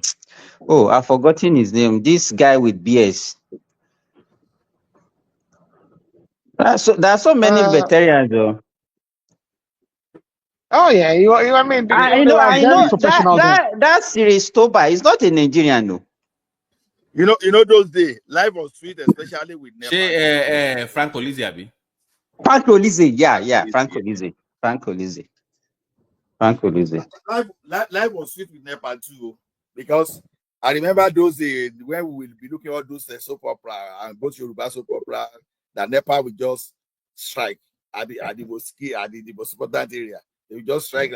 Maybe like 5 minutes to the beginning of the program. That's when they will take light. They say, "Wow, he got to stay." People begin to use battery. They watch all those things. Back in the days, my pops used to go to Oman Club with the Friday night. So let's say it's not our turn to something happen. So once in the club and Baba, we and whenever coffee one now, and never worry. Once it gets to the club, we just made the call. Light will come up. Light will come. So we will get that light until it comes back and it can pull his plant on. BT má dáwọ́ lò àwọn ọlá fi ọmọ fi kíní ẹ̀ pawó ń gbà yẹn ní jèrè. Oh yeah, it's the highest bidder now. You just around and start. And people will now be buying light. I say, okay, supply this area. Yeah. Supply this area. If you want to even do any ceremony, you can go and say, okay, take money. I want to use it. Give me light for this so hours. They will give you. No, Simba, one keep an eye. Not change, yeah. You know the truth. No, that's what they call load shedding, because see, we don't give light because of the capacity. So I'm rationalizing, call it load shedding. But so I want to load shedding and she shed to more area than the other, no. No. Low current. So like me, I was in Ikeja. It is normal to give factories, all those industry lights than the residential then. It was normal. Not totally normal like that too, because all those factories too, then they see all those organs too, because it was okay for them to run to use electricity than running generator for them. So, but apart from setting all those organ, it was normal for them to give because Ikeja district was the highest revenue for NEPA that time. They're followed by Apapa, then Island, then Ikeja West. Ikeja West, you know where we can call Ikeja West? Agbara Industrial Estate, all those areas. So sometimes people think they did this intentionally. No, sometimes it's for fault. The thing we develop fault and you start patrolling line, all those stuff. So the cocoa in that Nigeria. Even look what happened to the water corporation. At least we had a water corporation. There was water corporation now. No, but back then there was any water now. Lagos State Water Corporation, though. Lagos State. So function. That one working. I don't know now, but I know it was working. They told me for them to do that. You know the amount of the houses. Now wicked country, wicked race, black race. I don't know. Madam AI, good evening, ma. Yeah, okay. I think Tony need to sing. Give us one album like a Magic Fashek. I saw that man. Tony, you don't really hold you. What do they do for Germany? I don't smoke. Tony, show face. So make we see you now. Show face. It be like Ellie man. I see that. Show us give us a treat. Tony, show your face now. Tony. Tony, show your face. Tony. No more, no light now. No, look. I'm in bed. I'm in bed. I can't get up. I'm with like a blanket mattress size of a blanket is what I'm using to cover myself right now. You see, I'm in the sleeping room. You know, why are you showing us? Put on the light and show your face. No, you can see the light. You can see the light is too small. Look, you can't see me. Look, look. I'm turning my head. I'm under the blanket. It's so cold. Okay. It's so cold. Please. Okay, no problem. So cold. The blanket is as you know as big or large as mattress. Very thick. No problem. It's okay. All right. AB, no be say we they give you low light. See, this is how low current low voltage used to happen. You can go to my Facebook, Chioma. Go to my Facebook, Tony Africa DPT. So this is where you get low voltage when there's a problem with the neutral. Either the thing has a short circuit somewhere, or the neutral is not lashing very well. You get low voltage. Then if you have if one of the line cuts that you are not getting the full phase, then you get low voltage. So a lot of factors brought low voltage that time. So NEPA didn't intentionally give you any low voltage. No, because you see all those high tension too. If one of the line cuts, so the phase will not complete. So a lot of things resulted in low voltage those days. So Baba, NEPA know they give you low voltage intentionally. Tony, normally happen when the rain falls. Yes, because if the tree touches the Babati, you are calling me Babati. Did you say Tony? Tony, why you can't put monkey where they carry white men for your picture now? Which kind of thing? Monkey, you see monkey from my house? No, monkeys where they carry white men they enter bush. Why is that? What kind of picture? That is it's just it's reflecting my thought about the black race. That how long shall we continue to carry these white people? Because look, we have natural resources. We can fight them. They come and take them, and then you finish school in Nigeria. Hold on, you read without no power, with candlelight and a lambda, and then you still come and serve them. And then you are even happy. That's the worst part of it. That people are happy to be slaves. That's my problem. Okay. So with more rain, will they get more power now? Because the dam will be, you get more a bit. Am I with more rain? No. See. With more rain, you are not going to get. People misconstrue that thing. See, when you create a dam, when they create a dam, they put paint there. So, this hydro dam, there's a way they control that. So the thing has some kind of fall. that when those water are running against gravity. So it's trying to turn the turbine. So during the dry season, maybe if you do not do that thing very well, you may not have enough volume of water. Okay, because you don't have enough volume of water to do that thing, so probably they can shut part of the hydro plant down. People so because the thing is not going to full capacity, people will believe that okay, it is the dry season. Not necessarily. It was a poor construction. So rain does not necessarily give you more high current. No, that's not the point. Because what used to happen that then was associated with rain, right? Because this is why it's associated with rain. Because all those high tension you see, because maybe due to lack of adequate spacing. So by the time maybe wind is blowing, it's just going to take two of those wire, just knock them together. Once you knock them together, the feeder will chip off. If it is the normal distribution line, I mean the normal 415 that the 3-wire and neutral you find on your street, the thing will just trigger your switch or the fuse up. So when people see that, they think it's no, rain really does not really have anything to do with that in reality. So more rain does not necessarily mean more electricity.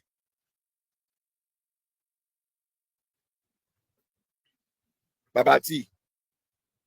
But rain. What the question I'm asking is that I know whenever it's raining, they will switch off light. Why? Why did they need to switch it off when there is rain? No, they didn't switch it off. The feeder chip off because the thing is that when there is rain, you see, we have poor. We normally have poor finishing and poor engineering construction in some of those things in Nigeria. Rain sometimes can create some kind of leakage. Rain can create bridging. You said what? Bridging. It will bridge the current. Yes. So can create a situation where that you create a bridge, short circuits. Ola, I know some areas that whenever it rains, it might take them 2 or 3 days before they get light again. Yes, because now, okay, let me give now, one of those reasons is just because it depends on the component of the electricity that goes bad. So let me give an example. Assuming although you may not know this thing that I want to call now, maybe your transformer, maybe you have a transformer now. That's what we call GMP fuse.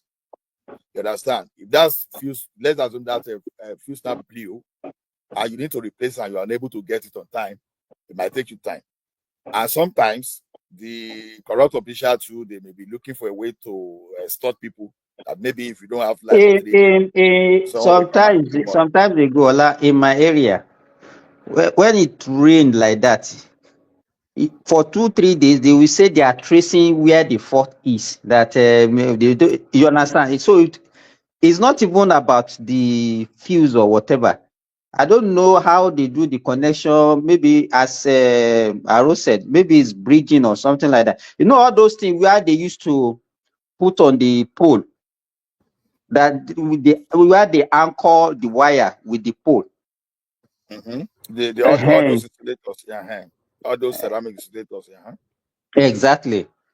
But I think the problem is that to actually move Nigeria forward, that country need a lot of money. There are a lot of things that need there to be changed, and I don't think we have that capacity for now.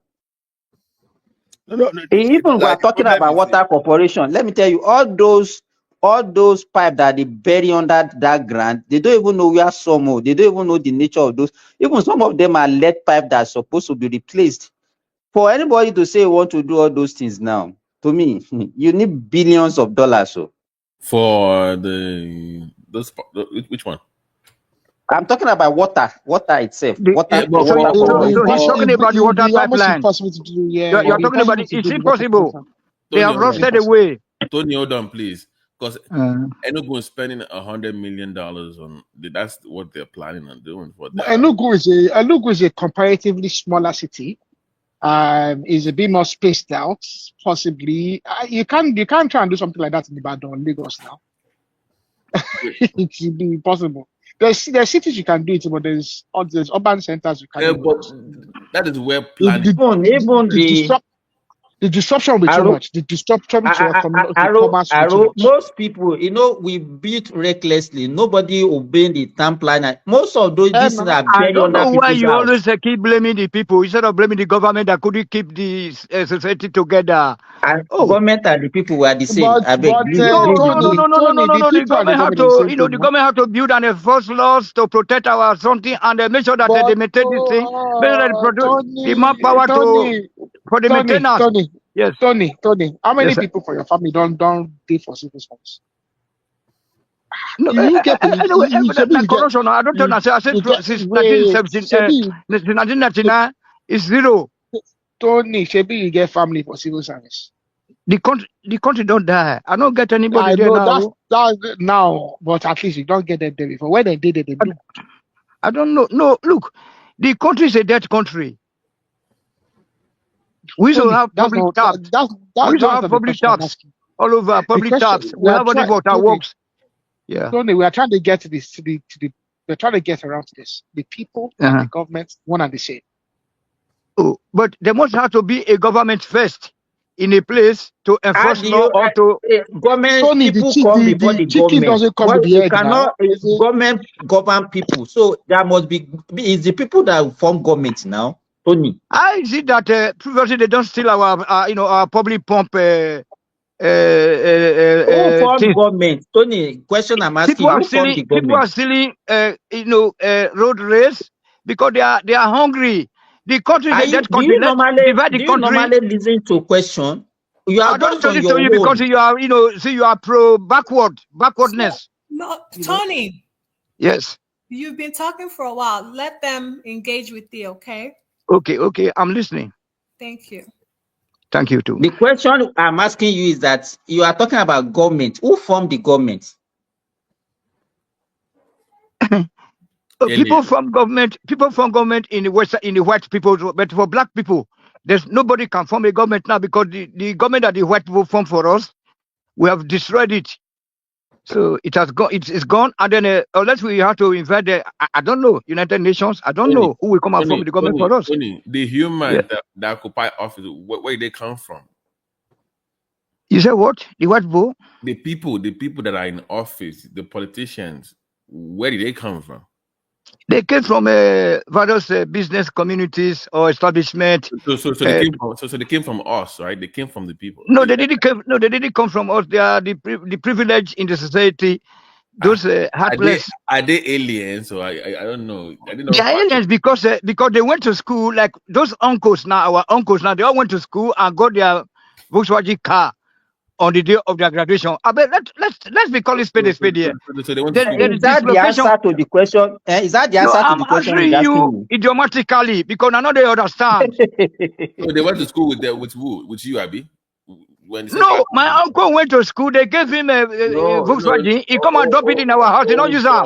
Hold on. But you went to school with bursary allowance, with everything, and then now you are now a senator. You are a governor. You can engage. Then you are talking about student loan instead of scholarship. Sorry, instead of free education. The country is a major oil and gas exporting country, my people. We could not they put ourselves down. The country is a rich country.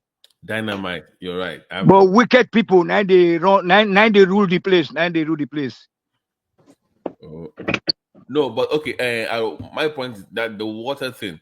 Can't you just say you have an old system, right? Even if it's abandoned in those cities, I'm sure you still have areas where the pipes still are, even if they are not working anymore. They don't even pay the tax. BT, the problem with the system like that is, well, I don't know. I've never really seen the plan. Okay. But I don't think they'll be able to.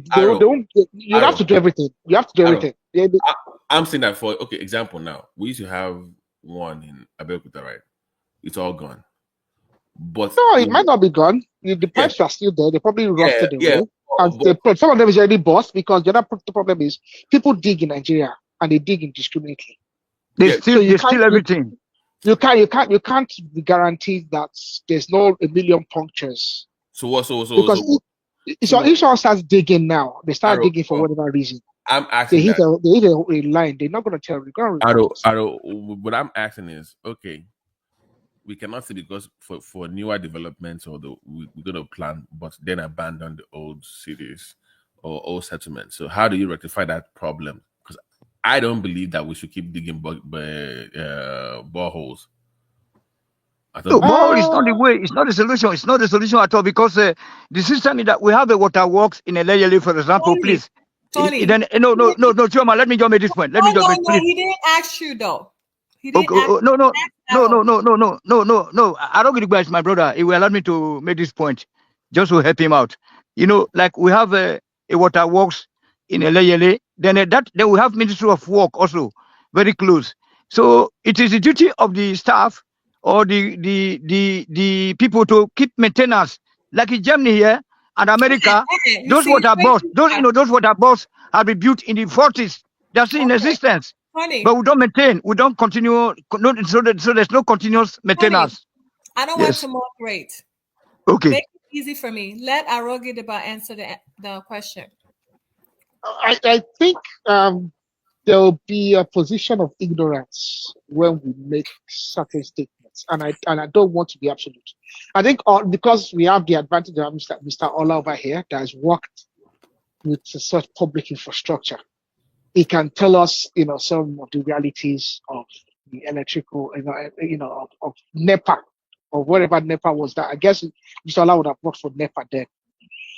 I can't say categorically the status of our, of the water systems, because I suspect that there will be a lot of puncture holes in a few of them, because in Nigeria, if someone is drilling or they're doing foundation, and they're doing piling, and they hit a water line, they're not going to report us.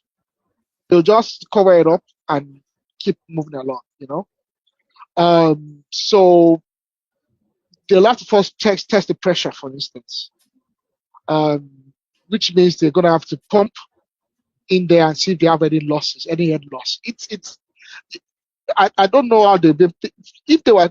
And the other thing is this: for you to carry out such kind of extensive work, it will have to be planned over several years. Most likely you would want to replace, most likely water would have been cast iron pipes. I doubt they would even have been lead. They would have been cast iron, big cast iron yokes. You'll probably be replacing them with some kind of, plastic, possibly. I don't know what's the tendency now. It'd be expensive and it'd be disruptive. And Nigeria people don't like anything that will disrupt their life, because some of those lines are going to be running underneath main roads. Let's say the road has only just been recently done. They're going to have to pull that road up, dig God knows how down, they dig at least, you're talking at least 10 meters down, at least 10 meters down, at least. And then you have to take it out. You have to put a new one in. I think I think because people have gotten so accustomed to borehole, I don't think any government would want to even venture into it. I don't. If they are building new cities, maybe they might do a centralized waterworks. So I think UI, for instance, has its own centralized waterworks. The likes of maybe IITA would have centralized. So like build big, large communities might have like their own centralized waterworks. They might decide to have a dam, and whatnot. But I don't think for general, like a town-wide, I doubt they'll be able to a new city maybe, or a smaller community, a smaller town, maybe. But for the major urban centers, it's no chance. I don't think. Maybe someone else has another opinion. Aero, I think one of the problems that we are is that we are not futuristic. You understand? When we had the money, we put something that is actually sufficient for us at that time. We didn't develop those things to, at least according to our population growth. You understand? Instead, even those infrastructure, they were now getting dilapidated. Even their capacity is now reducing and the population is growing. I think that was Wow, because you can adjust, I for was end loss opportune. You know, with there is bigger this pumps. water works in Ilorin. They call it Asa Dam. That is the one that supplied the Ilorin metropolis. It was built in the 70s with about 12 pump. When I was doing my master's in 2010, 2011, we went on an excursion to that water works. Aero, only 5 were functioning. Something that was built with 12 in 1970. Look at the population in 1970, look at the population in 2010. You see, so those are the problem. If you go to developed world, even here in the Gulf nation, you see them in the desert where people are not occupying is already electrified. They've already laid the pipe, they've already built the road for future growth. We don't do that. And that is the same thing that is affecting us. Our revenue, if you go and check, in the 70s is more than what we have now. Look at our population in 1970. And that's why when people are talking, we don't have this, we have, the problem has started for decades. Now we didn't address it. Everybody will just come, maintain the status quo, palliate, do whatever. Nobody is looking at how can we, what is about our future. And even and that thing is also Extravagant life that is our leaders, our and that rulers is are living. also Look at the embedded cars in our. convoy. One man is I'm talking now. When somebody is talking, you wait. What is your problem? And it's also embedded in individuals. We don't plan for future. Whatever we have now, we consume it in the name of we cannot wait. We just have to enjoy. No, but you can't be behaving like that and you want to be successful. And that is the way we behave. And it's only peculiar to Nigeria. But Look at let me give for example now. Look at Saudi Arabia now. Look at the amount of money that they are getting from oil. But they are looking at Saudi Arabia beyond oil. They're already looking at even tourism. They're opening up their country for people to come. They are also into solid mineral now. The amount of lithium that Saudi Arabia has, even Nigeria doesn't have it. And they're already looking at it, that how much they can make from solid mineral. And let me tell you, they have, there's nothing that has an advantage that doesn't have disadvantage. For being in the desert, it has a lot of advantage for them also. If they want to do any construction, let me tell you, if they put up a road here, because there's hardly rain, their road will last for years because there's nothing that will spoil it. A road that would just last 1 year in Nigeria, the same quality of road can last for 10 years in Saudi Arabia. Because there's no rain. And even the cost of construction is actually less because you don't just need to go and be uprooting trees and be doing all those drainage because there's no need for all those things.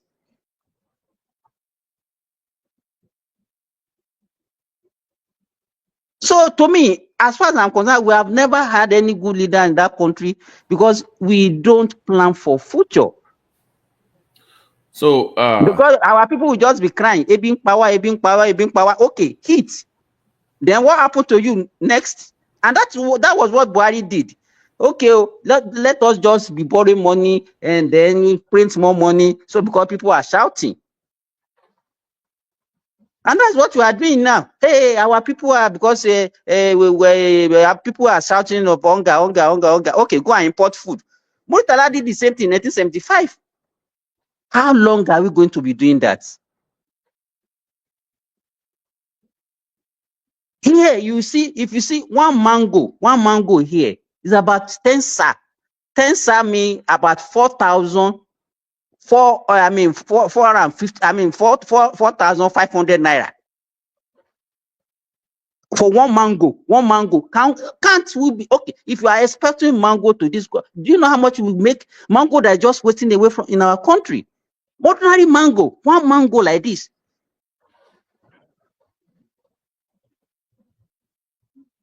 But everybody will focus. I don't know. Bitty, you can talk.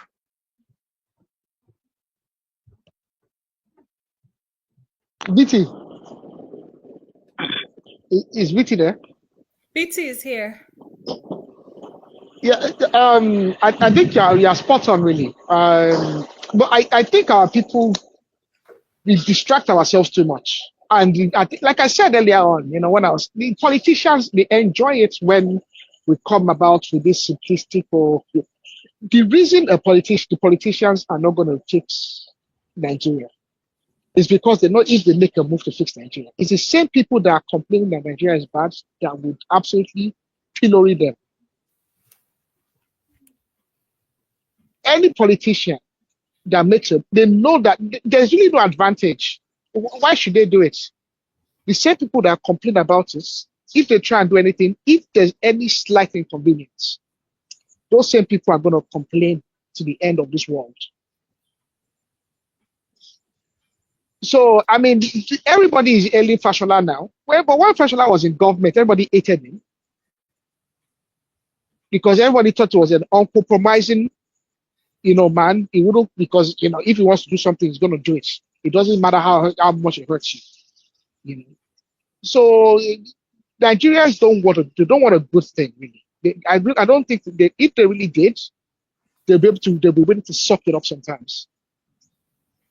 And know that this is the price to pay for growth and development. And we don't help ourselves sometimes, we, as much as we complain about this and that, we are people that like to consume what we don't make, what we don't grow. Even though God has blessed us with all the resources we need. We have land, we have water, we have a very good weather. BT, Aero, the water that we drink here, that it's ocean water, sea water. That's what we drink. I know. It's desalinated water that you get here. You have desalination plants. I know. Yeah, it's desalinated water you drink. Because there is no single stream or river in the whole of Gulf country. It's variable. There's no stream that's variable. Water like even the streams they have, they would not use them. It does not even exist. Yeah, they do conservation. All the streams they have are for conservation. Yeah, they have oases now. They have all these small oasis, but they use them for conservation. Like there is the very strict conservation in their oasis, the small oasis they have, the few they have. It's just desalinated water now, which is fine. They have very. I mean, I've seen some videos of their desalination plants and systems. It's quite. Do you know how much it costs them to do that? It's expensive. Yeah, it's very. They have the most complex systems. It's more expensive than exploring oil. I know. It's the one of the most complex systems I've ever seen. Like it's pretty complex. The desalination plants. With that technology, there won't be any life in this area. There won't be any life. So when during summer, you cannot survive for 10 minutes without light. You will suffocate. When the temperature is hitting 50 degrees centigrade, you will suffocate. You understand? So sometimes I look at our environment that even with that technology, you can still survive. And so it's like we are just suffering in the midst of plenty. And now, because everything is simple for us now. I mean, look at Nigeria now. Look at California. What I noticed about us is that everybody is complaining. That complaint is not born out of patriotism. Is born out of annoyance and anger towards the exclusion. It is born out of exclusion. People are complaining that they're excluded. Yeah, they're not complaining they're not complaining about the injustice. People are complaining about the exclusion. the exclusion from being a party to the pillaging of the resources. Exactly. You got it. You know, so that's why when they get to sit at the table as well, they don't look back. The issue, all this stuff is everybody's complaining about the exclusion from the opportunity at the table. Everybody just wants to sit at the table so they can have a cut of the cake. Nobody cares about the, you know, all this justice, all this fairness. Very few people care about justice and fairness. The vast majority care about the fact that they don't have a prime position at the table. Take their own course. That's all it is. That is all it is. I don't think anybody, I don't know. I hope they can fix the water. But I think they shouldn't worry themselves about fixing the water works and kill themselves over it. Because for them to do it, I don't know. I'll probably try and dig up some of the ones for Ibadan. Because I know Ibadan too well. So I can have an idea of, you know, the geographical, you know, geospatial location. But I think I don't know how they'll do that one, the water works. I think they can just do maybe some of the new developments they are having. They can have like localized waterworks for that general area, and then do, you know, and build the infrastructure for that. So, you know, even if it's gas, centralized gas delivery, water, sewage, because we are complaining about water, but sewage is actually a bigger problem than water. Because at least water, you know, you can dig a borehole, you use the water would naturally seep back. I mean, if you leave water on any surface, on any, you know, porous surface, it will seep back into the bedrock, and it will just go and replenish the water table. But sewage is not the same. So I think sewage is even worse than the water problem. The sewage problem is a worse problem, because the sewage, if it's not well taken care of, will contaminate your water.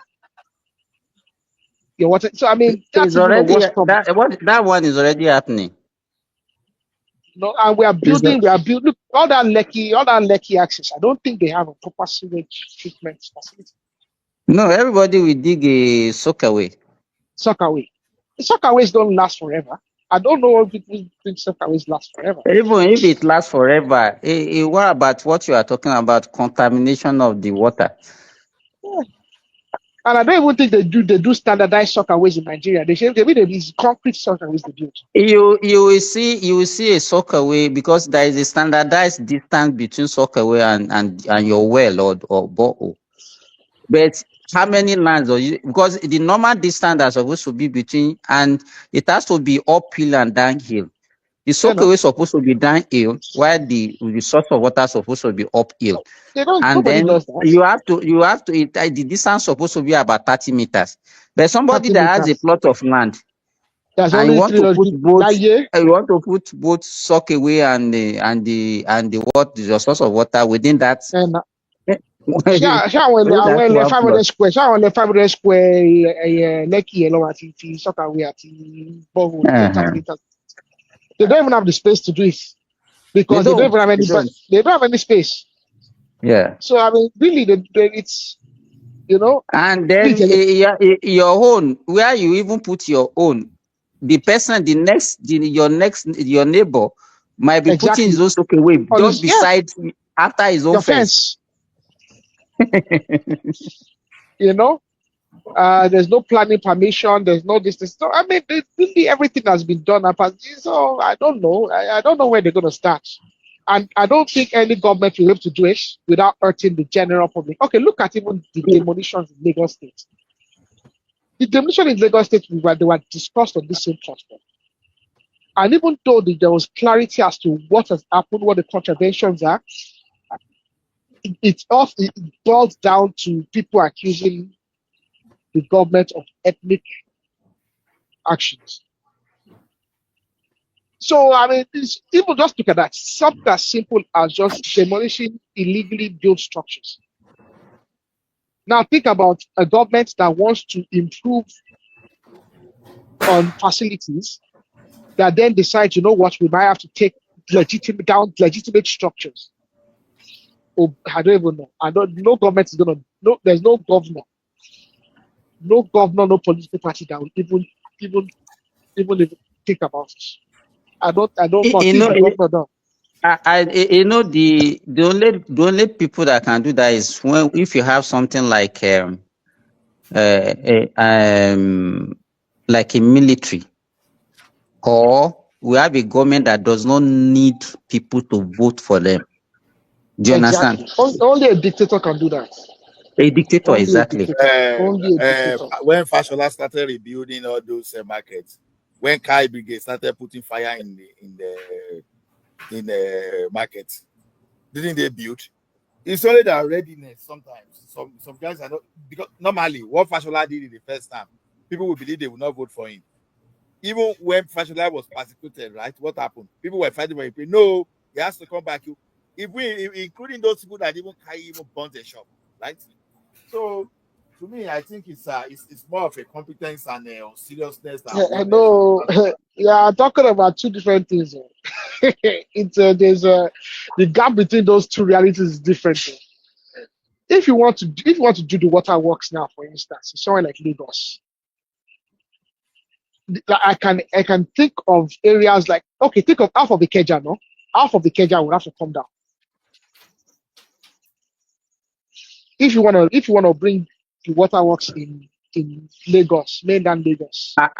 When even just recently, when this guy started demolition houses in Abuja, one of the reasons he gives that people are building structures on laid down water pipes, cables, and all those things. But you look at the backlash. Nigerians don't care. Believe me. Everybody just want to do whatever they want to do. The only people that complain is that because they don't have the opportunity.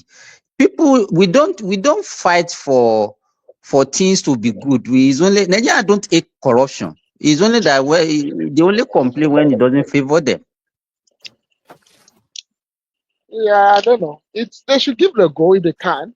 I'll probably at some stage I'll try and get some of the the drawings and the plans. But I don't think any governor will be willing to tackle that. I really don't think so.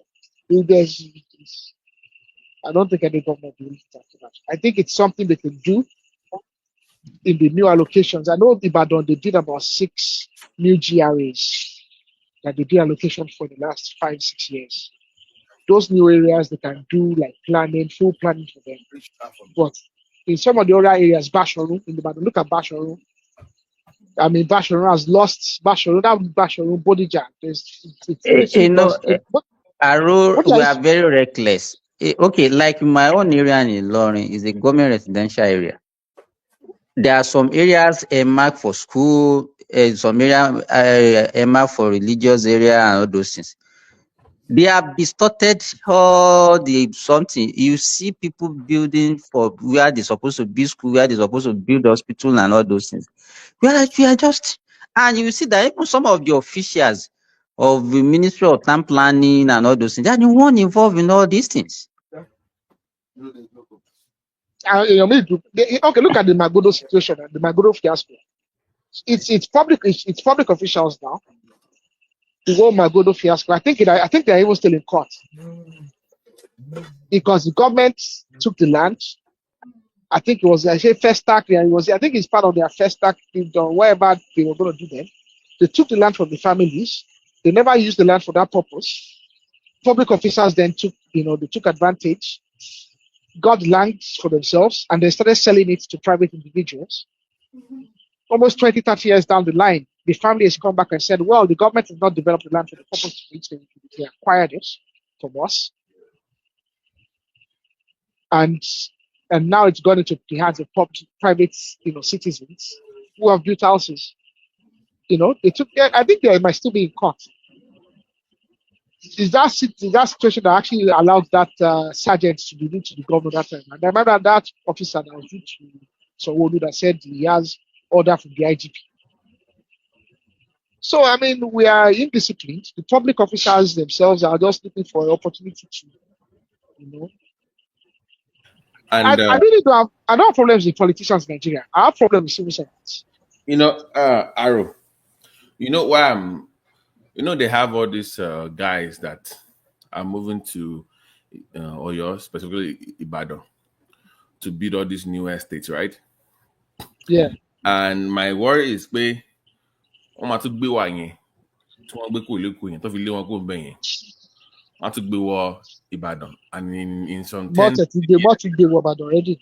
I so see the discriminate building of, so they have all over the place. and they are buying land on the outskirts and hoping that those places will develop into new kind of. But look at the plan of the state now. Nothing violates getting already. That's my point. And what will happen in the next 10 to 15 years, when the governor is now ready to demolish, you start complaining. The thing that shall make way if we don't get less, there's less likelihood of don't get demolition.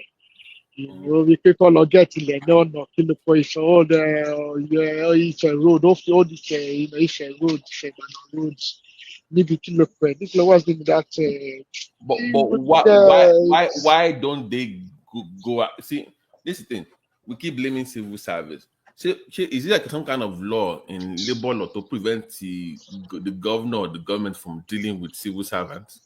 I think the only thing I don't know about I don't know about the planning in Oyo in terms of designation. I'm just saying overall because I heard you talking about Abuja, for example, that the water something in Abuja, maybe it was Simba, but I'm saying we always hear about the government and somebody that bought the property and is building, but we never hear about the civil servant that sold these things. We never heard about them being persecuted. We don't hear about that. We only hear about the person that bought it. A lot of our land there is family land. No, the paperwork don't back. Paperwork, they'll just pay one civil servant to just. That's what I'm saying. Somebody in the ministry somewhere is issuing these things out to the people. Look at and then some of the governors as well are complicit too, or some of the family members of the governor or connections are connected to the governor. You know, it's very complex. You know, the land, this whole land dealing is very complex. Everybody wants a piece of land now. You get, and nobody wants to build it. Everybody wants their own, one BT, plot. you know, what normally happens is this. You know, most of these things are not, it's not something that you can detect early. It might take 10 years, 15 years, 20 years before they start. So the person that may be involved in that scandal might have retired. Some of them might have even been dead. You understand? Then the issue is that because of the way we play our politics, how many politicians have that will to say you want to be in prison? You always discourage us. That is why, you see, when I listen to Arugiriba, then I will be having some hope that we should got somebody like him who can be, taking so positive like that. But anytime we just say, no, we cannot do it. It's not rocket science. What we take, it will take us to go divide that country. Then all of us now will go back home and maintain our various communities, region. But we keep the politics local. Then we just carry them out because it's not a rocket science. I know how it's been done here. Look, like 2 kilometers of road here, 2 people with equipment, they will control the road and tie it and everything. So they don't need contractors. Tony. They need, train, government employees. You know what I'm saying? Tony, are you listening? Hold on. Let me say this. If you live in America and you're flying into a major city or you're flying out of the major city, just 5 to 10 minutes before you go into the skies, just look down. They've already mapped out. You will see the planning. It's like a box. They've already planned this thing out. You will see they've already divided the land, the soil. You will see what for water system. They do it ahead. So when they see the development coming towards a particular area, the government is proactive enough to start providing the needs. Like, what would they need there? They're going to need some road network, right? They're going to need water, electricity. So they do gas. They do gas hits, right? So they already had gas line running into those areas. So if you have all those things in place, it will be hard. BT, our land tenure system, also land ownership system, Will it be a problem also to us? Okay, that 99-year lease thing, I mean, or whatever. Which You one? know, most of the lands in Nigeria are owned by people, not by government. Community land, I mean, the Community Land Act. It's a community land. So you cannot really, they need to. I would not mind if you can involve the local government. You remember we should have a land surveyor. Here in Saudi Arabia, all lands belong to government, no individual. You can only buy it. You understand? So it's government has a plan for Land each belongs area. to the state government in Nigeria. That's the thing. No, But not. It's not in the recess of it now. Allah, you know what happened now. It's only when they want to acquire it that they say, okay, they will acquire and compensate the family. But it's still no. Wait. See, the government is keeping the land in trust for the people. Yeah, it is still owned by the people, but they allow the state to administer the land matter. So as the landlord for Nigeria, I beg Baba, no even talk men and touch them. Because I can't still forget the trauma of Buhari. If that land had been in care of the federal government Ruga thing, yeah. We did that. So don't even go there. We should thank God that we had a person like Bukola Saraki that understands what they wanted to do. You know, they extended that into water resources. So it is good as it be so. No. But okay. Tomorrow, if you're gonna if you're gonna just hold on to it, Ola, if you're gonna hold on to your community land, and you plan better now, just don't sell. Sherman, we can do it. Can do it. You know, on one hand,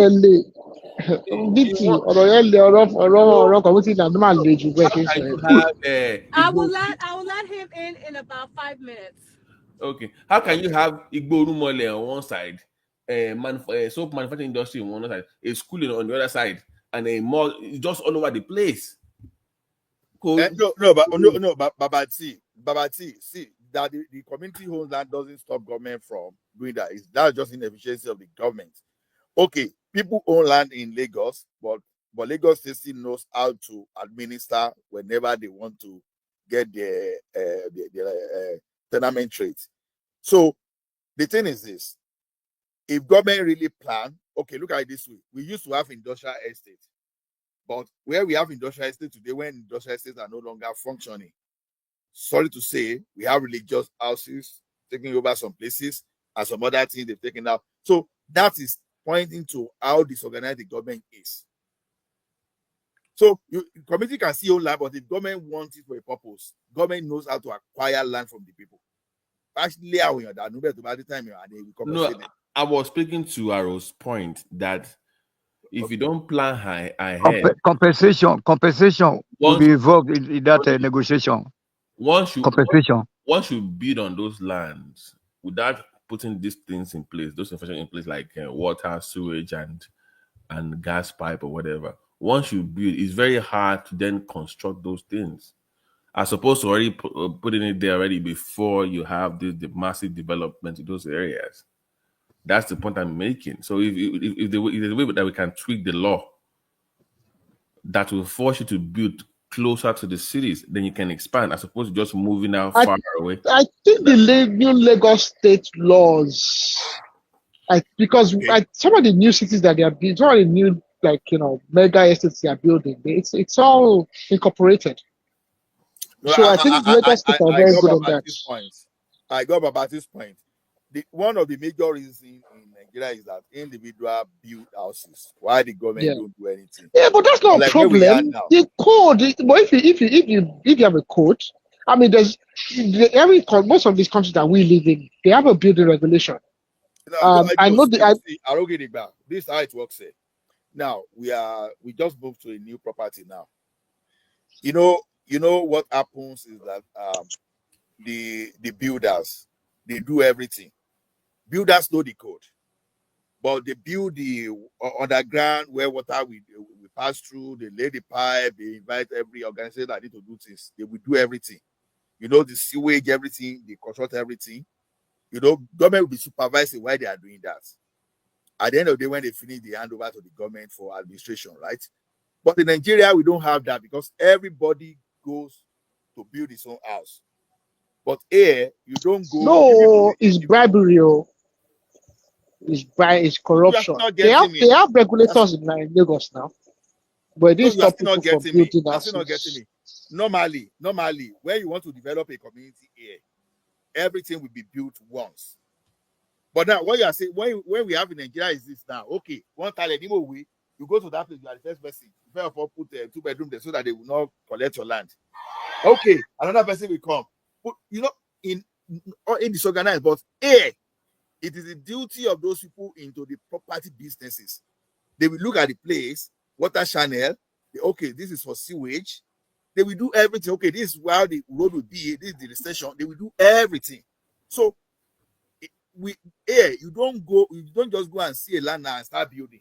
It's not allowed there. That is why they are able to plan very well. But in Nigeria, everybody does what he likes. You build your house yourself. So that is why. But if government take over now and you hand over to a property developers, that okay, they want to build 500 housing units here. You give them to do the water channel, to do everything, to do the underground sewage, all those stuff. They can do a handover. By that time, you see this thing you are talking about is even affecting government. You will see local government now. They will surface a road. The next 2 months, someone will just be digging across. That's when they will now remember they want to lay pipe. That's not good planning. But if you're giving it to people that will do, they know where telecommunication line will come to in the future. They give room for expansion. They give room for how they are going to clear the sewage, everything. Yeah, but that's to the point that I was making. That yes, I know. Shouldn't you then work with your local government? Because like my people that I'm on the same issue. Then community involvement in these things. Okay, I feel low if A, B, C, or D. Or we don't want this place. Then work with them and plan ahead.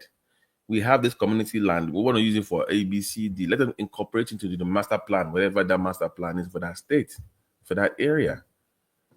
But we just come from nowhere. You just build you just build anything. Then in the next 40 years, hey, my grandfather put it there. That having all this argument, this back and forth with the government.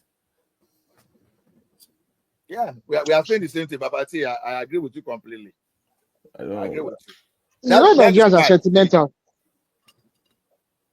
No, you see, the problem is this. That federal government and state government, they are big problem to us in that country. Yep. Because people going to that place, they are just seeing that as benefits. They are not seeing it as service. That's a big problem for us. Now, if you allow city to develop, they will have find a way to do all these things. They will have define it, okay, anything administration of state, give it to the local, but you know, the person in that, the person that is the governor of the state, he want to control everything. He want to be the most powerful, so that when you have everything, you control it. Man, we need to. We don't have a man plan ahead on anything. Look at what Simba was talking about. That Saudi Arabia is already moving away from oil. At least they are leveraging those funds, those investments with oil to diversify their portfolio and something else. Even Saudi Arabia is fast becoming the sports capital of the world. The last 3 to 4 years, any major sporting event, the Tebamo is all Saudi Arabia. Boxing, US, Saudi Arabia. They are taking football over. Real Madrid and Barcelona, their last game was playing in Jeddah. But did they not play Italian Cup 2 weeks ago? It was the Italian Cup. The last 2 or 3 fights by Anthony Joshua was here in Saudi Arabia. Oh, all the big fights in Saudi Arabia these days. Even the Italian Cup, I think the Italian Cup, they had an Italian Cup between Inter and was it Juve or Milan? It's like 4 or 5 weeks ago. So no, Atalanta played Milan not too long ago, and it was I think it was in Saudi Arabia. They are smart. They are one of the hosts of the Formula One now. Yeah. One of the bigger ones in Saudi. Even golf now is now Saudi Arabia. Golf is they have a tour as well. They have a PGA. They have a PGA tour. LIV, whatever. In a dry land. Imagine. They have The, PTA. They have the a best way tennis. for us, the best way for us to develop in that country is that revert to the local government system and stop all. We should stop all this madness of over centralization. You understand? Atiku, Atiku, Obi, and Co. They should be fighting to become the local government chairperson and deliver there. Not everybody will be flexible and I want to become this.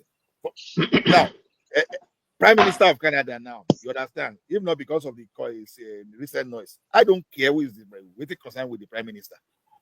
I only care with my seat here, you know. So it's only when we are talking of economy that I start thinking of Prime Minister. But what thing they do for me here?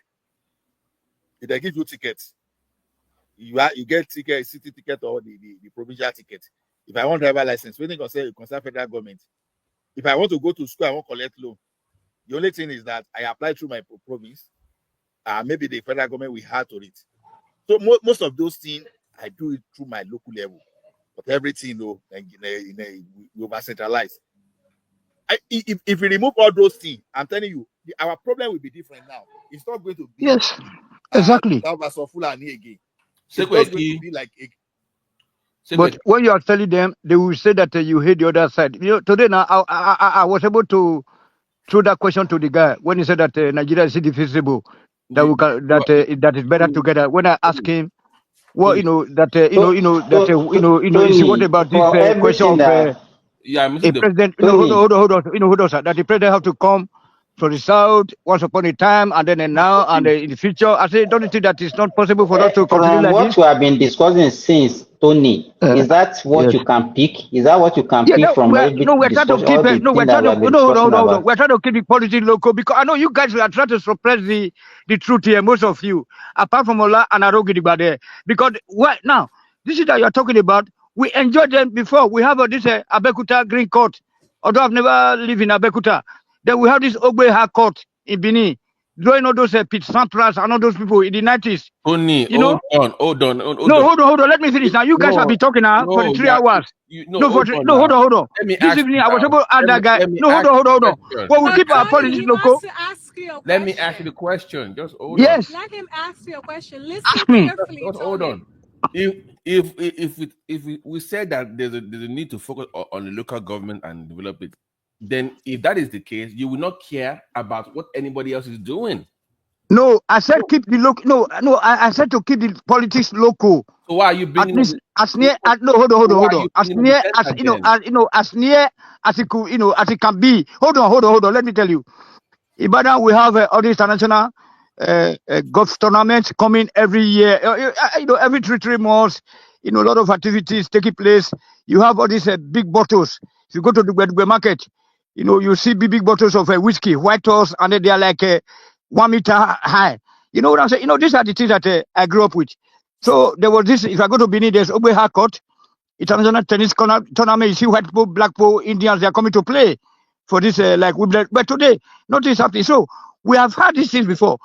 How did we lose everything? That's why we said that we should return back to that system of separating the country peacefully without no war, so that we can be able to. Some of us now that we have to go back home and start replicating what we are experiencing in abroad. But others are saying that but that's the arguments that the guys are putting forward, that they should go back to local government. They don't want to be direct. They are just trying to beat around the bush. Let us. How do we do this thing? Because look, I don't get it. I'm very sorry, sir. Because sometimes I used to cry when I walk from discotheque nightclub to the house. Sometimes I don't want to pick the taxi. I don't want to pick the cab. Then I'm walking. You see, there are ties, there are roads, the sidewalks. Look at Nigeria. They will just build road without no sidewalks. You know what I'm saying? And that is so true. That is so true. It is sad. Hold on. Let me finish. Forget about Abuja. It's not part of our country. Whatever is taking place there. That's the only planned city in Nigeria right now that is working. And then it's unluckily it's not for us, and that's where they are wasting all our money on. So, but sometimes when as I was saying, if I go to a nightclub, I say, okay, I don't want to pick the cab. Let me just walk down home. When I'm walking back home, I'm looking at the whole street. Sometimes tears will just be dropping from my eye, and then I also when I was in Ibadan, I know that as a kid, you can go to the golf club, and then there are a lot of tournaments, a lot of presents you get as a kid. You can carry their golf bags. You can do whatever, and then you get some money as a kid. You wouldn't think of going to be Yahoo or whatever. So there are a lot of things, a lot of industries around where you can go to during weekends. So, but Tony. Yes. I'm listening. Sorry. I don't even know. Okay. And Yeah, find you said Tony. instead of separation. No. Look, I'm not. Yeah, you see, I'm not talking about separation like the way people are taking it to be. You see, like today now, I was able to throw this question to the guy. What does he think about a country that operates two separate laws? First of all, then second of all, I said that. What do you think of a country when it's time to start getting the president? We now start thinking about whether he had to come from the north, from the south. If you go to the north central to get the president. So how do you expect that country to develop or to achieve all these laudable projects? But Tony, that's what the guys are saying. If you decentralize, so that's what Mr. Ola is saying. If you decentralize, Ola is my brother, and Ola and you, look, you, Ola and I, we're on the same track here with Chioma somehow. Because so that's what we're saying. Although she's a moderator, hold on. But the rest people, they are still trying to advise the government on what to do or making some suggestions. I don't think so. I think what they are saying is this. Because the problem with Nigeria is all of us are saying the same thing. You're back on. Okay. Yes, I know. I know. Thank you. Yeah, all of us are saying the same thing, and because we're all saying the same thing at the top of our voices, we can't hear that we are saying the same thing. People accuse the Northerners that they do not want to regionalize. I don't think they necessarily care. Okay, regionalism for the better parts will be satisfactory to most of the big ethnic entities in Nigeria. It's satisfactory to them. And I think there's this fear when they talk about restructuring that people think that it means breaking up the country. And that is where you usually lose a lot of Nigerians. Because the problem with a lot of us that are part of the major ethnic groups is this. We forget that we are part of the major ethnic groups. But there's a lot of Nigerians, a vast amount of Nigerians are not members of these major ethnic groups that will be lost without Nigeria. They will really have no identity. So, I get you. I think we regionalism and not just regionalism, but transferring control to the local government. Yeah. Yes. Nobody would care. I wouldn't care about who becomes Nigerian president. In fact, I might never vote in the election of Nigerian president because I know that the only thing that matters to me are my councillors, my chairman, and the governors in my state or in my region or wherever I will. But the things that will matter will be my local government chairman and my councillors. That's because they're the ones that are going to decide the schools, primary and secondary education. Okay? They will determine healthcare. Even university also, colleges here in Germany. It's the local government that owns them. At the regional level, okay, most likely a collaboration of states will determine a tertiary third level education. They will determine they will determine how general hospitals function. They'll have some control. Yeah, they'll have some control. No, even real service can be a federal matter. I mean, those things are. No. Germany, in Germany here, it's state affairs. Real. They have two states collaboration. I think personally, I think real is best left because the short service train, short service one. Metro lines, metro lines and stuff like that can be. So you have some cities linked together with one ticket. You know what I'm saying? So then but to be saying that go to Abuja. Nobody care who's Nigerian president. Nobody's gonna care who's Nigerian president. But they said they don't want. What do we do? We should be waiting for eternity. I don't think people say they don't want to. I think the problem is that everybody nothing is going on. No single number one gear. Tony, don't let. See, that's the thing. We give the politicians an escape route when we say they don't want. They are the one eating all the money. When we as Southerners, we lump all the Northerners and say, oh, the Northerners don't want restructuring. You give Northern politicians an escape route. Because what would happen is the Northern politicians will say, look at them, all those Southerners, they think you are lazy. Look at how Tinubu backed down yesterday for the Northerners. You know, they face the truth. Okay. They have conquered us. If we don't fight back now. Look at that tax bill. Look at that tax bill. I've not really looked at the new structure they're proposing, but I don't think it's as good as what was initially proposed. No, I don't get it back. Just please give me just 20 seconds. See, Tony, the northern politicians, they did not really capture us. Let us face reality to be realistic. When you look at the situation, Yoruba has ruled more than anybody. You understand? When you want to look at it from that perspective, and things is here to change. Things here to change. So, but why are these Yoruba that we are talking about? Why are they failing? You understand? You have to look at it. So, when Obasanjo was there, it was good. Let us call spade a spade. Even though not the best, no matter whether it's good, okay. And not the best, but it was good. He set up the EFCC and a lot of institutions, but today nothing is working. Look at the EFCC. Why did it go bad? Why did it go bad? That's what we are addressing. So instead of Obasanjo doing those things, most of those things that Obasanjo was doing should be the state. You understand? Should be the state and the local government. You understand? Okay. What's wrong? Okay. While I was growing up, you understand? All those tractors, we call them kata kata. Whenever for some farm settlement, then you just go to the local government, you go and do kata kata.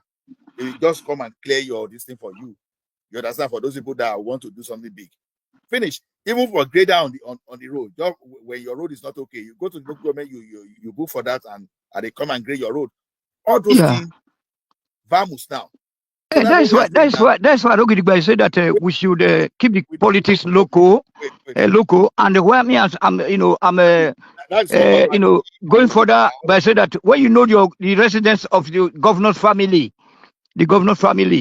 that's what Arugida means. So that Arugida means that is we can go to the family and shout at them that your son is not running the things well for us.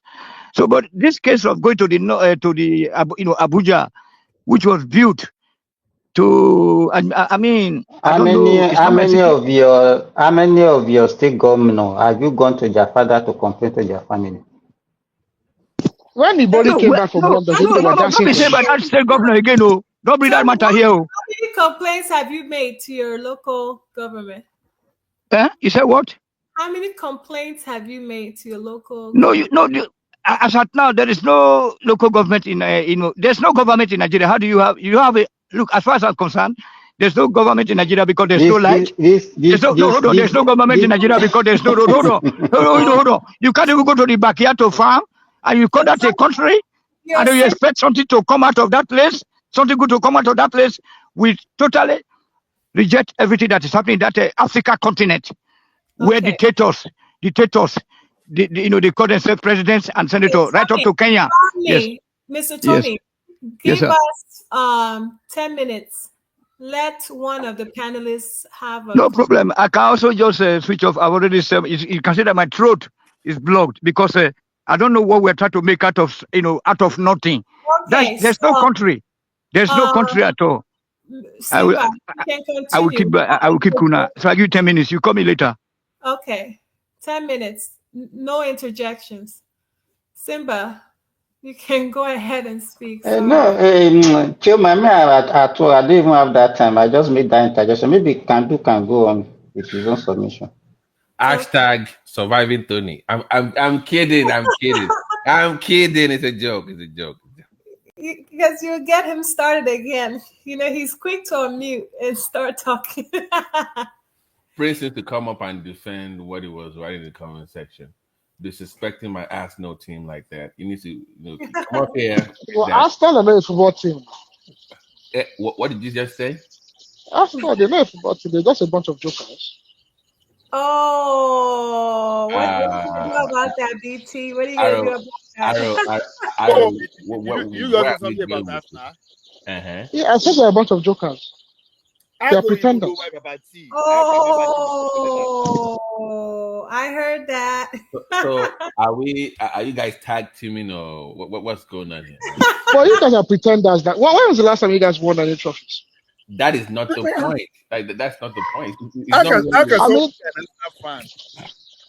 Trump I mean, back Daddy. in the They won FA day. Cup now. Trump They won Daddy. FA Cup now. Arogidiba. BT. They won Oh, FA Cup recently. I have all this anti-Arsenal hate all over the place. It's about to go down. It's just. I mean, Aro, it's probably you're a Man U fan. You're almost going towards relegation. I don't even know why you're talking. I don't even know why. even if Man U is relegated, we are still I better hope than Sherman is a Chelsea fan. No, don't be an Arsenal fan. No, I beg. Okay, Chelsea can. Who are these guys? Chelsea sounds like a Yeah. girl. So I support all the females. Chelsea fans are probably some of the most violent fans in London. Women supporting women. Chelsea fans are probably one of the most violent of them all. Chelsea is not Chelsea fans. not as violent.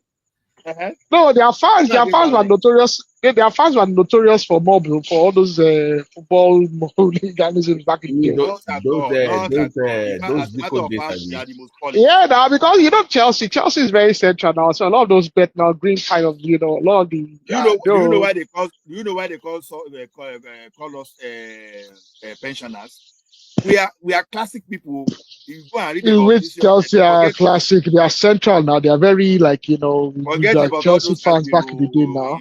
in Lagos that will be doing all And those what's the this Read other this thing that was you guys are violent, Joe. Back in the day, they had their own So firms. Aro, done. You're a Man U fan. Without a doubt. So why are you even talking? Why are you even in this conversation? No, Manchester United will be in the conversation now. You're like number 15. You have a leaky roof all over the place. Go fix your roof, okay? Yeah, but see, is that not embarrassing? I imagine a whole Man U can't even feel and rats and the stadium is infested with rats. It's disgusting, man. We don't hold it. We are renting it, and also the people that hold it need to fix it. The city of Manchester needs to fix. Oh, we don't own Old Trafford now. It doesn't belong to Manchester. Anyway, Manchester United.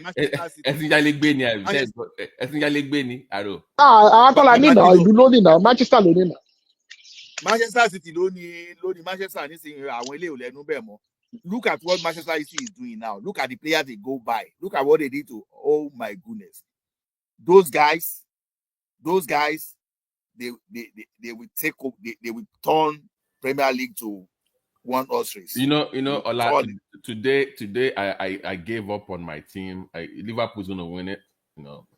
There's nothing to. Maybe next year we could try again.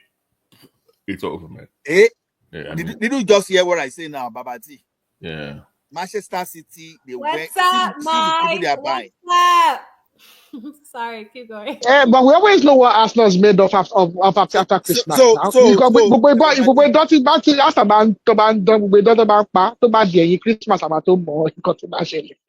Christmas is what we can see what's happening. Man City will win the Premier League next season again. You know, they were going down just because nobody knew that Pep was going through divorce. I think after his divorce, and maybe he said it's clear now. Then look at the profile of players. So Man City is going to take over Liverpool.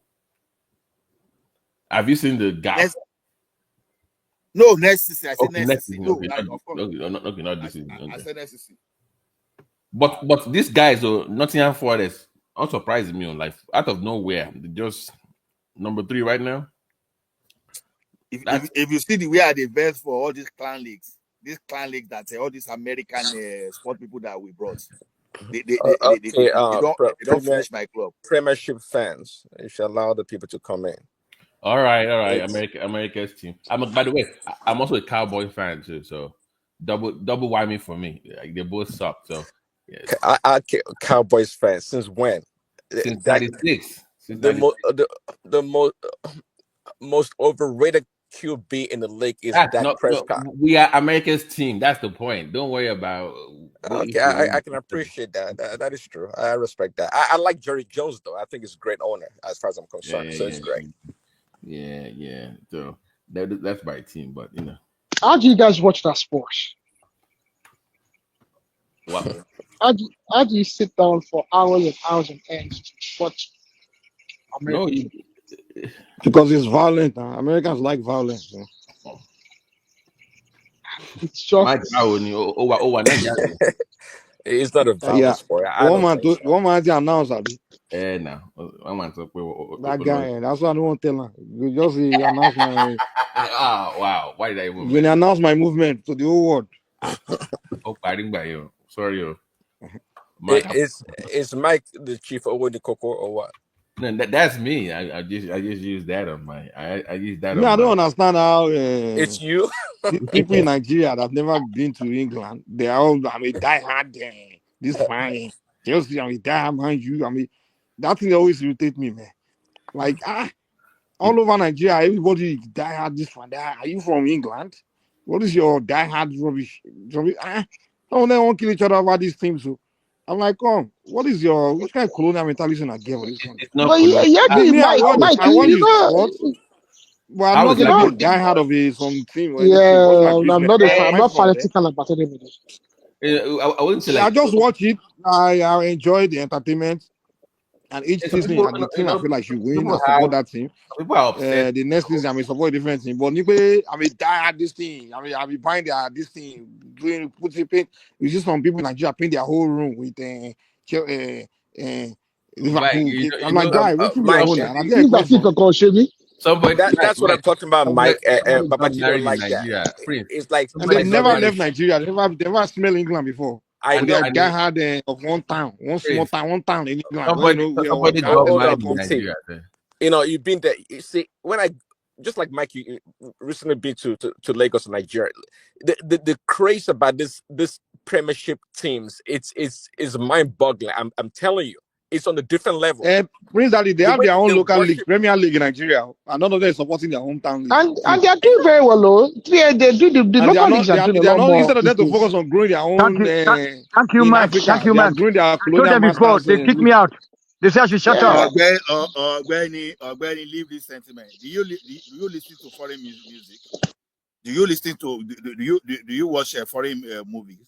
So the same way too. This is entertainment. No, it's not the same way. You listen to the music, you move on, or you dance to it. You have to do your own first. You have to make your own first. Protect your own. Let me tell you. You have to find something to keep you going to make you happy. So all this sentiment that. So why are you not promoting Nigerian league? It's not sentimental. It's look. 1 second. Give me 1 second. Hold on.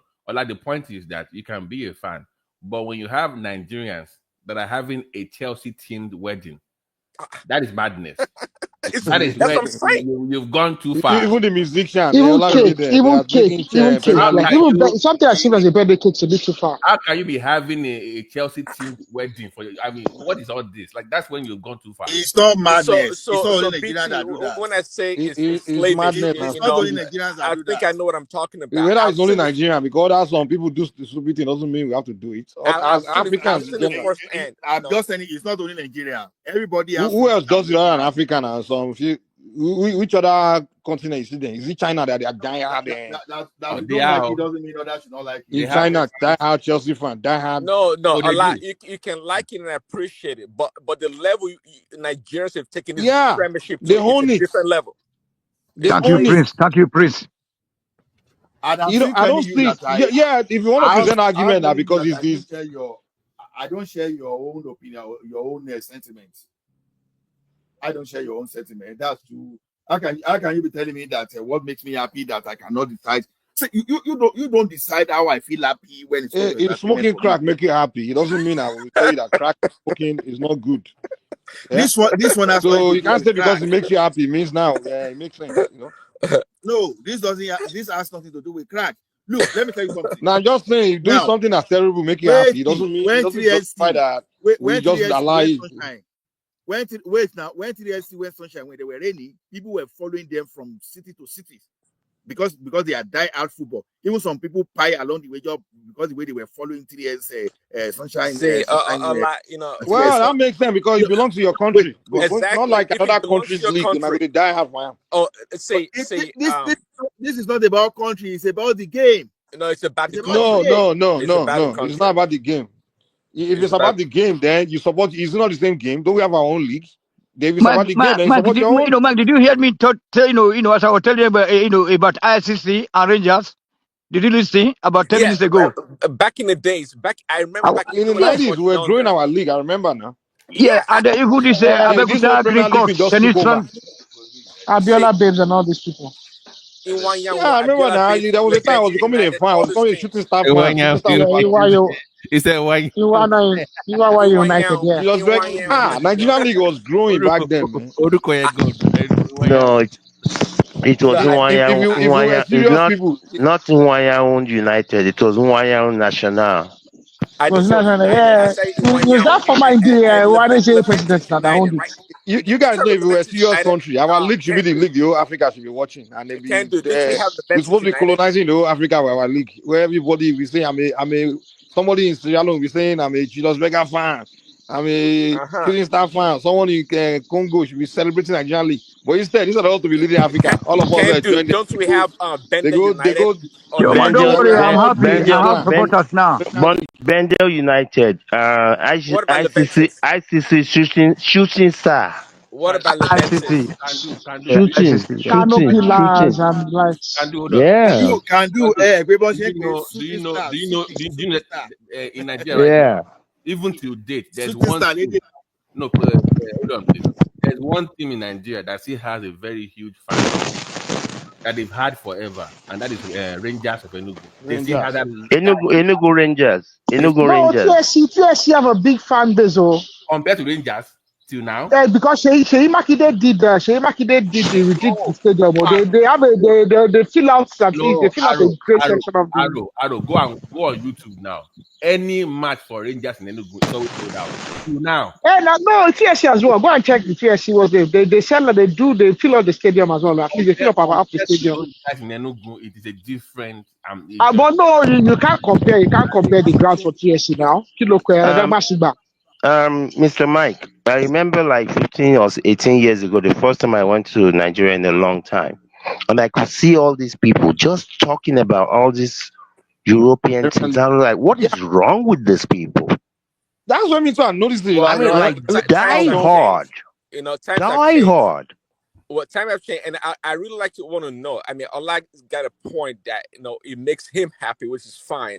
And I like to know really. I mean, what brought about this love for this European or the Premiership? Really, you see, because they are from colonial country now. This is even my primary issue with. Oh, sorry.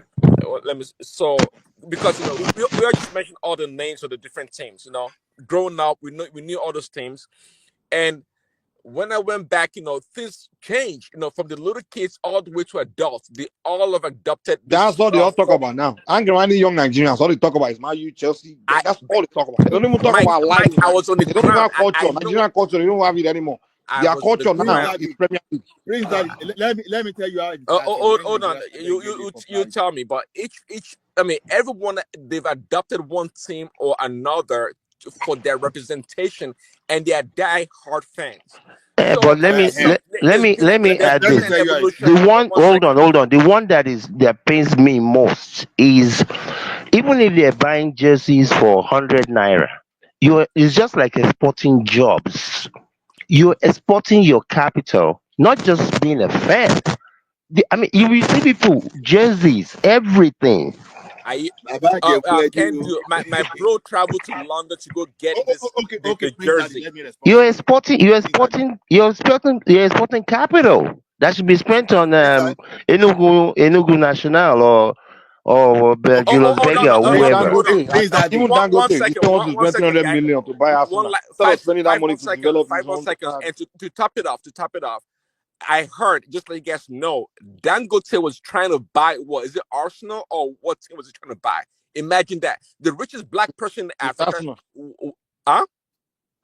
It's Arsenal now for $300 million. Okay, the richest black man in the world in Africa wanted to buy a European team. Okay, why not? That's the level of the craze I'm talking about here. Okay, Prince Daddy. No, buying the team is not a problem, but yeah, to me, the issue is that he should have focused on. He should have developed his own local league. Mike, it's not a problem. Isaac can invest. Isaac can invest in the local teams if you want to spend $2 billion or $3 billion pounds rather. Give me time to respond to you, Prince Daddy. You see, you are talking of the love of our people for the foreign country. You understand?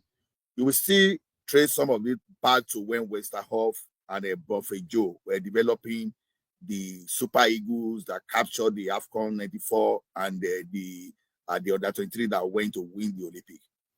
You know, Westerhoff was actually exposing this guy to the international football league, and these people, they went there and they came back to do us favor.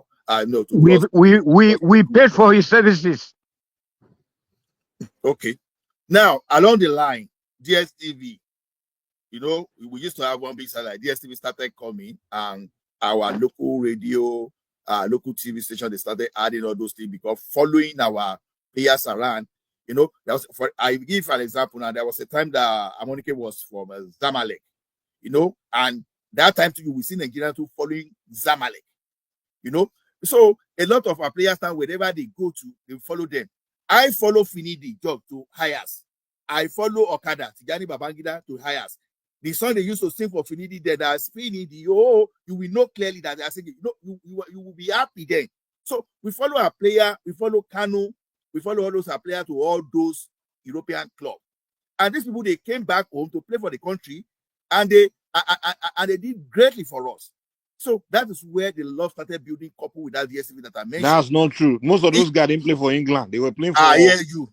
They can't say the reason because of our players went there. That's why we started developing a love for so-called. No, Nigeria. Hold on. This sickness we are talking about, it's not like Europe wide. I hear you. Let me. We are focused. It's England is what Nigeria focus. I hear you. Let me make my own point now. I say I hear you. I'm telling you that when you see Nigeria today, Nigeria started getting used to Premier League when DSTV, multi-choice, when they came to Nigeria. Where were you watching before? Yeah, but it wasn't because how many and those guys playing for European. I said you were on campus. I said you were schooling, you were on campus. Where will you watch those match? No, I don't. No. Hold on. Let me tell you the beginning. Hold on now. My presentation. I will use to say I will talk. We get your point now. We get your point. So that is how we started getting used to it. Now, one thing about entertainment products is this: you've got to build your own. Now, today, as I speak to you now, if you go to downtown Calgary today, you will see people playing Davido and Nigerian music in the downtown. If anybody doubts it, visit Calgary. But before, it was not the same mentality. We don't want to hear Nigerian music. We just want to hear hip hop. Hold on. It was the same mentality we're doing with the music back in those days. They will not play. If you listen to Nigerian music or Nigerian clothes, they will laugh at you. You have to listen to American stuff. That's the mentality. I hear you. The question is this: we develop our own entertainment to that level. The reason why our music became is because the Nigerian diaspora. Hold on. It was because Nigerian diaspora. Let me finish my own monologue. We get your point, man. We get your point. You don't need to. You get my point, but let me finish my own monologue. I'm not saying you do not get it. So the thing is this: when you are talking of our own sport, that we are not going there, let us go and develop it first. Then when we develop, we go. But we are not developing, and you are saying we should be talking. Talk of what? So I jump by default. Okay, who told? Okay, Nollywood is shaking. It's making wave now. Now Nollywood, you see people here that we were watching the same Oyibo where that we were watching Akidele with you, and they be asking you questions. How did they get to that place? You develop it. Hold on. So you argue. Hold on. Wait. Before you go for that, let's interject a little bit. You're saying too much. You're saying we have to wait till we develop our league to this English Premier League level before we start supporting it. Hold on. Look around the world. Even in Morocco, even Congo, even Congolese, when they're talking about football, they're talking about TV Masimbe.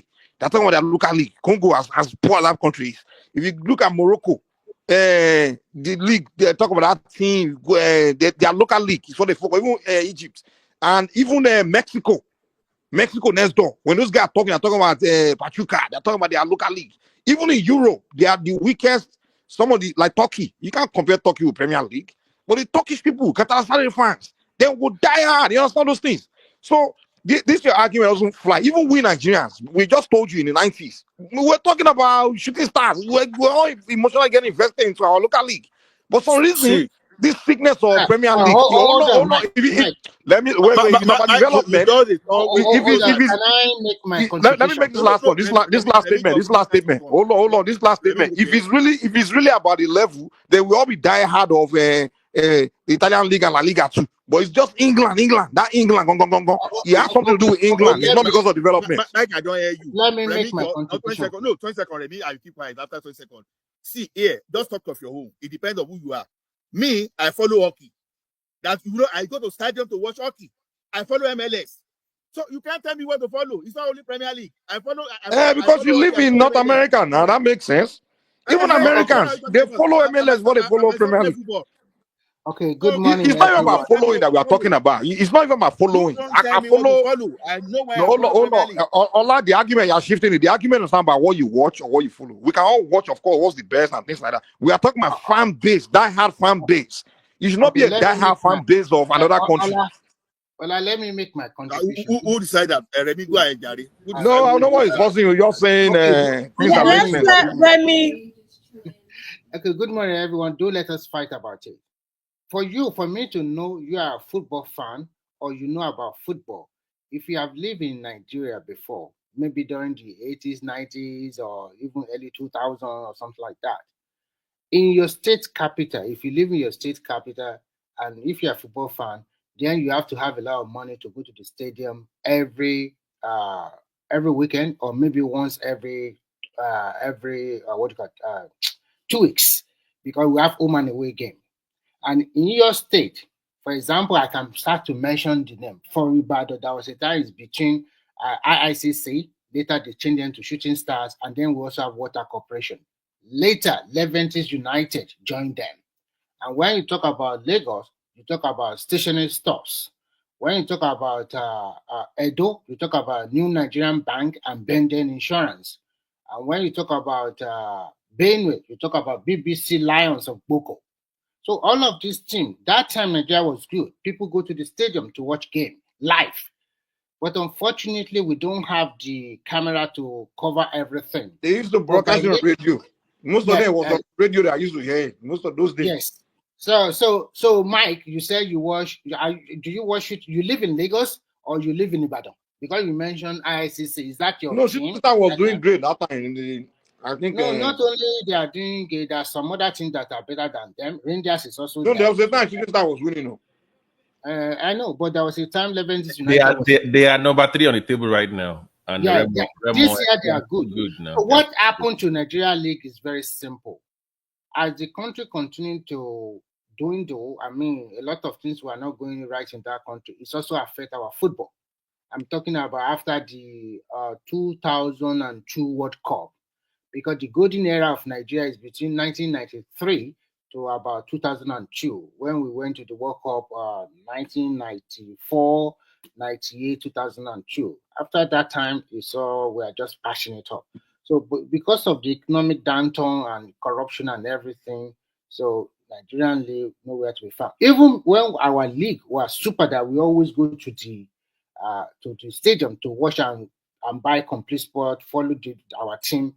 We still follow a Premiership, but that time Premiership was not so popular compared to Spanish La Liga. I remember during that time people talk about, because most of our football players are playing in Spain, like Finidi George playing for this team. I forgot their name now. They play for several teams. And Munich, so not even a Munich. Uchekochiku was in Turkey. Okocha was in Germany. Then later went to PSG, and from PSG, Fenerbahce, and then from Fenerbahce, I think he went to Bolton Wanderers or something like that. So we follow most of them all around, but it's not like Premiership was popular there. Because I don't really like Premiership that time because it was kick and follow football. You just hold the ball, kick it, and then it was not interesting. So, but Spanish league was good. Italian league was also super good that time. And our league, when there's corruption, we are not improving.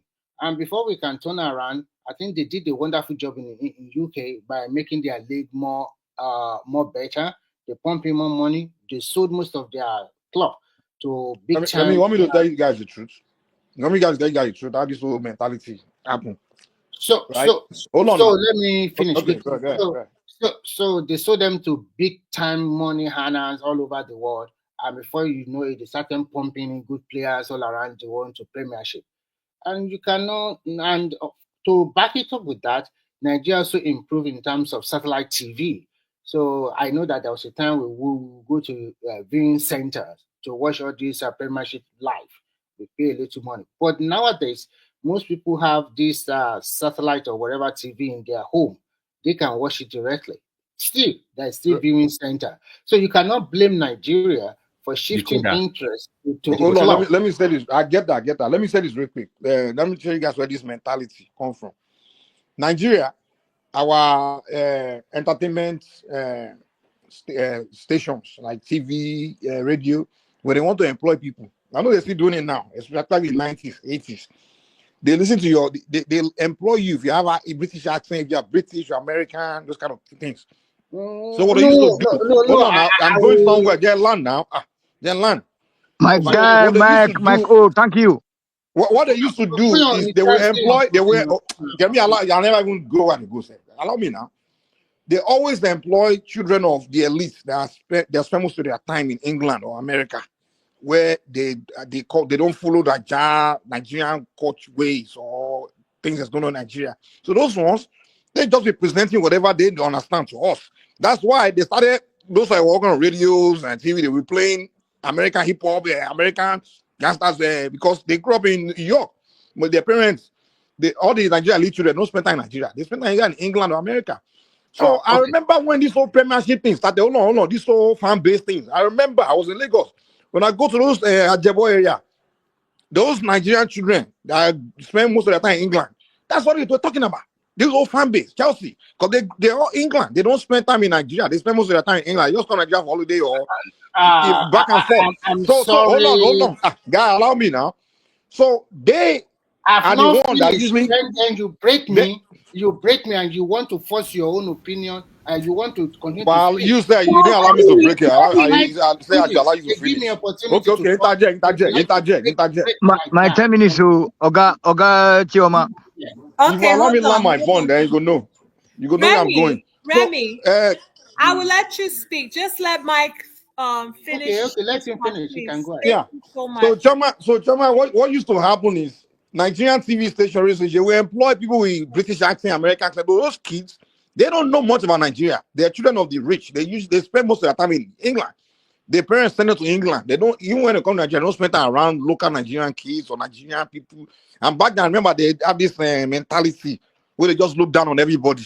They look down on the whole Nigeria. So back then, the reason they play on radio, those kids, well, American stuff, American music or British stuff, and entertainment.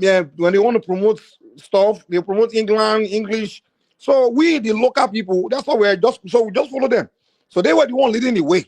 It was until internet came where people now have independent way to promote things, media, to use media, kind of like today now, where so that's when even the music started changing, because the Nigerian artists now, the local people started putting their things on internet and everything, where everybody's now like, oh wow. Because prior to that, the only avenue you have to consume entertainment was the traditional media, TV or radio, all those things. And the people that were working there, a bunch of Nigerians that grew up in England and America, and all they play to you, all they present to you is European, American music, England, English entertainment, and English sports. And though the American sport, they didn't really show that one. There was a time they were even trying to promote American football in Nigeria. That one didn't go far. But that's what happened back then. But with the music, we'll find a way to break out of it. Well, now we just consume Afrobeat. But with the sports, that one we just kind of hook on that one. I don't know how we can get out of it. So that's what happened. Really. I think what really happened is very simple. It get to some stage that to go to the stadium to watch your favorite team, you are no more interested, because the playing pitch was so terrible, was so bad, especially after we hosted in under 17 1999 World Cup. They didn't keep on, taking care of all this pitch around the world, around the country. So most people, and also corruption. There's so many Ojoro. The NFA did not get their act very well. So a lot of people disinterested in going to the stadium to watch Africa. The quality dwindled a lot.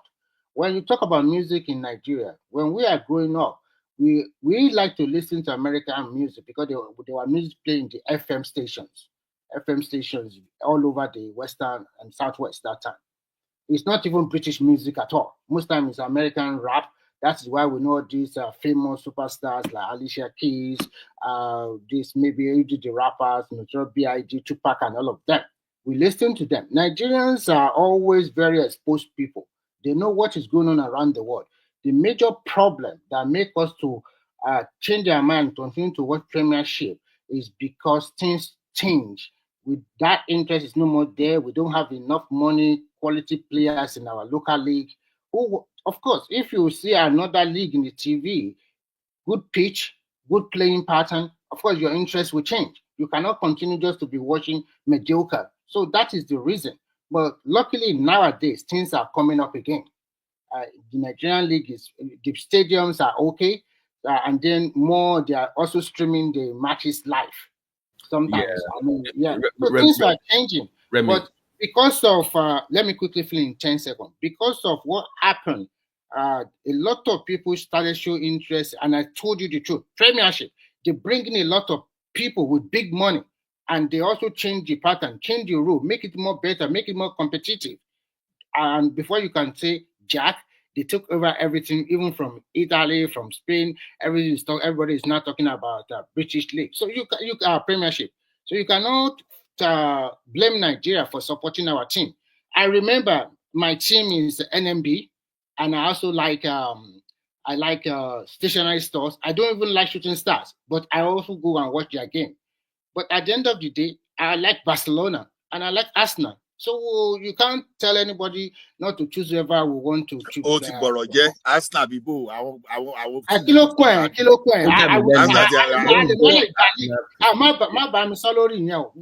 I just add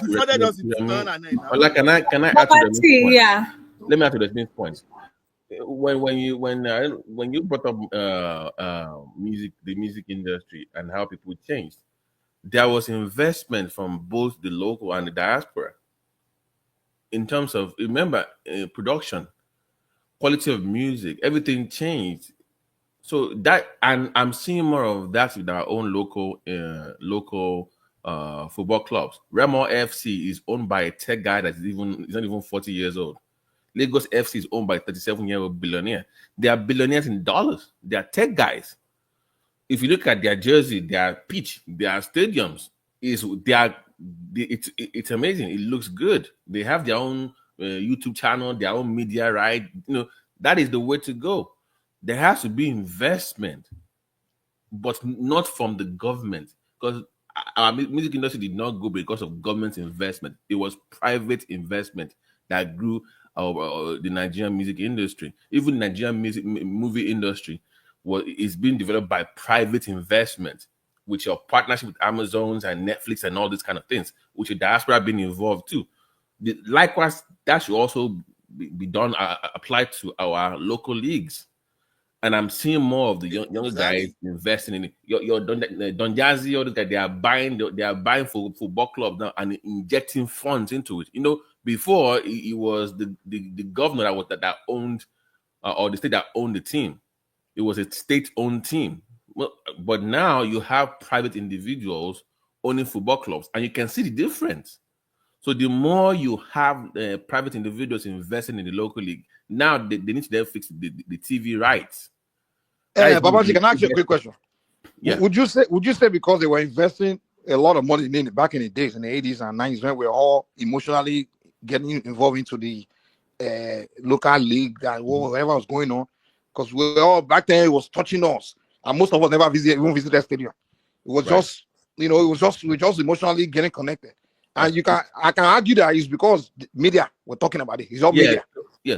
So, because once people start talking about something, you just start listening and start getting emotional. I brought but all of a sudden, they don't talk about it anymore. All they talk about is just Yeah, Premier League. it is what sells. So you have to also battle in that space. It's like me saying, for instance, Mike, oh, why don't nobody go sign with record label deal anymore? No, because I can go on SoundCloud and I can post my music there. I don't even need the big boys anymore.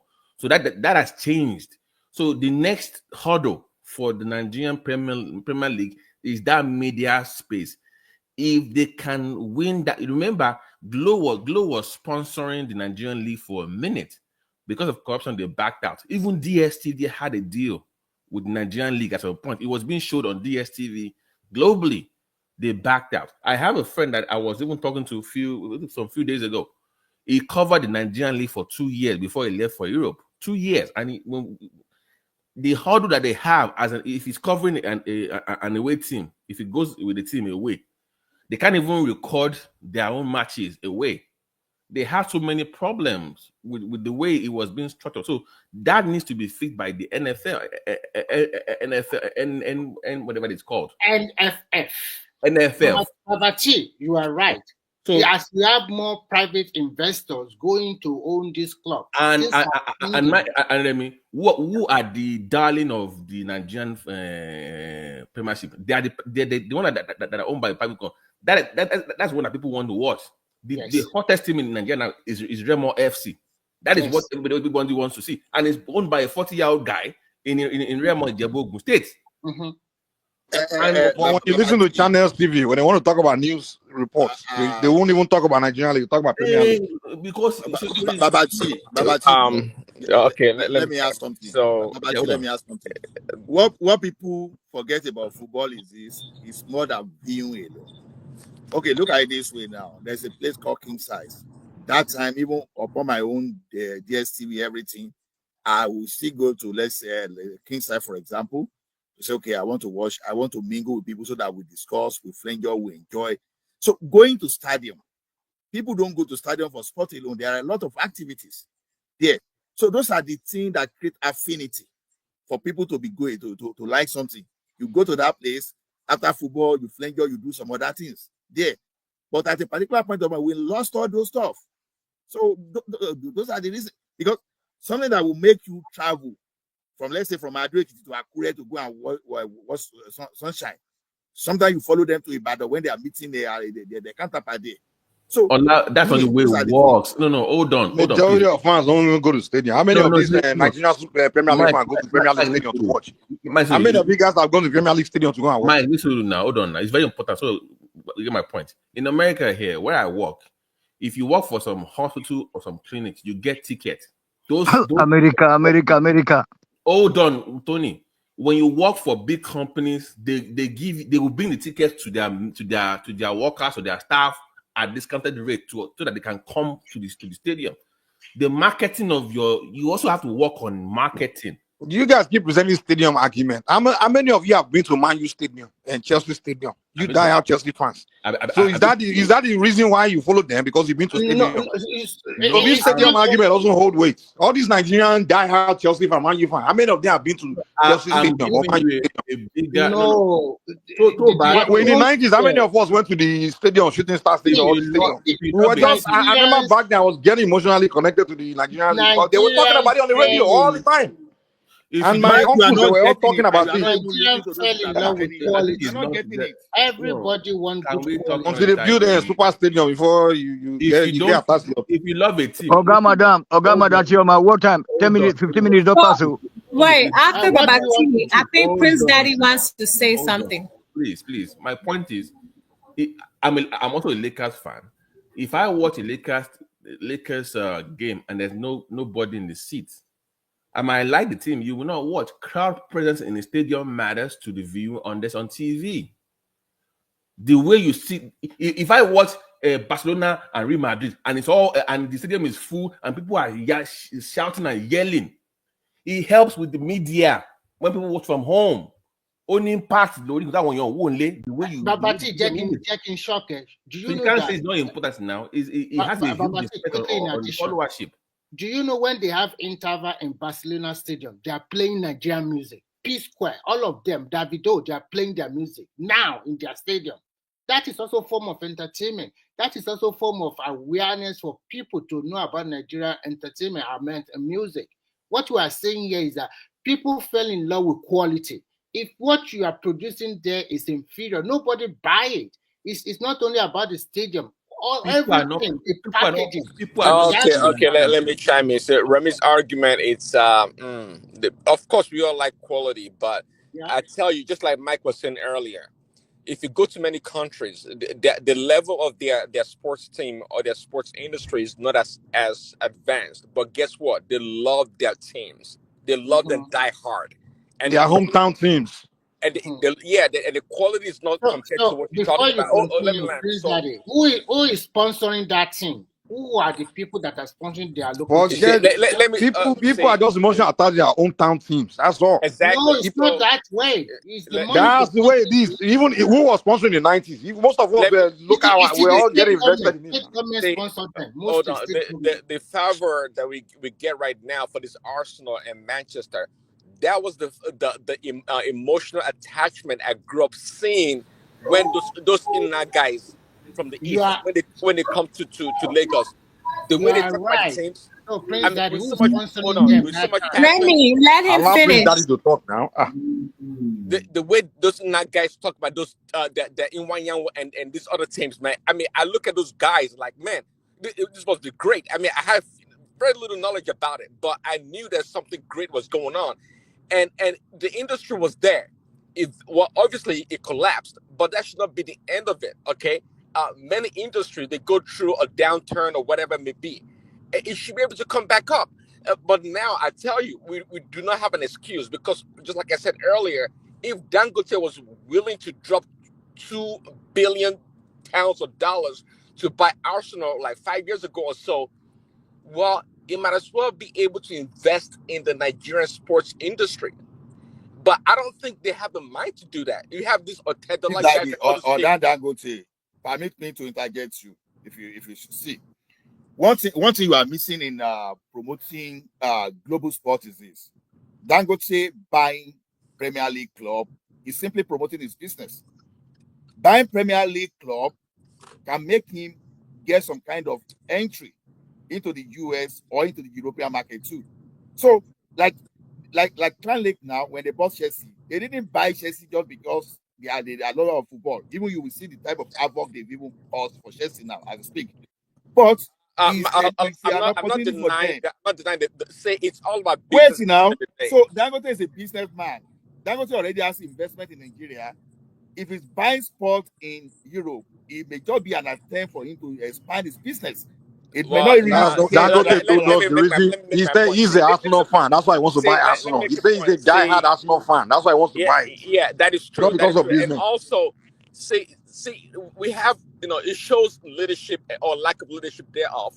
If Dangote being a rich person and is able to garner the fellow billionaires or whatever to try to build the soccer industry or the football industry in Nigeria, that would be great. Say is willing to buy something that's already made that has the name brand, but it's not willing to invest from scratch and build something up. See, that's the problem. That's a See, typical obviously mentality we're not of a going to black spend man. $1 billion. You are still A missing black the man is point, not willing to Prince build Daddy. anything. You are still missing it. You are still missing it.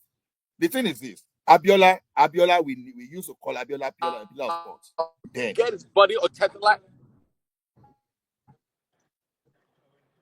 What happened to his Well, So to even sports okay, look at Nigeria, this Wait, now. Ola, Ask yourself a Ola, question. Ola, wait. Prince Daddy's connection went off. Just let him finish since he's back on.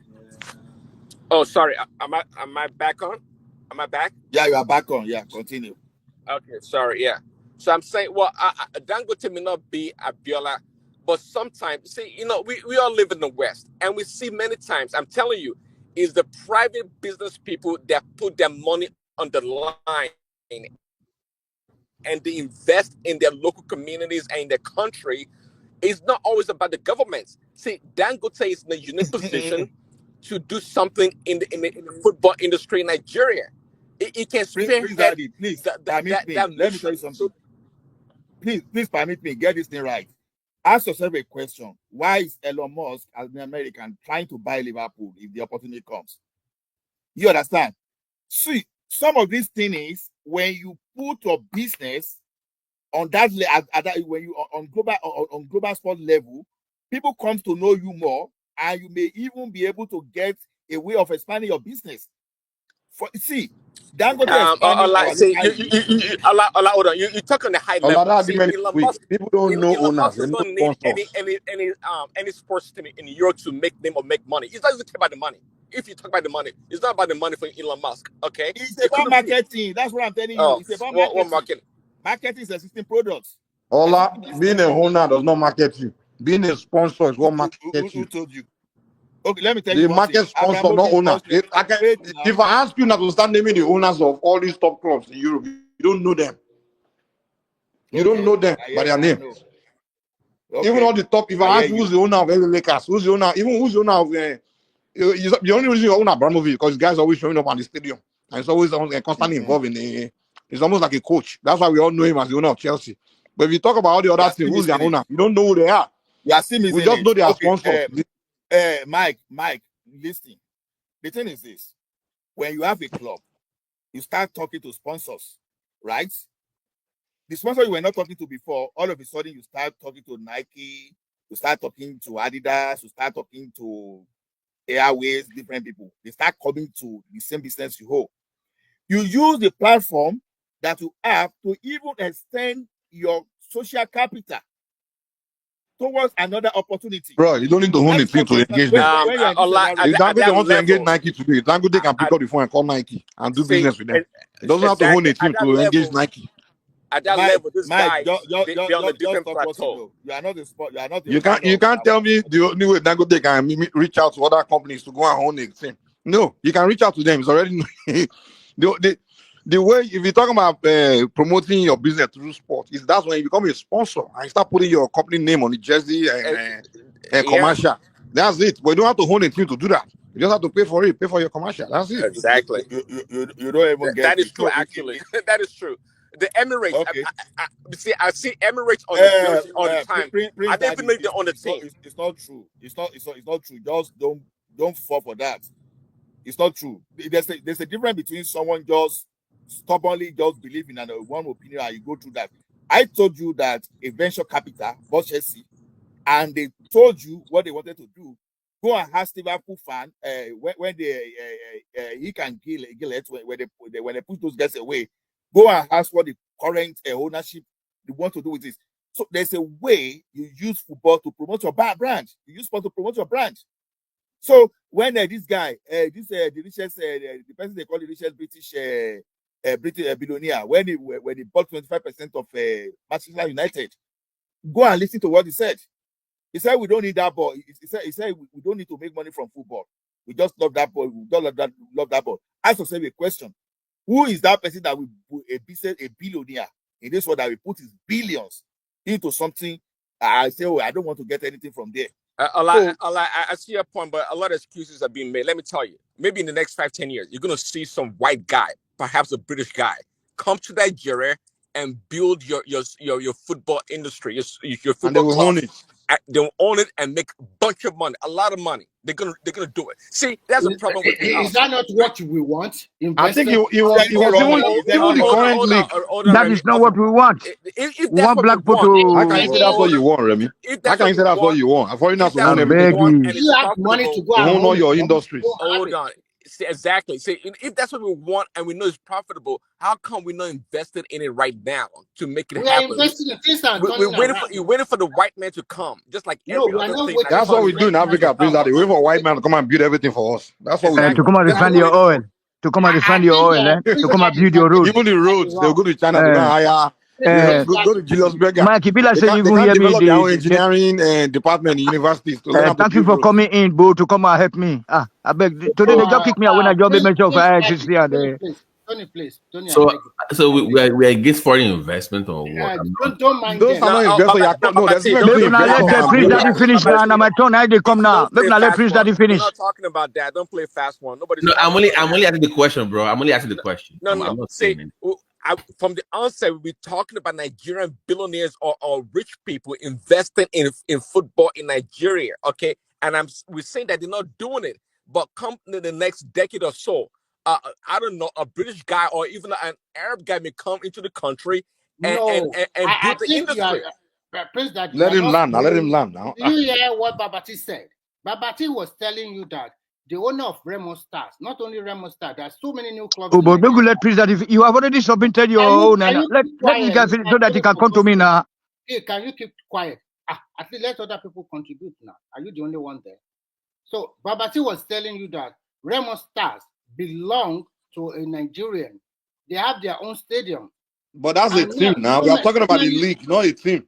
No, it's a team. It's a football We all team. know most of the teams are home by Nigerians, but we are talking about the league itself, the entire league. That's what we are talking about. But if you talk about the entire league, it's not that the league is being run by a white man for Nigeria. It's Nigeria that are running the league. Instead, I say one day white man will come and come and take over.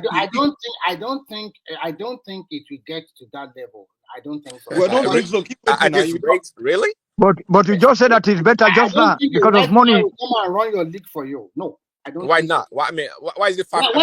Running a league? We have a lot of people who are vast, who are also knowledgeable on how to run league. That is why. So why are you not running it now? How come your league is not successful right now? How come it's so not? Why are you not running the league now? It's becoming more successful now. People are going back to the stadium. You say you are not following them. You don't know. If you don't know, Remy like to shift argument, man. The whole argument here is that. Hold on. Stop shifting it, Remy. The whole argument here is that all our youth, they are all invested in, and their mind, their emotion invested in Premier League. That's what we are. So don't tell us that it's changing. It's not changing. If you talk to any average young Nigeria today, they are talking about Chelsea, Man U, and that's what you guys were talking about before we came in. Listen.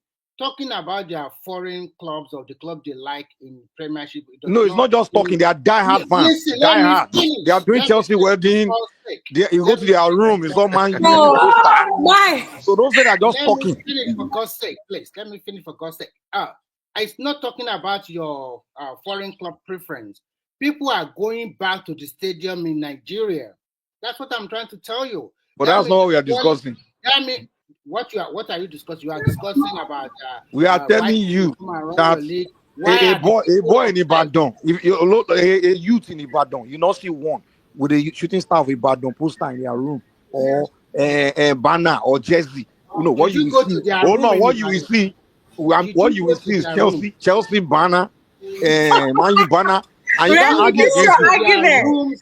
Remy, this your argument. Does Mike have to go to the room? I don't know. They do Remy. We all know what's going on with Nigerian youth, and he's telling me that. Mike, he's trying to argue with me. The Nigerian youth in Ibadan, they are more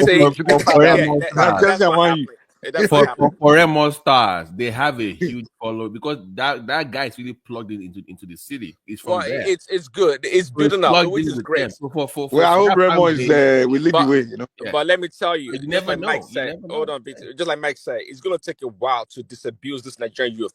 And by the way, Mike, the adults, I think the adults more than the youth actually, because the adults are even the adults, now. They are more. They're the one championing this Arsenal and Manchester thing. Even the Nigerian celebrities, all of them, the celebrities too. You see them, Chelsea, Man U. We having a conversation about Chelsea, Man U. Even Olamide and what's their name? Vino. They were thinking about Premier League, Chelsea, Man U. Can you tell me your favorite team in America? Favorite soccer team? No, Nigeria team today after Ogatioma, make you not forget me. I can like a team in America and England, but I'm not a die-hard fan. I'm not going to be buying their posters and putting in my room and stuff. Let's even things out. Let's allow Tony to interject for only 2 minutes. Tony, 2 minutes, please. Yeah, thank you. I want to say good evening and thank you very much, my brother Mike, and then Prince Daddy. It's like you guys had me be shut down when I made mention of that ICC and then our Nigeria team. I don't know why our people are towards all these foreign things. You go to school in Nigeria, after graduation, you run to England. The so-called politicians, idiots. Where are you? They will take the money and hold on. They will get our money. They will not be hospitals. When they get mosquito bites, they go to England. Now, when I made mention that earlier on about an hour ago, you see the way they just rushed on me and they shot me down. Then the chairman said that I should take it easy. I was almost, I say my throat don't dry. But all of a sudden, after some 20 minutes or about that, then I saw Mike just come in and then just punching at that point. You know, what the hell? You know, what Mark is trying to say is like, and the priest that is like emotional. He can make you to be sick and he can make you to be healed. Nothing like see people that look like you, even if they be Jamaica or Kenyans, they are playing football or they are doing something and then you are happy. You know what I'm saying? Talk less of bed insurance and then like Ogan, one of the men, they said that there's still another club in Nigeria Bank, Enugu Rangers, and then all those stationery store, whatever. It's better for us because it's our own. We should be working towards going back to Nigeria to go and start turning things right. Otherwise, one day these white men they will call all of us and we'll go back to we'll go answer our papa name for wherever we came from. That's what you. After you don't live 40 years in Germany, now you are talking about going back to Nigeria. I mean, no, so now here they burn me now. Now here they burn me. You know, you guys, you always find a way to justify all this nonsense that is going on in Africa, Black Africa. No, hold on. Especially you. Wait. Look at where you are living now. You are living in a very cold weather. Like me now, I'm putting on 2 pullovers. You know, what the hell? We don't want to have a good country? Then when the mic is talking, please that is talking, Ola is talking, I'm talking, you guys, you are just making Okay, who's next? Okay, let me come in. Just you give know me, what? just give me Prince Daddy. Let me hold on. Let Ola speak. Okay. Please. Yeah. You see, one thing about this is this.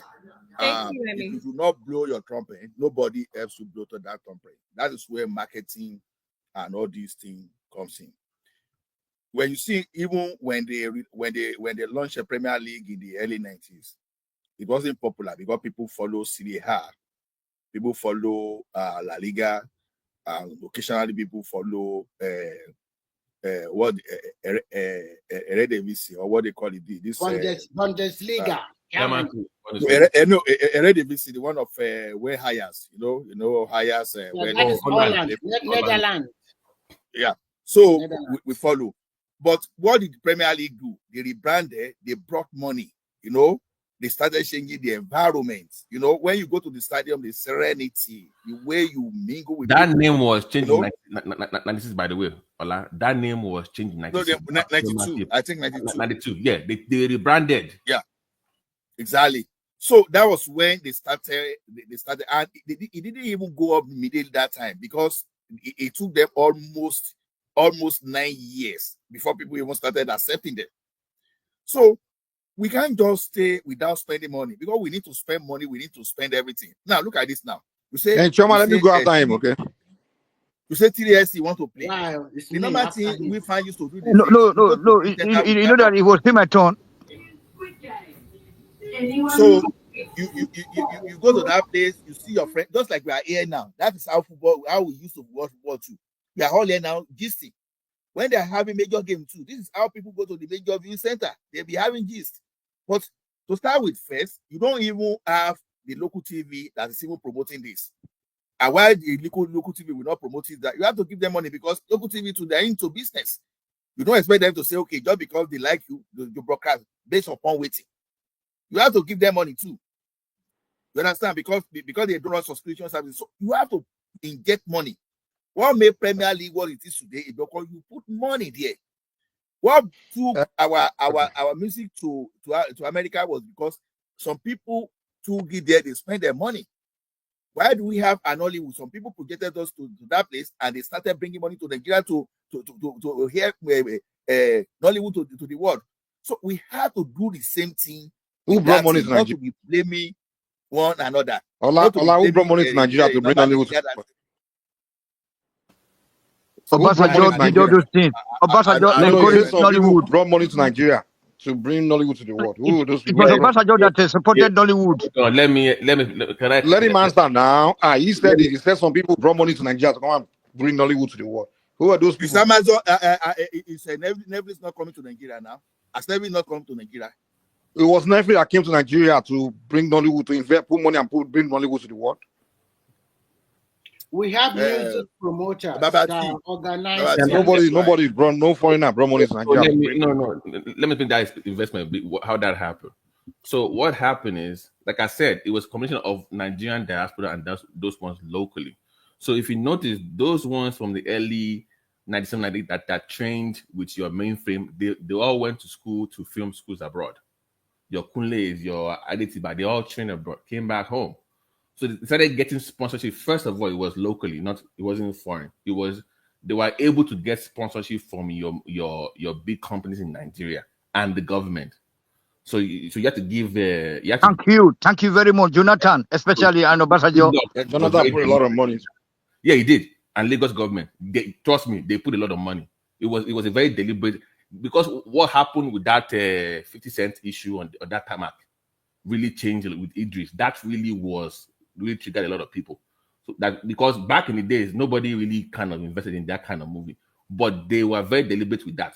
Once that started to happen, if you remember, we used to have a Nigerian movie streaming service that was bought by the Germans. I've forgotten the name of that old streaming service. They started buying the rights to Nigerian movies back in the day. They bought those rights, started pumping money, and they were making money off of that. And guess what happened? Showmax came from South Africa. So even till now, Showmax is still beating Netflix and Prime in Africa, in Nigeria till today. So they came from SA. And like, wait a minute, why is the German buying all the rights to your Nigerian movies? We will start making originals.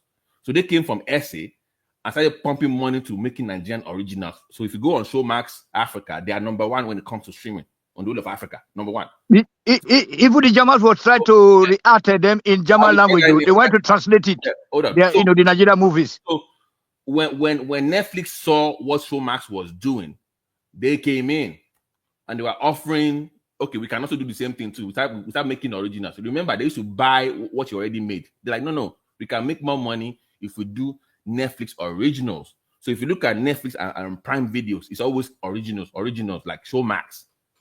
But because Showmax some way is cheaper than what they are making, Showmax is dominating that space. So what made it really global, beyond, forget the YouTube days or the VHS days, because that one I already gone to the Caribbean in the 90s.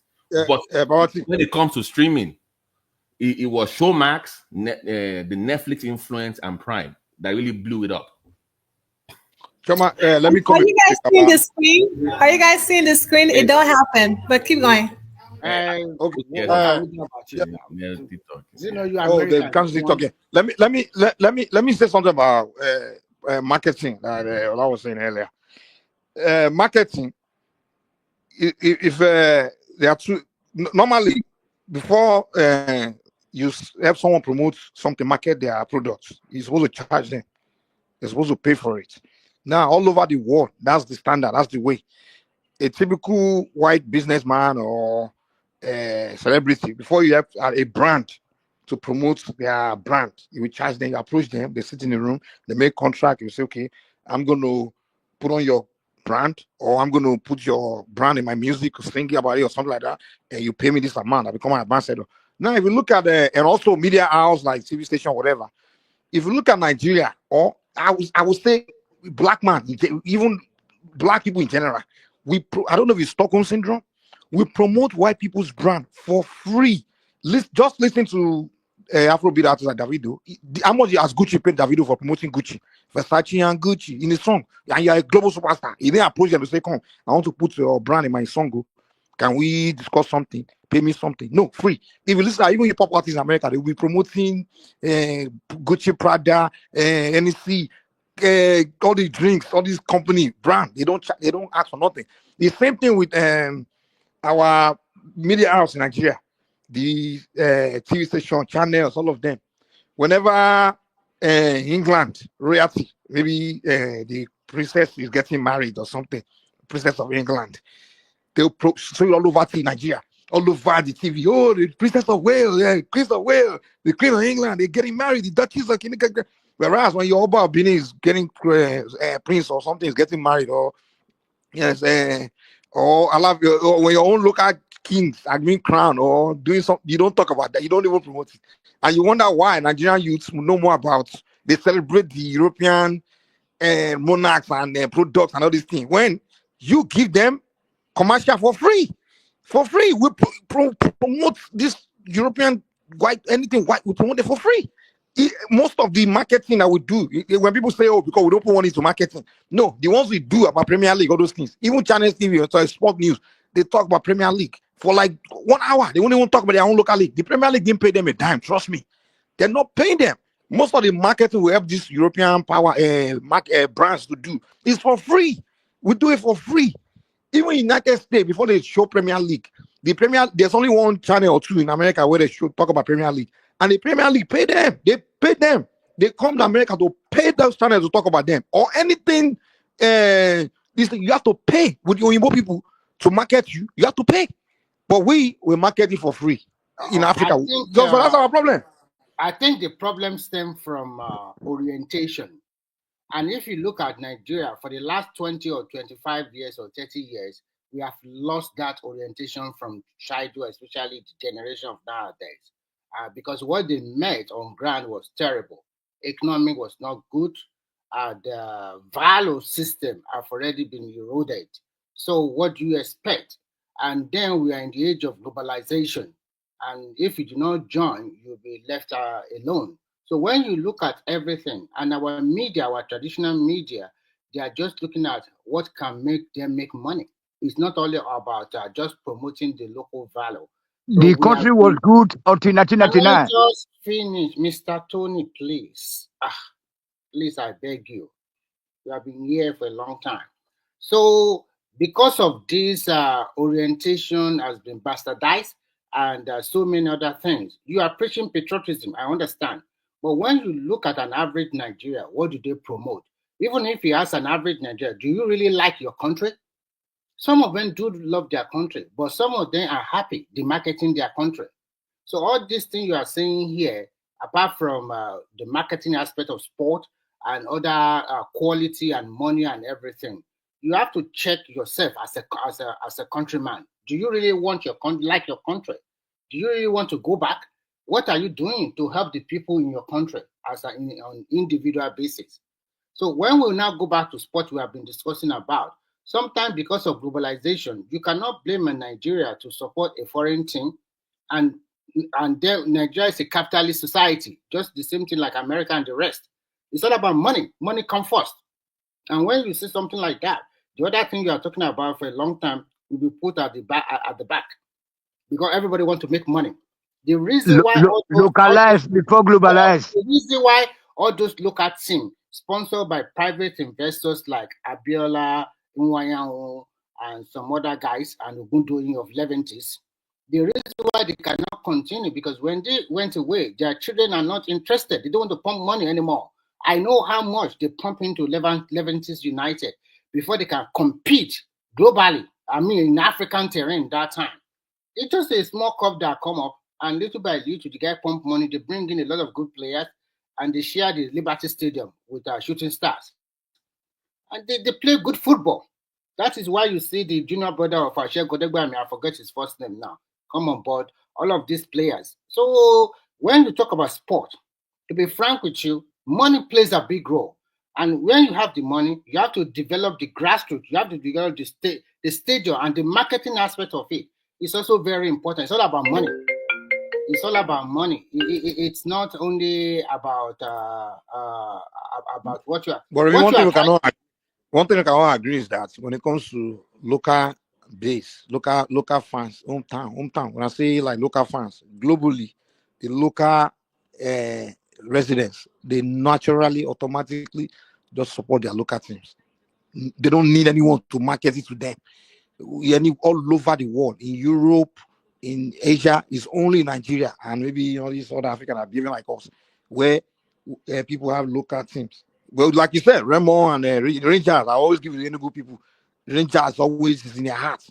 Rangers not paying their fans money because people just naturally like anything from their own town, their city, their streets, whatever. They like it.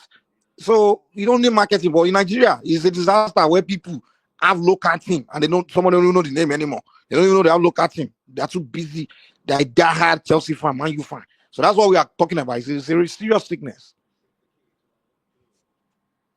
And that's why that all the kids want to go abroad, Then this talk of money that Emir is talking about. We don't need money to invest. The government have to be there to at least, we used to have also university games, national university games. I don't know. All the primary school were laddered, laden with football pitches. Secondary school, inter-house sports, inter-school Tony, sports. Tony Yeah. is right about the government have to invest, because even during the Yes. Olympics, you didn't hear Yes. one Nigerian team. And then they said the Minister of Sports, I don't know, he didn't sign up on time for the Nigerian team to join Yes. the Olympics, or there He was will, something. he will steal the money. He steal the money. Yeah, like Look at the National Stadium in Lagos. It's a shame when you. Jamal, Hey, the thing about Nigeria is very sad. The moment you get to this country, just like a guy here thank you. yesterday, Oh, thank you. the Thank first thing you, I told him, Mike, for coming out you tonight to see the come and help me corruption out. from the airport. You see Yes. everybody Oh, is here to extort. everybody. That's what thank the you. system Thank is. you, Mike. Everybody's riding on the purpose that everybody think they are part of the system to just Yes. extort. That's just the Yes. mentality, and it's right in your face. And everybody see it, and nobody see anything wrong with it. Nobody see that something that should not be happening and should stop. No, everybody says that's normal. So it's the culture in Nigeria where we accept certain behavior as fine. And it's the same thing. Mike, People become Mike, ministers. They are Mike. just there Instead of us to be they are speaking not with there one because the voice. vision. They are not Yes. there to achieve anything. They are not the Yeah. all people being employed is not coming part of the agency for a vision of that agency. The agency has no Yes. vision, so they are Yes. just there to extort. Most of them get employed through connection, so they are just there because it's a favor to be here, and I'm only here to make money. From the airport, the Yes. extortion is going on. Thank You go you. to every agency, Thank extortion. you. So I'm like, why are you guys here? Is there a vision? Is there things you guys you are here? What is the goal of being here? Are you guys trying to Yes. achieve something? Or they don't know. They just know I'm here. I've given the opportunity to come and extort. Money, make money. That's it. The Mike, Minister of Sports can I ask is you not to- there because he has a vision to take the sport to somewhere. He just saw that, Yes. our party has taken over, so they give him my To own go and buy appointment. a mansion. To go and buy a mansion So that he will not exactly. sleep in. So he's not there as a minister with a vision Only one bed. to Only one bed he will sleep in. But he want to buy 100 mansion. Mike, for Okay, your Tony, information, we don't have Babati a wants sport to speak. minister anymore. let me just add one thing though. Let Before, Babati add just one for 30 thing. seconds, please. Okay. We all know Boca Juniors in Argentina, right? Boca Juniors is a team. Yep. They are local league. Everybody knows Boca Junior. I can watch Boca Junior games anytime I want to watch it. I can watch their highlights. I can buy their merchandise. I can fly down there to watch it. They all make it available. As a matter of fact, any superstar that leaves Boca Junior to play in Europe always comes back to finish his career in Boca Juniors, even for a season or from games. So they might be diehard Barcelona fans in Argentina, or they might like Arsenal, but they still love their Boca Juniors. And it's all due to marketing and them being deliberate about it. But that's the point I've been making about our own clubs in Nigeria. Let's talk about Nigeria, please. We cannot. Babati, I think things are also changing in the aspect of Nigerian league now. Where can you watch? Where can you watch Nigerian league right now live? I think if you go to DSTV, if you subscribe, if you live in America, if you live in Europe, if you live in other places, you don't have DSTV. No, they have DSTV here. No, I don't have access to DS. But I'm saying that you must make it available to markets where you can make the most money. Yes, I think they still have a long way to go in terms of so that's what making it more better in terms of people viewing it anywhere. Somebody asked earlier about what's their favorite American soccer team. My favorite soccer team in America is a female team. It's Bay FC. Do you know why? I love Bay FC. Yeah, because you have Oshala. Is it because of Aziza Oshala? Exactly. That's why Babati, you like BST, but do you travel all the way to go and watch it live? No. But it's your favorite American female team. Most fans don't go and watch their team live now. Majority of fans. Are you kidding? In Nigeria, it's only people that have the rich and the middle class people that go to the stadium. No. Most fans are poor people and they follow their team. They don't go to the stadium. Wrong. Mike, during that time, when New Nigerian Bank or Better Insurance want to play against maybe Shooting Stars or Water Corporation or Leventis, you will see bus load of people from Benin. They follow their team. The same thing. ICC. Yeah, there will be fans that will be in the stadium, but the stadium, we are talking about the entire fans. Entire fans cannot even fit in the stadium. I'm just trying. The reason why I asked that question is this: in as much that Babati like base, he can also like Remo Stars in Nigeria and follow them, and also like Arsenal. Mm-hmm. What we are trying to say here is that you are right. Maybe the quality of the Nigerian Premiership is not up to the English Premiership, but we are improving. Sometimes let's give kudos to them too. It's not easy in that term. But I mean, the point we are trying to make to you is that the like people defend the indefensible in everything. Even we just told you about the Minister of Sports is not working. So let's give. And I'm telling you that there's no Minister of Sports. That is 150,000. No, we are improving. The problem, Chairman, and you guys. The problem I have with you guys that you are not up to date. And when they are giving you information, you want to fight back unnecessarily. Mike mentioned sport minister, and I'm trying to tell him that there's no sport minister. They have scrapped it. I'm mentioning ministers in general and the system in general. So don't make it about sports. No, they were sport minister, maybe they scrap it, but the wider argument is that in Nigeria, everything is by extortion. So it's not about really just the sport, I'm talking about ministers in general. I make example of even from the airport. You see people, everything is by extortion. No one is there for a vision. The purpose of working is to achieve something. That's not what people are there for. That's not the mind. So that's the wider point I'm making. So whether it's minister of sport or the director of sport, he's not there with a vision to take something. He's just there as an opportunity to ride, enjoy the ride, and extort and make money. That's what it is. When the system has been bastardized because of corruption and the rest, and what you guys can do, you always talk about leadership, you blame the leadership. But for me, I blame both. I blame the leadership and the followership. So people will say, your guy is doing it, I also do it. The followership that are doing their right, their civic responsibility, going to vote. Sorry, Tony. The leadership you get come from your followership. The governors of today, they were youth 24, 26 years ago. And today they were your governors. Why can't they change the orientation? Why do you also follow the footstep again? So don't always come here and be telling me leadership. Because of people like you that keep defending them now. And this is not about defending. You don't understand me. If Tinubu will be angry with you that you are defending him. Analysis on objectivity. I'm not here to be condemning government and government every time. I look at opportunity, and if I see that they are not doing the right thing, what is the solution? I am not here to be condemning every day. That is not the way of improving your life. Every time it's condemning. How do you progress? No, we have to first admit that things are not working before we can be able to find solution. But if we speak with one voice, hold on, sir. If we all speak with one voice, like Mike is speaking now, but please, Daddy, and myself, hold on, please, I'm sorry, sir. So if Mike is speaking, Mike, Chioma, myself, and then Prince Daddy, 4 of us right now, because Ola is already out. So if we are speaking with one voice, probably some people may be listening back in Nigeria and say, okay, look at what this person say. Let us do the things right. But when we are speaking, and you guys now you are majority that try to suppress us, then they will say, hold on. They will say that, okay, what we are doing is right. That's what we are saying. You see what Mike just said, Mike is not, hold on, it's not limiting the discussion. No, hold on, sir. I'm sorry, sir. Mike is not limiting the discussion to sport only. He said everything.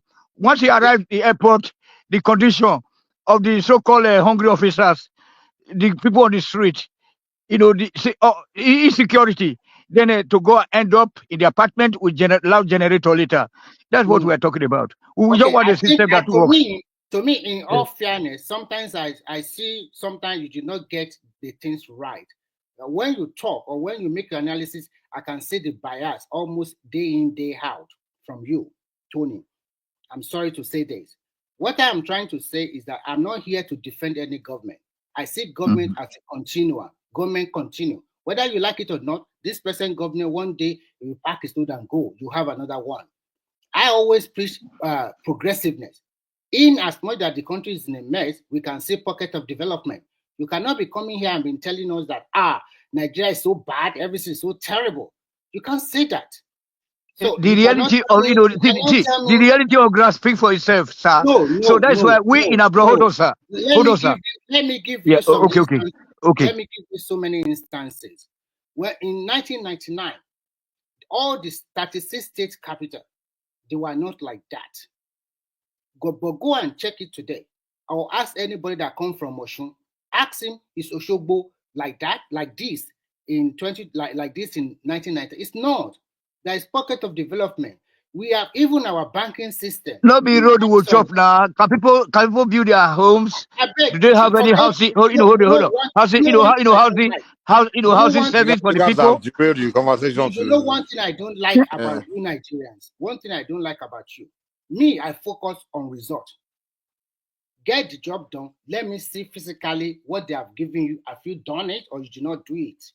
But you guys always, first and foremost. But the Kenya is in Nigeria there. Mike is also right there now. You listen to them. I will keep quiet. When you finish, then I'll come after you. Go ahead. And then after Mike has spoken, then you will now say, okay, oh, I should have known that. Then you start to change the way you analyze here, because there's no day that you never defend the so-called the indefensible at all. I mean, like you always say, no, it's okay, we are being challenged, that we are going to the improvement. That we are under, because look at Mike now. He just tell us that the television in Nigeria. Do you know Ojo, a very popular a woman there, that trending. What is trending? When she wants to start that program, she say, in the United States. You know what I'm saying? Yeah. In the United States. I That noticed is that. the me. As if we're not Visited South Africa. Then after I was saying, no, hold on. You asked me to, let me to finish now. Let's talk now. Let's go. But are you going to give all the minutes? No, please, sir. So then in the United States, and after that one, I will go to Germany. After I will go to this China. Then later I will come say, now let's come back to Nigeria. What the hell? Nigeria should be the first thing. Okay. Then and then when she comes to Nigeria, she'll give us a horrible news. After giving all the good news about the United States. Okay, let me talk. I'm not here to defend anything. I want to tell you guys something. Defend it. I acknowledge there is a lot of trouble in that country, a lot of wahala. And this wahala, they did not start today. It has been there for a long time. And I acknowledge that from all this wahala, we have made some progress. If you do not see it, I don't know. But I saw some. And I always base my own objectivity and reality. And I base my own analysis on government will come, they will do their own part, and they will leave. Another government will continue. But some of you base your own ideology on probably you don't like your president, or you are biased towards one tribe. Oh, you know, I'm suspecting this. I think Remy is taking it as if we are attacking Tinubu's government. You're taking this conversation. Mike, you are taking this conversation as if we are attacking Tinubu's government. Let me finish. I know, that's what he's been thinking the whole time. Like, oh, this thing they are saying is making Tinubu government look back. No, it's not what Tinubu. Just one thing, even if it's half. Criticize something. Criticize what? What do you want me to criticize? Something in Nigeria. I don't even want to mention government now. Just he won't do it until Tinubu leave office. We'll start doing it. No, you said I should criticize something. Okay. Channel TV, madam. Channel TV. The Channel TV, when they speak, they say You will come. Let me respond to Shoma.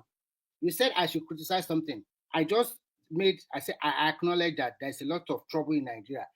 In my analysis before, there's a corruption in Nigeria.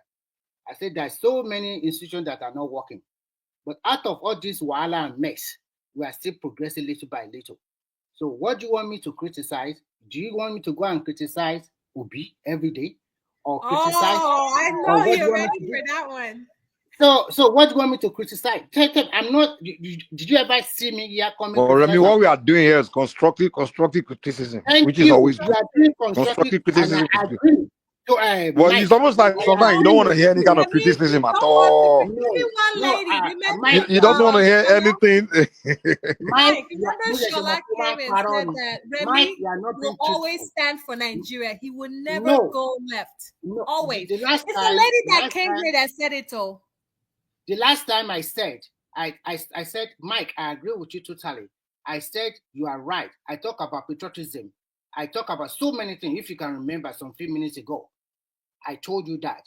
But out of all these things, when you go to every other country, they also have their own wahala. And some people in this platform sometimes believe that if you are from this section of the country, you are not doing a good job. You are a parasite. But when you also go to the same America you are living, you cannot tell me the Western plain. But I mean, you cannot took it. You took what we were discussing in the conversation is where something is going wrong, like how the marketing and everything. You think you are right, and then, but you kind of you started sensing as if we are beginning to attack some sitting government or we are condemning the country or something. That's not what we are doing now. The conversation is about what we are not doing correctly and why we should be doing it correctly. That's what we're discussing. Mike, do you know the issue I have with you? I will tell you. You always think you know it all. That your analysis is the best. I'm telling you. Based on what? Based on what did I just say that makes I suggest that I think I know it all. People are making their own analysis. Let me just try to have an hold argument. on. What did I say just now? I suggest that I know it all. Because when people are talking, you don't want to. No, answer now. What did I say just now? I suggest that I think I know it all. Keep quiet for God's sake. Okay. Okay, keep quiet and for God's sake and listen. You always come here and pretend that you know it all, but to me, you don't know nothing. How? Can you explain this so I can correct myself? People are talking. You don't want to listen. When they talk for about 10 seconds, you want to jack it away from them. Really? That's what you do too. It's not. That's what you do, man. You don't even want people to talk at all.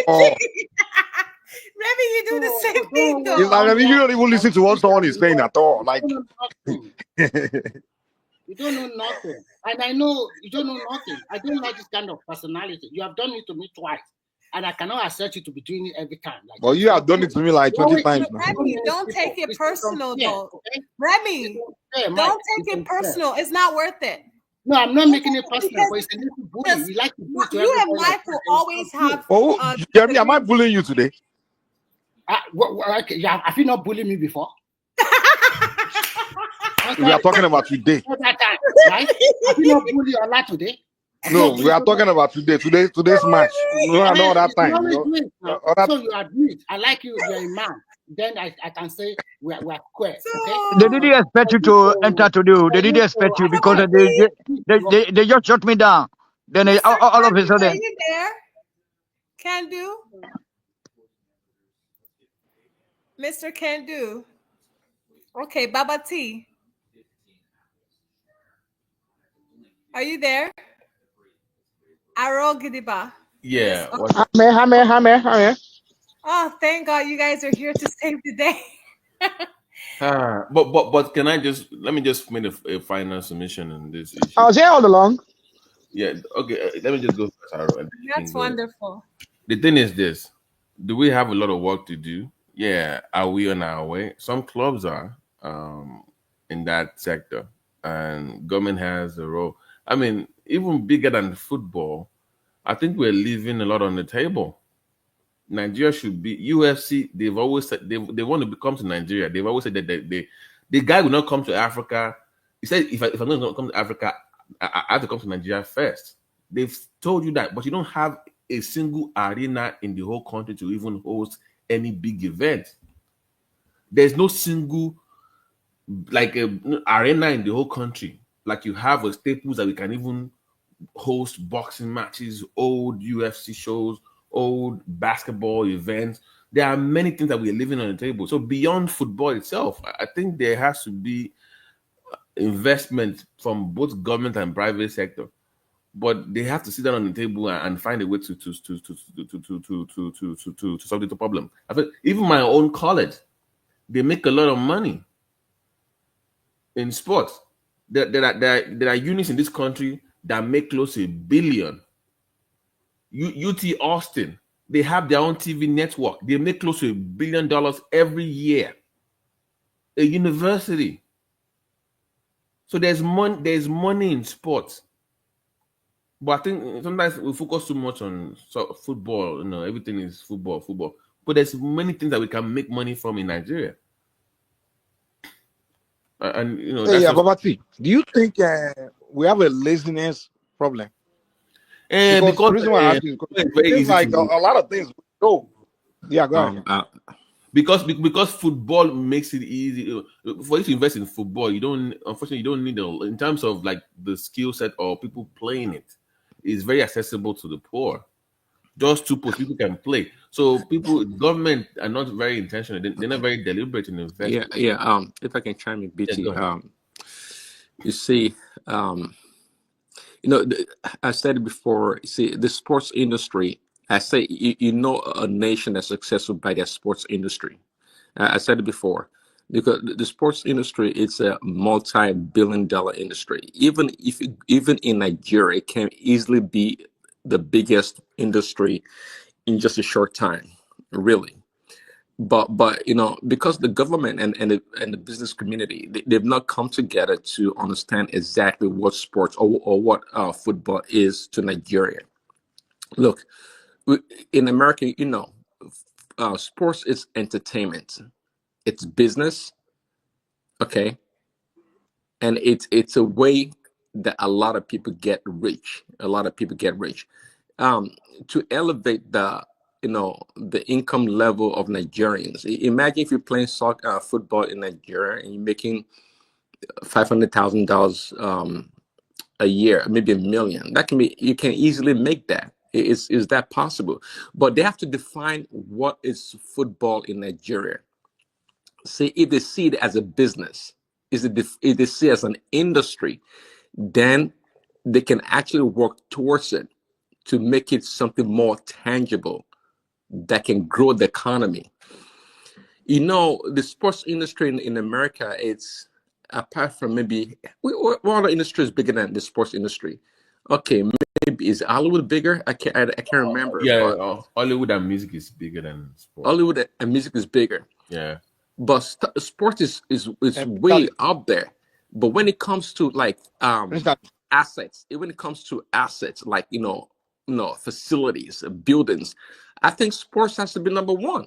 No, because in terms of like the indirect, like if I say football now, you play soccer in America or you play football, then if you get injured, you go to the orthopedic surgeon. So that part of it is what makes it bigger. But you get my point. The nutrition part, the training, the science, all those kinds. I'm glad you mentioned that. The auxiliary part of it, and that's a huge part. I mean, there's so many stuff connected to sports. Is it the trainers?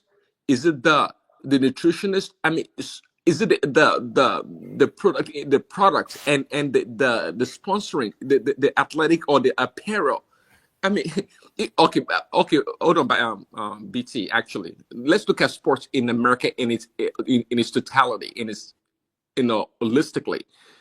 You can't just look at football and baseball and basketball. You have to put in Nike as part of that portfolio. You got to put in Adidas, Columbia Sportswear, because these are the sponsors, and these are multi-billion-dollar companies. Yeah, but the reason why I say movie and TV was bigger. No. BT, sorry, let me say this is very important. All these things you mentioned, right? If you go look at how the whole thing, the functioning of those things in America, all those industry, you realize that those that are running, those on the top, even those that are making the money, and the CEOs and the owners and the commissioners, all of them, they are working hard. It takes hard work to make those things, to sustain those things, keep it going, keep it functioning. Now, in Africa, and this is coming from just my interaction with different Nigerians and Africans, I'm talking about even rich, middle, poor, all kinds of people I've interacted with. Whenever they get together and have this idea, discussions, and say we can do this, we can do that, they know these things they are talking about. They know they can do it. Where they stop is when they realize the hard work it will take. You know what they will say? They will say, boy, it's hard. The moment that is hard comes in, they abandon it. That's why I asked about the earlier. Do you think the problem is the problem of laziness? The thing is, we don't want to work hard. The only time, if we spend time study our people, the only time we need to work hard is when we are desperate for something.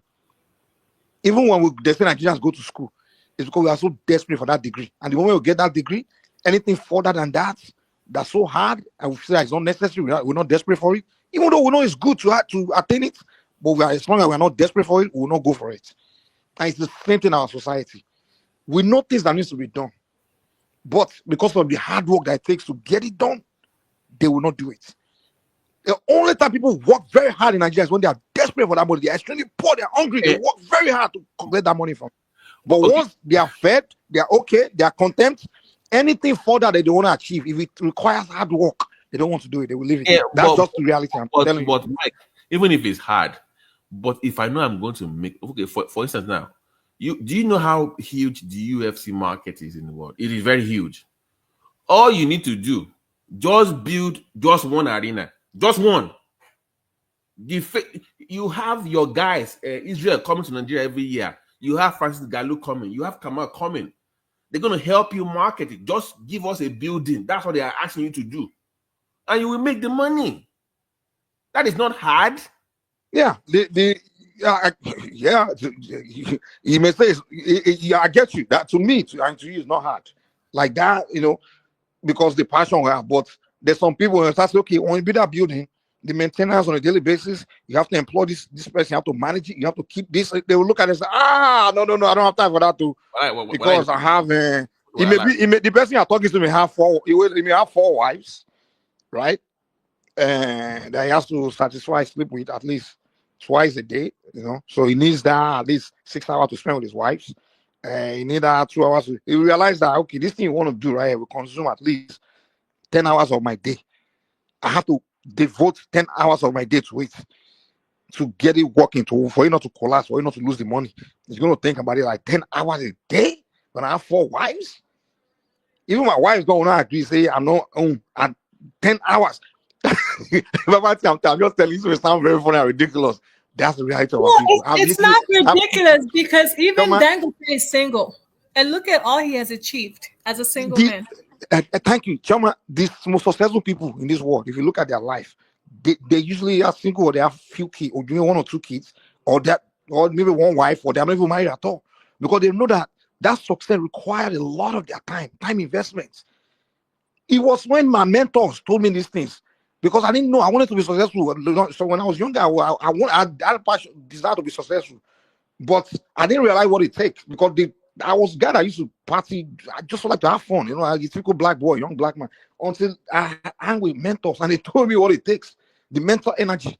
You have to involve a lot of mental energy to the work, to the thing. That means you have to sacrifice a lot of pleasuring things you do in life. You have to sacrifice chasing girls up and down, having like multiple girlfriends, all those things. You have to give it up.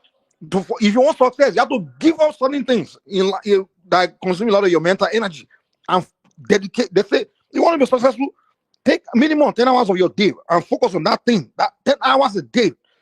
An average black man he's not willing to do it. I'm just telling you, it's just reality. This is something I study, I did on my own personally from my interaction. That's how most of my business partner people I've achieved things with are white or maybe Hispanic.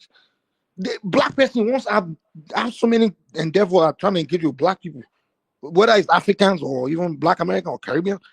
They devote their dedication.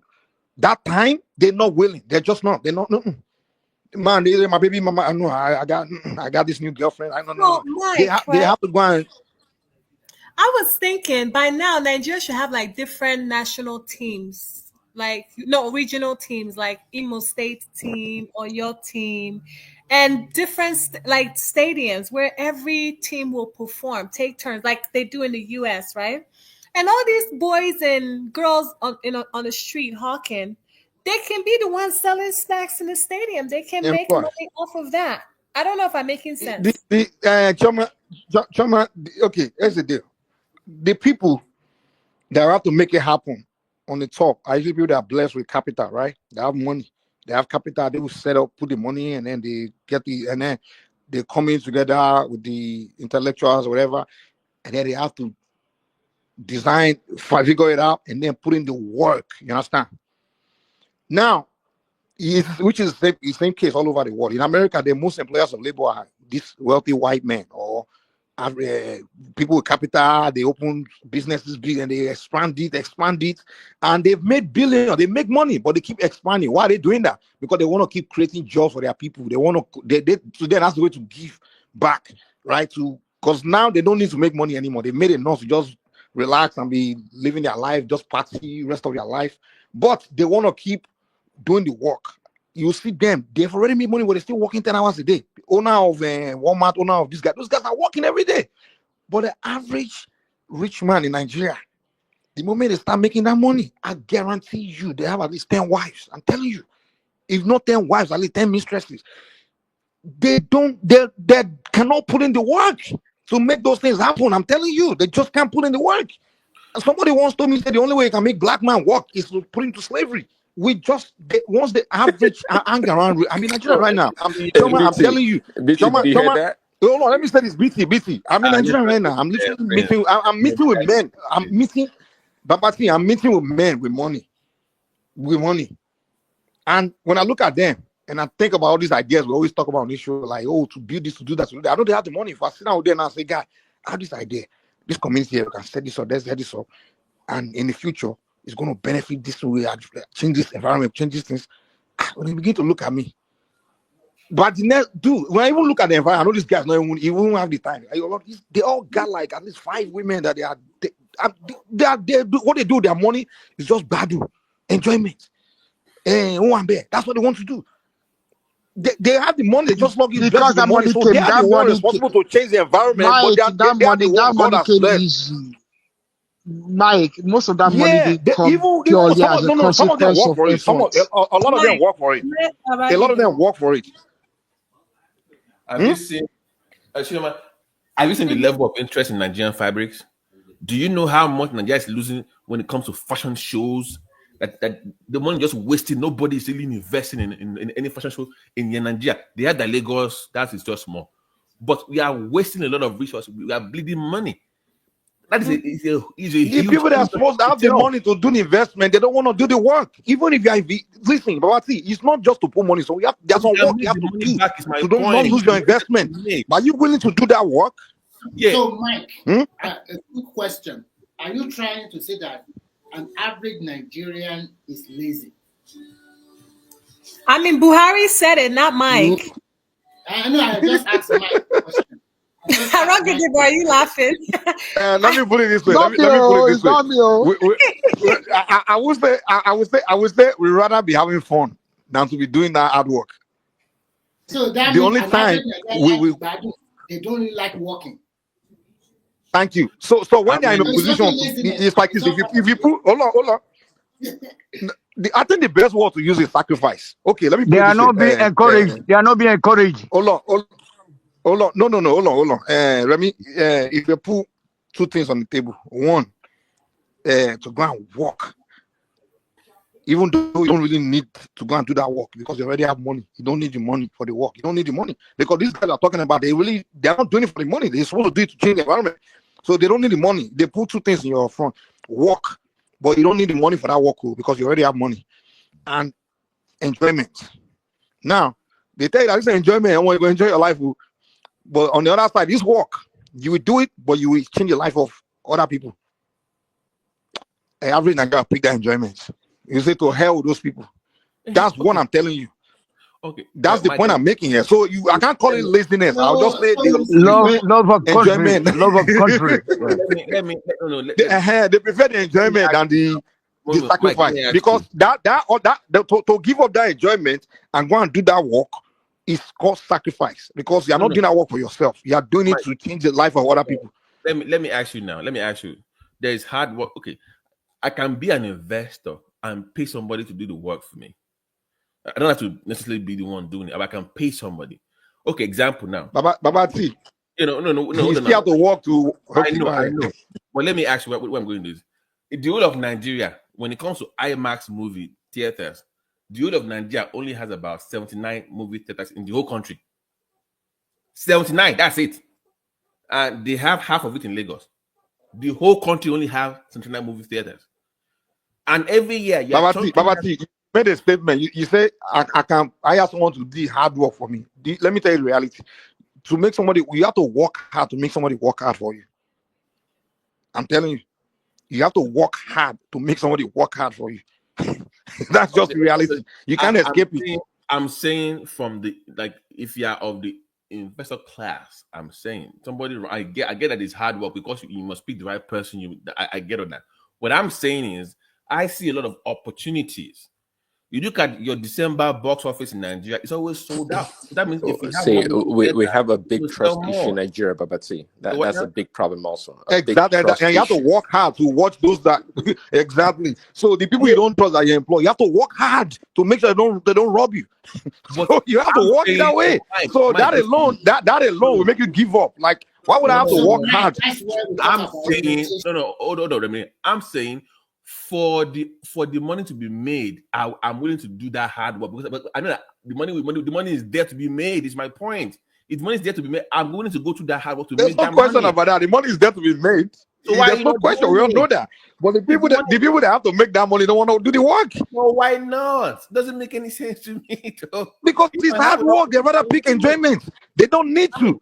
Babati, you are a Okay, millionaire. Mike. Babati, Babati, you are a Say, millionaire. You are a millionaire. 1 And second, you want to Mike. go and work hard.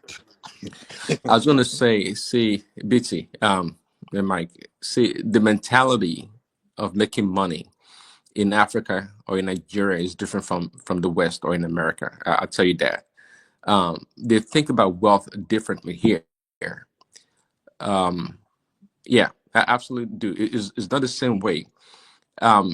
Most Americans that are rich, you can see them, they have influence in a lot of things. They're not looking to retire because working is just part of their life. Okay. They're not trying to look forward to retirement at a certain age. They know they have to work, they have to make impact in their communities, in their society. They have to. But we Africans, again, we don't have the same concept about what it is to make money or what work is all about. We don't have that. And to the issue, I understand what you're saying, BT. Be an investor, be in investor class, put money somewhere and let the money grow. But again, we have a big trust issue with Black people.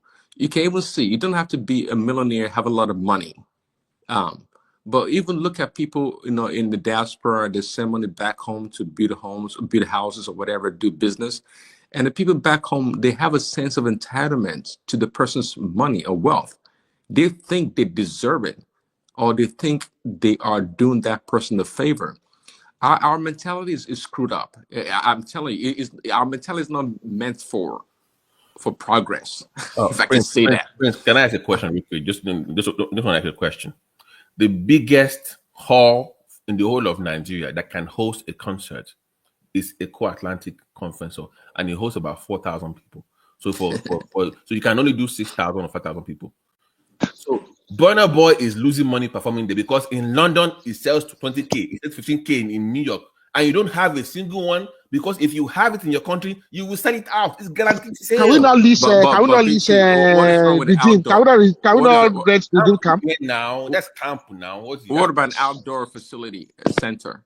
We don't have no. The whole country doesn't have an indoor. We don't have one in Nigeria. What about outdoor? The weather is always conducive for the most part. What about outdoor facility? No. The dynamics is different it's a concert now. You cannot have people. It doesn't work that way necessarily. You must have indoor arenas. It works better for concerts. Well, what is wrong if Redeem rents? Okay, Redeem give us BT, do you know the concept of an amphitheater? My point is, if Burna Boy hosts a concert in that or Davido or Wizkid or Kiss Daniel, they are losing money. I get your point, but so where are the investors? I mean, are you telling me that people don't know that already? See, that's the thing. They are building one. Most of the things we have to do in Nigeria or in Africa, we don't have to reinvent the wheel. It's already done. So are you telling me that they can't tell that if I go to London, I sell out the 100,000 tickets, and if I come home, it's 4,000? Are you telling me they can't see the connection or disconnect? See that I'm asking you now because could make any sense. I don't get it. Babati, I want to ask you a question. Sorry, Mike. All those Davido, Burna Boy, and all the rest of them, can't they come together and build a big arena in Lagos? Why are they buying Rose Price 3, 4, 5, 6, 7, 8, 9, 10? See, because Remy, Much a competition. Remy, you're Let me give undermining. you, I Remy, always say it on this Prince, platform. You're Prince, undermining hold on. Let me go to Remy. the Remy, idea of that organizing to come to. You think it's not a joke, Remy? When for people to come together and sit down at a table and say, "Hey, we're gonna do this." There's a spirit behind it. It's not natural. It is something that's it's something quite supernatural, if you ask me. And that's why we African Black people don't get it done. We can't come together to do nothing for nothing. What kind of spirit is behind the Asians and the white that they always come together and do something? What Good kind spirit, of spirit? Tell us. good spirit, good spirit. Remy, let me fly you, Remy. So that Lagos arena by the Palms Mall in Lagos, right? That's going to have about 14,000 capacity, right? Plus the floor. You can host basketball shows, everything. So they can do 14,000. So their own estimate is we can do over 107 shows every year. 107 every year. So I'm saying, as an investor, they say it's about $100 million. You will make your money back in 2-3 years easily. $100 million, and Davido is squandering the money just like that. Oh yeah, I mean, I don't know. BT, if I can do it for 50 million. Even better. Just give me because you can't have all these superstars. Beyonce, they can't come to Nigeria. You don't have the confidence. They can't come now. But BT, what you're talking about, it's okay. The investor should be lining up for this. Dangote should throw like couple. Prince, just throw some money out there for it. No, I am with you. Trust me, I am with you. The why is what I'm trying to figure out. Because if I had the money, I will do it, like you. So why wouldn't anybody want to do that? So you risk losing your money. Mike has the money. Mike, go ahead. Mike has the money. Yeah. You have the money. No, you're not going to lose that money.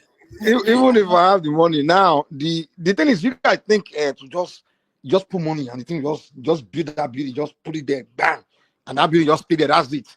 The bills, the runnings of it, the no. so many. You just don't build something and just leave it there. That's the maintenance, planning the staff. Hold on now. It's part of it. It's part of the investment. 5 shows now every year. Exactly, that's what I'm saying. So the investing is like you put your money, and you can usually lose that money. You can, it literally be a disaster. So now you have to sit down. So hold on. You have to sit down and figure out things that you take to run it to make sure this thing becomes success. So now you get to a point, realize that you have to do a lot of work. You have to do work. Even after it's built, you still have to be working. Well, so now are you willing? How many of these people that have this money are willing to start doing that work? African man don't want to do that. National Theatre used to be. But it's not like just put money down. The building just appear, and then that's it. Hold on. That money start coming. National Theatre used to be the premier arena for sports or entertainment rather. And if you get investors and drop $100 million and build a world-class facility that sits out of 20 to 50,000 people, right? You're not going to lose that money. And by the way, anyway, don't we have churches that can accommodate? Hold on. Don't we have churches that can accommodate? They can't host. That is what I was saying now. I was asking them why can we not use Shiloh, Redeem, and Winners Camp? We can use Redeem, we can use Winners now. People. And then Redeem are even building a new one even. Redeem are building a new one, so the whole one will not be useful to them anymore. Winners said the Winners is saying it's going to be the new one. Aaron, you see those churches there? The staff there, their church member, they work for free. They clean the church for free. The pastors are enslaving the ushers, the security, they all work for free for the church for free. The church member are the one doing the cleaning, the maintenance. But in a business that's different. And nature, if I'm not mistaken, in Abuja has a sitting capacity for his church of 100,000 people. Am I wrong? You are right. You are right, Prince Daddy. Yeah, he has it. So in Nigeria, we have 100,000 people facility, and we can't beat an entertainment facility for 20,000. It's a joke. It's a big joke.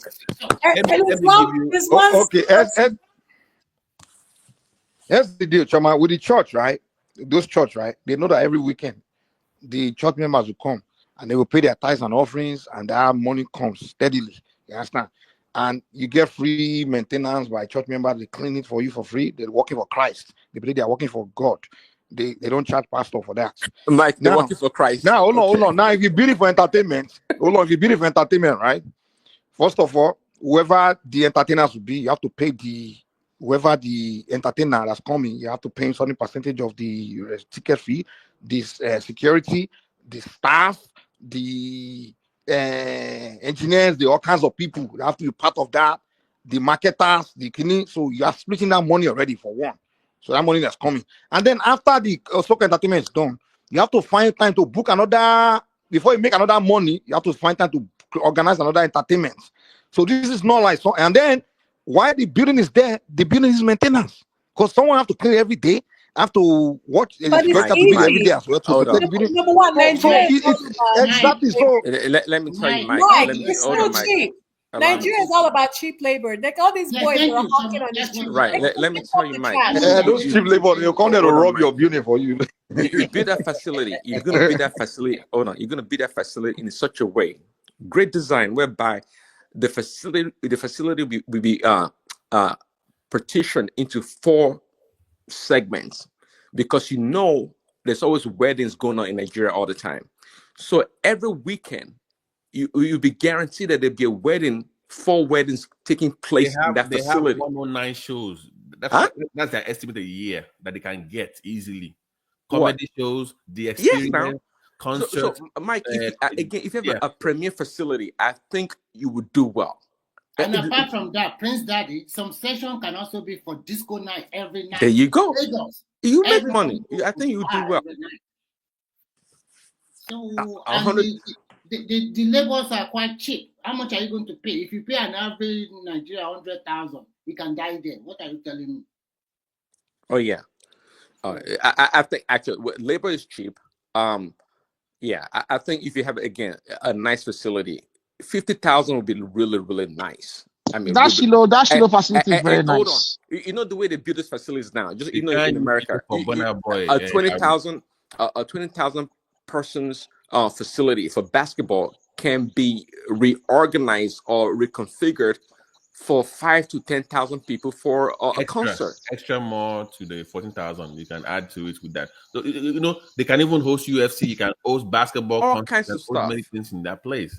So imagine having a facility that can accommodate an NBA standard basketball. You can get the NBA or the NBA comes to Africa every year. They do NBA Africa. You can with Dikembe, right? With Mutombo, I think it was. He's dead now, but do NBA Africa. Yeah, they do so many things. Mike, Trump, they want to come to Nigeria so bad, but we don't have the facility to host those events. We should be hosting UFC Live, UFC 21. We should be hosting all that for the weekend. WWF, Beyonce's concert too. Yes. Wow. We should be hosting all those things. So that will keep that place active. You make that money. You make that money. Babati, because you like entertainment. The payback period. America, sorry, Prince Daddy. In America, we know that we have a lot of these superstars. Old superstars that they are into entertainment. They pour in a lot of their money into these industries. Why is Nigerian, all these our mega stars, that they have millions of dollars in maybe from streaming their music or from endorsement and so many things, why are they not investing back? The one being built now is by a guy from Ijebu. I put the link. You can put the picture. Yeah, you see. Why are we not talking about Burna Boy Davido? We're talking about dollars. They're afraid of losing their money. How can they lose the money? Go ahead and do it. So the guys from Ijebu and is partnering with this this big Live Nation. Sorry, Live Nation whatever group. So it's like a Nigerian American partner. They have already started building it already, and I think okay, what's better already? So maybe 2 what's better already now? They are already started. By next year it will be ready. Next year December, right? Yes. What is the capacity? 40, business tycoons. Business tycoons in the house. A question for you. So that's the picture of the Lagos Arena. That's what's supposed to look And like. I like the exact location they choose. It's going to Lagos make on. Lagos more beautiful. There's one I heard. I can't Like confirm. like this, yes. I heard that they also bring you one close to Eco Atlantic. That would be like a bigger one than this one. But I have to give it to Lagos. Every time I come, there is something new being structured. Mike, let me guys are working. Let me add to it, Mike.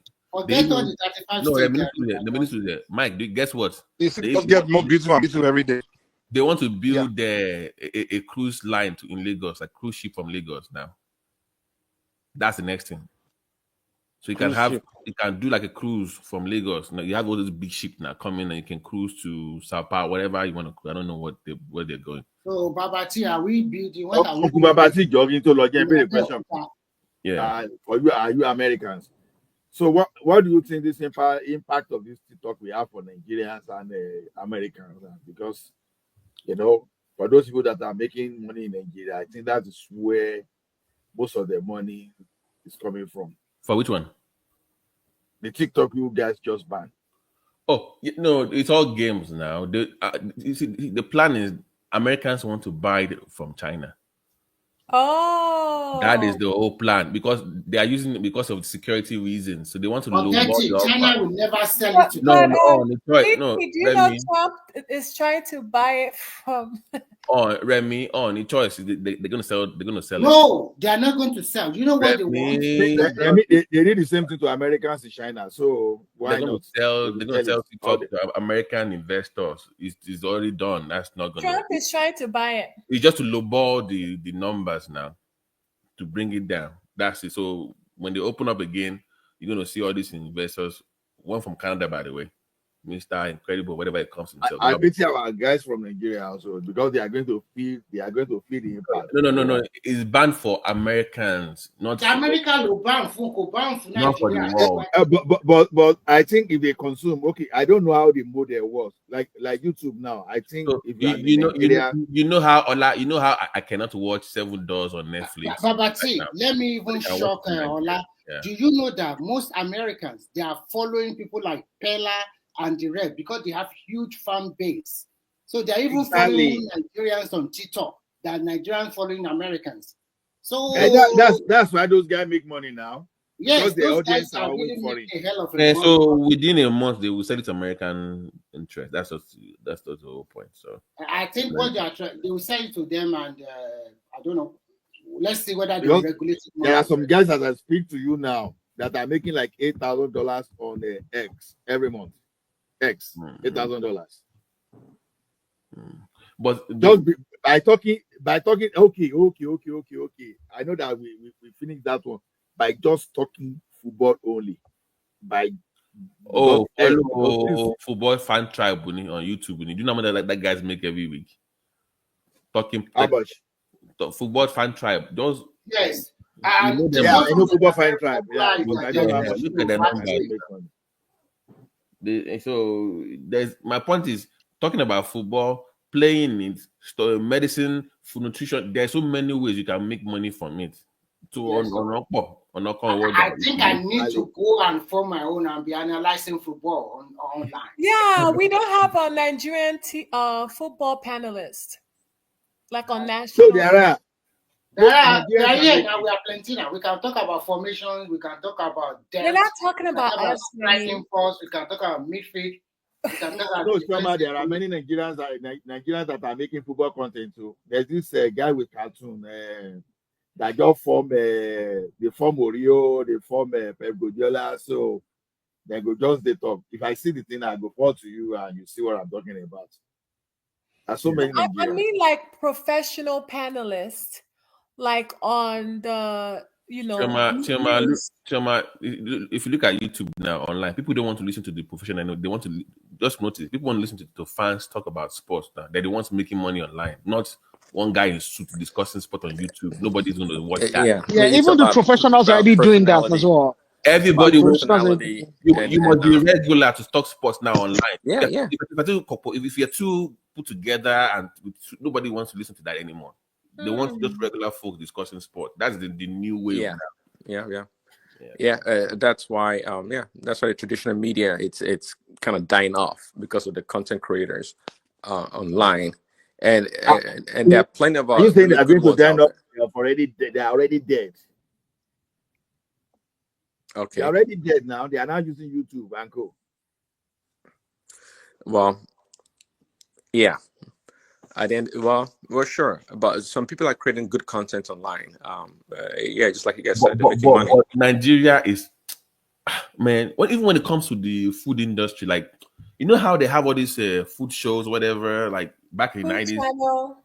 yeah, we don't have like a Nigerian people can just watch, like do food competition. Just make it something that people But BT, that's my idea. It's called African Kitchen.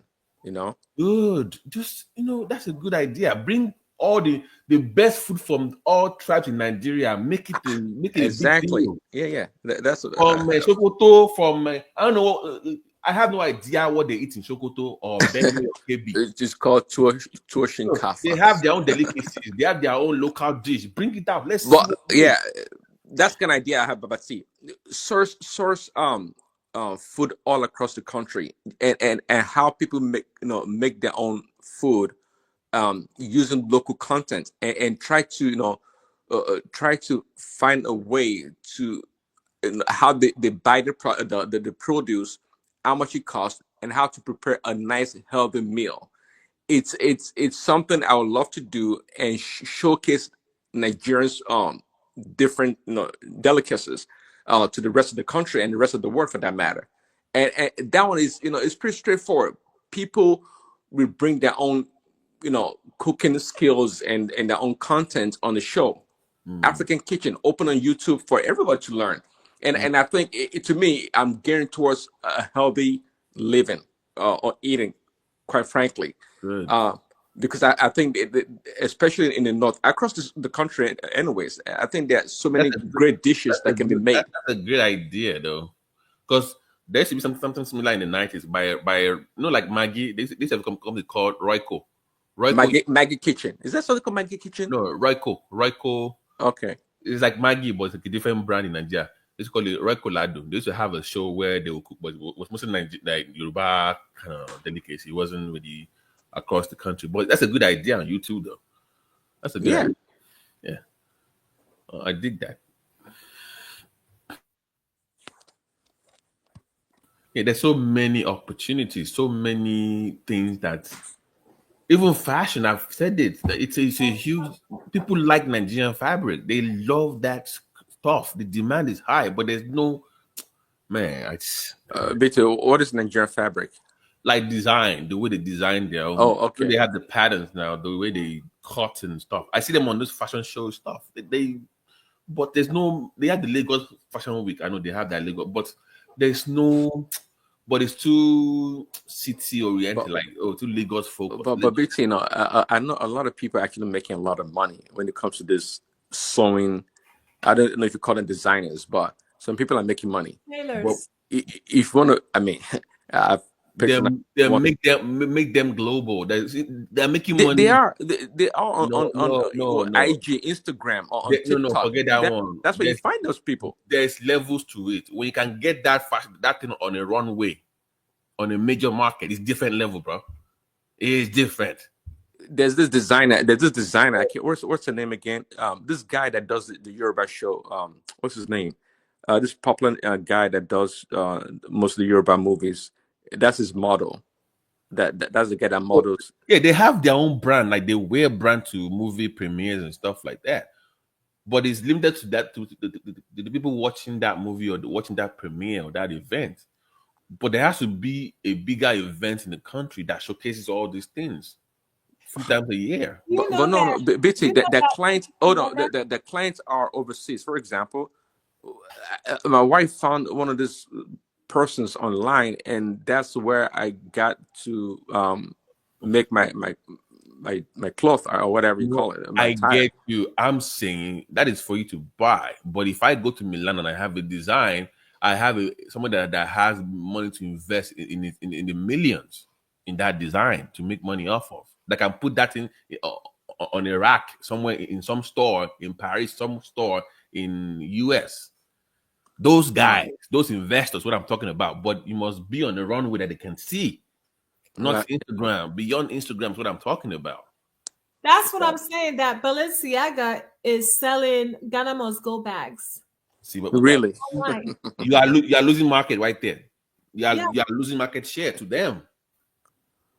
Well, because that's what I call Kano. They are already established in terms of the infrastructure, the framework. So all they need is idea, and boom, they can beat you first to market. They're already established. Balenciaga, who gave the idea to him? Well, it It's must have been an because African. yeah, of course, because they see them travel with it, and immediately they released the bag. They banned Ghana Must Go bags from the airport. You notice it was just recently, like 2 years ago, they banned Ghana Must Go from Nigerian airport. Like you can't travel with Ghana Must Go at the baggage checkpoints. They still design too, but Really? people Okay. they still design. Are you sure about that, Chairman? Yeah, No, you can. You can check it. You can check in as your checking luggage. the why you asking me if I'm sure when I saw it firsthand, they told the lady you can't travel with this bag. Why? But Because of I what? went home in 2023. I carry one full of food. I use Ghana Must Go and they let it go in. No problem. They check it in. Well, I guess I you think were they lucky. want. I think they want to exploit her. They want her to give them money. They can't stop you from. They can't stop you from traveling with you. But it's on the list of the bags we can't travel with. I saw a list of Yeah, the bags we can't travel. I saw this year's Lagos fashion show. They've improved. They didn't even do the usual annoying indoor. They did the open door. They go Atlantic by the ocean. Because Chairman, sorry about it was it. beautiful. I loved it. That's what I'm Sorry talking about about. it. In 2024, my daughter went to UK and they let her take one Ghana Must Go full of food, and it was a check-in luggage into her plane. So I don't know where you get that information from. I want to be clear about that. So I'm still surprised. Okay. Yeah. So I don't think they banned them. So I don't know. Yeah, but How about you? the point is there are so many opportunities in many areas. But unfortunately, we don't have. There's a disconnect between those back home and those here. There's no synergy for people to invest their funds and somebody to manage it for them because of people are afraid of losing their funds, and there's a trust deficit. For people to to manage your investment properly. I think that's one of the hurdles. But when it comes to like arenas, like the boat ride or whatever it's called, I mean, you can manage that. I don't think that's a problem. Yeah. Babati, I saw a video recently that that Lagos to Calabar highway, they already started moving to Undo already, clearing the path. But did you see how beautiful that Ondo beachfront was? Yeah, it's quite long. That it's the longest in Nigeria, by the way. I think some people already started selling the That is the most I have. That one and the one in Akwa Ibom. I'm like, my God, forget Lagos. This is where people should be putting their money. It looked beautiful. No, they are putting their money at when you take a boat ride to these new beach fronts. There are so many beach small hotel around that place. That's why all the dirty December people they went in last December, and those places are quite beautiful. In Lagos or in Lagos? It's in Lagos, off Lagos. Yeah, I don't know the exact. The island. Yeah, I know the island. Yeah. Most of the hotels there or resorts are quite beautiful. I think some people are really pushing it in Nigeria. You just have to be in the system, know what is going on. Okay, hello? Yeah. Well, I'm going to show you to prove to you what I was saying about the Ghana Must Go. I'm going to share it. Give me 1 second. Okay. And share. Read this. The use of Ghana Must Go bag has been restricted by some airlines that fly to and from Nigeria, but not by Nigerian aviation authorities. So what I'm saying is, right, a lady in front of me at the airport, they told her she can't take that bag to the US. because it was a Ghana must go bag. So when I say I think it's because of Balenciaga released the bag as their designer bag. You get my point? Yeah, I want to ask a question. Is it only to United States they ban it, or to all other countries? Well, I was traveling to the U.S. I think maybe only to the U.S. Yeah, maybe only to the U.S. But my flight was stopping in Frankfurt. I think Germany. My flight is there's a layover in Frankfurt. So I don't know if it's Frankfurt, but my flight was stopping at Frankfurt, as, layover. So when was this? Which year? 2023. Do you see it on here? For 2023, I traveled. Nobody complained. I carry one. Show more airline. Yeah, the airline did. I even went. Okay, Ethiopia banned it too. KLM and Air France banned the bags in 2007. Do you see here? But they're still using them. 2017. Yeah, that's what I'm saying. Those people got lucky. So it says Federal Airports Authorities of Nigeria. Why should they ban them? What's the big deal? It is a bag to carry something. I don't understand this. Yeah. These are woven nylon bags that are popular in Africa, blah, blah, blah. But this is the Ghana must go by. It was a weaving bag, quite weaving, very strong. And it can contain more things instead of you buying the suitcase. But I saw it, so Remy, right? I saw it firsthand.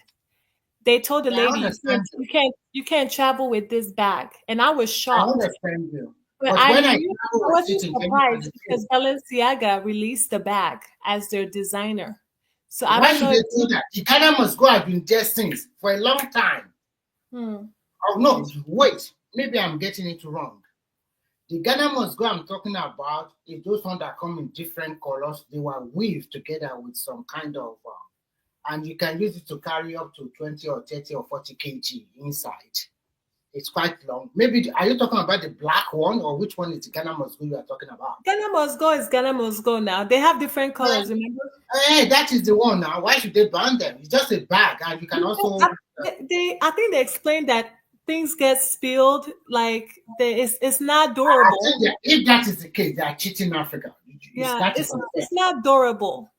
Yeah. Why should they ban it? It doesn't. Chema, why don't you Google the Balenciaga Ghana must go and see the design shown? Okay, let me Google. But how did we get? Prince, where have you been hiding? Can do. Yeah. I think. Sorry, somebody said that you can do. Huh? I can hear myself. I can hear myself. Yeah. Your mic is. Yeah. I think at this rate, you're gonna have Balenciaga. Yeah, I can hear you. We're gonna have Balenciaga. I buy that very soon. Can you hear me? Yeah, I can hear you, man. I can hear you. I can hear you, Kandu. What is it? Is Trump there? Is Prince there? Or am I talking to myself? Or? Yeah, I'm here. I can hear you, BT. I said we're gonna have the Balenciaga. They're very expensive. And they're very expensive. There's one going for $2,054. Look at our typical. So I wasn't, and this is okay. This one is Saks. But are they crazy? These are made in Africa. Why are they banning them? Saks Fifth Avenue. This is about 10K in Nigeria, 5K in Nigeria. Do you see our bag? Do you guys see our bag? This is Ghana. Oh, I forget it. You see, BT, Ghana must go back that we've ridiculed and mocked over the years. See, it took the white man to make it popular. Now it says this is where it says full on Balenciaga leather handbag. Just imagine. They took the design and make something out of it, and now people are paying thousands of dollars for it. Look how nice it looks. but Chima, let me actually be honest. Yes, sir. If this was made by Nigeria, would you pay that the same amount of money for it? No. Okay, see the problem right there? Because I can get it cheaper. Oh my God. Look at even the white lady is wearing it. Oh my, did you see this? But I'm saying, Prince, if it was made in Nigeria, they wouldn't price value as much as that. Not even Nigerian women will. Well, because over the years Balenciaga elevated a cheap bag once again. we've ridiculed the Ghana must go is for poppers and for Look at you know. us. This looks terrible, by the way. What the hell is this? Well, most of the design looks terrible, but guess what? What is the name on it that matters? Yeah, but there's no way my wife is going out with me looking like this. I'm like, you better put that crap. Dude, just like I don't see Louis Vuitton. I don't care for Louis Vuitton. The design is to me is horrible. There's nothing to it, but it doesn't matter what I think. They sell for a lot of money and people buy them. Yeah, so okay, I'm saying very soon, if this one works, you're gonna see actual fee. What? Why not? Yeah, but why? Okay, do you know how terrible that sounds? Like they didn't want profiting off your design. Well, see, the famous Ghana kente pattern fabric. The Chinese are the number one manufacturer of it now, not the Ghanaians anymore. Yeah, and by the way, not don't mean to move. I was watching a video and I don't know why people were getting mad. African Americans were getting mad. They were giving them their citizenship in Ghana, right? And they had white people and Indians there. They were also getting their citizenship, and they were upset that they thought it was supposed to just be for black people only. I'm like, wait a minute, why does it have to be a black? I didn't get why they were upset about seeing other. But see, the one that owns safe space. Can you understand that? Then we're not Africa is not the place to be. Then if that's what we cannot be a place where we just have only black people. We have to work. You have to go to the psychic of the African Americans. They feel that after so many years in America, they feel like Africa is a safe place. It's authentic. Wakanda is not real. Of course, it's not real. Okay. Of course, it's not real. But I'm just telling you about their psyche, the way they say. So the fact they're upset, to them is justified. But the reality is that that's not the case. But you have to understand where they're coming from. I mean, I come all the way to the motherland, and I'm seeing Indians and white people getting the same thing that I deserve. When back home, I'm being oppressed. You gotta know what's up. So there, no, I don't understand, and I'm trying to understand because it does not make any sense to me. Where if I go to Jamaica and I see Asians there, I'm not gonna say, oh, you're supposed to be. Oh, okay, I see your point. I see your point where they want a safe space, but you have 100 million people to 20 people. So if you have 100 million people living there and about 5,000 white people or Indians, I mean you're safe, right? You don't have to live amongst them. I don't understand this. But I think someone said that they were sold the belief that it was just exclusively for black people. That's what they were saying. It was supposed to be like an exclusive for blacks only. I'm like, I don't think that's well, that was the assumption, which is fine. I mean, they made an assumption, which is wrong, but it is what it is. Yeah, I see where they're coming from, but that's not the case. The reality is that the Indians and the white people, they've I mean, look at it. They've been in Africa for a long time before the African American even thought about coming to Africa. So in reality, those people actually have more roots in Africa than African Americans do, and that's the dilemma, I guess. Yeah, they're gonna have to. Yeah, because I'm like I don't. But yeah, I thought that was just interesting to bring up because I didn't understand the. I'm like, you have your citizenship, enjoy it. Why are you worried about seeing white guy in Ghana, or Indian in Ghana? I mean, it's nothing new. Like, I'm not gonna get upset about it. Something. Yeah. Well, BT, you have your own country. They even though many of them don't feel that they belong here in America, which is their country, rightfully so. And that's one of the poor things that the black leaders have done in this country. They found a way to disenfranchise the African Americans in the way they think about America. But after the white people are equally on the same platform, you can say black people and white people own America equally. But of course, the power balance is not the same. But nonetheless, in terms of the history of this country, African Americans are foremost in this country, but they've been robbed by their leaders in order to profit from corporate America and this other. Foremost started in what Kando, you said? African Americans are foremost in this country, starting in what year? In terms of the equivalency to white people. Yeah, by the 14th Amendment, that's how they fix that problem. Remember, that's why I said what year? No. The year. Well, Kando, yeah, the year that was passed, because prior to that, if you were a slave, even if you were born in America, you were not an American citizen. But and that's why I pose the question that foremost by what year? When was that passed? When was Guys, give me 1 second. Let me close the show. We're still going to be here interacting. So thank you all for joining us. Thank you, One Man, for coming late. Thank you to the panelists and the viewers. God bless you. And don't forget to tune in for Doopsy Show tomorrow, this Sunday. We'll be discussing abusive men. So thank you for joining us for our special guest, and have a good night, have a good morning, and have a great day. Bye.